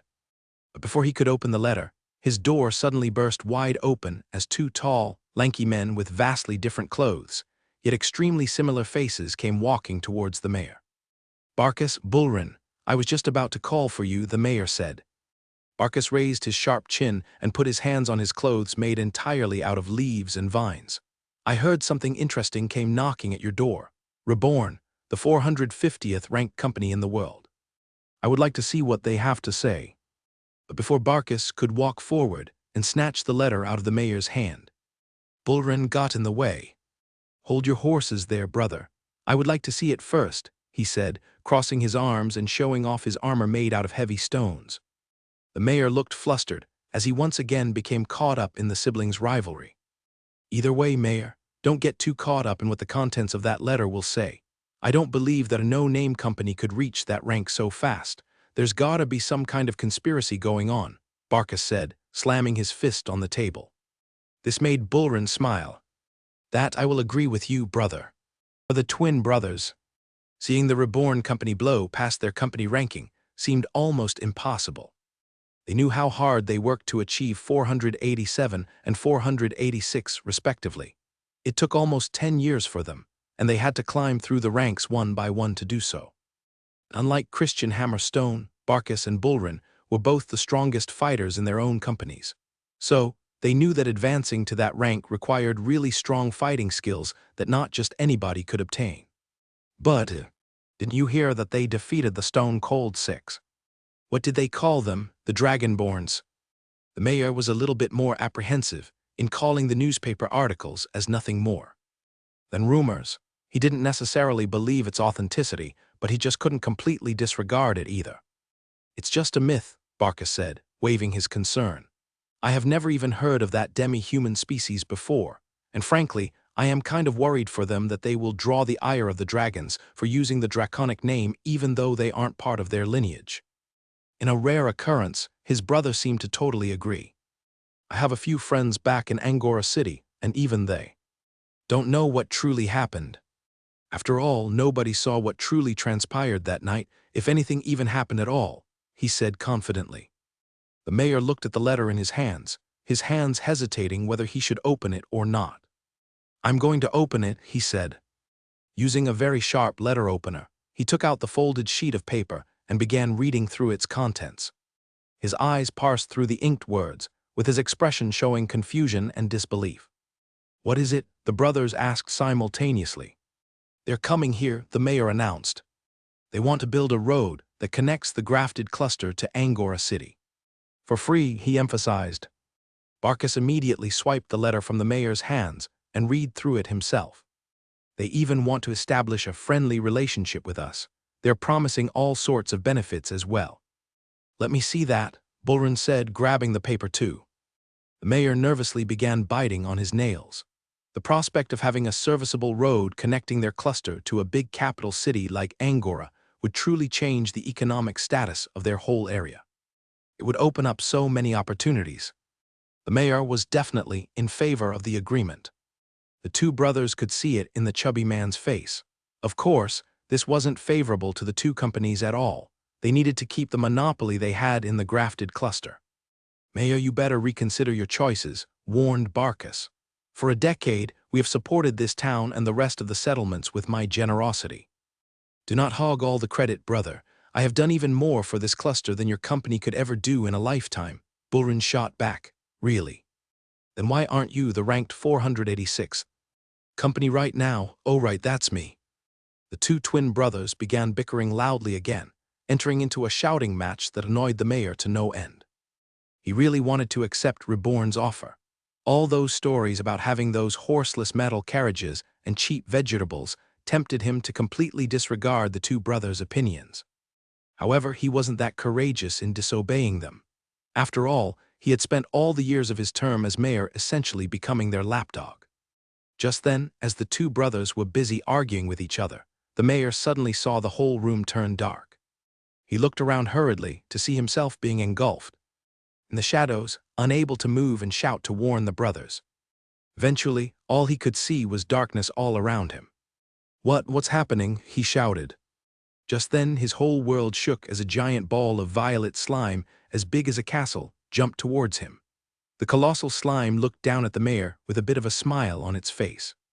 Are you a god? The mayor questioned. Phew, yes, Fudge replied, his voice echoing endlessly in the dark void. What do you want from me? Fudge looked up, imitating the grandness of a godlike being. You are destined for a great future. I am, the mayor asked, looking down at his own chubby belly in shame. Of course, Fudge coughed. However, you are now at a fork road in your destiny. One path leads you to depression and despair not just for yourself, but for the whole territory under your hands. But the other path is the complete opposite. It is your true destiny. It will lead you to wealth and prosperity unlike anything you have ever seen. The mayor looked up at the divine body of the slime god in front of him. His eyes showed a glint of hope and longing. What do I have to do? Ho, Fudge laughed. I think you already know, young man. The Reborn company, the mayor realized. Fudge's bulbous body suddenly grew two stump-like hands, using them to create a small rift in the darkness, so that the mayor could see the distant image of the two brothers pointing and shouting at each other. The mayor could see what the two brothers were thinking. They were planning on creating a total blackout for the Reborn company, preventing their products from reaching the territories of the grafted cluster. What should I do? he asked the benevolent divine slime. What is their weakness? What do they hate and desire the most? Fudge asked. Each other, the mayor answered. They want to completely outdo one another. Then the answer is simple, you shall. As the mayor heard the words echo in his mind, the darkness around him began to recess into the walls, returning him back into reality. Mayor, are you listening? Barkus shouted. The mayor looked at himself and balled his fist. Remembering the appearance of the slime god gave him a lot of courage. Are you sure you guys want to reject the Reborn company? He asked them. The twins looked back at the mayor, angry yet intrigued at his words. I mean, the Reborn company is the 450th ranked company in the entire world. Imagine what would happen to your companies if it suddenly reported that you guys were able to completely defeat them fair and square. Barkus and Bullrun's eyes widened as they began to realize the effects of the mayor's hypothetical question. My company would soar through the rankings, Barkus muttered. I'll finally be able to surpass him, Bullrun whispered. The temptation of defeating a 450th ranked company was too great. The twins immediately exited the mayor's house and began preparing their companies for the competition against the Reborn company. Meanwhile, the mayor sighed in relief as he saw the twins leave. He looked up at the ceiling and brought his hands together as a prayer. I hope that is satisfactory for your majesty, he muttered under his breath. Back at Angora City, Michael saw Fudge jump out of his shadows with a giant smile on his face. Nothing, master. The west branch of the Golden Road should proceed smoothly now. A few days later, the Golden Road finally reached the first settlement in the grafted cluster. It was just a small village with a little over 300 citizens inside. The locals of this settlement saw firsthand how the Rebornian engineers poured the liquid concrete onto the pathway ditch and watched it harden within just a few hours with the help of a little magic. It completely surprised them, especially as the first few automobiles came riding from the horizon.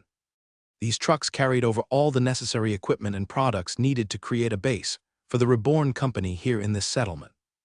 Michael even went above and beyond as he planned to create more amenities in this place, such as an underground well, to help raise the standard of living in the grafted cluster.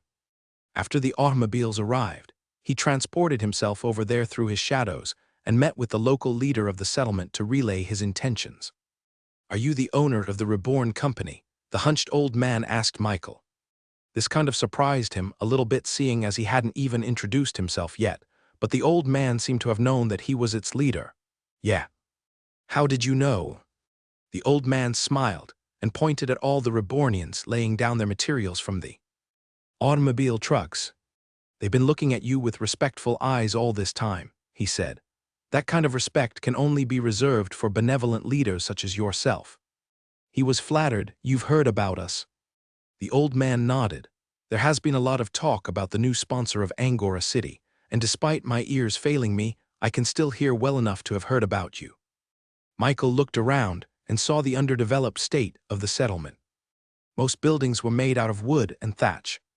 The roads were muddy, and there wasn't much foot traffic going around it. They didn't even have a market and only relied on traveling peddlers to get supplies. Can we establish our company here, build our own infrastructure? The old man nodded and spread his hands. You are very much welcome to do so. I'm planning on building a golden road that connects this place to Angora City. You can travel there in about 3 days through carriage, or just 1 day through our taxi automobile service. We also plan to create a bus station in every territory, allowing for normal people to travel easily to the big cities like Angora. Michael began instructing Kong, the Rebornian engineer chief, to start the construction in the settlement. Their first order of business was to create running water from the aquifer underground. It took them just an hour before a deep well hand pump was installed, giving clean water for the citizens to drink and bathe from. Whoa, water, a boy said as the water splashed on the ground from the pipes. The whole population of the settlement celebrated this momentous occasion, thanking the Rebornians by offering them dried deer meat and skinned rabbit fur. The old man approached Michael. This may be presumptuous of me, but there is nothing we would like more than to be under your banner. You want to join the nation of Reborn? Yes, we would all like to, the old man replied with everyone nodding behind him. Michael didn't think it would be this easy. Not even a few hours after they landed in this settlement, and already he had accomplished his goal. He was just hoping to establish the company here, but he ended up gaining another territory. He had Shayna and Yuna take care of all the paperwork, and in just a matter of a few hours, they became official Reborn citizens. Back in the center town of the grafted cluster, the two twins each sat in their respective headquarters and commanded their companies to start a large campaign that spanned the whole Western Territory. Gather all our merchants and our peddlers. I want them all to start going over all the territories near us selling only Barkus Inc. products, sell potatoes, carrots, and even pepper spices at a large discount. And it seemed that his twin brother thought of the same thing. Make sure that the whole market is drowned out by all of our products, Bulrin shouted to his employees. I don't want anyone buying those Reborn products at all. Since they were much more established in the deeper parts of the grafted cluster, their campaign largely worked and increased their overall sales throughout the whole region. Their profits were down, but that was a necessary sacrifice to completely shut down the Reborn company's attempts. However, just a few days after this campaign started, the twins each received terrible news. Sir Barkus, we can't sell anything in the first settlement, his messenger said anxiously. And why is that? They're the ones that need fresh produce from us. Otherwise, they can't survive. The messenger bit his lips. That's the thing, sir. The Reborn company has already arrived there and established a connection with them. That's fine, Barkus said. Just lower the prices some more. I doubt that the Reborn company can bear to lower the prices like we do because they are transporting those goods all the way from Angora City. This is a war that they'll lose. The messenger tried to get the words out of his mouth, but couldn't bear to do so. Sir, the first settlement has already agreed to become part of the Reborn territory. Now that the first settlement was part of their territory, Michael decided to implement a lot of new establishments in the territory. Aside from basic stuff like concrete roads and plumbing systems, Michael also created a fun little hot springs-inspired bath for the people to enjoy. And just as Michael thought, this became a really popular spot for the locals. The large improvement in the first settlement eventually reached the next two territories in the grafted cluster, which Michael set his eyes onto next. The Golden Road branched into two paths once again as it reached towards those two places in just a matter of a few days. Those two settlements were a little bit bigger and more advanced than the first settlement. They had proper buildings and infrastructures to be called a town rather than a village. The wet markets in these places consisted of small local businesses who sourced their products from their own homes. Things like butchered pigs, metal pots and pans, and dirtied vegetables were all made by their own citizens and sold to other citizens. However, unlike the wet market free-for-all, the Barkus Inc. store was established in a building that was much more organized than most. Right now, the whole store had signs that showed prices slashed in half. This caused quite a line in the Barkus Inc. store as people bought their products in a frenzy.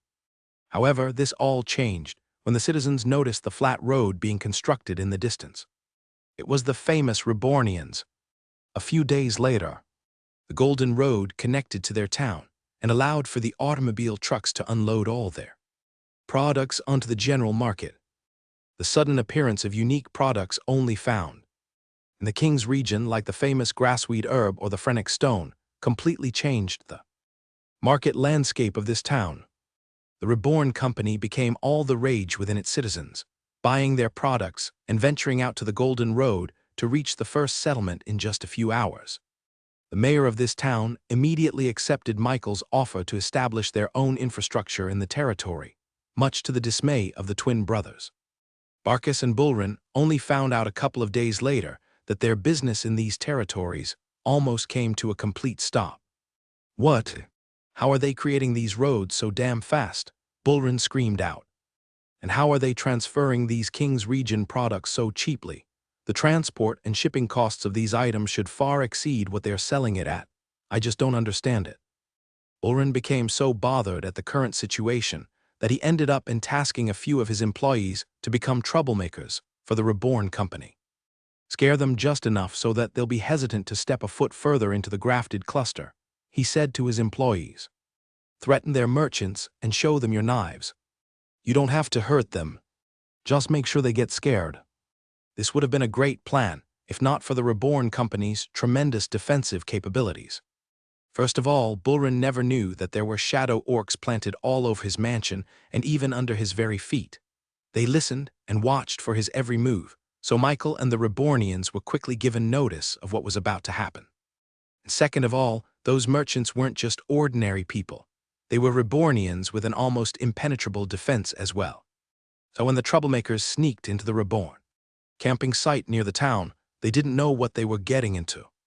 They entered into the tents of the Rebornian merchants and pulled a knife near their throats. Leave this place now or else we'll come back to finish the job. However, as soon as the knives were about to reach their throats, an invisible prismatic shield appeared around the Rebornians and repelled the knives away from their hands. The troublemakers cried out as they saw their knives land in the ground. They stumbled forwards trying to catch it.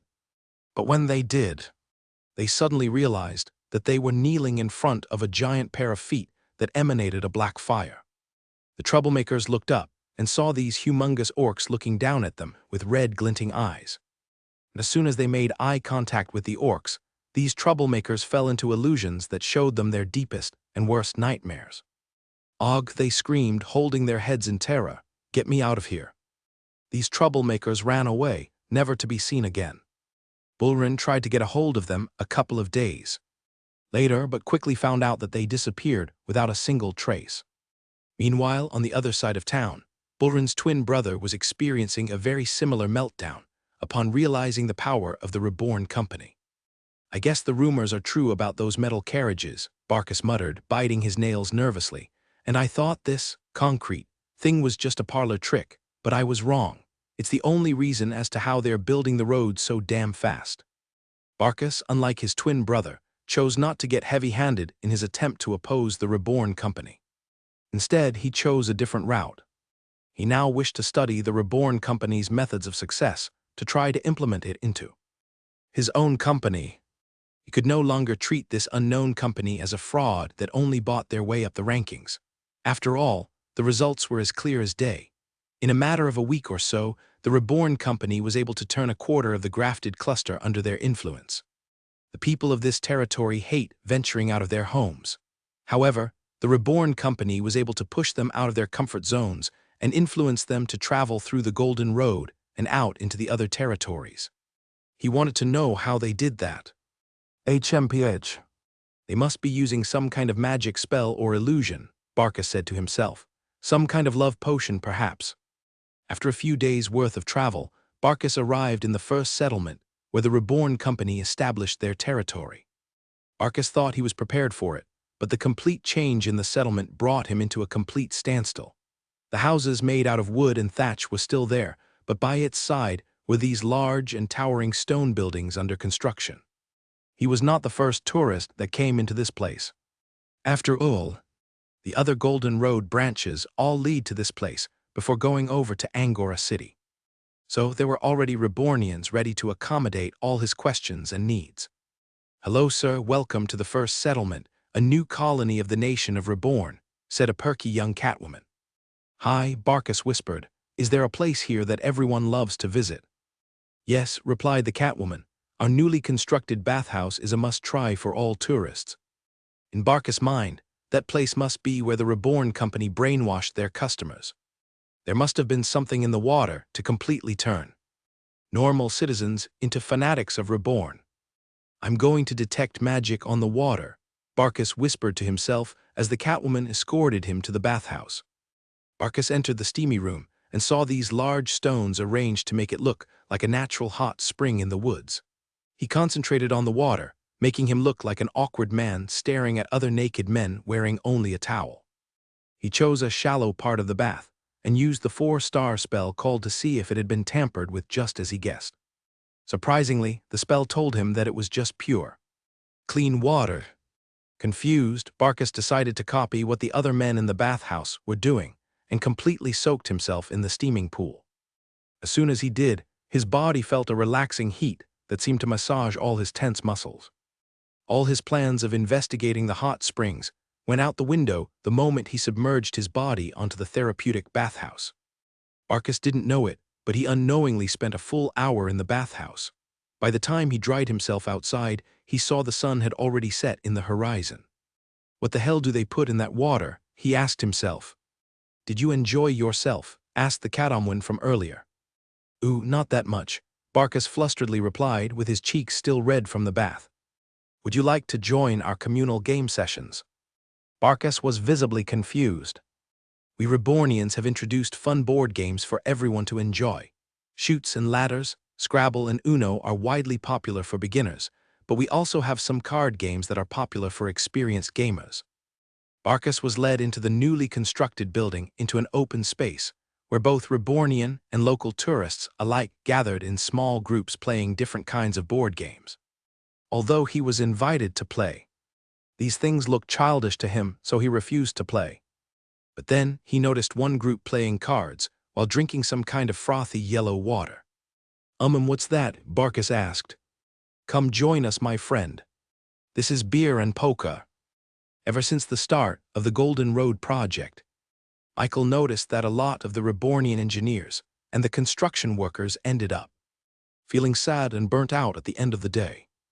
After all, their days and weeks were just made up of going to work, pouring concrete, flattening roads, and waiting for it to dry. Michael forgot that this was a world that didn't have any sort of entertainment for people to enjoy.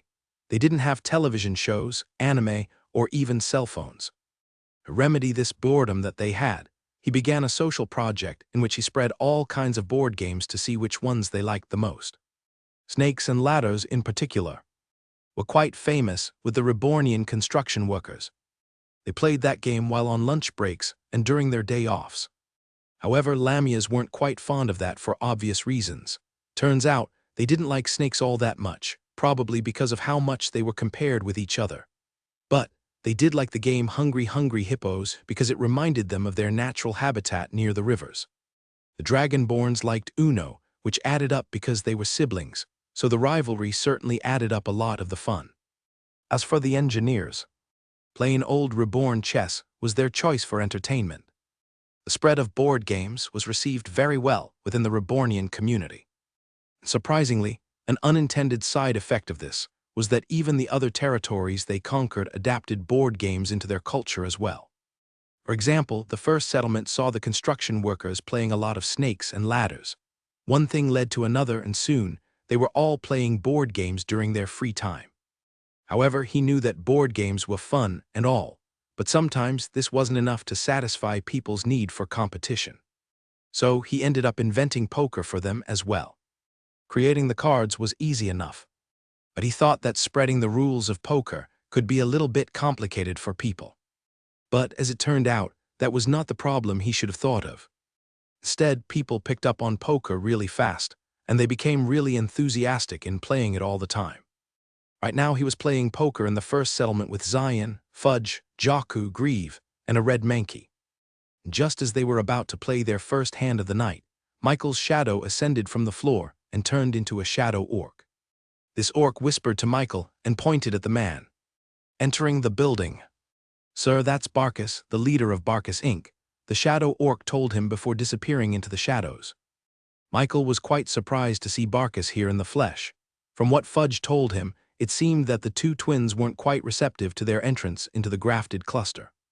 He watched as Barkas looked around the room, with wonder and surprise clearly painted on his face.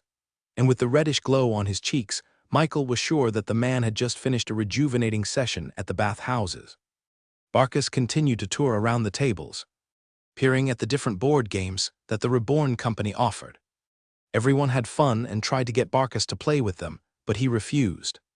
Eventually, the guy ended up approaching one of the tables who were also playing poker.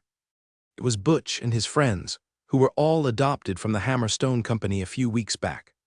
What's that? Barkas asked. Come join us, my friend, this is beer and poker, Butch shouted, his cheeks reddened from being drunk. Barkas seemed really intrigued with the idea of poker. But Michael knew that those guys were practically veterans in the game. They were the first ones that became quite good at poker upon its introduction. It became their go-to entertainment whenever they had guard duties on the Golden Road construction project. Guys, don't bully the man, Michael said to them. Butch immediately sobered up upon seeing him, Boss, we weren't planning on beating the guy for all his money, just a little bit, he stammered. Barkus' eyes squinted as he looked at Butch. He seemed to have remembered the bald guy from somewhere. Wait, weren't you the leader of the Hammerstone Company in Angora City? Barkus screamed. We buy our armor from your guys, don't you remember me? Butch looked at Barkus but seemed to see 3 images of him at the same time. Are you, hiccup, an orc too? Barkus ignored Butch and then turned to Michael. He called you boss, then that means you're the owner of Reborn. Michael shrugged. I guess I am, haha, nice to meet you, he said, offering his hand. Barkus took a second to steady himself before he hurriedly shook Michael's hand. I wasn't expecting to see you. So young, Barkus muttered, his eyes still clearly doubtful whether he was seeing the real thing. I wasn't expecting to see the owner of the famous 487th ranked company here too. I wasn't okay, I admit it. I am spying on you, Barkus said, his head hanging low. I thought I would expose all the deceit that your company was doing, but I'm wrong. I haven't seen the people of the first settlement look this happy in all the years of my life. They look satisfied. Michael appreciated the honesty. It looked like this guy wasn't bad at all, bro Mike. Are we gonna play or what? Zion shouted at Michael from the poker table, clearly impatient. Michael looked at Barkus. You want to play some poker? After giving him all the rules he needed to play poker, Barkus joined Michael and the others on the poker table. He was given colorful coins that didn't seem to be any kind of denomination of money that he was familiar with. Those are chips, Michael explained. It's what you use to bet. Barkus nodded. He was smart enough and understood enough of the game to play decently. Dealer, deal the cards. Fudge shouted to the shadow orc on the opposite side of the table. The Orcanine orc looked very distinguished with his black and white suit and well-combed mane. The orc gave each player 2 cards and laid down 5 other cards on the table. The objective of the game was to have the best hand among the given cards on the table. There was a lot of bluffing and guessing involved in the game, which made for some really interesting reactions in the table. I have the best cards on the table. You should all fold and surrender the chips to me, Zion bragged. Ho ho, young one, mine are the best cards, at least I think so. Grieve took another peek at his cards before affirming his words. Ah yes, indeed. Ugh. I don't have any good cards, but I'll fight it out, Fudge declared, completely misunderstanding the point of the game. While the other players were talking and bluffing against each other, Barkus was fidgeting in his seat, unable to sit properly. It seemed that something was bothering him so much that he couldn't concentrate on playing the game. In the end, he leaned over to Michael and expressed his thoughts. Are you really planning on spreading the Reborn company in the grafted cluster? Aren't you afraid of FlareCorp? Ever since Barkus stepped foot into the first settlement, he couldn't help but be engrossed in the culture and lifestyle that Reborn had brought into this territory. He loved the bathhouses. He loved the very welcoming and accommodating Rebornians who helped him without any complaints or expectations of rewards. And he loved that people were enjoying and playing board games together in one room. It was the kind of camaraderie and friendship between people that he had never seen before. Even though he had never visited other Reborn territories, it was easy to guess that it probably had the same vibe and culture as the first settlement. In fact, from the stories he heard, it seemed that those territories were much better than he could have ever thought possible. He realized that what Reborn brought was something precious. It could not be replicated by him or anyone else even if he tried. However, he just couldn't help but feel that it was a waste. It was clear that Michael and the Reborn company were planning on expanding their market reach and their territories all the way into the Queen's region. But Barkus couldn't help but think that this was a mistake. Why couldn't Reborn just stay in this territory and protect what they already have? In his mind, he couldn't help but think of the inevitable future when the Reborn company eventually butts head with the infamous FlareCorp group that had just recently conquered Batrock Town. If they stopped advancing today, then they could have maybe 1 or 2 years of peace and prosperity before FlareCorp tries to invade Angora City. At least by then, they could have created some kind of defensive structure to try and withstand their onslaught. But by continuing to advance in the Queen's region, Michael would only meet FlareCorp a lot sooner than expected. Barkus just couldn't understand it. The Reborn company had a lot of potential from what he could see. He couldn't just stand still and watch it fall onto an endless abyss. Ever since the possibility of FlareCorp invading the grafted cluster came about, I have been reading and trying to find out more about them. And what I saw terrified, Barkis said. They are fearless and relentless in their pursuit. They will not stop until they get what they want.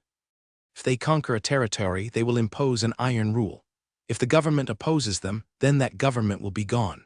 If a duke or a royal goes against their wishes, then they are disposed of. If a company is threatening their total domination, then that company is ripped apart, and if the citizens themselves are defying them. Barkis' words trailed off. Their army is built out of thousands of soldiers who go through hellish training from their youth. They have equipment that would make adventurers go green with envy. Even their top officers are known to be masters of their own weapons. At the very top of the chain of command is a man from a very powerful family. He is a direct heir of the Oscrope conglomerate, and he is using FlareCorp as a way to try and compete to become the main successor of FlareCorp. And it's working. He's slowly going up the line. Barkis became more and more disheveled as he spat out the words in his mind. "Aren't you afraid?" he asked Michael. But after all those terrifying words of warning, Michael just smiled. "I want to build a world of comfort," he answered. "I know that I can make a change, real change, and there is nothing here in this world that can or will stop me." Barkis looked at the 12-year-old child and saw a sense of boundless confidence in his eyes. It was pure. He could see that Michael truly believed the words that he said. He meant it with the true fullness of his heart. And for some reason, Barkis started to believe him. He didn't know why he got this feeling, but somehow, he started to have faith in Michael. "Ha, that's right, bro, Mike, tell him," Zion cheered. "I'll punch those Blair Borps until their noses bleed silly." Ho, I don't know how many times I have seen armies greater than FlareCorp tumble and die because of one single man. Maybe a lot, maybe a little. I don't know because I don't remember ho. Grieve laughed out loud, with his hoodie falling backwards and letting Barkis see his true appearance. "A skeleton," Barkis screamed out. Ho, yes, indeed. I am just a lowly skeleton, but I can agree with young Zion here. FlareCorp is no problem, ho. Fudge couldn't help it anymore and jumped onto the table, flipping the cards face side up and toppling everyone's chips. Should I have my shadows kill that FlareCorp guy right now so that we can finally play the game? Meanwhile, Barkis couldn't help but stare at everyone as if they were all crazy. They were treating FlareCorp as nothing more than a second-rate company. He couldn't understand where they got all this confidence from. They have a whole army, you know. And their officers are the equivalents of high-tiered knights, Barkis shouted. "Don't worry, we have this guy," Zion said, pointing at the evolved red hob Mankey sitting meekly at their table. This particular red hob Mankey was one of the Mankeys that Michael recruited from Angora City. He previously worked for the Knights as a janitor, but after his awakening, became the current leader of a platoon in the Reborn army. Under Greaves' tutelage, the red hob Mankeys were constantly going through hellish training and practice just to become competent soldiers in the undead general's eyes. Of course, Michael implemented modern health and training techniques such as proper protein intakes, proper sleep and recovery, and also progressive overload of work intensity to maximize their growth. Although the red hob Mankeys didn't have a chance against the Dragonborns individually, they would definitely put up a fighting chance against them while in a group. Even just 10 of the red hob Mankeys served as proper sparring partners of Zion. They were so good that Zion ended up inviting the platoon leader to come play poker with him, which was why he was here right now.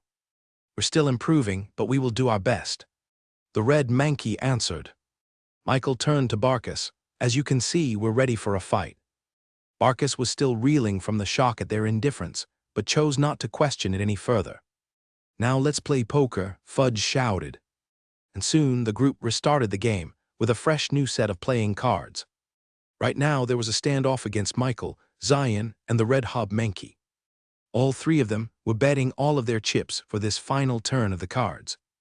It was clear that they all thought that they had the best hand in play, so much so that they were willing to bet everything they had and more.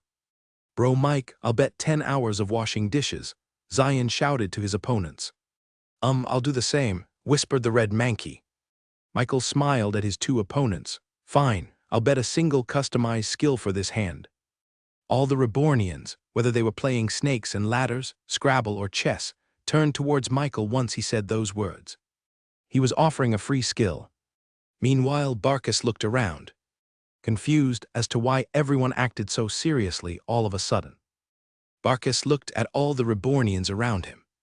Surely they weren't talking about the skill right. After all, that was an inherent power that people have since their birth and only naturally awakened during the course of one's life. It wasn't supposed to be wagered or given away like it was some sort of coin. Really, bro, Mike, Yosha, I'll be getting that 4-star that you guys have. I don't want to sit in a carriage for weeks on end, Zion said, his eyes filling with competitive fire. Even the red hob Mankey couldn't help but gulp as he began to think about the skill that he was going to get once he won.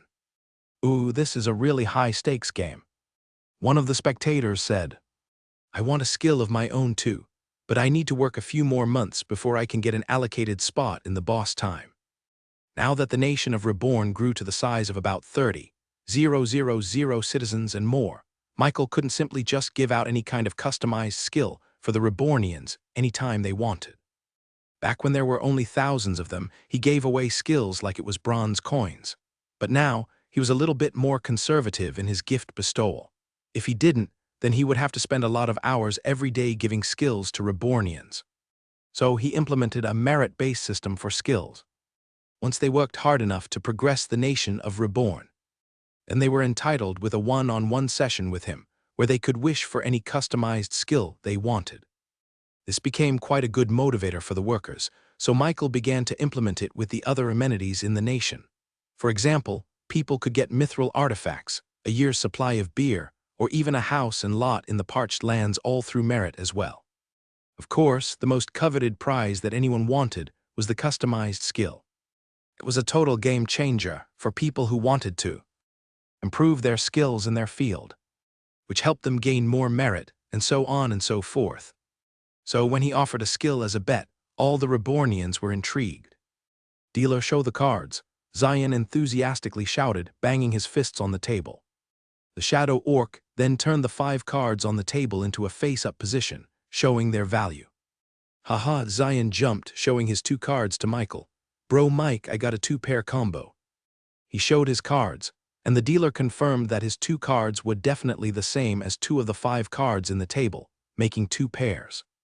Sorry, but I got 3 of a kind. Michael showed his 2 cards, a 5 of hearts and a 5 of clubs. And coincidentally, one of the cards on the dealer's table also had a 5 of diamonds, creating a combo of 3-5. Awa, Zion slumped back to his seat, defeated. Now, there was just one other person on the table who still hasn't shown his cards. Can you beat a 3 of a kind? The dealer asked the red hob Mankey. He looked shy to show his cards at first, but he eventually turned them over and showed a 2 of clubs and a 3 of diamonds. Those 2 cards seemed unimpressive at first, but when combined with the 5 cards at the dealer's table, showed a completely different outcome. The dealer had a 4 of hearts, a 5 of diamonds, and a 6 of clubs. The cards numbered 2 through 6 created a straight combo. The red hob Mankey won. The red hob Mankey couldn't believe his luck. Congrats, Michael said to him. As promised, I owe you a skill. What do you want? The red hob Mankey didn't even know what to say. A few seconds later, some of his Mankey friends in their platoon came rushing over to his side and began bombarding him with requests. Dude, you should get a cool sword skill. Like Sir Jaku with his lightning slashes, the 4-star should be good, one of them said. No, he should get a shadow skill. Aren't the orcs so cool with their ninja skills? The red hob Mankey listened to everyone's request, but none of them struck his fancy. He wanted something different, something that would help the platoon as a whole. I have a request, he said to Michael. Boss, I want to talk with my team without speaking like telepathically. Upon hearing this, Barkis couldn't help but think to himself that there was no such spell like that available in the world, certainly not here in the backwoods side of the Queen's region. He thought Michael would immediately deny the request, but Mickey instead closed his eyes for a second before nodding. Okay, Michael said, one customized 3-star skill coming right up. He raised his hand, and immediately a bright white light appeared on the red hob Mankey's chest. It blinded everyone for a second before subsiding. What happened? Barkis asked out loud. But then he noticed that the red hob Mankey's eyes widened. He looked at the other Mankeys, who all raised their hands and created some sort of gestures at the very same time as if they were talking to each other.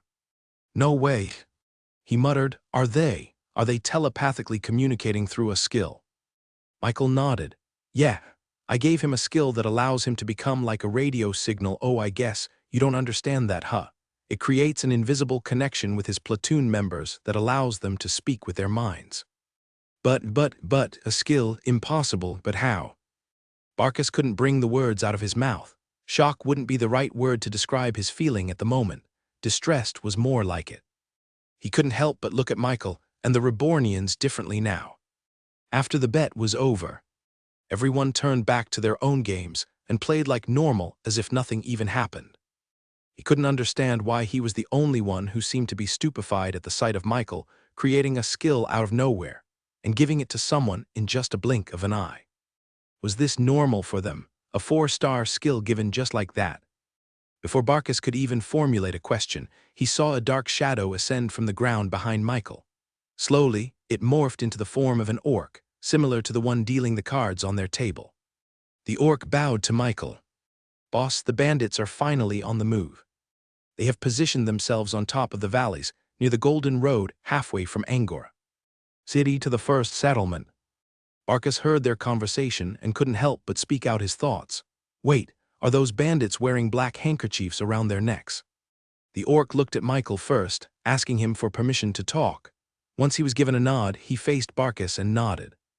"Yes, they are led by a man that carries around a curved knife made out of reinforced obsidian." Barkus gasped, realizing who it was. "That's Sleazy from the Bastard Bandits. He's famous for leaving behind only empty carriages and pooled blood in his wake. You have to retreat your merchants now." Damn. They struck while the sun was gone with no help in sight. If they are in the middle of Angora City and the first settlement, it'll take at least 3 days before anyone could send reinforcements. Barkus gritted his teeth. "I have been victim to this kind of scheme one too many times." He then looked at Michael and realized something. "If you were able to find this out, then this means you have a way to inform your merchants about what's coming. What if you take a detour?" But strangely enough, he was the only one who seemed to be panicking at the situation. "Why aren't you saying anything?" he asked Michael. "Are you not worried that your merchants will get robbed?" Michael shrugged. "To be honest, my orcs have been monitoring those bandits for a long time now, and I am planning not to get involved in it because I want the Golden Road to sustain itself." Barkus looked at Michael. "You're testing the limits of the Golden Road." "Yeah," Michael replied. "In the future, there will be a lot of other merchants traveling the road. I need to make certain that they wouldn't have to be worried about thieves robbing them during their sleep."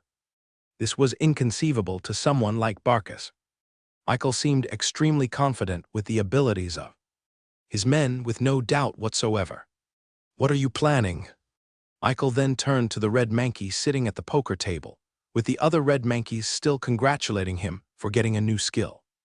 Barkus looked at the 10 or so monkey-like demi-humans gathered near the poker table.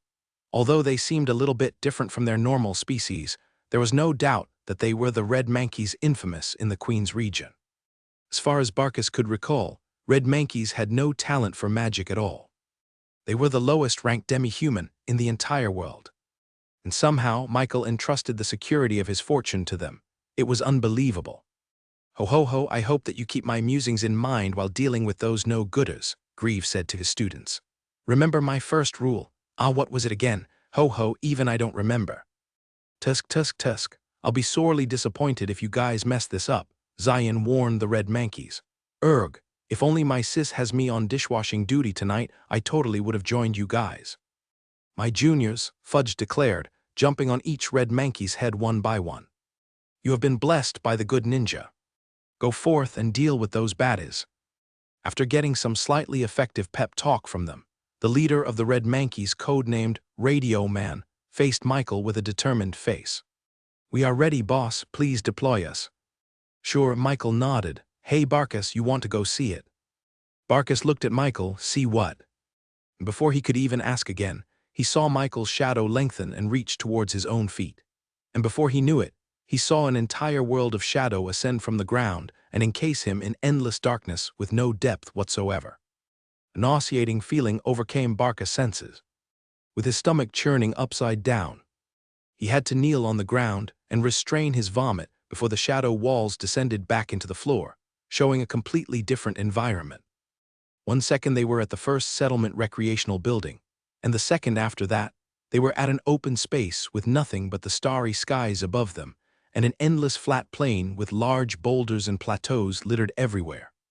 Barcus forced himself up, wiping the drool off his mouth. What happened? Where are we?" he asked. He looked around and saw a perfectly straight road, parallel to the horizon going from left to right. "We're in the middle of the Golden Road," Michael answered. "On our west here is headed to Angora City, while on the right leads back to the first settlement." Beside him was Michael and the 10 or so red hobmankeys, who didn't seem to be fazed at all from the sudden transportation that had just happened. Teleportation. Not just any teleportation, but long range and multiple targets too. Michael ignored Barcus' surprised expression and turned to the red hobmankeys. "Are you all ready for your first mission?" he asked them. "If you are successful in repelling the bandits, then I will endow upon you a proper name to call your troops the very first squadron in the Reborn army." The red hobmankeys looked at each other with excitement. Their eyes still showed a bit of nervousness, but there was a hidden fire within them that burned ever so brightly. "Okay, if you're ready, take out your uniforms and do your final preparations," he said to the hobmankeys. They began reaching out into their shadows, taking out these gears and garments that would look extremely familiar to those who lived on modern Earth.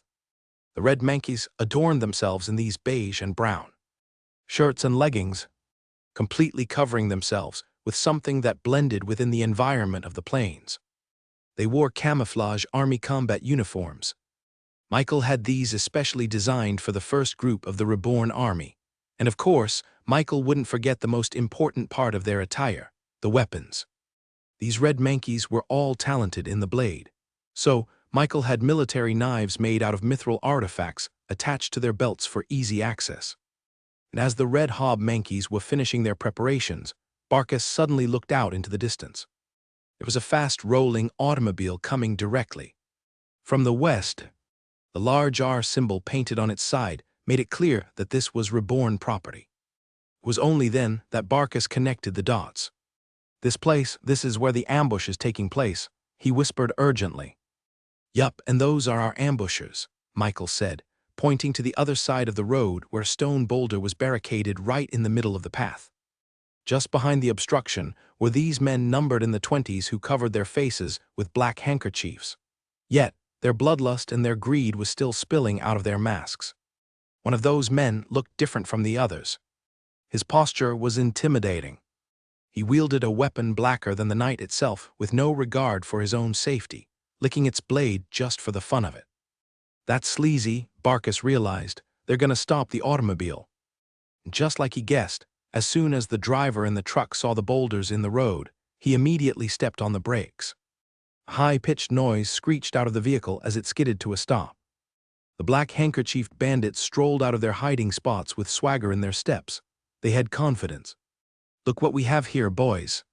"Wow, a real-life automobile right in front of our very eyes," Sleazy said, pointing his knife at the driver. "Ooh-wee, just the metal alone from this thing could set us up for a year," one of the bandits said. "Are you kidding me? A horseless carriage like this can fetch for a whole lot more." Meanwhile, the driver of the automobile got out of his car and approached the bandits without even a sense of urgency in his eyes. "Oh look, a yellow manky," Sleazy said. "I suggest you surrender now, my man. Or else you'll have to change your fur to red." Sleazy and the bandits raised their knives, twirling it in their hands and showing off their mastery over the weapon. With 20 of them surrounding the lonesome Rebornian driver, they knew that it wouldn't take much pressure to scare him, especially since he was only a yellow manky. However, they didn't expect the driver to actually give them the keys to the truck so easily. "Here," he said casually, tossing the keys to Sleazy. "Take them if you dare." Sleazy's eyebrows narrowed, suspicious as to why this demi-human looked so confident in the face of 20 bandits. "Open the truck," Sleazy said to his bandits, tossing the keys. In his mind, there was probably a bomb stashed somewhere inside the metal container that would be triggered upon opening. That must have been the reason for the driver's nonchalance.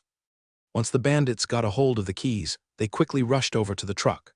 However, their excitement quickly died down once they realized they had no idea how to use these keys and where to even put them. The bandits poked and prodded the key all over the metal vehicle, unsuccessful in all their attempts. After a while, Sleazy got impatient and ordered the driver to personally open the metal container. No funny business, he warned the driver. But the driver had no intention of doing so. He simply looked down at his own shadow, making him feel safe and secured. He used the keys and opened the back container of the truck, showing the bandits all the products stored inside. When Sleazy was sure there were no bombs about to go off, he boarded the truck and marveled at all the loot he had just taken control of. There were crates and crates full of shiny, metallic armor devoid of any scratches or dents. Sleazy began going through the crates, inspecting the quality and make of these equipment to see their worth. His eyes widened as he realized what he held in his fingers. His usually steady hands started to shake with excitement. The other bandits eventually jumped up onto the truck and saw what Sleazy had been so stunned by. They began picking up chest plates, boots, and helmets. No way, this is dwarven make. Not only that, but there's raw Damascus steel here. In the bandits' eyes, this was even better than gold coins. After all, gold coins can be exchanged for anything. However, dwarven equipment could only be acquired in the black market. Even then, the quantity available, there was only a very paltry amount. Even just a single crate in this truck could only be acquired once a year in the black market, and there were tens of these crates here. "Looks like we hit the motherlode here, boys," Sleazy exclaimed. The rest of the bandits cheered and shouted. They began to pick out whatever equipment they fancied, sometimes clashing with other bandits and getting into an argument. Sleazy let them sort their own problems out. This was normal for them. But then, he noticed that all of them were inside the trucks. No one was outside, watching the Rebornian driver. "You idiots," Sleazy screamed, rushing out the truck.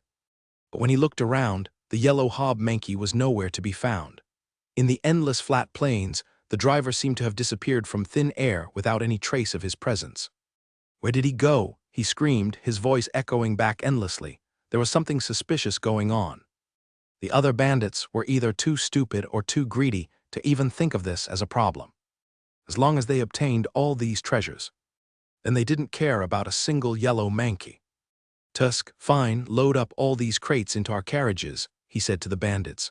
"Damn, if only I knew how to drive this thing, we wouldn't have to go through all that trouble." The bandits enthusiastically began to unload all the crates full of dwarven equipment and Damascus steel.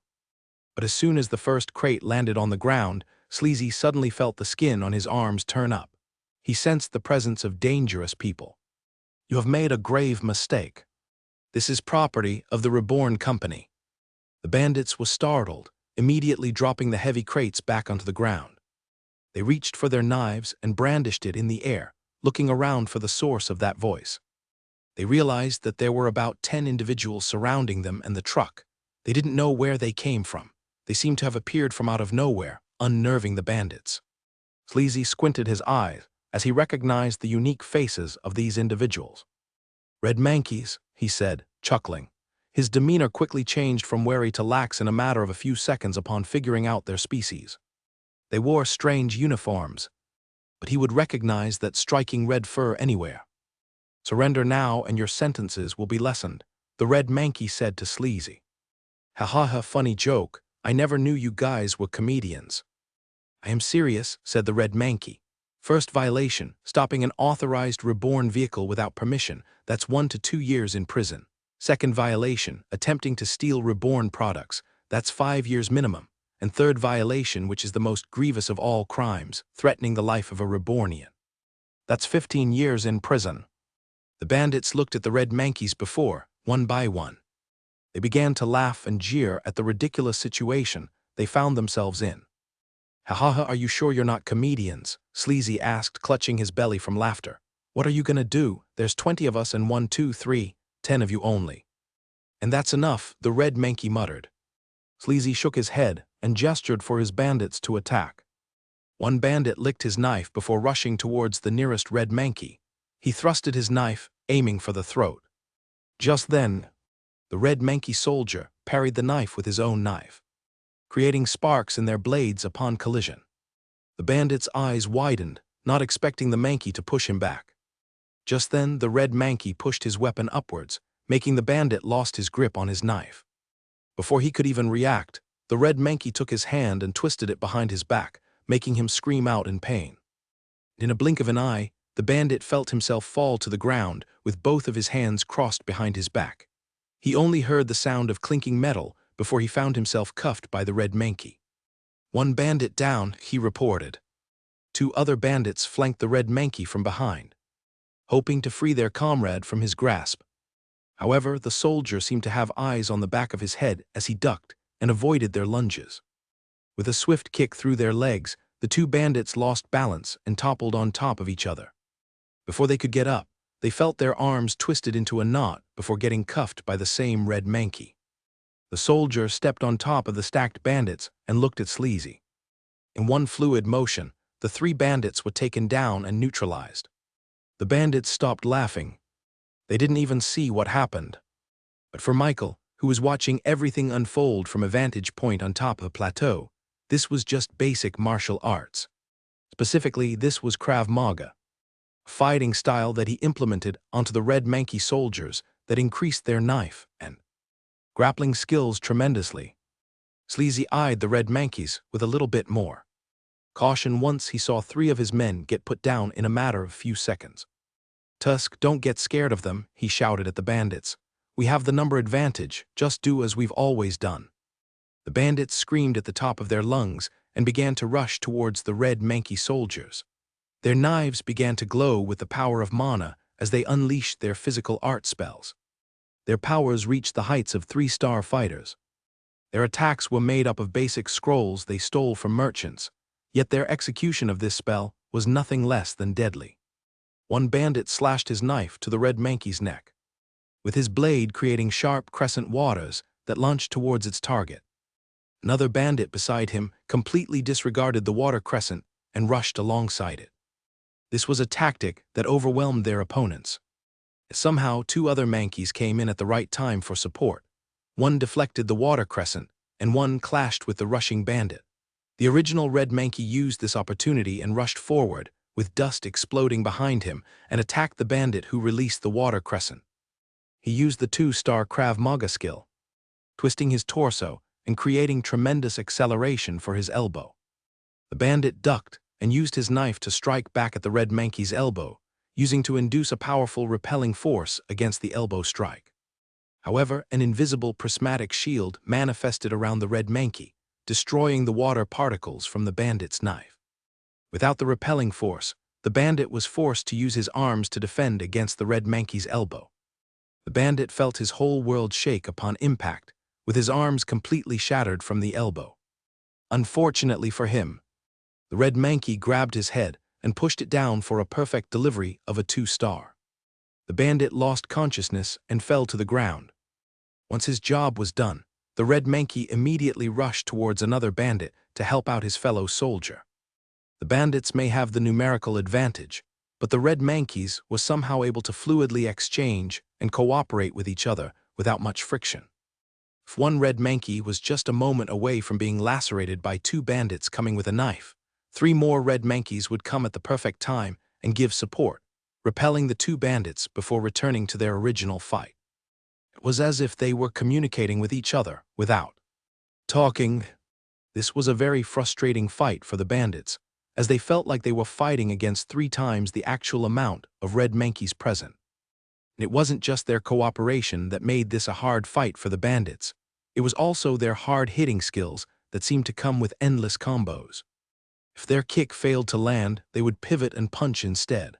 And if that didn't work, they would feint a kick before using the bandits off balance to tackle him to the ground. Each and every one of their moves were powered by a 2-star or a 3-star spell, creating a much more devastating attack. "Where the hell did these Mankeys come from?" Sleazy shouted out. "Aren't they a new company? How did they get these spells?" Their fighting style was too specific and too specialized for it to be a basic spell purchased in the public market. This meant that their spells must be something that the Reborn company made themselves. But that wasn't possible. As far as he knew, the Reborn company should only be a few years old at this point. It would take at least 4 decades to develop and perfect these kinds of unique spells. Damn it, they tricked us. Sleazy gritted his teeth.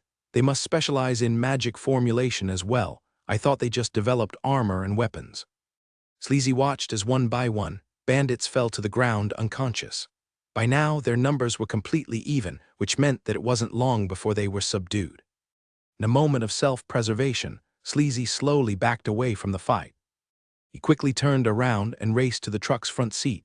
His plan was to run away from this place as fast as possible. Yes, he would abandon the thieves, but he would be able to escape with the treasures from this truck as well. Surely the boss would forgive him once he presented this loot to him. However, faced with the unfamiliar dashboard of the truck, he remembered that he was completely clueless on how to drive an automobile. He tried to smack the wheel, just like a horse, to make it run. Sleazy was startled, not expecting the horn to sound off. "You can't run away." Suddenly, Sleazy saw the leader of the Red Mankeys appear on the front seat of the truck, just beside him. He immediately lunged with his obsidian knife, but the Red Mankey deflected it upwards with his own knife. Their weapons pierced through the roof, with the two fighting to push each other's knives. Sleazy smiled. "I'm not like those shrimps." He pushed the Red Mankey's knife, creating a large gash on the ceiling of the truck before being pushed down towards the soldier's neck. "I'm powerful," Sleazy declared. With the knife just inches away from his neck, the Red Mankey used his other hand to take out something from his pockets. With the gold and violet wrapper torn from the top, the Red Mankey was free to take a bite out of the chocolate bar. Suddenly, a new force erupted from the Red Mankey's knife, allowing him to push Sleazy's knife back towards him. "What, how?" Sleazy screamed.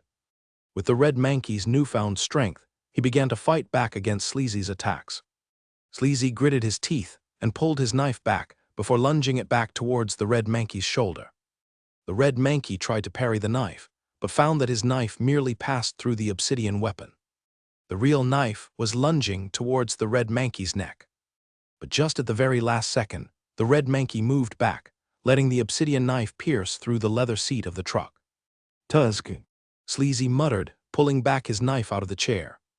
The Red Mankey used this chance to leap towards Sleazy in the driver's seat, making this a melee fight.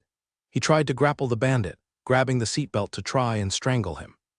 The Red Mankey exclaimed, with his mana pouring through to the seatbelt and reinforcing it with more power. Sleazy felt his neck constrain, struggling to pull the Red Mankey off himself. In an act of desperation, he used the 4-star spell to cut through the seat belt at the risk of his own neck getting cut.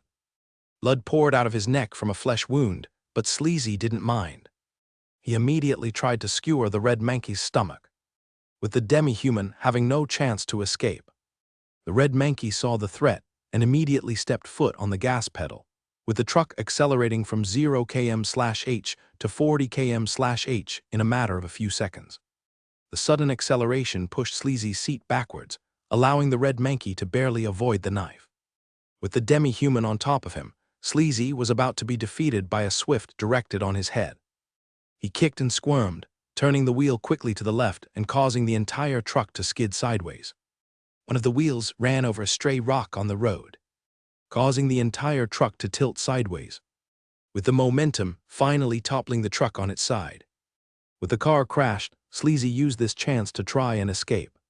He punched through the windshield, shattering the glass into a million pieces. He began crawling out of the truck, with blood pouring out of his forehead. He dragged his own body away from the crash, hoping to escape. But then he suddenly felt a force stepping down on him. He turned around and saw the Red Mankey looking down at him, with barely a scratch on his face. "Who are you guys?" he asked them. The Red Mankey took a big breath, a little bit exhausted after that fight. "As far as you're concerned, we're your worst nightmares. Consider yourselves lucky that we're the ones you faced. If our orc seniors took on this case, your fate would have been a lot worse than death." He raised his feet high up in the air before performing a final to Sleazy's head. Once Sleazy was taken care of, the rest of the bandits lost their will to fight and immediately surrendered themselves to the Red Mankeys. The Rebornian soldiers immediately cuffed them up with metal chains and subdued them completely. The Red Mankey leader looked down at his shadow and bowed as a sign of respect. "Senior Orcs, we request that you take these miscreants and send them to prison," he said solemnly, as if praying.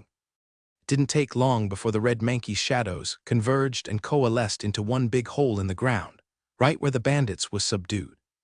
Their personal orc bodyguard, one whose job was to constantly protect a Rebornian they were assigned, transferred over to the bandits. They then used their skill to take them to the parched lands in a matter of a few seconds. After falling for what seemed like a minute, the bandits fell on their butts and saw the darkness around them subside into the ground. The world opened up to them, allowing them to see a large wall enclosing them in, about 30 meters in height, with barbed wires on top that prevented anyone from escaping. They weren't the only ones there. They looked around and saw other people wearing a uniformed orange jumpsuit, looking at them with pity. One of them approached the bandits. "What you in for?" he asked. "What? We tried to rob an automobile. We didn't know they were protected." The prisoner inhaled a sharp breath. "Tusk, tusk, tusk. We learned that the hard way, and it seems you were quite lucky you didn't see the orcs." "Look at them," the prisoner said, pointing to a group of other prisoners who sat on the ground, grabbing their head intensely and rocking their bodies back and forth like a madman. "If you met them, that's what would have happened to you." After all that was over, the Red Mankeys approached Michael and Barkus back at the top of the plateau. "We have successfully subdued the bandits, boss." The Red Mankeys kneeled in anticipation, waiting for Michael's acknowledgement. "Congratulations," Michael said to them. "You have proven yourselves worthy to be the first platoon in the Rebornian army. I hereby give your group the name, 1st Division Golden Road Troopers." The Red Mankeys rejoiced. All their hard work had paid off. Just then, Michael suddenly saw a notification flash in front of his eyes. "These Red Mankeys dedicate themselves to the safety and maintenance of the Golden Road. They gain a 150% boost in all attributes while in the presence of the Golden Road. They gain another 50% boost while riding in a fast-paced vehicle." Michael eyed the words with surprise. This new evolution path coincided perfectly with what he had in mind for the Red Mankeys. "Chat JK4, did you do this?" His words influenced their evolution path. He looked at the Red Mankeys and saw them shoulder to shoulder, jumping around and celebrating this momentous occasion. They seemed to love the new title he gave them. This was a very welcome surprise, and one that he hoped to use in the future. He raised his hand and activated his supreme skill, Gift Bestowal. The Red Mankeys found themselves glowing with a bright white light, blinding them for a few seconds. Once the light subsided, they looked at themselves and found not much difference in their physical bodies. Yet they felt an intense connection on their right side, towards the Golden Road. It was calling to them, beckoning them to return to their rightful place. They kneeled again towards Michael, this time with much more passion and zealousness. "We thank you for this gift," they screamed. Michael nodded. With their new evolution path, they were perfectly suited to become the protectors of the Golden Road. "Return to our headquarters," he said to them. "Naruto and Sasuke will give you your designated Shadow Orcs." Because their Shadow Orcs transferred the bandits to the nation of Reborn, they were now currently without a shadow. "Also, seek out Shayna and tell her to call the Centaurs. They will be your new teammates." Michael planned for the Red Mankeys to ride on the Centaurs, creating a terrifying combination. After all, their new evolution gave them a 50% boost upon riding a fast-paced vehicle, and the Centaurs qualified as one. He just hoped that the Centaurs would work well, and someday have the opportunity to evolve into Golden Road Troopers as well. But that was a problem for another day. He then used his own shadow clone, and used it to swallow the crashed wreckage of the automobile truck, and the crates of dwarven equipment strewn about in the Golden Road. Meanwhile, Barkus, who watched everything unfold, still couldn't close his mouth from the shock. Sleazy and 20 bandits, defeated by none other than 10 Red Mankeys, who were supposedly the weakest demi-humans in the entire world. This whole trip to the first settlement truly opened his eyes to the reason why the Reborn company shot up through the Golden 500 rankings so fast. They had it all, money and power both. It was then that Barkus slowly realized the magnitude of what he had just seen. If Michael could turn the weak Red Mankeys into these officer-level caliber fighters, then it meant that he could give any skill he wanted to anyone who wanted them. If that was true, Then what stopped him from arming all the Rebornians under his control, civilian or not? To cast a devastating 4-star skill at the same time. Nothing. He could do that if he wanted to. Not even a well-equipped army could stand a chance against 40,000 civilians casting devastation from far away. Only now did he finally realize why the Rebornians were so lax against the looming threat of FlareCorp. It's because they don't see it as a threat, just a roadblock. Back in the center town of the grafted cluster, Bullrun Barca's twin brother found himself pacing back and forth with worry. As the days passed, the domination of the Reborn company became ever so clear. Their fast construction of their so-called Golden Road felt like a virus that spread even faster than the plague. Bullrun Inc. sales were already down. It would only continue to plummet even further later. Just then, a resounding knock-knock rang out from his door. "Sir, you have a visitor," said Bullrun's personal butler. The door opened, and Bullrun saw a man who wore bright orange armor with flames jutting out from his chest. His presence alone brought a heavy, intimidating air in Bullrun's own bedroom. "Who are you?" Bullrun asked. "I am here on behalf of our glorious king. You may have heard of his company, FlareCorp." Bullrun's eyes widened. "I am here to discuss a possible agreement between our companies, one that would benefit both parties simultaneously." The man in orange armor smiled confidently. Bullrun immediately stood up. Perhaps they were the answer to his problems. "Are you here to deal with the Reborn company?" The man in the armor scoffed. "Who?" Bullrun thought that the reason why FlareCorp suddenly knocked on his door was because of the current progression of the Reborn company into the grafted cluster. After all, Reborn's expansion into the western part of Angora City would certainly cement their foot into the lower tip of Queen's region. Bullrun thought that this would pose a significant problem for FlareCorp, who clearly has plans to conquer Angora City in the future. But from the man's expression filled with derision and disdain, it seemed like they weren't even aware of the Reborn company's presence in the slightest. And even if they were, they considered them as nothing more than an insignificant pebble on the road. "Can I ask who you are?" "I am Hestu, and I am in charge of FlareCorp's relations and management. I have come here as a messenger on behalf of our king to talk about a possible alliance between our companies." Berlin eyed Hestu with suspicion. "An alliance? What would FlareCorp want with us?" "While it is true that a 486th rank company like yours is too low to become allies with FlareCorp, we still consider your expertise in the grafted cluster as something very valuable in our expansion." "So you are expanding," Bullrun realized. "Yes. Once we have properly set our foot down in Batroc town, we will start rehabilitating the entirety of the southern tip of the Queen's region. Angora City will fall by our hands." Bullrun balled his fist, quaking from anger. "What will happen to me, to my company?" "We will subdue you by force, or you can surrender willingly and keep your life and your dignity. In my opinion, it is much better for you now to give up."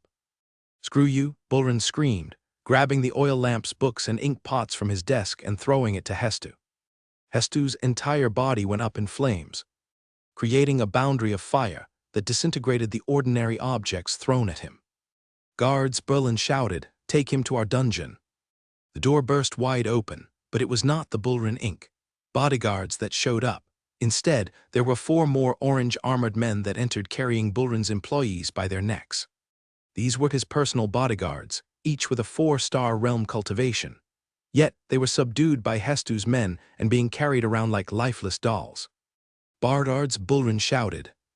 He punched the ground, creating a stone mound on the flooring that reached in a straight line towards Hestu. As it reached its target, the mound exploded into stone rubble, revealing a giant lizard-like golem that had its jaws wide open ready to consume Hestu in one bite. However, Hestu's bodyguards immediately rushed forward, unsheathing their flaming swords from their belts and fighting against the stone monster's jaws.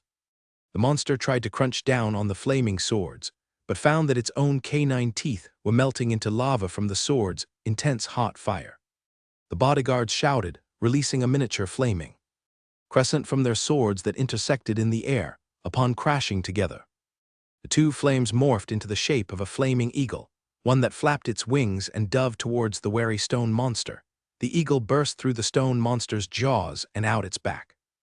leaving behind a molten mess of lava that soon dissipated in the air.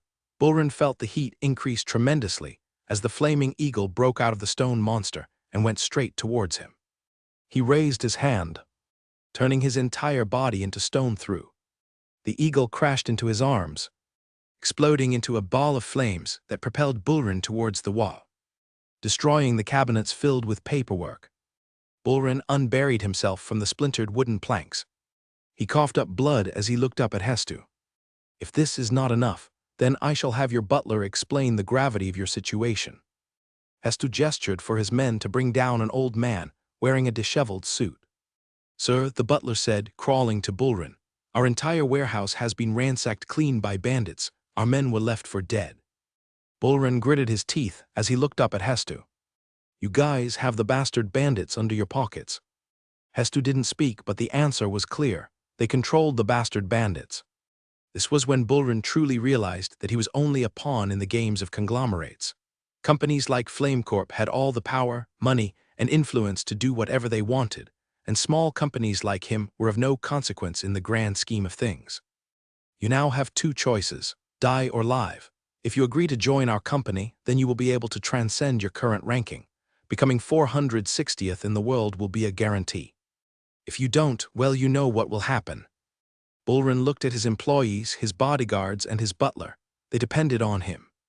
What do I have to do? He asked.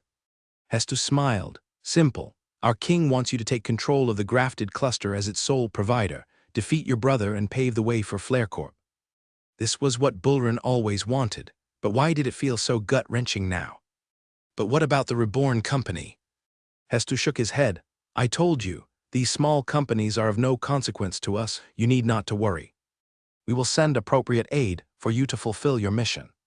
He took out a small white pill and gave it to Bullrun. That is a cultivation pill meant to increase your power in a short period of time. We will give you all you could ever need. Not only that, but we shall send you a Flarecorp products to sell to the general public. This will solve the problem of profit for your company. However, Bullrun was still unsure. I don't think you understand the true power of the Reborn company. But Hestu wasn't listening. Bullrun could see it in his eyes that he was completely uninterested in dealing with a company he didn't even know. Fine, Hestu sighed. If you want more help, then I shall task the bastard bandits to help you. Even the odds. I heard that an infamous bandit is quite good at stealing and robbing companies blind. What was his name? Ah, yes, Sleazy. Meanwhile, Michael and Barkus returned back to the first settlement after dealing with the aftermath of the fight. The sharp-chinned man was still reeling from finally seeing the true value of the Reborn company. Here I thought your ranking was a complete lie. Turns out, I think they undervalued you, Barkus said honestly. It made me realize that your company has a future. Beyond this small part of the Queen's region, I think you can conquer the entire continent. Michael waved off the man's praise. If you want, you could also become one of our allies. Barkus' eyes widened. Really, I would be more than honored to. I've been planning on creating truck stops all along the Golden Road as a way to make the journey through it a little bit better. I want it to be filled with not only gas stations, but inns, stores, restaurants, and other such establishments. I think that your company could be one of those things. Usually, it takes a few days of travel to reach one destination to another, Michael explained. Because of this, a lot of travelers pack up a lot of camping gear and food for their entire trip. This costs them a lot of money to do so. However, I am planning on creating a little safe haven for travelers on the Golden Road. For each day of travel they journey, they will find a truck stop to sleep and recover from their expedition. They will find a place to sleep, a place to eat, and a place to replenish their gear. Barkus' eyes gleamed with excitement once Michael told him all of his plans about this truck stop in the Golden Road. He had never heard of such an innovative idea. Michael had already thought of a solution to a millennia-long problem in the world that no one has ever yet to solve. Amazing. This idea of yours is nothing less than extraordinary, Barkus praised Michael. Of course, Michael was borrowing heavily from the ideas in his previous world. There, it was normal to have truck stops or gas stations once every 100 kilometers of highway or interstate. People in this world were accustomed to traveling large amounts of time, camping in the woods and hunting for food to survive. But once Michael constructed these truck stops, they wouldn't have to pack up a week's worth of food in their inventory, saving them a lot of time and money. For the Reborn company, it would also make transportation a lot more efficient. After all, these long travels with Reborn trucks was sustained only through large tanks of extra fuel for the road. But if there were truck stops all along the way, then they wouldn't have to stock up on extra gas. "What do you think?" Michael asked him. "I used to think that taking full control of the grafted cluster is my only path to success. I thought that if your Reborn company invades our territory, then we will lose our way of living. But I see now that I have been completely narrow-minded. Your ideas and your philosophy in life will completely change the quality of everyone's lives. It will change the world, and I want to be part of that." Barkus looked at Michael with much more respect and deference. "Please let my company, Barkus Incorporated, become a subsidiary company of the Reborn company." Michael was a little bit surprised to see such seriousness come from Barkus. The man even kneeled in front of him like he was some kind of royal. After all, becoming a subsidiary company was akin to being adopted into a bigger company. It was as if Barkus was allowing Michael to put him and his entire company under his own umbrella of influence. This meant that Barkus Inc. would now fully follow the Reborn company's orders. Not only that, but they would have to share a tiny portion of his profits with Michael as dividends. No company would lower themselves to such an extent, especially not one who was already at the golden 500 ranking. Clearly, Barkus thought that becoming a subsidiary of Michael's company was a lot more beneficial to him in the long run. "You want to become our subsidiary?" "Yes. I have a lot of resources spread about in the entirety of the grafted cluster. By becoming your subsidiary company, I can help you spread the Golden Road in the Western region much faster than before." Michael didn't know much about the technicalities to something like this, so he consulted a professional in the business. Soon, Michael and Barkus arrived back in Angora City, inside the Reborn company's headquarters. Michael knocked on Yuna's door, who seemed to have been busy playing Uno with Agnes and her demi-human escorts. "Sorry to bother you, but I need your help. There's someone here who wants to become our subsidiary." "Company? Who?" she asked confusedly.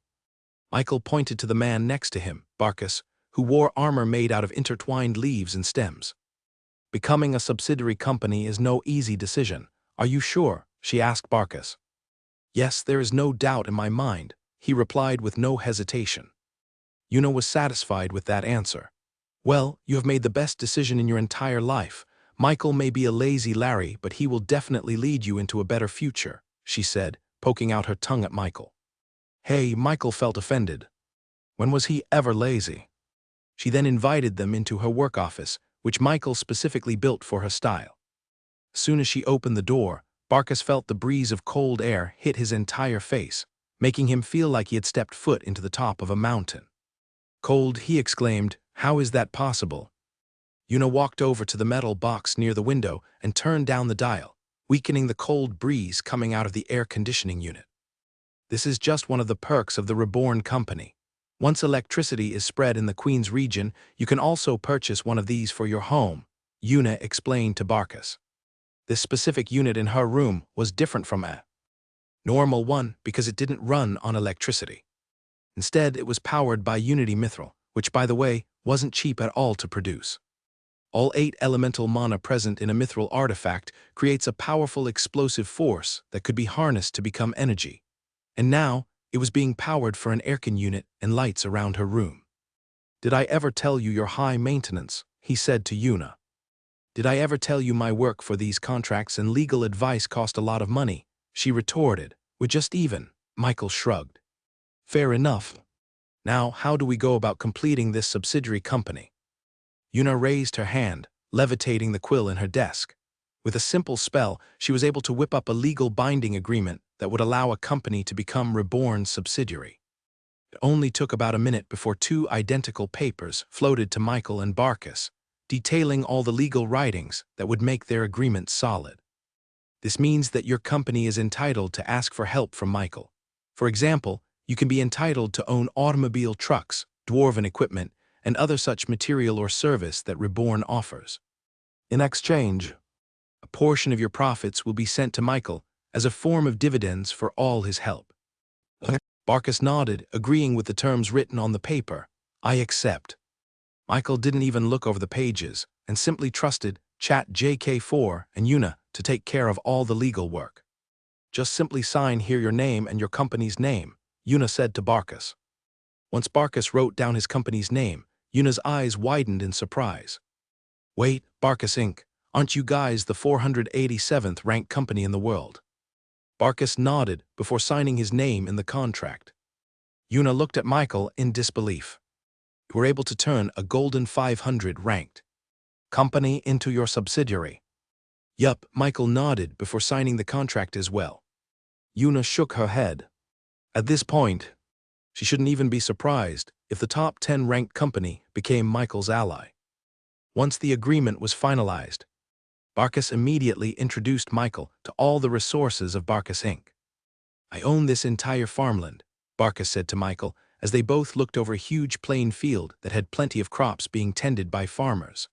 I own about 64% of all the fertile land in the grafted cluster, allowing me to be a majority provider of all produce in this region. Now that he was a subsidiary company for the Reborn company, Michael could now take full advantage of these farmlands to create local products for the grafted cluster. This will be perfect for the truck stops. I have a feeling that this place will be the provider for all the restaurants and taverns that are to be constructed there. Since the nation of Reborn was too far away here from the grafted cluster, it was much better if the products made here were made with local products. I'll have my agriculture specialists inspect all your farmland. I am sure that they can help you improve the yield for the crops this season. Michael instructed the Rebornians to send a team from the agriculture department from the nation of Reborn.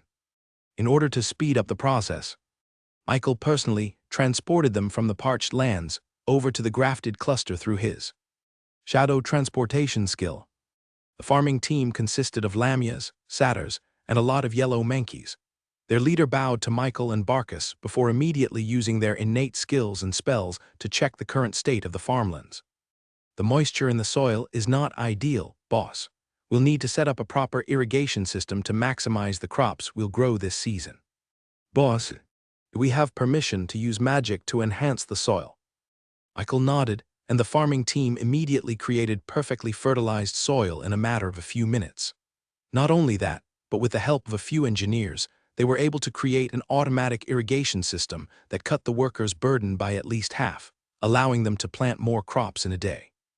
Barkus watched all of this unfold with shock and awe. He thought that the Reborn company specialized only in metallurgy and armor making. After all, that was what they were famous for back in Angora City. But the techniques the Rebornian farmers showed today were futuristic at the very least. After the farmlands were done being inspected, Michael and Barkus then went on to look at the livestock in their possession. There were large farms containing at least 1,000 cows spread across 3 large plains, 500 sheep near 2 mountains, and about 3,000 chickens being raised in coops. That was just one of the regions managed by Barkus Inc. All of these natural resources made Michael realize how Barkus reached rank 487th in the entire world. It was a big provider in food and nourishment. For the entire grafted cluster, we also gain most of our income through exporting to other cities and territories that do not have a lot of space, Barkus explained. Angora City is one of those, but we are only limited to that city because the meat would often spoil after a long time of transport. Michael smiled. Not anymore, he said.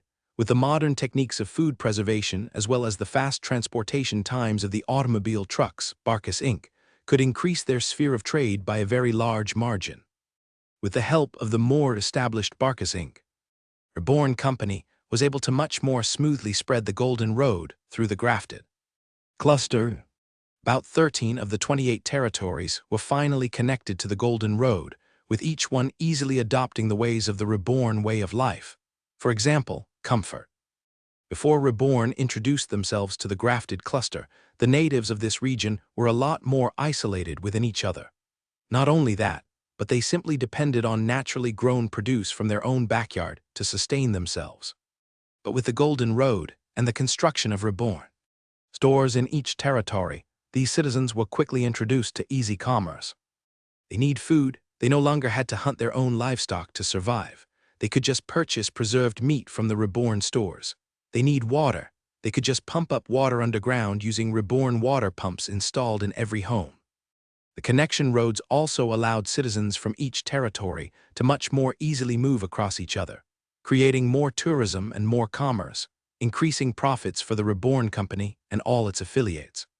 Angora City found itself with a lot more visitors, coming from the grafted cluster, which was all thanks to the affordable taxi services that Reborn offered in every territory. Thanks to Reborn's help, Barkus was able to spread his agriculture and farming business further outside of the grafted cluster. Michael helped him get connected with the companies in Angora City needing fresh produce for their own products, which was delivered very fresh through automobiles. It wasn't long before Michael started the construction of the very first truck stop in the Golden Road. This was located in the very middle of the road between Angora City and the grafted cluster, which was coincidentally right where Sleazy and the bandits ambushed the truck. Michael transported himself over to the empty land right next to the Golden Road. There were Rebornian engineers and construction workers already working hard to create a stable concrete flooring for the entire establishment. Boss, one of the engineers approached Michael with a blueprint. This is where we'll install the gas station.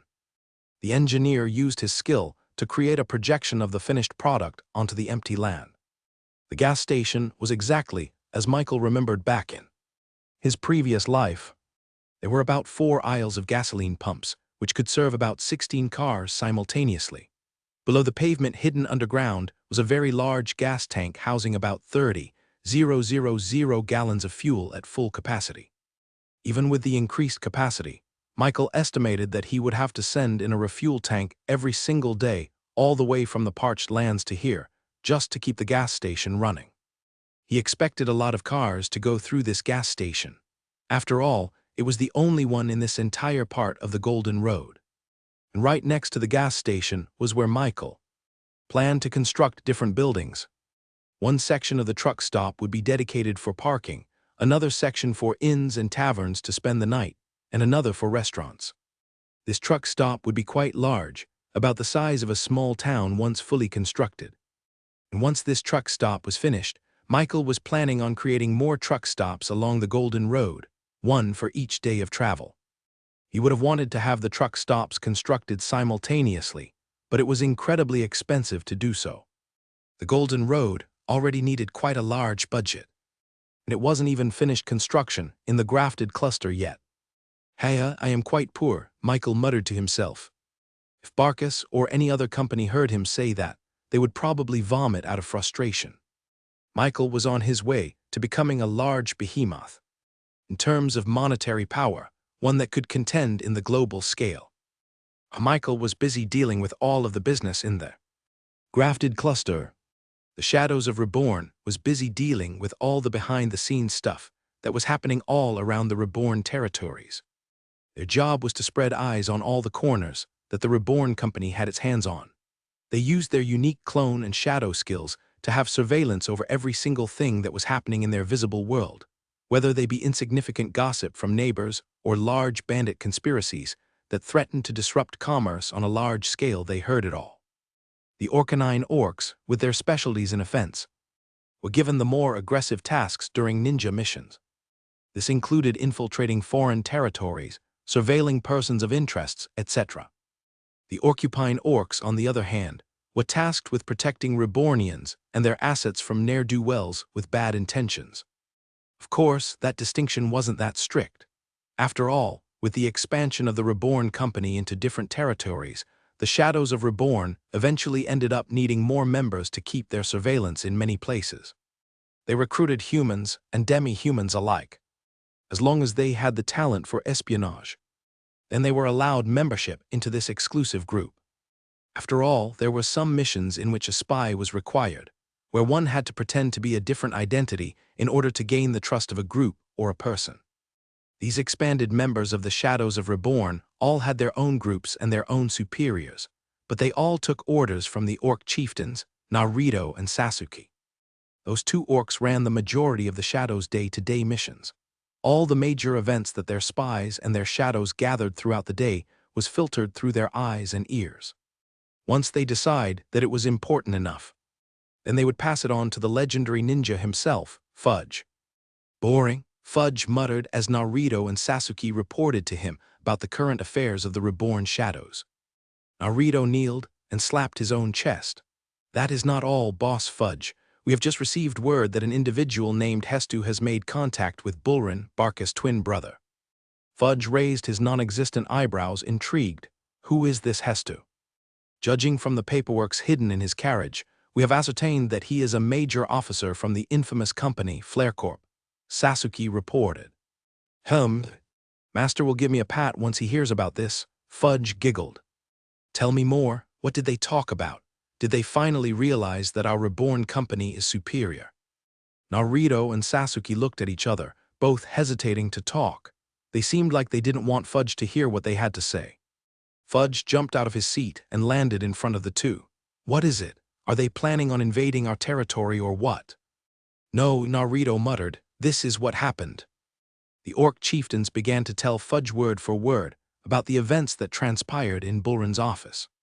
And as soon as they finished their stories, they felt as if the whole room had gone cold. The already dark dungeon they were in became even darker, as if being swallowed by nothingness. The temperature dropped below freezing, making them feel the coldness of outer space. What? Fudge muttered, his cloak fluttering in the non-existent wind. What did they say about Reborn? He asked again. Naruto and Sasuke kneeled respectfully. They didn't know who we are, Boss Fudge. The violet slime shook his head. No, what was that bastard's exact word? In response to our company, Hestu said, who? Ha ha ha ha, Fudge chuckled. Who, he said, how funny, isn't it funny? The two orc chieftains gulped. They knew things were getting serious whenever Fudge's slimy body became more and more spherical. And right now, he was a perfect ball. He was mad. Withdraw all our shadows, Fudge declared. Boss, all of them. You heard me. Starting from now on, we will be dedicating all our resources to finally answer that bastard's question. Who are we, he asked. We are Reborn, we shall make him experience rebirth. Meanwhile, as the Reborn company reached its stride in conquering the grafted cluster, Bulrin experienced more and more despair as the days passed. Reborn's golden road sucked away all the potential profits that his company could make. Even their loyal customers were now choosing to travel the golden road and seek out more Reborn products themselves. His main business was gathering earth minerals, mostly stone, quartz, and marble, which were primarily used for construction in the grafted cluster. Since he owned a majority of the mountains and the mines in the region, he was able to have a monopoly in the business, which gave him free rein to set his own prices. However, ever since the Reborn company introduced their miraculous cement, most people chose to construct their buildings using that material instead. People were still using stones, but not as much as before. And because of that, Bulrin had to lower his prices to its true market value. This problem plagued him for days, causing a lot of lost sleep. Not to mention his own plummeting profits, he was also worried about what Flare Corp would do to him if he wasn't able to conquer the entirety of the region before their arrival. His only chance was the promised support they would give him, Flare Corp products.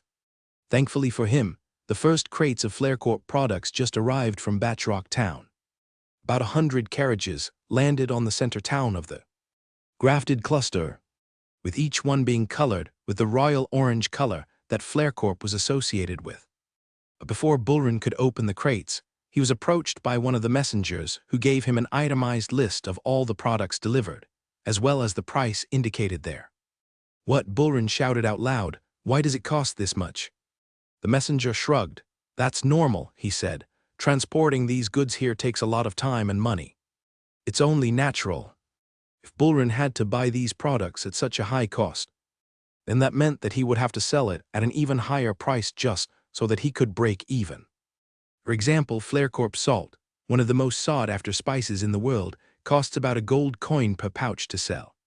But in comparison, the Reborn salt being sold on the Golden Road was about half that price. No one was going to buy Flare Corp salt. This only made Bulrin realize how absurd and insane the Reborn company's ability was to transport products at such a low cost. A daunting realization came to pass. Bulrin cannot compete with the Reborn company's commercial products, there was no way to beat them. But he couldn't just give up. FlareCorp would punish him if he reneged on their deal. He would end up being conquered too.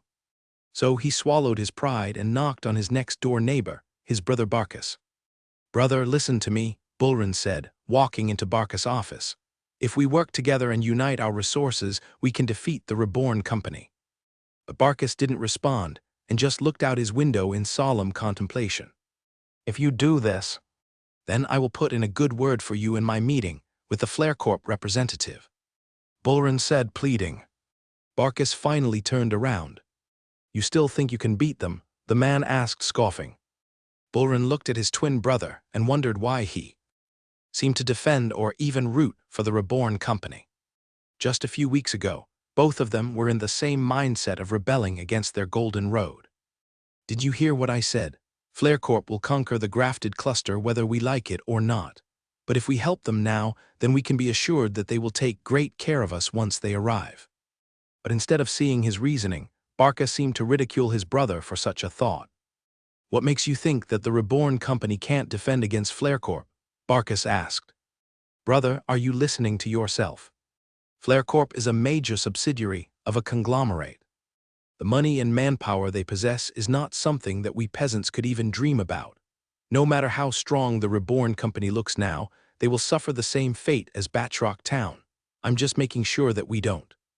The two twin brothers, as usual, could not see eye to eye on their problems. One of them was awakened to the intimidating power of FlareCorp, and the other was awakened by the world-changing power of the Reborn company. Their perspectives on this predicament were even more contrasting than black and white. "So what do you plan to do?" Barkus asked. "Conquer the grafted cluster and throw out the Reborn company. You think you can do that?" Bullrun gritted his teeth. "With your help, yes, and that's not all. We will have the bastard bandits on our side too." Barkus looked back at his brother. "The bandits, yes. That's how powerful they are. FlareCorp bought their way into controlling the bastard bandits, and they are now willing to help us achieve this mission. I was promised that he will send in a major officer of the bandits, someone called Sleazy, the infamous night killer of the bandits." A raucous laughter came out of Barkus once he heard that. "Had a father. That's the reason for your confidence, Sleazy." "Yes," Bullrun answered, confused as to why Barkus was acting weird. "Wasn't he terrorizing our merchants and our trade routes for a long time now? He will surely do so with the Reborn company as well." "I have bad news for you, brother. Sleazy already tried that, and he failed miserably." Bullrun froze, completely shaken from this news. "What? How can you be sure?" "I was there, I saw it myself. The Rebornians knew what was coming and foiled Sleazy's ambush." The man started pacing back and forth. His brother may be many things, but one thing he was not was a liar. This meant that Sleazy was truly defeated by the Rebornians. "Then the rumors about the Dragonborns are true," Bullrun muttered. "It makes sense. If they can defeat a strong caliber group like the Stone Cold Six, then Sleazy is easy pickings for them." Barkus couldn't help but laugh inwardly once he heard that. The best part about it was that the infamous Dragonborns weren't even the ones who defeated Sleazy. It was the Red Mankeys, who the Rebornians and the Dragonborns considered as their weakest fighting members. "It doesn't matter in the end. FlareCorp will come sooner or later and they will bring their full force," Bullrun reasoned. "We have to move now and curry for their favor. Brother, join me." Bullrun raised his hand for his brother to take, but Barkus ignored him. "I refuse," he said. "I am already affiliated with the Reborn company." Barkus took off his long-sleeved jacket, revealing a tiny patch of embroidered symbols on the back of stitches. There were two symbols. One was the Barkus Inc. emblem, but above that was the distinct R symbol of the Reborn company. "No," Bullrun muttered, "you became their subsidiary company." Bullrun treated this as a complete betrayal. He couldn't believe that his brother would subordinate himself to the Reborn company. "There is a distinct difference between us, brother," Barkus said. "You want to subordinate yourself to FlareCorp because you fear them. I do it because I believe in the Reborn company. They know we will prevail sooner or later. I wish you could see that." But Bullrun couldn't see it. In his eyes, the Reborn company was a freshman, a greenhorn, and a fledgling rookie compared to the colossal FlareCorp. Companies like them almost always end up being subdued by the bigger predator in the global market. "I guess this is where we part, brother." Barkus raised his hand for a handshake, but Bullrun refused. He simply walked out of the room in silence, with his head down in contemplation. After the confrontation with his brother, Barkis immediately looked down at his shadow and requested a meeting with Michael. A couple of seconds later, an orcupine shadow orc emerged next to him with a respectful nod. The orc raised his hand and enveloped the two of them in an endless darkness. A second later, the darkness dissipated, and Barkis saw himself in the Reborn headquarters located in Angora City. He saw the white-scaled dragonborn that was always by Michael's side. "You can go inside and talk with Lord Michael," she said. He entered Michael's office and saw Michael tinkering with some cylindrical metal shape. "What's up?" Michael greeted him. Barkis then immediately told Michael about his confrontation with his brother, including the piece of information about Hestu and the bastard bandits. "Flarecorp is trying to influence my brother into competing with you. They'll probably try to stop your Golden Road expansion into the grafted cluster soon." Michael looked down at his shadow and summoned Fudge. He entrusted his good old pal to take care of things like these, such as surveillance. Surely, nosy Nelly like him would know about the behind-the-scenes development of Flarecorp. "Fudge, what do you know about this?" Violet pudgy sphere jumped out from the ground and landed in front of Michael's desk, displacing neatly stacked paperwork into a disorderly mess. "What did the shadow orcs find?" he asked Fudge. Oh, that, yeah," Fudge muttered awkwardly. "I seem to remember something like that happening." "And?" Michael asked, expecting to hear a much more detailed explanation than that. I don't seem to remember what exactly transpired, haha. My juniors always forget to write things down, haha." Michael eyed Fudge suspiciously, making the violet slime fidget anxiously in place. "Don't worry, Master. We have this under control. We have started to infiltrate the bastard bandit hideout behind the scenes through our orc ninjas. We have also sent in a few of our own bandits as spies on the inside," Fudge explained, which seemed to have allowed him to avoid Michael's suspicious gaze. "You already found their hideout?" Barkis impulsively said out loud in disbelief. "Yes," Fudge answered. "They made the mistake of ambushing one of our merchants. So we sent in our shadows with them when they returned. Hee, aren't I such a good ninja?" Fudge scooted over to Barkis, with his eyes filled with an expectant gaze. Barkis slowly and awkwardly put out his hand and patted Fudge's head. There, you're a good ninja." "Heh, that's right," Fudge declared. But Michael wasn't getting sold on his cutacy performance. He leaned in closer and squinted. He caught a scent of Fudge's shenanigans all over the story. "That's it?" he asked Fudge. He, of course, Master." "Oops, would you look at the time?" "I have to go now, bye." Fudge immediately descended into the shadows before Michael could figure out his plans. Meanwhile, back in the center town of the grafted cluster, Bullrun found himself pacing back and forth in worry. It had been a few weeks since Hestu arrived to help him, but he had made no progress in uniting the grafted cluster into Flarecorp's banner. In fact, he was slowly losing his influence in business as everything was being swallowed up by the Reborn company. Hestu eventually returned from Batrock Town, having reported to his king to expect good results in the grafted cluster. So when he arrived in Bullrun's mansion, he was stunned to see Flarecorp crates just sitting around in a warehouse. "What's the meaning of this?" Hestu screamed. "Get me Bullrun now." Bullrun arrived in the warehouse with anxious steps. He bowed as he greeted Hestu, but the man didn't seem to be in such a good mood for pleasantries. "Why are you not selling these products? These are grade items that would have sold a lot in other territories. Instead, you're just letting them rot in a warehouse.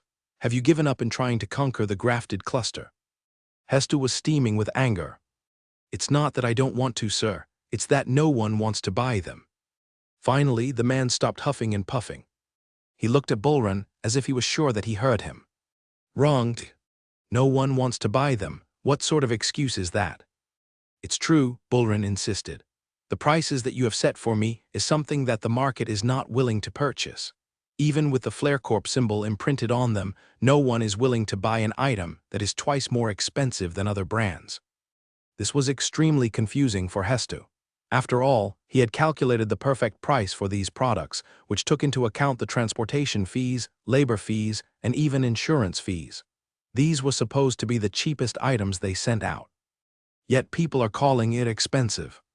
"How could that be possible?" Hestu asked. "It's Reborn," Bullrin explained. They are selling extremely affordable products that everyone wants to buy. Bullrin gave Hestu a list of the price comparison between Reborn products and Flarecorp products. The difference was astounding. Even Hestu would be tempted to buy from the Reborn company at these prices. How can they price it so cheap? He asked incredulously. One spool of silk fabric is only 500 silver. That's local pricing. It doesn't take into account any transportation fees. Heck, from what I know, these types of silkworms can only be found in the king's region. And the transportation fees to transport this here is more than 500 silver coins. Hestu was completely dumbfounded by Reborn's pricing. Now you understand my problem, right? The Reborn company is a formidable opponent in the market. Bullrin finally felt a little bit relieved knowing Hestu finally knew what they were up against. The Reborn company's golden road was an impossibly great boon for their profits. HBMH, no need to worry so much, Hestu said. If they're selling this low, then that must mean they are losing a lot of money selling these products. We only need to wait it out before they go bankrupt. But that wasn't enough to convince Bullrin. There was no sign of the Reborn company stopping anytime soon. For some reason, he never saw any financial problems from them, even though Hestu said they were losing a lot of money. They even seemed to become even wealthier as time passed because their construction of the Golden Road was getting faster and faster. They were recruiting workers from the grafted cluster left and right. I understand your concerns, Hestu said. But not to worry. The king has allowed the Flarecorp wizards to help in this endeavor. They'll make sure to help us deal with this Reborn problem we have. Huh, did you say something? Asked Hestu. Bullrin looked back at him with confusion. I didn't say anything. No, I clearly heard you say something, Hestu insisted. But Bullrin and the rest of the guards inside the warehouse heard nothing of the sort. Hestu's insistence of a strange noise seemed to have changed their perception of him a bit. The next day, the Flarecorp wizards finally arrived in the grafted cluster. They wore bright orange robes with flaming wings on their backs. They were quite snobbish, choosing to ignore Bullrin and chose only to speak to Hestu. These were 6-star wizards borrowed from Flarecorp's main army itself. One of their specialties was creating large barriers and domains that would separate a territory from the rest of the world. It didn't take long before they started to travel through all of the territories under Bullrin's occupation and started to isolate them from the rest of the grafted cluster. The wizards chanted, with a magic circle appearing in front of their hands. They concentrated for a few seconds before the magic circles lifted off their hands and remained static in the air. The Flarecorp wizards continued to create 4 more of these magic circles throughout the entirety of the territory, creating a pentagram connection between them. As soon as the final magic circle was placed, a large fire erupted from the ground and created a domed boundary that encompassed the entire village. The citizens were alarmed, but well-placed guards assured them all that it was a protection spell that would safeguard their village. They weren't technically lying. They were getting protected. But the main purpose of this flaming barrier was to prevent the Reborn company from constructing their golden road wherever they wanted. The Flarecorp wizards installed these barriers over the rest of the territories that were yet to be infected with the Reborn sickness. Bullrin was once again awed at the power of Flarecorp and their wizards. The amount of mana it will take to keep these barriers stay active was a staggering amount. They would have to concentrate for the whole day to keep this intact. Somehow, Flarecorp could make these well-accomplished 6-star wizards into mana dispensers like it was nothing. Michael was alerted as soon as these flaming barriers were installed. Instead of being mad, he became quite curious as to how they were able to create these magic stones in the first place. He immediately transported himself into one of these territories through a clone implanted by the Shadow Orcs. When he arrived, he saw a semi-transparent wall of flame that created a domed structure within the tiny village. Curious, he tried to put his hand on it, only for his to activate as it tried to sear through his skin. Normal people wouldn't be able to get in or out of this place, he realized. He activated his supreme skill and observed the flow of mana in this wall of flames, leading him to a certain magic circle that floated in the air. Chat JK4 announced, "Timely as always, thanks. Now, can you modify this magic spell so that we can use it? I want something that is not too hostile." I wanted to keep pests and rodents out, but won't hurt them. You know just how I think, ChatJK4. It only took ChatJK4 a couple of seconds before it spat out an appropriate spell, perfectly accustomed to Michael's wishes. This spell allows the user to create a physical barrier that will prevent any trespassers from entering or leaving. Any attempt to do so will result in them being burned with the power of the Unity flames. This was perhaps one of the more stronger spells that Michael received from ChatJK4. With how it was described, he was even surprised that it was only rated as a 5-star spell. If he read it right, then that meant that he could create a similar barrier within an enclosed space. But instead of it creating a wall of flames made out of fire mana, this wall would be made out of Unity mana, which was much more deadly and cannot be extinguished by any normal means. Wow, ChatJK4, you've really outdone yourself. Michael now finally understood why it was so lowly rated. Practically nobody could use it. Of course, except for Michael. Good thing that my mana capacity is literally infinite. My limit is the limit of the entire world. As long as Michael was in the presence of mana, he could absorb them all for himself and use it as fuel to perpetually keep any spell running for an eternity. Michael immediately wanted to try it out. He teleported himself out of the flaming barrier and onto a desolate part of the Golden Road, 100 kilometers away from the first settlement. There was nothing here but the endless concrete road and the flat plains of the grafted cluster. He raised his hand and cast his newly acquired spell. As he did so, the 8 mana cores in his body started to pump out billions and billions of mana particles out and onto his palms. But that wasn't enough to even form the outline of the magic theory itself. He had to gather all the mana in his surroundings, sucking them in like he was a black hole. The air started to blow in his direction, making his clothes flutter. The ground started to shake, with soil particles levitating from the ground. Precipitation from the clouds rained down on him. Directly on him only and nothing else. And finally, the intense heat of the sun concentrated itself onto Michael's palms, creating smoke and steam flowing upwards. The mana particles in the surrounding were far more abundant than his own cores, allowing the magic circle to finally take shape.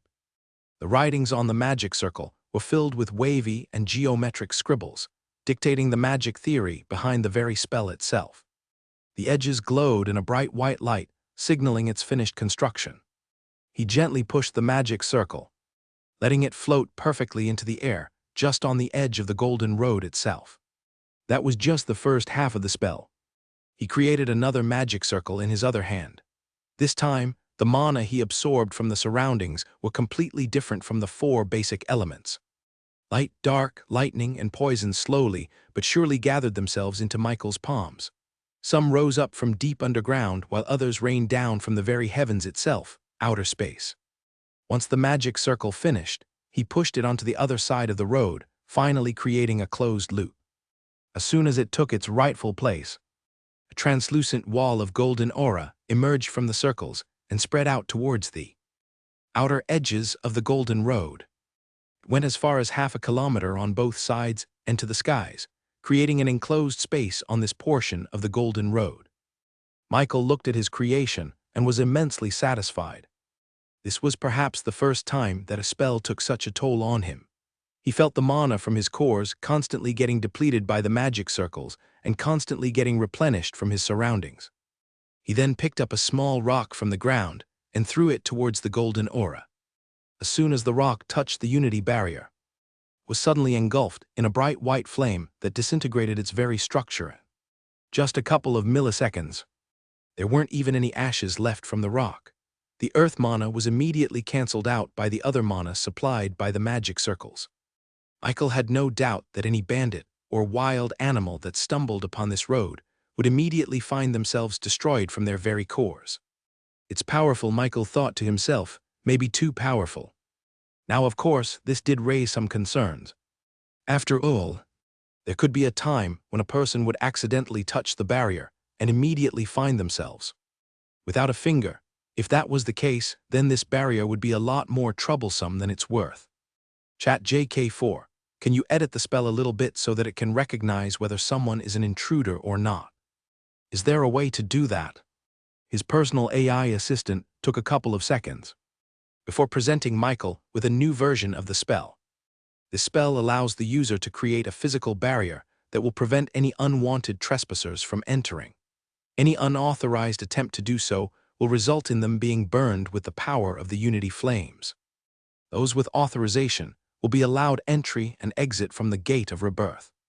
Only those who are in possession of a reborn shadow clone is granted authorization. Michael looked at this new spell and found it to be quite complicated. According to ChatJK4, this new would only allow entry and exit from people who are in possession of reborn shadow clones. Shadow clones, as in my shadow clones and the orc shadow clones. After thinking about it for a minute, Michael finally understood. The thing about the shadow clones seemed arbitrary at first, but when taken into account what they possessed, then it made sense. The reborn shadow clones could access the Rebornian innate skill. And if those clones are attached to someone that wasn't a Rebornian, then they were included in the skill, which allowed them to be unharmed by the Unity flames from the. So in short, only those that were Rebornian or had Rebornian clones attached to them could enter and exit the unharmed. Then this means that I will have to start setting up toll booths.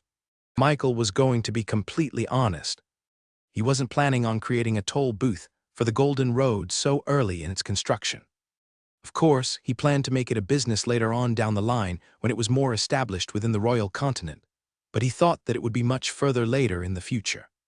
However, creating this would necessitate him having to create a membership that would allow people safe entry into the Golden Road. For example, at the start of every town, there would be a toll booth to enter the Golden Road. Once they paid a certain amount, they would then receive one of his shadow clones to accompany them throughout the journey, keeping them safe from the Unity flames of the. This was actually a tremendous idea, if not for Michael being a little bit hesitant in making people pay for passage into the Golden Road.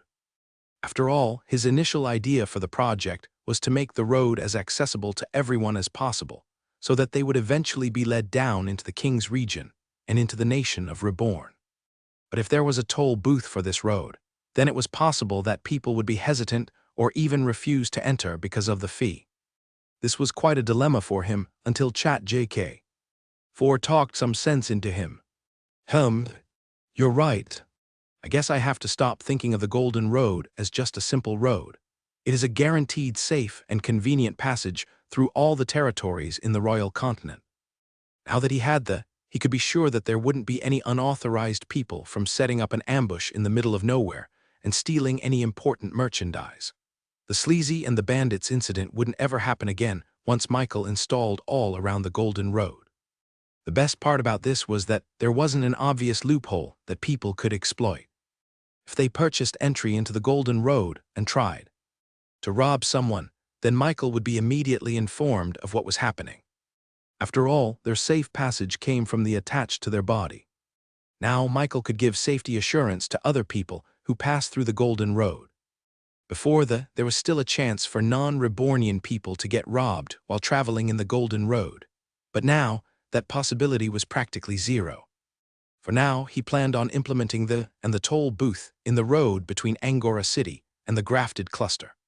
He wanted to treat it as a beta test to see if there would be any problems that would occur before he implemented it to the rest of the Golden Road. The only problem now was its construction. Having to concentrate on this magic spell was, of course, not feasible. Thankfully, he had an endless supply of clones that could fill in the role for him. You know what to do, ChatJK4. Please give me a clone skill that can supply endless mana in the spell. This spell allows the user to create a clone that fills in the role of a magic caster. Upon activation of this new spell, 2 parts of Michael's shadow immediately separated from his feet and latched themselves onto the magic circle. The shadow 3D effect brought on by the skill made the magic circle look more realistic, as if it was tangible in the real world. It didn't look like a hologram, it looked like a floating neon sign. He immediately felt the burden of mana lift from his chest, making him breathe a little bit easier than before. A weight had been taken away from his shoulder and transferred over to the 2 shadows, who kept on absorbing mana from the surroundings and keeping the magic spell active. The best part was that he could remotely turn the on and off at any time he wanted. For now he turned it off, There could be plenty of curious, innocent bystanders that could lose a finger because of this. He only planned to make it active once he completed this whole part of the Golden Road and finished the toll booth. That was the only way he could warn the travelers about the dangers of the without getting a Rebornian shadow. Nice, it works. Now onto the hard part. He still had hundreds upon hundreds of kilometers left from this part of the Golden Road. It would probably take him a few days to finish if he did it all by hand. Chat JK Phil. Or any way that I could have my clones install these magic circles. Thankfully, Sud. A thing was possible. He could simply just create all the required magic circles in one place and have his clones transfer them over to their appropriate spot, shortening the required time from 1 week to just 1 day. After Michael was done with he went straight to the first settlement and seeked out the Rebornian engineers for another project. Thankfully, Michael found a couple of A-class engineering talents from the grafted cluster who he recruited into the nation. So, while the rookie engineers continued the work on expanding the Golden Road, the more experienced workers started on Michael's new project, the toll booth. It's just a simple barrier that goes up and down. He borrowed heavily from his previous life, taking all aspects of highway toll booths and implementing it here. Seems easy enough, boss. Give us a couple of days and we'll have it done, said the yellow manky engineer. They worked quickly, already hollowing out the road to create the new foundation for the toll booths. Meanwhile, he was approached by one of the elders from the first settlement about a problem. We can't enter the other towns, he said. There's fire all over, we can't visit our family. The old man was talking about the flaming sphere barrier that FlareCorp put up on the remaining territories in the grafted cluster, still not connected to the Golden Road. With people unable to go in or out, there was a lot of frustration building up among the citizens. Naruto and Sasuke emerged from behind Michael and also gave their input about the whole situation. It's total isolation over there, boss. Since no one can go in or out, people are having to rely on FlareCorp products to sustain themselves, Naruto reported. Ra-ta-ta, Sasuke shouted in anger. Even if the prices are a little bit more expensive than normal, people have no choice but to purchase from them. It seemed that this was one surefire way for Hestu to make sure that Bullrun's company was keeping its profits up. It was a slimy business practice for sure. I'll have to give them another visit, he said. Meanwhile, back in the central town of the grafted cluster, Hestu and Bullrun were just given notice of their huge bump in profits in a single day. See, Hestu bragged, pointing at the papers in Bullrun's desk. It's working, the people are using FlareCorp products. But despite increasing his gains to nearly double its normal amount, Bullrun couldn't bring himself to celebrate. He looked out of the window and saw the outskirts of the central town being separated from the outside world by a semi-invisible wall of fire that prevented anyone from going outside. There were FlareCorp soldiers posted all around the circumference of the flaming sphere, preventing people from hurting themselves as they tried to sneak out of the territory. Doubt began to seep into his heart. This would definitely not be the first time that this could happen. If FlareCorp eventually arrived in the grafted cluster, it was more than possible that this forced isolation would transition from temporary to permanent. He didn't know if he would be able to live with that. But of course, he couldn't say any of this out loud to Hestu. The man was in control of the 6-star wizards in charge of maintaining this barrier. They could easily focus their attention onto him if he voiced out his concerns. Now that we have made sure that the Reborn company can't expand their business here, we shall slowly take back the other settlements from their grasp, Hestu said. I'm looking forward to it. After finishing his conversation with Bullrun, Hestu walked out of the mansion and back into his carriage. Unbeknownst to him or any of the bodyguards assigned next to him, there was a peculiar shadow that seemed to have attached itself to his feet. Who is that? Hestu screamed, surprising his bodyguards. Sir, no one said anything. I heard it clearly, Hestu insisted. Someone is playing tricks on me. Guards, do your job and inspect our surroundings for any miscreants playing a prank. The FlareCorp guards looked at each other before awkwardly looking around at the empty streets of the central town. With the martial law in effect, there was no one out of the streets loitering about. They were all confined to their homes, creating an eerie silence that overcame the whole territory. This made Hestu seem all the more crazed since the guards heard not a peep from their surroundings. However, They still did their jobs and checked the corners for any intruders. "The coast is clear, sir. There's no one here." Just as then, Hestu heard another clear voice echoing from all directions. There it is again. It sounded like a child, a teen. The guards looked at Hestu with worry. They started to think that he was crazy. "I'm not crazy," Hestu swore. "I must have been cursed. It must be the work of a wizard or a mage that is out to get me." It wasn't long before the Flare Corps 6-star mages were gathered at Hestu's temporary residence. They seemed annoyed. They were already extremely exhausted from keeping the flaming barrier active all day, that all they wanted to do now was to sleep. Yet Hestu summoned them despite it. "Exorcise this malevolent curse. I keep hearing things, voices, they talk to me." The 6-star wizards immediately used, and even to check up on Hestu's well-being. All sorts of lights surrounded Hestu, with each one revolving around him and inspecting a different aspect of his very presence. Hestu's body began to light up as these lights entered his body.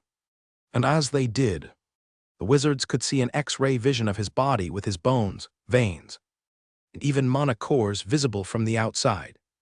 If there was any anomaly present, the lights would immediately highlight the problem for the wizards.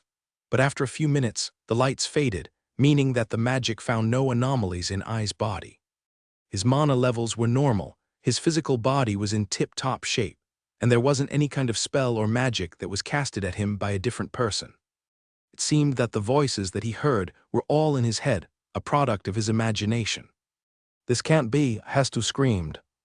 "We suggest that you return to Batrock Town at once and ask for your replacement," said the Flare Corps wizard. "You don't seem to be fit for this mission." As soon as that was mentioned, Hestu aggressively pointed at everyone in the room. "You will do no such thing. My liege, my king, will not hear of this in any shape or form. I will bring victory to Flare Corps and show that this problem is no hindrance to my abilities, that I guarantee."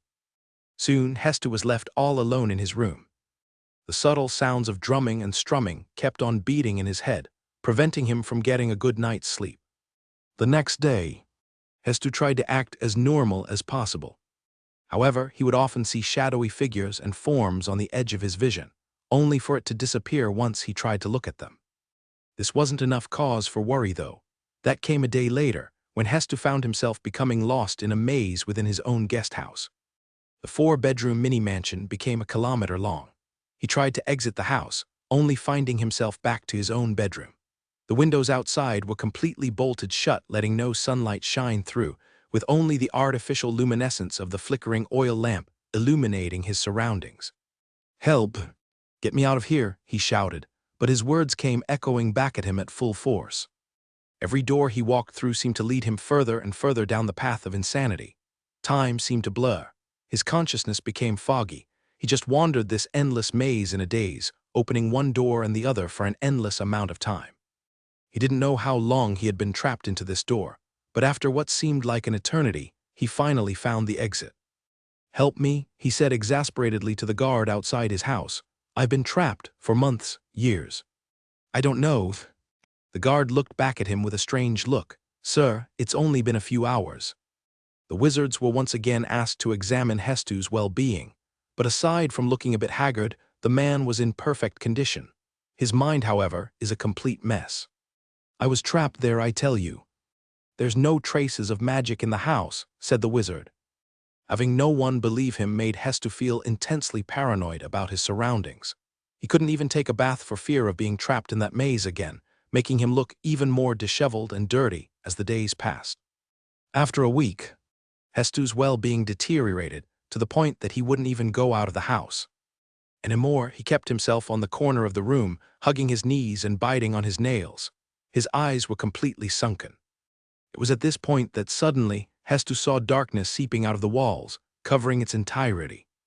Shadows flew back and forth in the air, infecting everything it touched into darkness. In the end, all Hestu could see was an endless black void. He floated in this space, wary of his surroundings, before a giant figure came into view. It was a colossal violet slime. Hestu saw a large violet slime floating in the middle of the dark void. Its colossal figure gave a sense of grandeur that was almost godly in nature, as if this divine being had touched down from the heavens and visited the human plane. "Who are you?" Hestu asked, his voice filled with confusion yet with a hint of wariness. He didn't want to offend this humongous being. After all, it was more than probable that they were the reason why he was here in the first place. "I am a ninja a celestial," the slime said, its voice transferring directly into Hestu's head. "A celestial. What do you want from me? Get me out of here." Hestu struggled to push himself off to try and find a way out of the darkness, but found that no amount of force could displace him from his current location. It was as if he was trapped in the very air itself. "I am here to help you, my son, for you are treading a path that will make you stray from your true destiny," the slime said in an ethereal voice. "Why should I believe you? True destiny, what are you talking about?" The giant slime then grew a pair of stumps on its side, creating its own hands. A shadow from the dark void latched onto the slime's palms, morphing into the silhouettes of humans. Upon closer inspection, Hestu realized that those two human figures bore a great resemblance to himself. The one on the right was a replica of himself in his current state.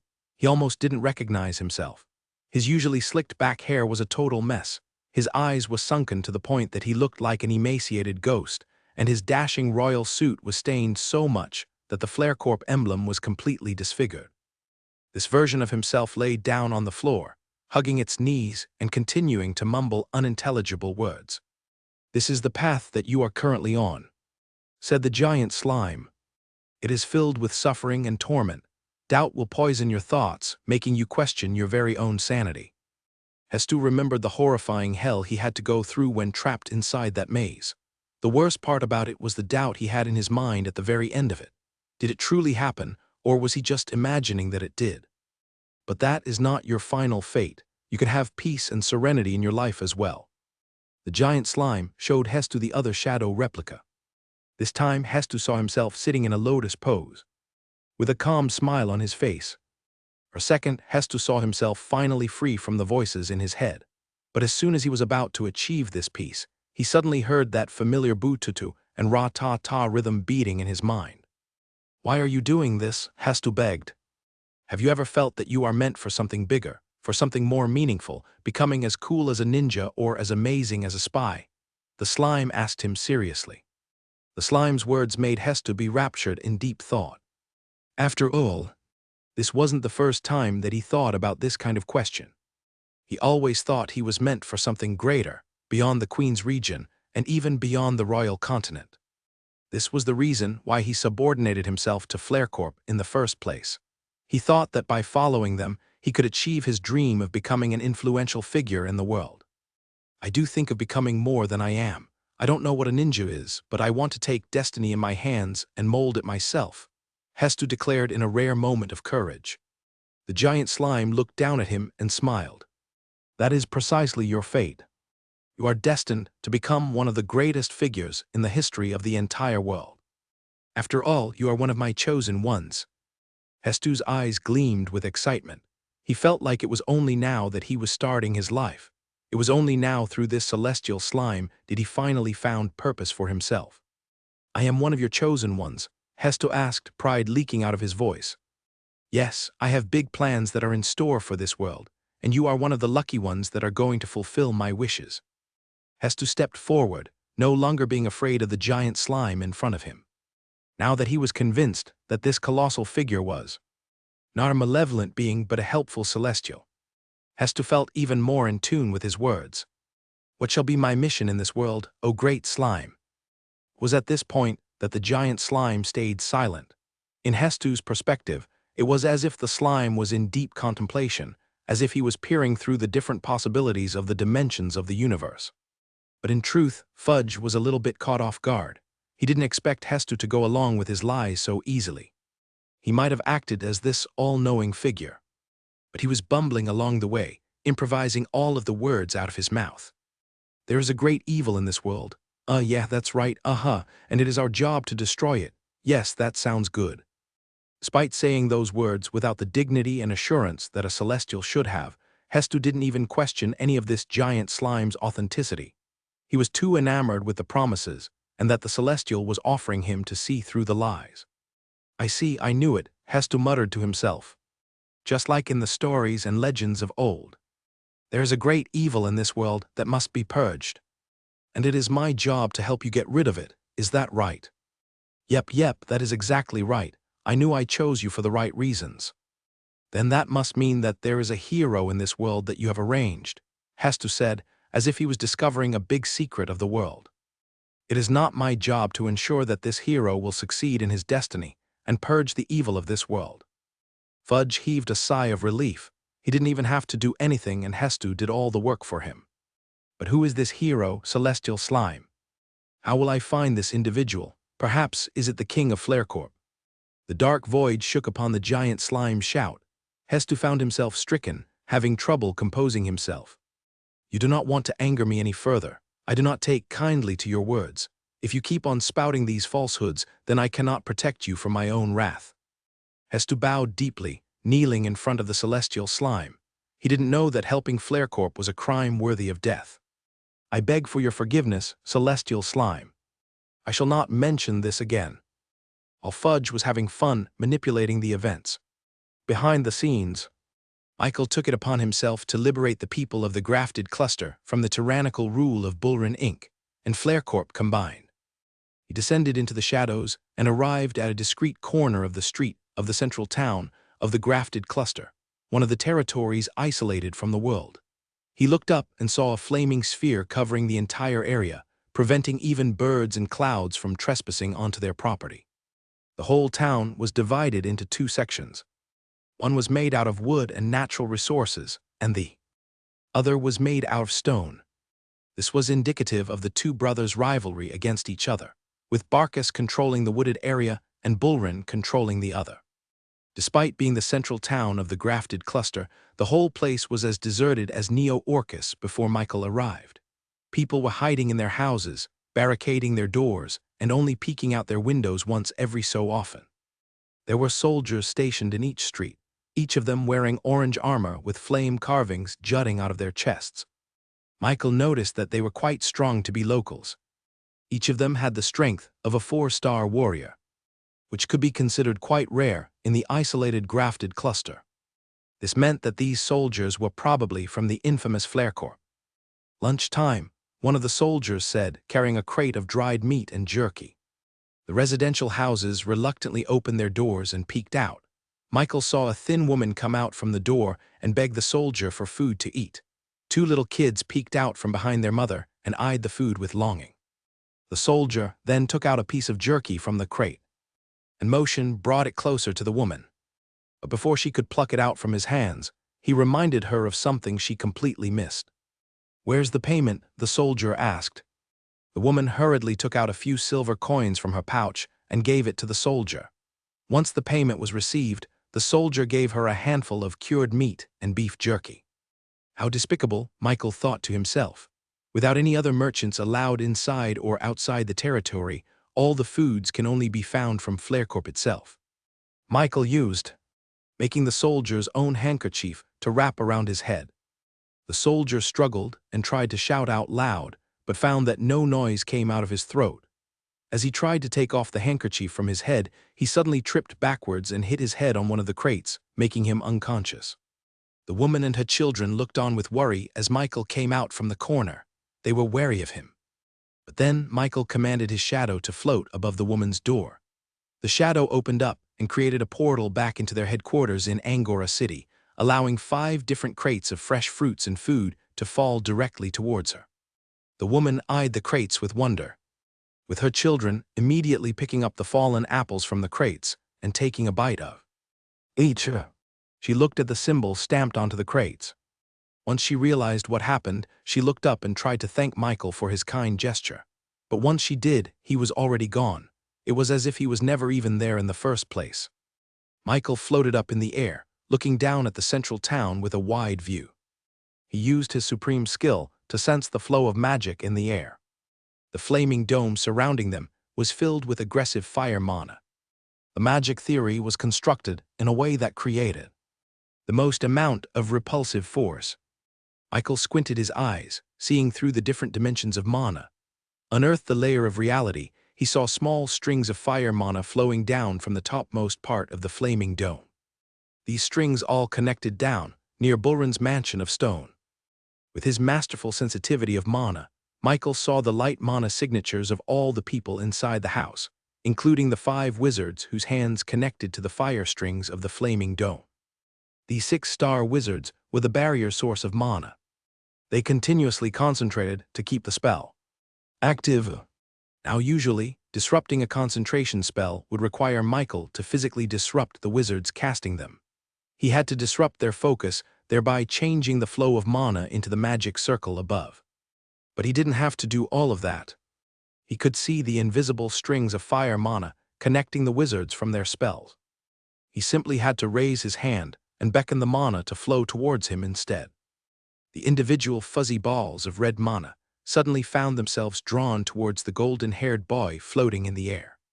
They went through their life practically invisible from the eyes of humans, yet it seemed as if this boy could actually see them in real life.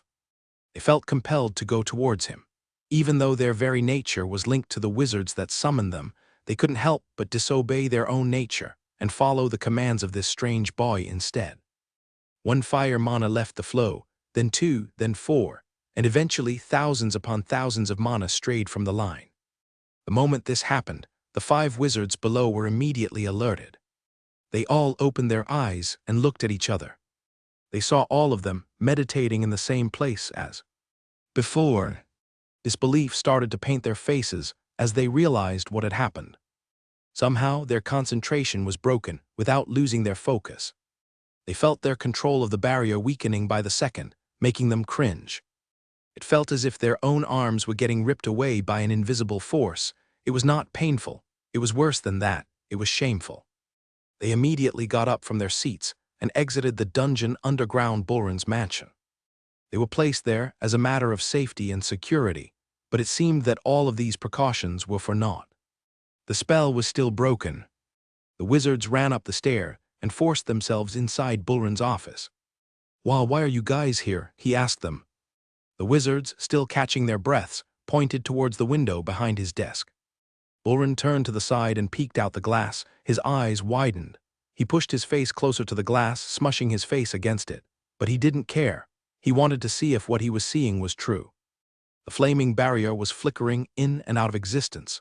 The fire was turning into cinder before dissipating in the air. It wasn't long before the flaming dome flickered out of existence permanently, brightening the entire town as the sun finally shone above it. "How did this happen?" Bullrun screamed out. "What am I going to do?" Bullrun was at a complete loss.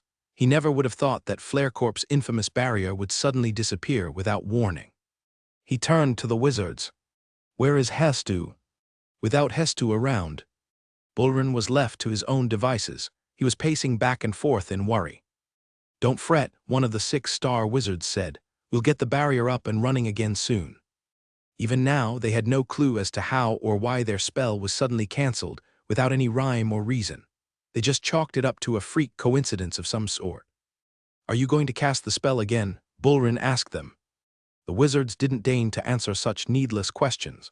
They instead raised their hands to the ceiling and concentrated on their magic cores. Individual magic circles appeared on their hands as they commanded their mana to follow the magic theory ingrained in their minds. With their combined powers, they pushed their magic circles up in the air, allowing all 5 to coalesce into one bigger piece. The collisions of these magic circles seemed to have melted together, creating a much bigger slab that glowed in power. However, just as it was about to finish its fusion, the magic circle suddenly flickered in and out of existence. The wizards felt their connections to the spell cut off as if severed with a knife. Once it was without its source of mana, the magic circle eventually dissipated in the air, leaking all its built-up mana inside the room. The disturbance created a large shockwave that toppled everyone off their feet and even destroyed a few shelves. "What happened?" Bullrun shouted. The wizards all looked at each other. This time, they were sure that this was not a coincidence. They rushed out the balcony and looked up at the sky, towards the silhouette of a human cast over the sun. Bullrun followed behind the wizards and saw the anomaly in the sky. Who is that?" Immediately, the 6-star wizards cast on themselves, creating a large jet stream from under their souls. The force propelled them up in the air, confronting the troublemaker that somehow disrupted their magic spell. They were all wary as they finally saw his face. It wasn't a well-known wizard from the Guild of Arcana. It wasn't even a rival of Flarecorp. It was just a blonde-haired boy. "How did you do this?" one of them asked Michael. "It's easy. I just snapped my fingers," he replied to them with a casual attitude, completely disregarding the not-so-well-hidden hostility coming from them. "Don't lie to us, kid.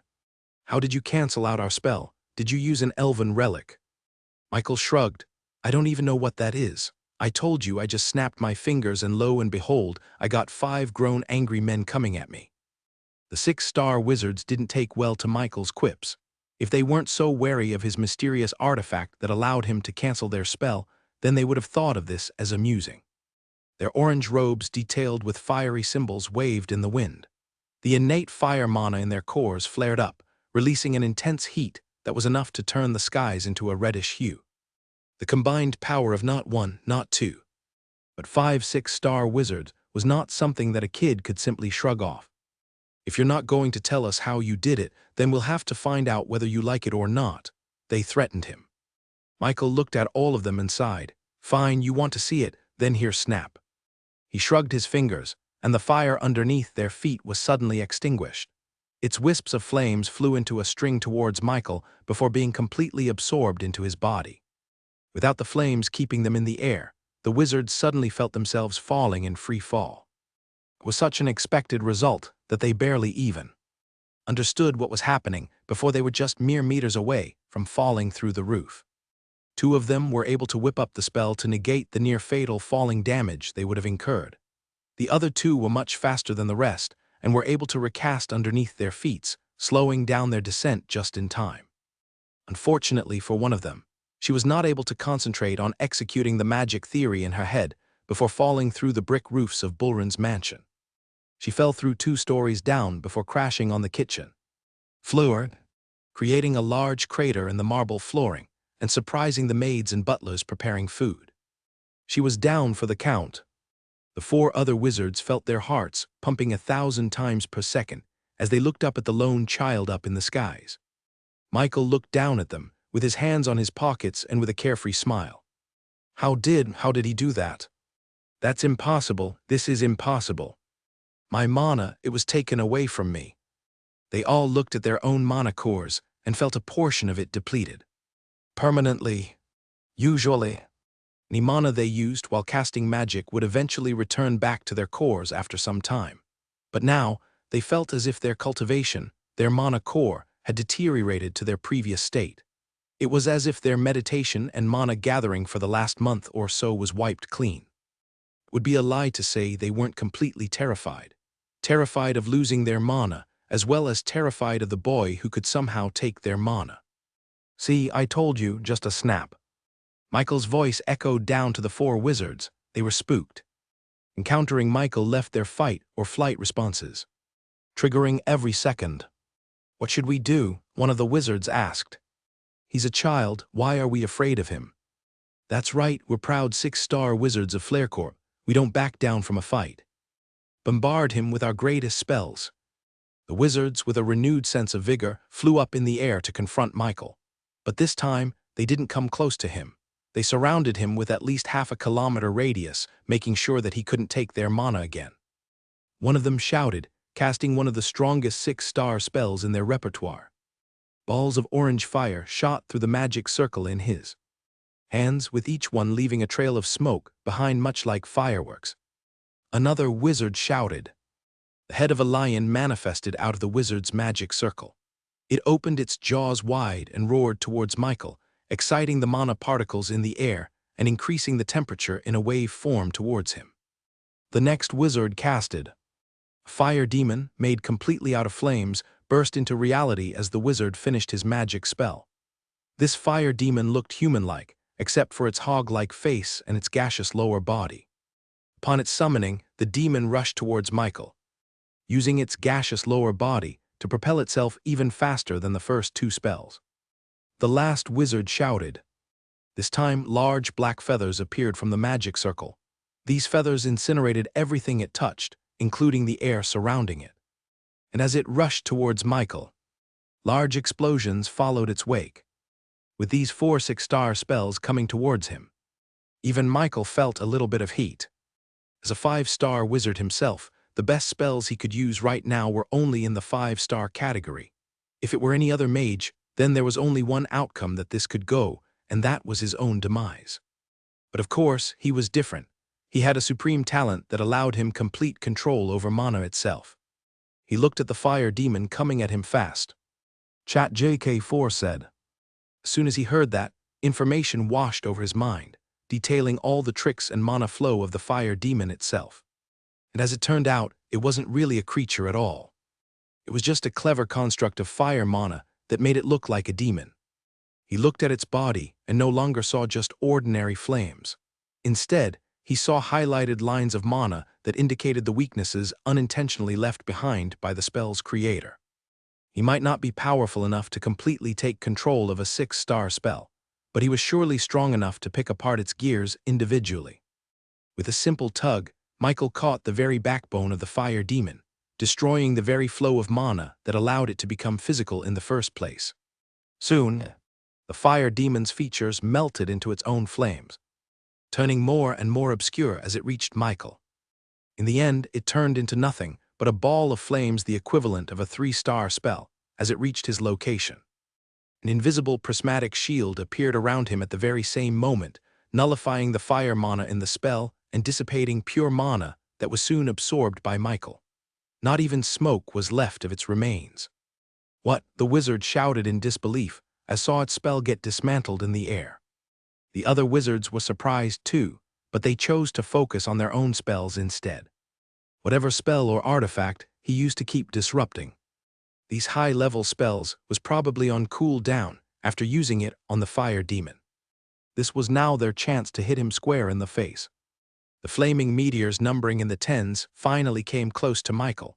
Each one felt like homing missiles, following Michael's every move.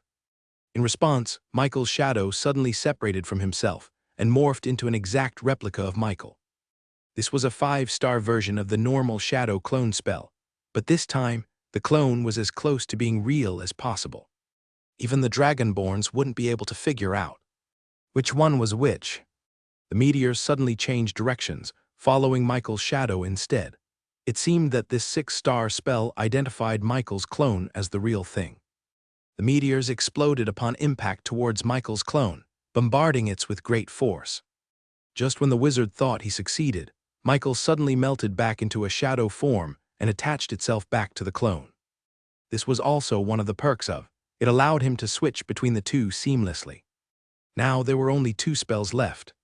And coincidentally, both of these were area of effect spells, affecting a very large area and leaving no chance for Michael to dodge or move out of the way.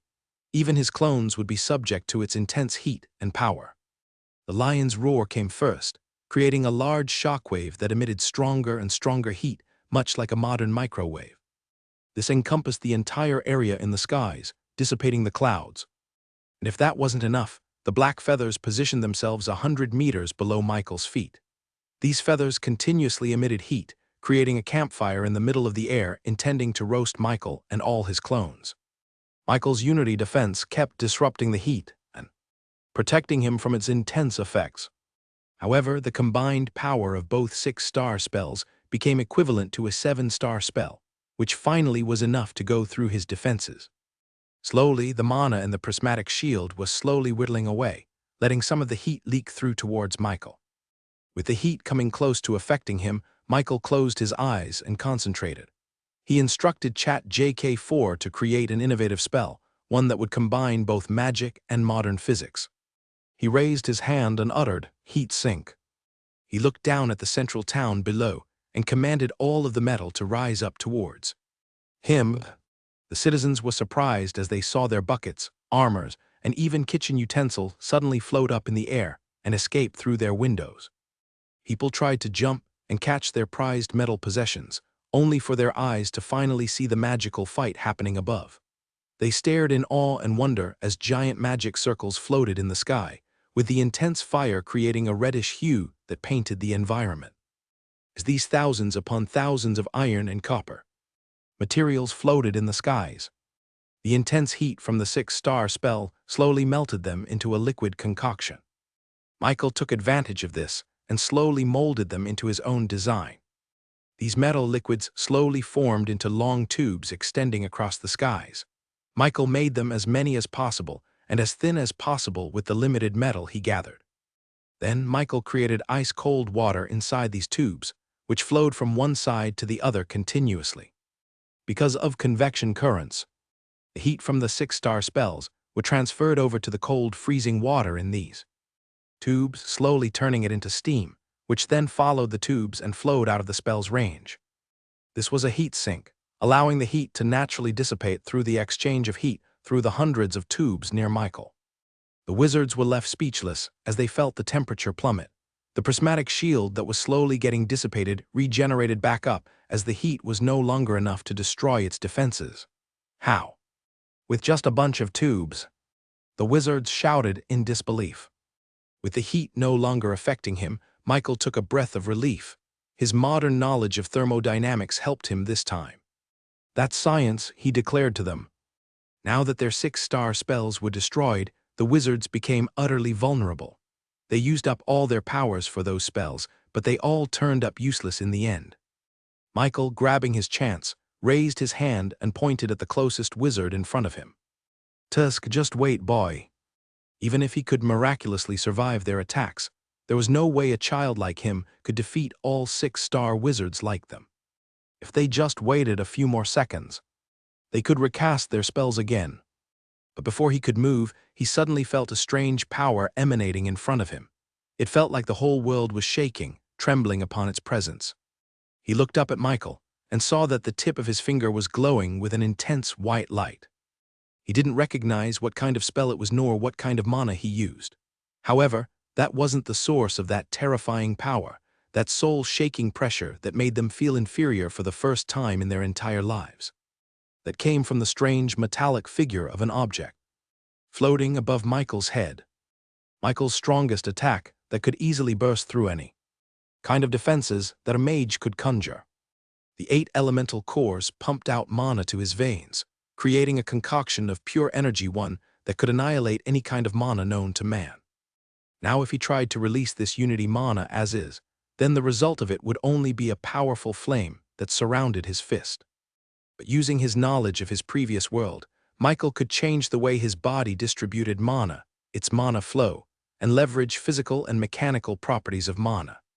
By mimicking the way a gun worked, Michael was able to store the immense energy of the unity mana and release all of it in one single go. Water, fire, air, and earth created 1/2 of the 8 elemental mana. Michael named those 4 mana as the natural elements. Meanwhile, he named the group of light, dark, lightning, and poison as the abstract elements. Just by itself, the combination of the natural elements canceled each other out, annihilating all of the energy conserved in all 4 mana types. The same went with the abstract elements. And by combining the natural and abstract elements, he was able to create unity mana, the ever-powerful force that was second to none. To make the work, Michael combined the natural elements and used it as the gunpowder of the bullet. And by rapidly striking this gunpowder with a primer like the abstract elements, he was able to create an instantaneous explosion as unity mana was created. And by changing the mana flow in his body, he was able to create a barrel inside his finger where the controlled explosion of the unity mana was directed towards. With the help of ChatJK4, the creation of this unity gun was as natural as breathing. At least that's what he thought. Light flashed on the tip of his finger, it's signaling the creation of the natural elements. He just needed to strike it with the other 4 elements. But just as he was about to do so, he suddenly felt a strange power overcome his entire body. A resonating power, one that was alien to him and completely unfamiliar, jumped out of his chest and attached itself to the forming unity gun in his fingers. ChatJK4, what's happening? His trusted personal AI assistant scanned his entire body before its sights landed on his chest, specifically his heart. Surrounding one of the valves was a metallic liquid of some sort that was the cause of this strange new sensation overriding his body. Michael was shocked, to say the least. He thought that the God Forge piece was merely a simple piece of metal that was the same as any other material in the world. He even scanned its entire body to sense for any kind of anomaly or spell hidden inside. Even Chat JK4 was caught unaware of such a thing, or else it would have already warned him from the beginning and prevented it from entering his chest. All his scrutiny led him to believe that the God Forge piece was a normal piece of metal, with a little bit of Unity mana still left inside. But the power resonating from inside the God Forge piece was completely different and alien from any kind of power that Ikael had ever encountered. Just the fact that his supreme skill didn't pick up on its presence meant that it was not made up of mana at all. Now, Michael would have been a lot more concerned regarding this strange new turn of events, but the power coming from the God Forge piece was actually reinforcing the in his finger. It was making the spell more physical, more real, if that made any sense. Just then, Michael noticed the strange looks that the Flarecorp wizards were giving him. They weren't looking at the bright white light coming from the tip of his finger. They were looking up. Michael slowly turned his head upwards until he saw a giant projection of the upper body of a feminine woman.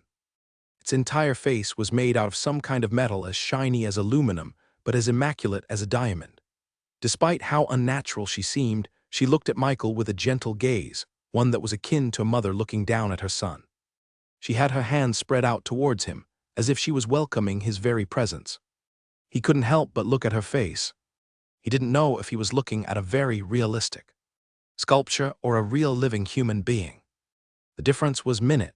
He could even swear that he was seeing tiny movements and changes of expressions from her face as he looked up at her, but a second look would only make it seem as if she never moved at all. "Who are you?" he asked her. But she didn't respond. She stayed in the same state as she was before, unmoving. He couldn't even tell if it was a projection, an illusion, or a spell. It seemed none of those. It reminded him more of how his shadow moved through reality itself, except this womanly figure wasn't a shadow of a human, but the shadow of a figure that was beyond the 3 dimensions. He didn't know why, but he just wanted to spend the rest of his days analyzing this projection. It seemed as if he could answer the very questions of the universe itself if given enough time. However, time was not on his side. Michael's distraction with the projection above his head allowed the 6-star wizards to finally gather enough mana to conjure up another spell in their hands. Now that they knew Michael could defeat them all individually, they decided to finally let loose and combine their powers to take down this anomaly of a child, this monstrous genius that could even contend with the monstrous geniuses of those conglomerates. Their magic circles formed, shimmering and flickering in and out of existence, but they pushed through and completed the magic theory. All 4 wizards pointed at Michael from the north, south, west, and east sides. Their magic circles created a connection with each other, with lines and nodes appearing in the air and bridging themselves to make a sphere of magic surrounding Michael. It would only take a few more seconds before the wizard spell finished, creating the dreaded 8-star spell that could even destroy an entire city and level it to the ground. Just then, the metallic woman moved. It reached for Michael with its gigantic hands, guiding his to point towards the skies. Michael felt the strange power of the God Forge piece bursting out from his chest and powering up to the point where he could no longer contain it in his body. His hands shook, and the light at the tip of his finger began to grow even brighter. Just as it was about to burst, Michael heard a voice coming from above him. "Build me," she said, just before the shot out into the skies. The shot a beam of power soaring through the skies, piercing through the magic sphere that surrounded Michael. The wizards felt their connection with the 8-star spell break, severing the mana they built up so far. An overwhelming sense of exhaustion coursed through their bodies. They had completely used up all the mana in their cores, leaving them completely spent and tired. Just then, the skies emitted a bright light. Everyone looked up to see a single star shining in the distance, flickering like any other heavenly bodies before it. But after a few seconds, the star became ever so bigger and ever so brighter. Before the wizards could even wonder what was happening, a single beam of light instantaneously appeared, connecting the lone star in the skies and reaching down towards one of the wizard's stomach, destroying the mana cores contained inside. But as it turned out, this beam of light had curved and hit the next wizard, and the next, and the next, creating an almost circular connection with the star in the skies. A macabre image of the wizards being strung up and skewered like pearls on a necklace became an image that would never leave the memory of anyone who saw it from down below. The wizards looked down at the beam of unity light, piercing their stomachs before passing out from pure exhaustion and injury. All their years of cultivation and hard work was destroyed when the pierced through their cores. The beam of light slowly dissipated, severing its connection with the star above the skies, which slowly lost all its luster and hid within the black void of space. The bodies of the wizards fell down from the air, plummeting at terminal velocity. Just before they crashed to their deaths, a shadowy figure emerged from down below and cushioned their landing, saving them from certain death. Michael thought it would be too cruel for them to die now, that he had already crippled their power. He had his shadows wrap themselves around the unconscious wizards of Flarecorp and transfer them over to the prison in the nation of Reborn. Meanwhile, he himself stayed hovering in the air. He looked up, but the apparition of the metallic woman was already long gone. She disappeared as soon as the Unity gun shot off into skies. Her last words to him echoed in his mind. "Build me," she said. Her words were drowned out by the intense power of that Michael almost mistook it for his imagination. But it was definitely real. "Who do you think that was?" he asked ChatJK4. Michael agreed with ChatJK for conclusion. It seemed that she was able to hide a part of her presence in the God Forge piece this whole time, and it was only when he used the did she show herself. Is the first spell that makes use of Unity mana, and it is also a combination of physical and mystical arts. Could that be the reason why she appeared once I used it, and not when I used the other spells? Michael looked down at his own chest. With a simple spell, he was able to see his own heart in crystal clear clarity. On the left upper chamber was the God Forge piece, which had wrapped itself around his heart. Just like before, this metallic liquid remained stagnant in his body, never moving, never radiating any kind of power. It was as if nothing even happened in the first place. If I used again, will she appear? It was unfortunate that Michael didn't understand what kind of power she used to hide herself in the God Forge piece. If he did, then he would be able to find out if she was still present in this piece or not.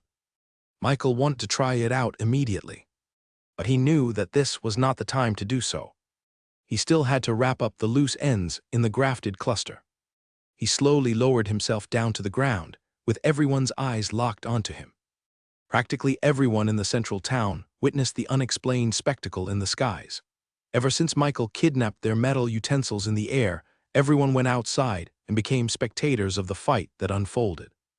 Even though this was the first time they witnessed the battle of high-level wizards, they knew that there was something different with the metallic woman apparition that appeared behind Michael.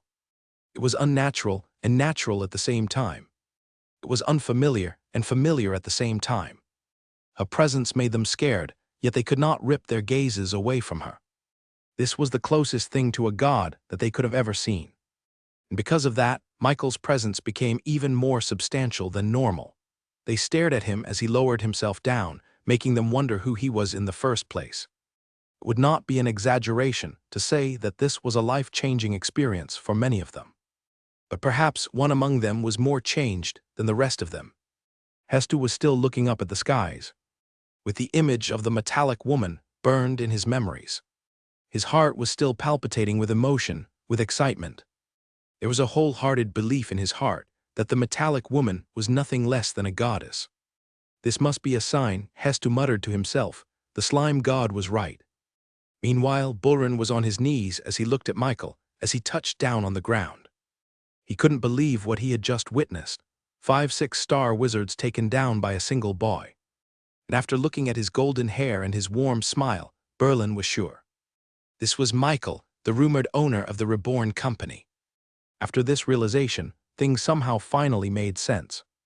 His brother had already told him the truth, but he just refused to believe it.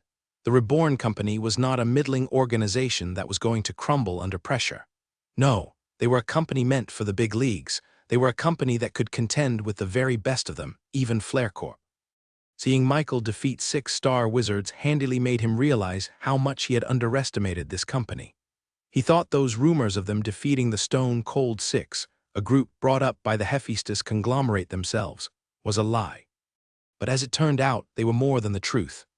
They were just the beginning. He had made a mistake. He had sided with Flarecorp thinking that this was the only way that he could survive. He thought this was the only way he could protect his and his employees' livelihood. But he had doomed Heir instead. The central town in the grafted cluster was finally free from the grasp of the tyrannical Flarecorp company. They found themselves looking over to the horizon and saw it with crystal clear clarity. In the outskirts of the town, there were still burn marks on the ground, evidence of where the flaming barrier used to be. People walked up to it and hesitated as they tried to touch the other side. They were worried for nothing. They could finally exit the town without the fear of being burned into a crisp. Their cheers and shouts echoed along the town. Celebrations were abound. But of course, they didn't forget to search for the boy who made all of this possible. Michael, the golden-haired boy. His stature in the town became sort of a legendary figure, not just because he freed them from their gilded cage, but also because of that metallic woman apparition that they saw just a few minutes ago. So, when Michael announced to the entire town with a spell that he was part of a company, the citizens of this town were immediately beholden to Reborn. With a booming voice that echoed through every corner of the town, Michael addressed every single one of them. In a while later, my men will arrive in this town and bring support for all of you after this ordeal. The reception to this was an overwhelming positivity. They raised their hands in the air in thanks for his help. Thank you, thank you. This whole town is in your gratitude. Just then, one of the citizens, an old man, approached Michael from below and kneeled. Please, I know that we are in debt to your assistance, but we have just one more favor to ask of you. Please kick out the traitorous Bullrun Inc. As soon as he said those words, the other citizens voiced their approval of the old man's words. When Bullrun Inc. told them that the arrival of the Flarecorp wizards was cause for celebration, they believed him. When Bullrun Inc. told them that the flaming barrier was for their own safety, they believed them. But after experiencing the tyrannical rule of Flarecorp, forcing them to buy only products from their company and burning any other brands into ashes, they knew that they had been duped. Their previous loyalty to Bullrun Inc. was destroyed. They wanted him out and hoped that the Reborn company could replace them. Michael looked towards Bullrun's mansion in the center of the town. The huge manor, made out of pristine stone material, stood tall in the skyline. Yet there were a lot of people knocking on their doors and climbing on the walls trying to get redemption against the man that betrayed them. He floated up and arrived at Bullrun's balcony. There, he saw the man in tears as he kneeled on the ground. Bullrun looked up at Michael and recognized him. I have betrayed my customers, Bullrun muttered with a hoarse voice. I took advantage of them and made them. Michael looked at him and commanded his shadow to open up a portal in Angora City. A couple of seconds later, Barkus, his twin brother, ascended from the shadow in the ground. Bullrun looked at his brother, and tears fell even harder. You were right, brother. I should have trusted your words, Bullrun wept. Barkus felt sorry for his sibling, but knew that he had chosen this route. He had to bear the consequences of this choice. You shouldn't say those words to me.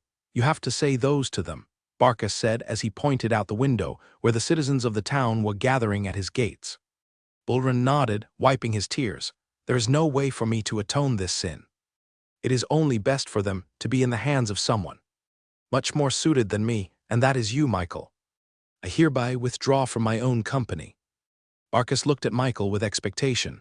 That's right, Michael. Please take Bullrun Inc. into Reborn and make it your own. Please save the grafted cluster. Michael nodded. It is my honor. With both Bullrun Inc. and Barkus Inc.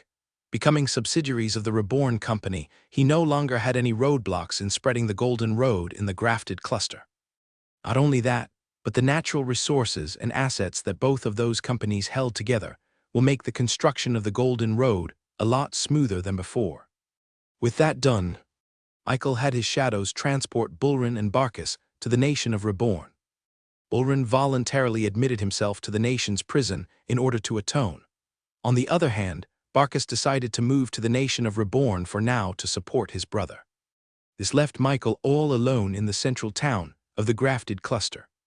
A few hours later, the Reborn automobiles and trucks entered the gates with a warm welcome from the citizens of the town. They stared in wonder at the horseless carriages and started to kneel as they rolled down the stone brick roads. As expected. Only he could create such marvelous works of metal. One of the citizens shouted. He truly is blessed. This must be a child of that goddess, another proclaimed as he pointed at a giant truck. Somehow, that kind of thinking stuck to the citizens of the town. They didn't think of the automobile as some kind of lifeless machine, but instead treated it as a living being that was conceived by that metallic woman that appeared above Michael. It didn't help that the headlights on the cars looked like eyes, while the bumper looked like mouths. "Boss," one of the Mankeys reported to Michael. "They're saying weird things about our cars." Michael heard about it too, and he didn't know how to feel about it. "Sai, just ignore them for now," he said to the yellow Mankey. "Are the crates ready to disembark?" All the automobiles carried crates of food and other support items for the whole town after their forced isolation. Not only that, but Michael also had cement and other materials transported here to start the construction of the Golden Road. "It is going well, boss, though our men are feeling quite strange with all of the people kneeling and worshipping the automobiles." Michael knew that this had to stop soon, or else a lot of misunderstandings could happen. And one of the ways he thought he could solve this was through Fudge. "Fudge, can you have your shadow orcs make some kind of illusion that will make them forget all about that metallic woman?" Fudge jumped out of his shadow and immediately shook his head. "No, master, that's too invasive. I'm not such a bad guy that I can just brainwash a lot of people." "You're right," Michael acquiesced. "Just convince them that the automobile is a lifeless machine." Fudge looked at him and just silently nodded with a smile. This made him a little bit suspicious of the supposed good ninja. "I can trust you'll do this, right, Fudge?" The violet slime smiled again and saluted at Michael. "Don't worry, master. Everything I do is for Reborn, heh." Michael was busy dealing with consolidating the Golden Road in the rest of the grafted cluster. Fudge took this time to appreciate this unexpected turn of events. Everywhere his clones touched, everywhere the shadow orcs were placed, all they could hear was gossip and discussions about what happened during that fateful day when the metallic woman appeared and changed their whole lives. It was evident from the fervor in their eyes that they believed this as a miracle, a divine being touched down and graced them with their presence. And more importantly, this goddess only showed themselves through this golden-haired boy. Because of that, a lot of the citizens in the central town of the grafted cluster treated Michael, and subsequently the Reborn company, as graced by the goddess herself. This incident spread quite fast in the grafted cluster. Those that witnessed it themselves began telling it to the other territories, who began to believe the rumors once a lot of people corroborated the story. It was quite a strange phenomenon to see. After all, it seemed that this incident had caused Michael and the Reborn company's name to spread even faster than when they constructed the Golden Road. Boss Fudge. Shall we have our shadow orcs sow doubt and disbelief? Within the citizens, Naruto, the Orcanine orc chieftain, respectfully asked. Our men have already taken note of any individuals with fervent belief that the automobiles are made by the goddess. We shall use our illusions to make them disbelieve such a notion, Sasuke added. Fudge looked at the two shadow chieftains and tilted his head. And why should we do that? The orcs looked at each other, wondering if they heard Fudge correctly. Master has already told us to try and change that belief, Naruto reminded Fudge. Michael already told Fudge and the shadow orcs to subtly spread word that the goddess they saw was merely an illusion of a high-level wizard. However, judging from the look on Fudge's face, it seemed he had a totally different plan. Tusk, tusk, tusk, Fudge clicked his tongue. You guys are not thinking further ahead, short-term thinkers, that's what you are. I, however, am a visionary, someone who sees the future and what it could be. The two orcs looked strangely at Fudge. What are you suggesting, Boss Fudge? Naruto asked, a little bit suspicious of the violet slime's intentions. I'm not suggesting anything, Fudge insisted. I'm just saying we don't need to do anything. Don't make any illusions, and don't change any minds. Sasuke leaned forward. But if we do that, they will continue to think that the metallic woman is some kind of god, and that Michael is their chosen one. A smile slowly formed in Fudge's violet amorphous body. Exactly, he muttered with quite an evil tone. A few days later, there seemed to be a new group that emerged within the citizens of the central town. They were made up of people who completely believed the metallic woman's divinity, to the point that they regularly looked up at the skies and hoped to see her magnificent figure once again. Although these people seemed crazy, It only took a few days before they had hundreds of members within their midst. They called themselves the Iron Maiden. This new group treated her as their savior. She was the one who sent Michael to save them from the tyrannical rule of the Flarecorp company, and because of that they had an intense fascination with Michael and the Reborn company. All the metallic machines that the Reborn company had in their possession were immediately treated as some sort of divine object or even a product of the divine herself. One example of this was the automobiles. This became the subject of fanatical fascination from the group to the point where they kneeled in the street whenever one of them passed by them. There was even an incident where this group became enraged when an automobile accidentally crashed on the street. They became livid. They immediately alerted the Rebornians to the scene, wanting them to heal the automobile before it died. It was only that point where Michael was alerted of this behavior. I thought this was already taken care of. Fudge, he called out. The violet slime popped out of his shadow and flashed an innocent smile towards Michael. I thought you dealt with this already. How did this Iron Maiden thing escalate to this point? Fudge tilted its head like a dog. I tried, Master, but it seems that this group is a lot more persistent than I thought.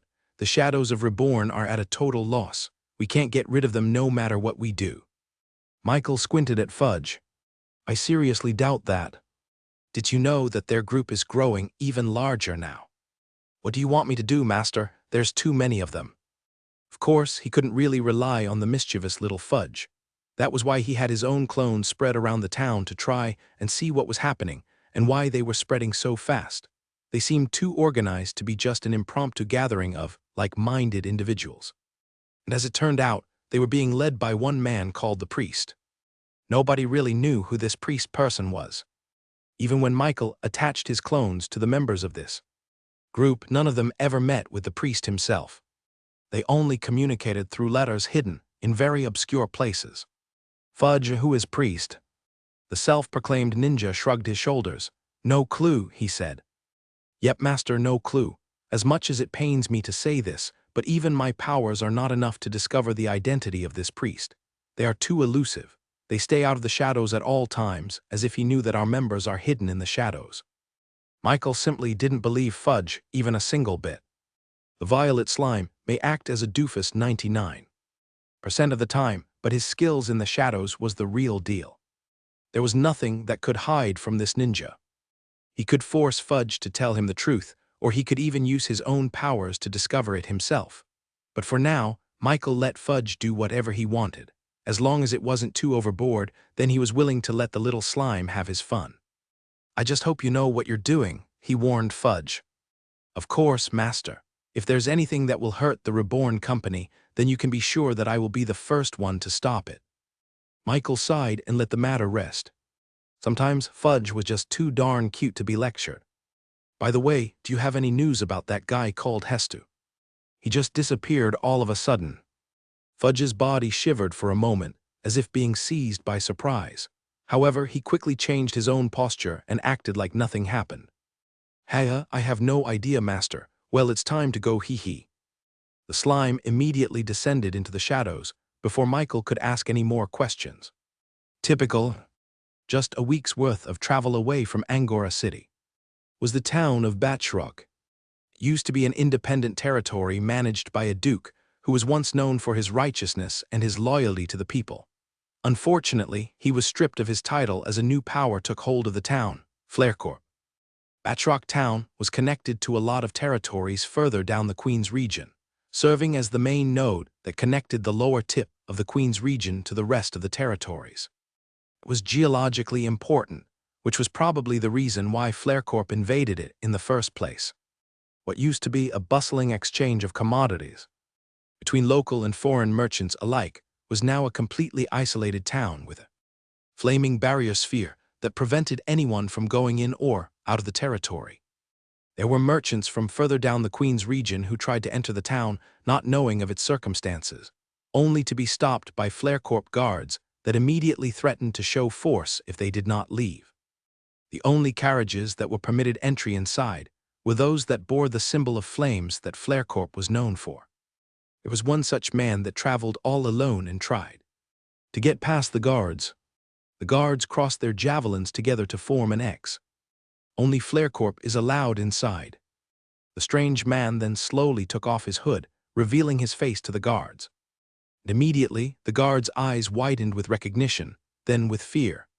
This man was a major officer of Flarecorp itself, a man that was responsible for any and all dealings outside of Flarecorp territory. It was none other than Hestu. "Apologies, sir. We didn't know you were going to visit today." They hurried, retrieved their weapons, and stood at attention. Hestu didn't say a word and walked inside the gates, with a portion of the flaming barrier opening up as he walked through the gates. The guards heaved a sigh of relief. Usually a mistake like this would have cost them their jobs, or worse, their hands. But it seemed that Hestu was in an extremely good mood for him to not care about such things, which was quite unusual. "Phew, I don't know what's gotten into Sir Hestu, but we better thank our lucky stars we didn't get scolded," one of the guards said. Meanwhile, Hestu walked through the streets of Batroc town. And everywhere he looked, he could still see the evidence of the war that occurred when Flarecorp liberated this place from the Duke's hands. The stone roads had cracks and crates all around, making it hard for horses, never mind carriages, to stroll about the streets without tripping on one of the crates. Janitors were sweeping the remaining stone rubble and wooden splinters in the ground brought about by stray meteor spells, hitting houses and buildings during the fight. Meanwhile, the citizens that used to inhabit these houses were only given Flarecorp meals and tents to get by in their daily lives. It was a travesty. Hestu quickened his steps and arrived at the former Duke's castle. The drawbridge was immediately lowered upon his arrival, with some guards escorting him inside. "The other officers are waiting for you inside, Sir Hestu. They are expecting great results," one of the guards said. Hestu didn't say a word and kept walking inside. As he entered the castle, he saw the whole place inundated with Flarecorp paraphernalia. There were orange, flaming barriers hanging up from the ceiling. There were orange carpets laid down to cover up burn marks on the floor, and the previous paintings of the Duke were taken down and replaced by pictures of a middle-aged man with a mustache wearing a noble orange uniform. The guards led him to the dining area, where the table was already filled with scrumptious meals enough for a whole village to eat. Except there were only 7 of them sitting at the table. Strangely enough, the extravagant throne-like chair at the end of the table was empty. Their king was not present, unfortunately. "Hestu, this is an unexpected surprise," one of the men at the table said, raising his glass. "I'm guessing that the grafted cluster was primed for our arrival." "Surprising if that is so," said the woman opposite the man who talked. "It has only been a few weeks." "Are you that good at your job?" she asked teasingly. Hestu took the seat at the front of the table, with all the officers of Flarecorp looking at him in anticipation. The candles at the table flickered, making the shadows in the room shake as Hestu sat in his seat. "So don't keep us all waiting," the man right next to Hestu said, tapping his foot. Hestu cleared his throat before nodding. "That is right. The grafted cluster is clear of any competition. Flarecorp can easily take this territory without using too much force," he said with a straight face. The other 7 officers showed elated expressions.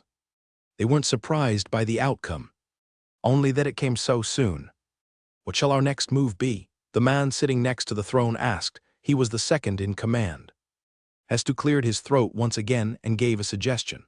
"Since the grafted cluster is clear, then you don't have to personally send in your forces, Sir Arsonius," he said. "How about we send in our third in command to secure our foothold?" Everyone looked over to the woman sitting opposite Arsonius. She was Blazel, the third most influential figure in the Flarecorp organization. Arsonius looked at Hestu and stared down at him. "Blazel holds a very important piece that is near and dear to our king's heart.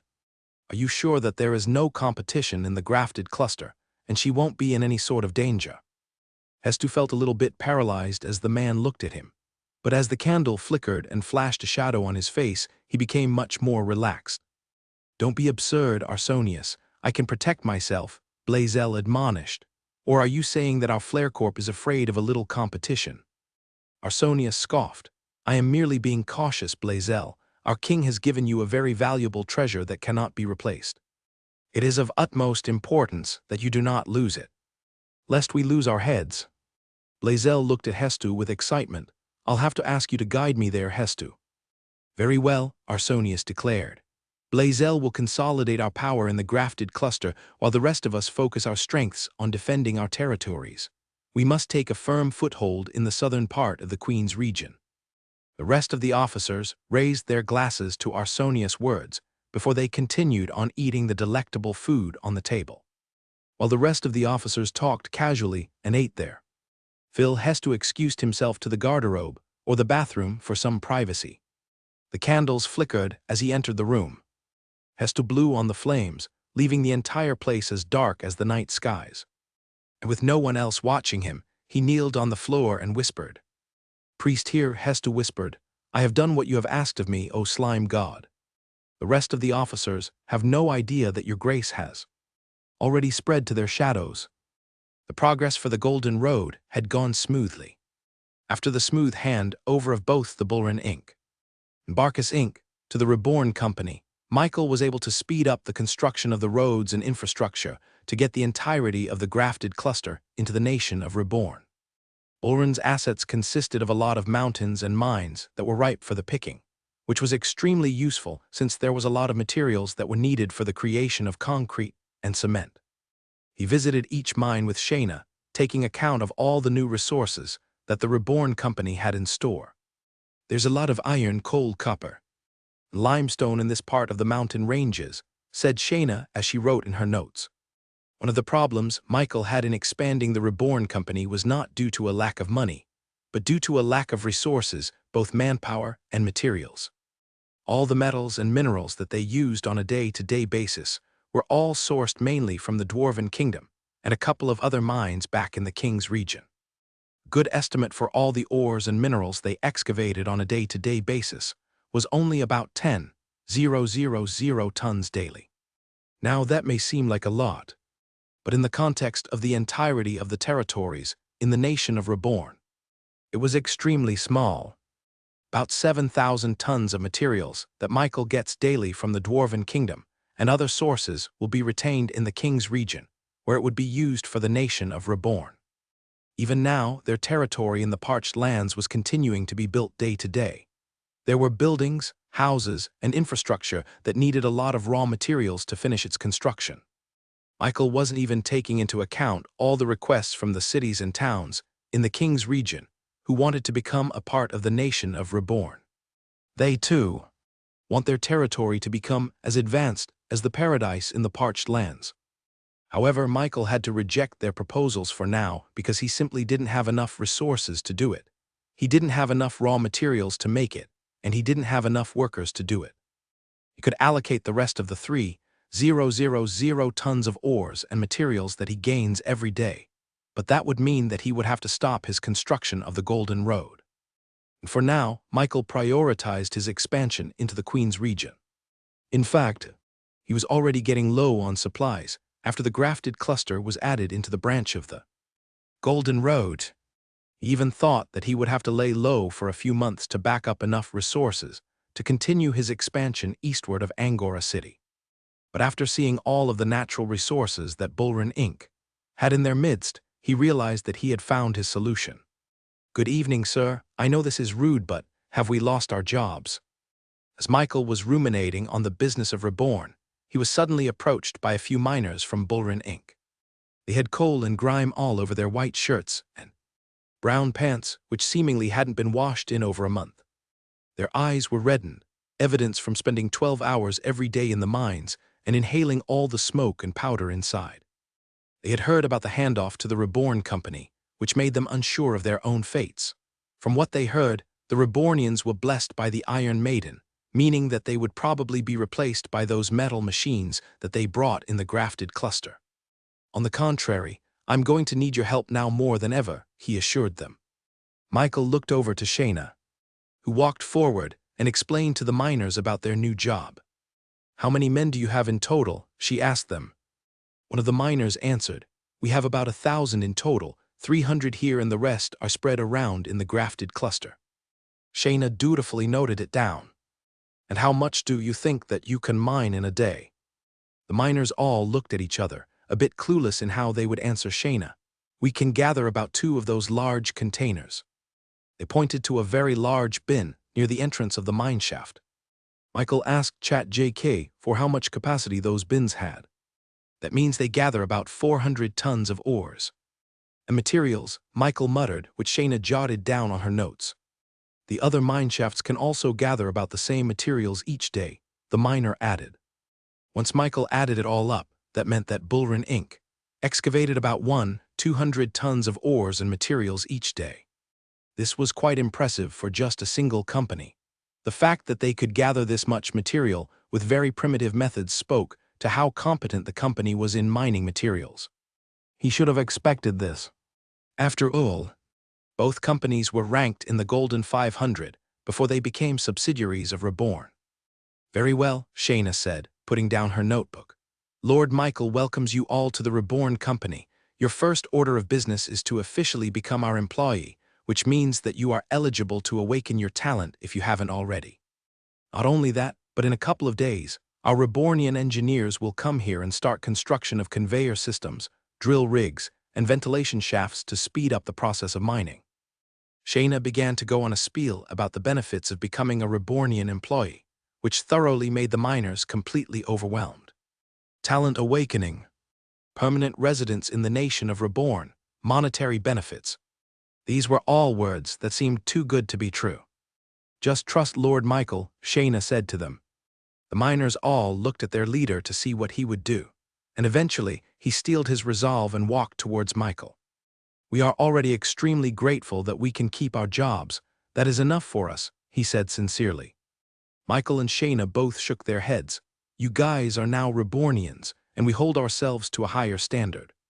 He raised his hand and activated his supreme skill, gift bestowal.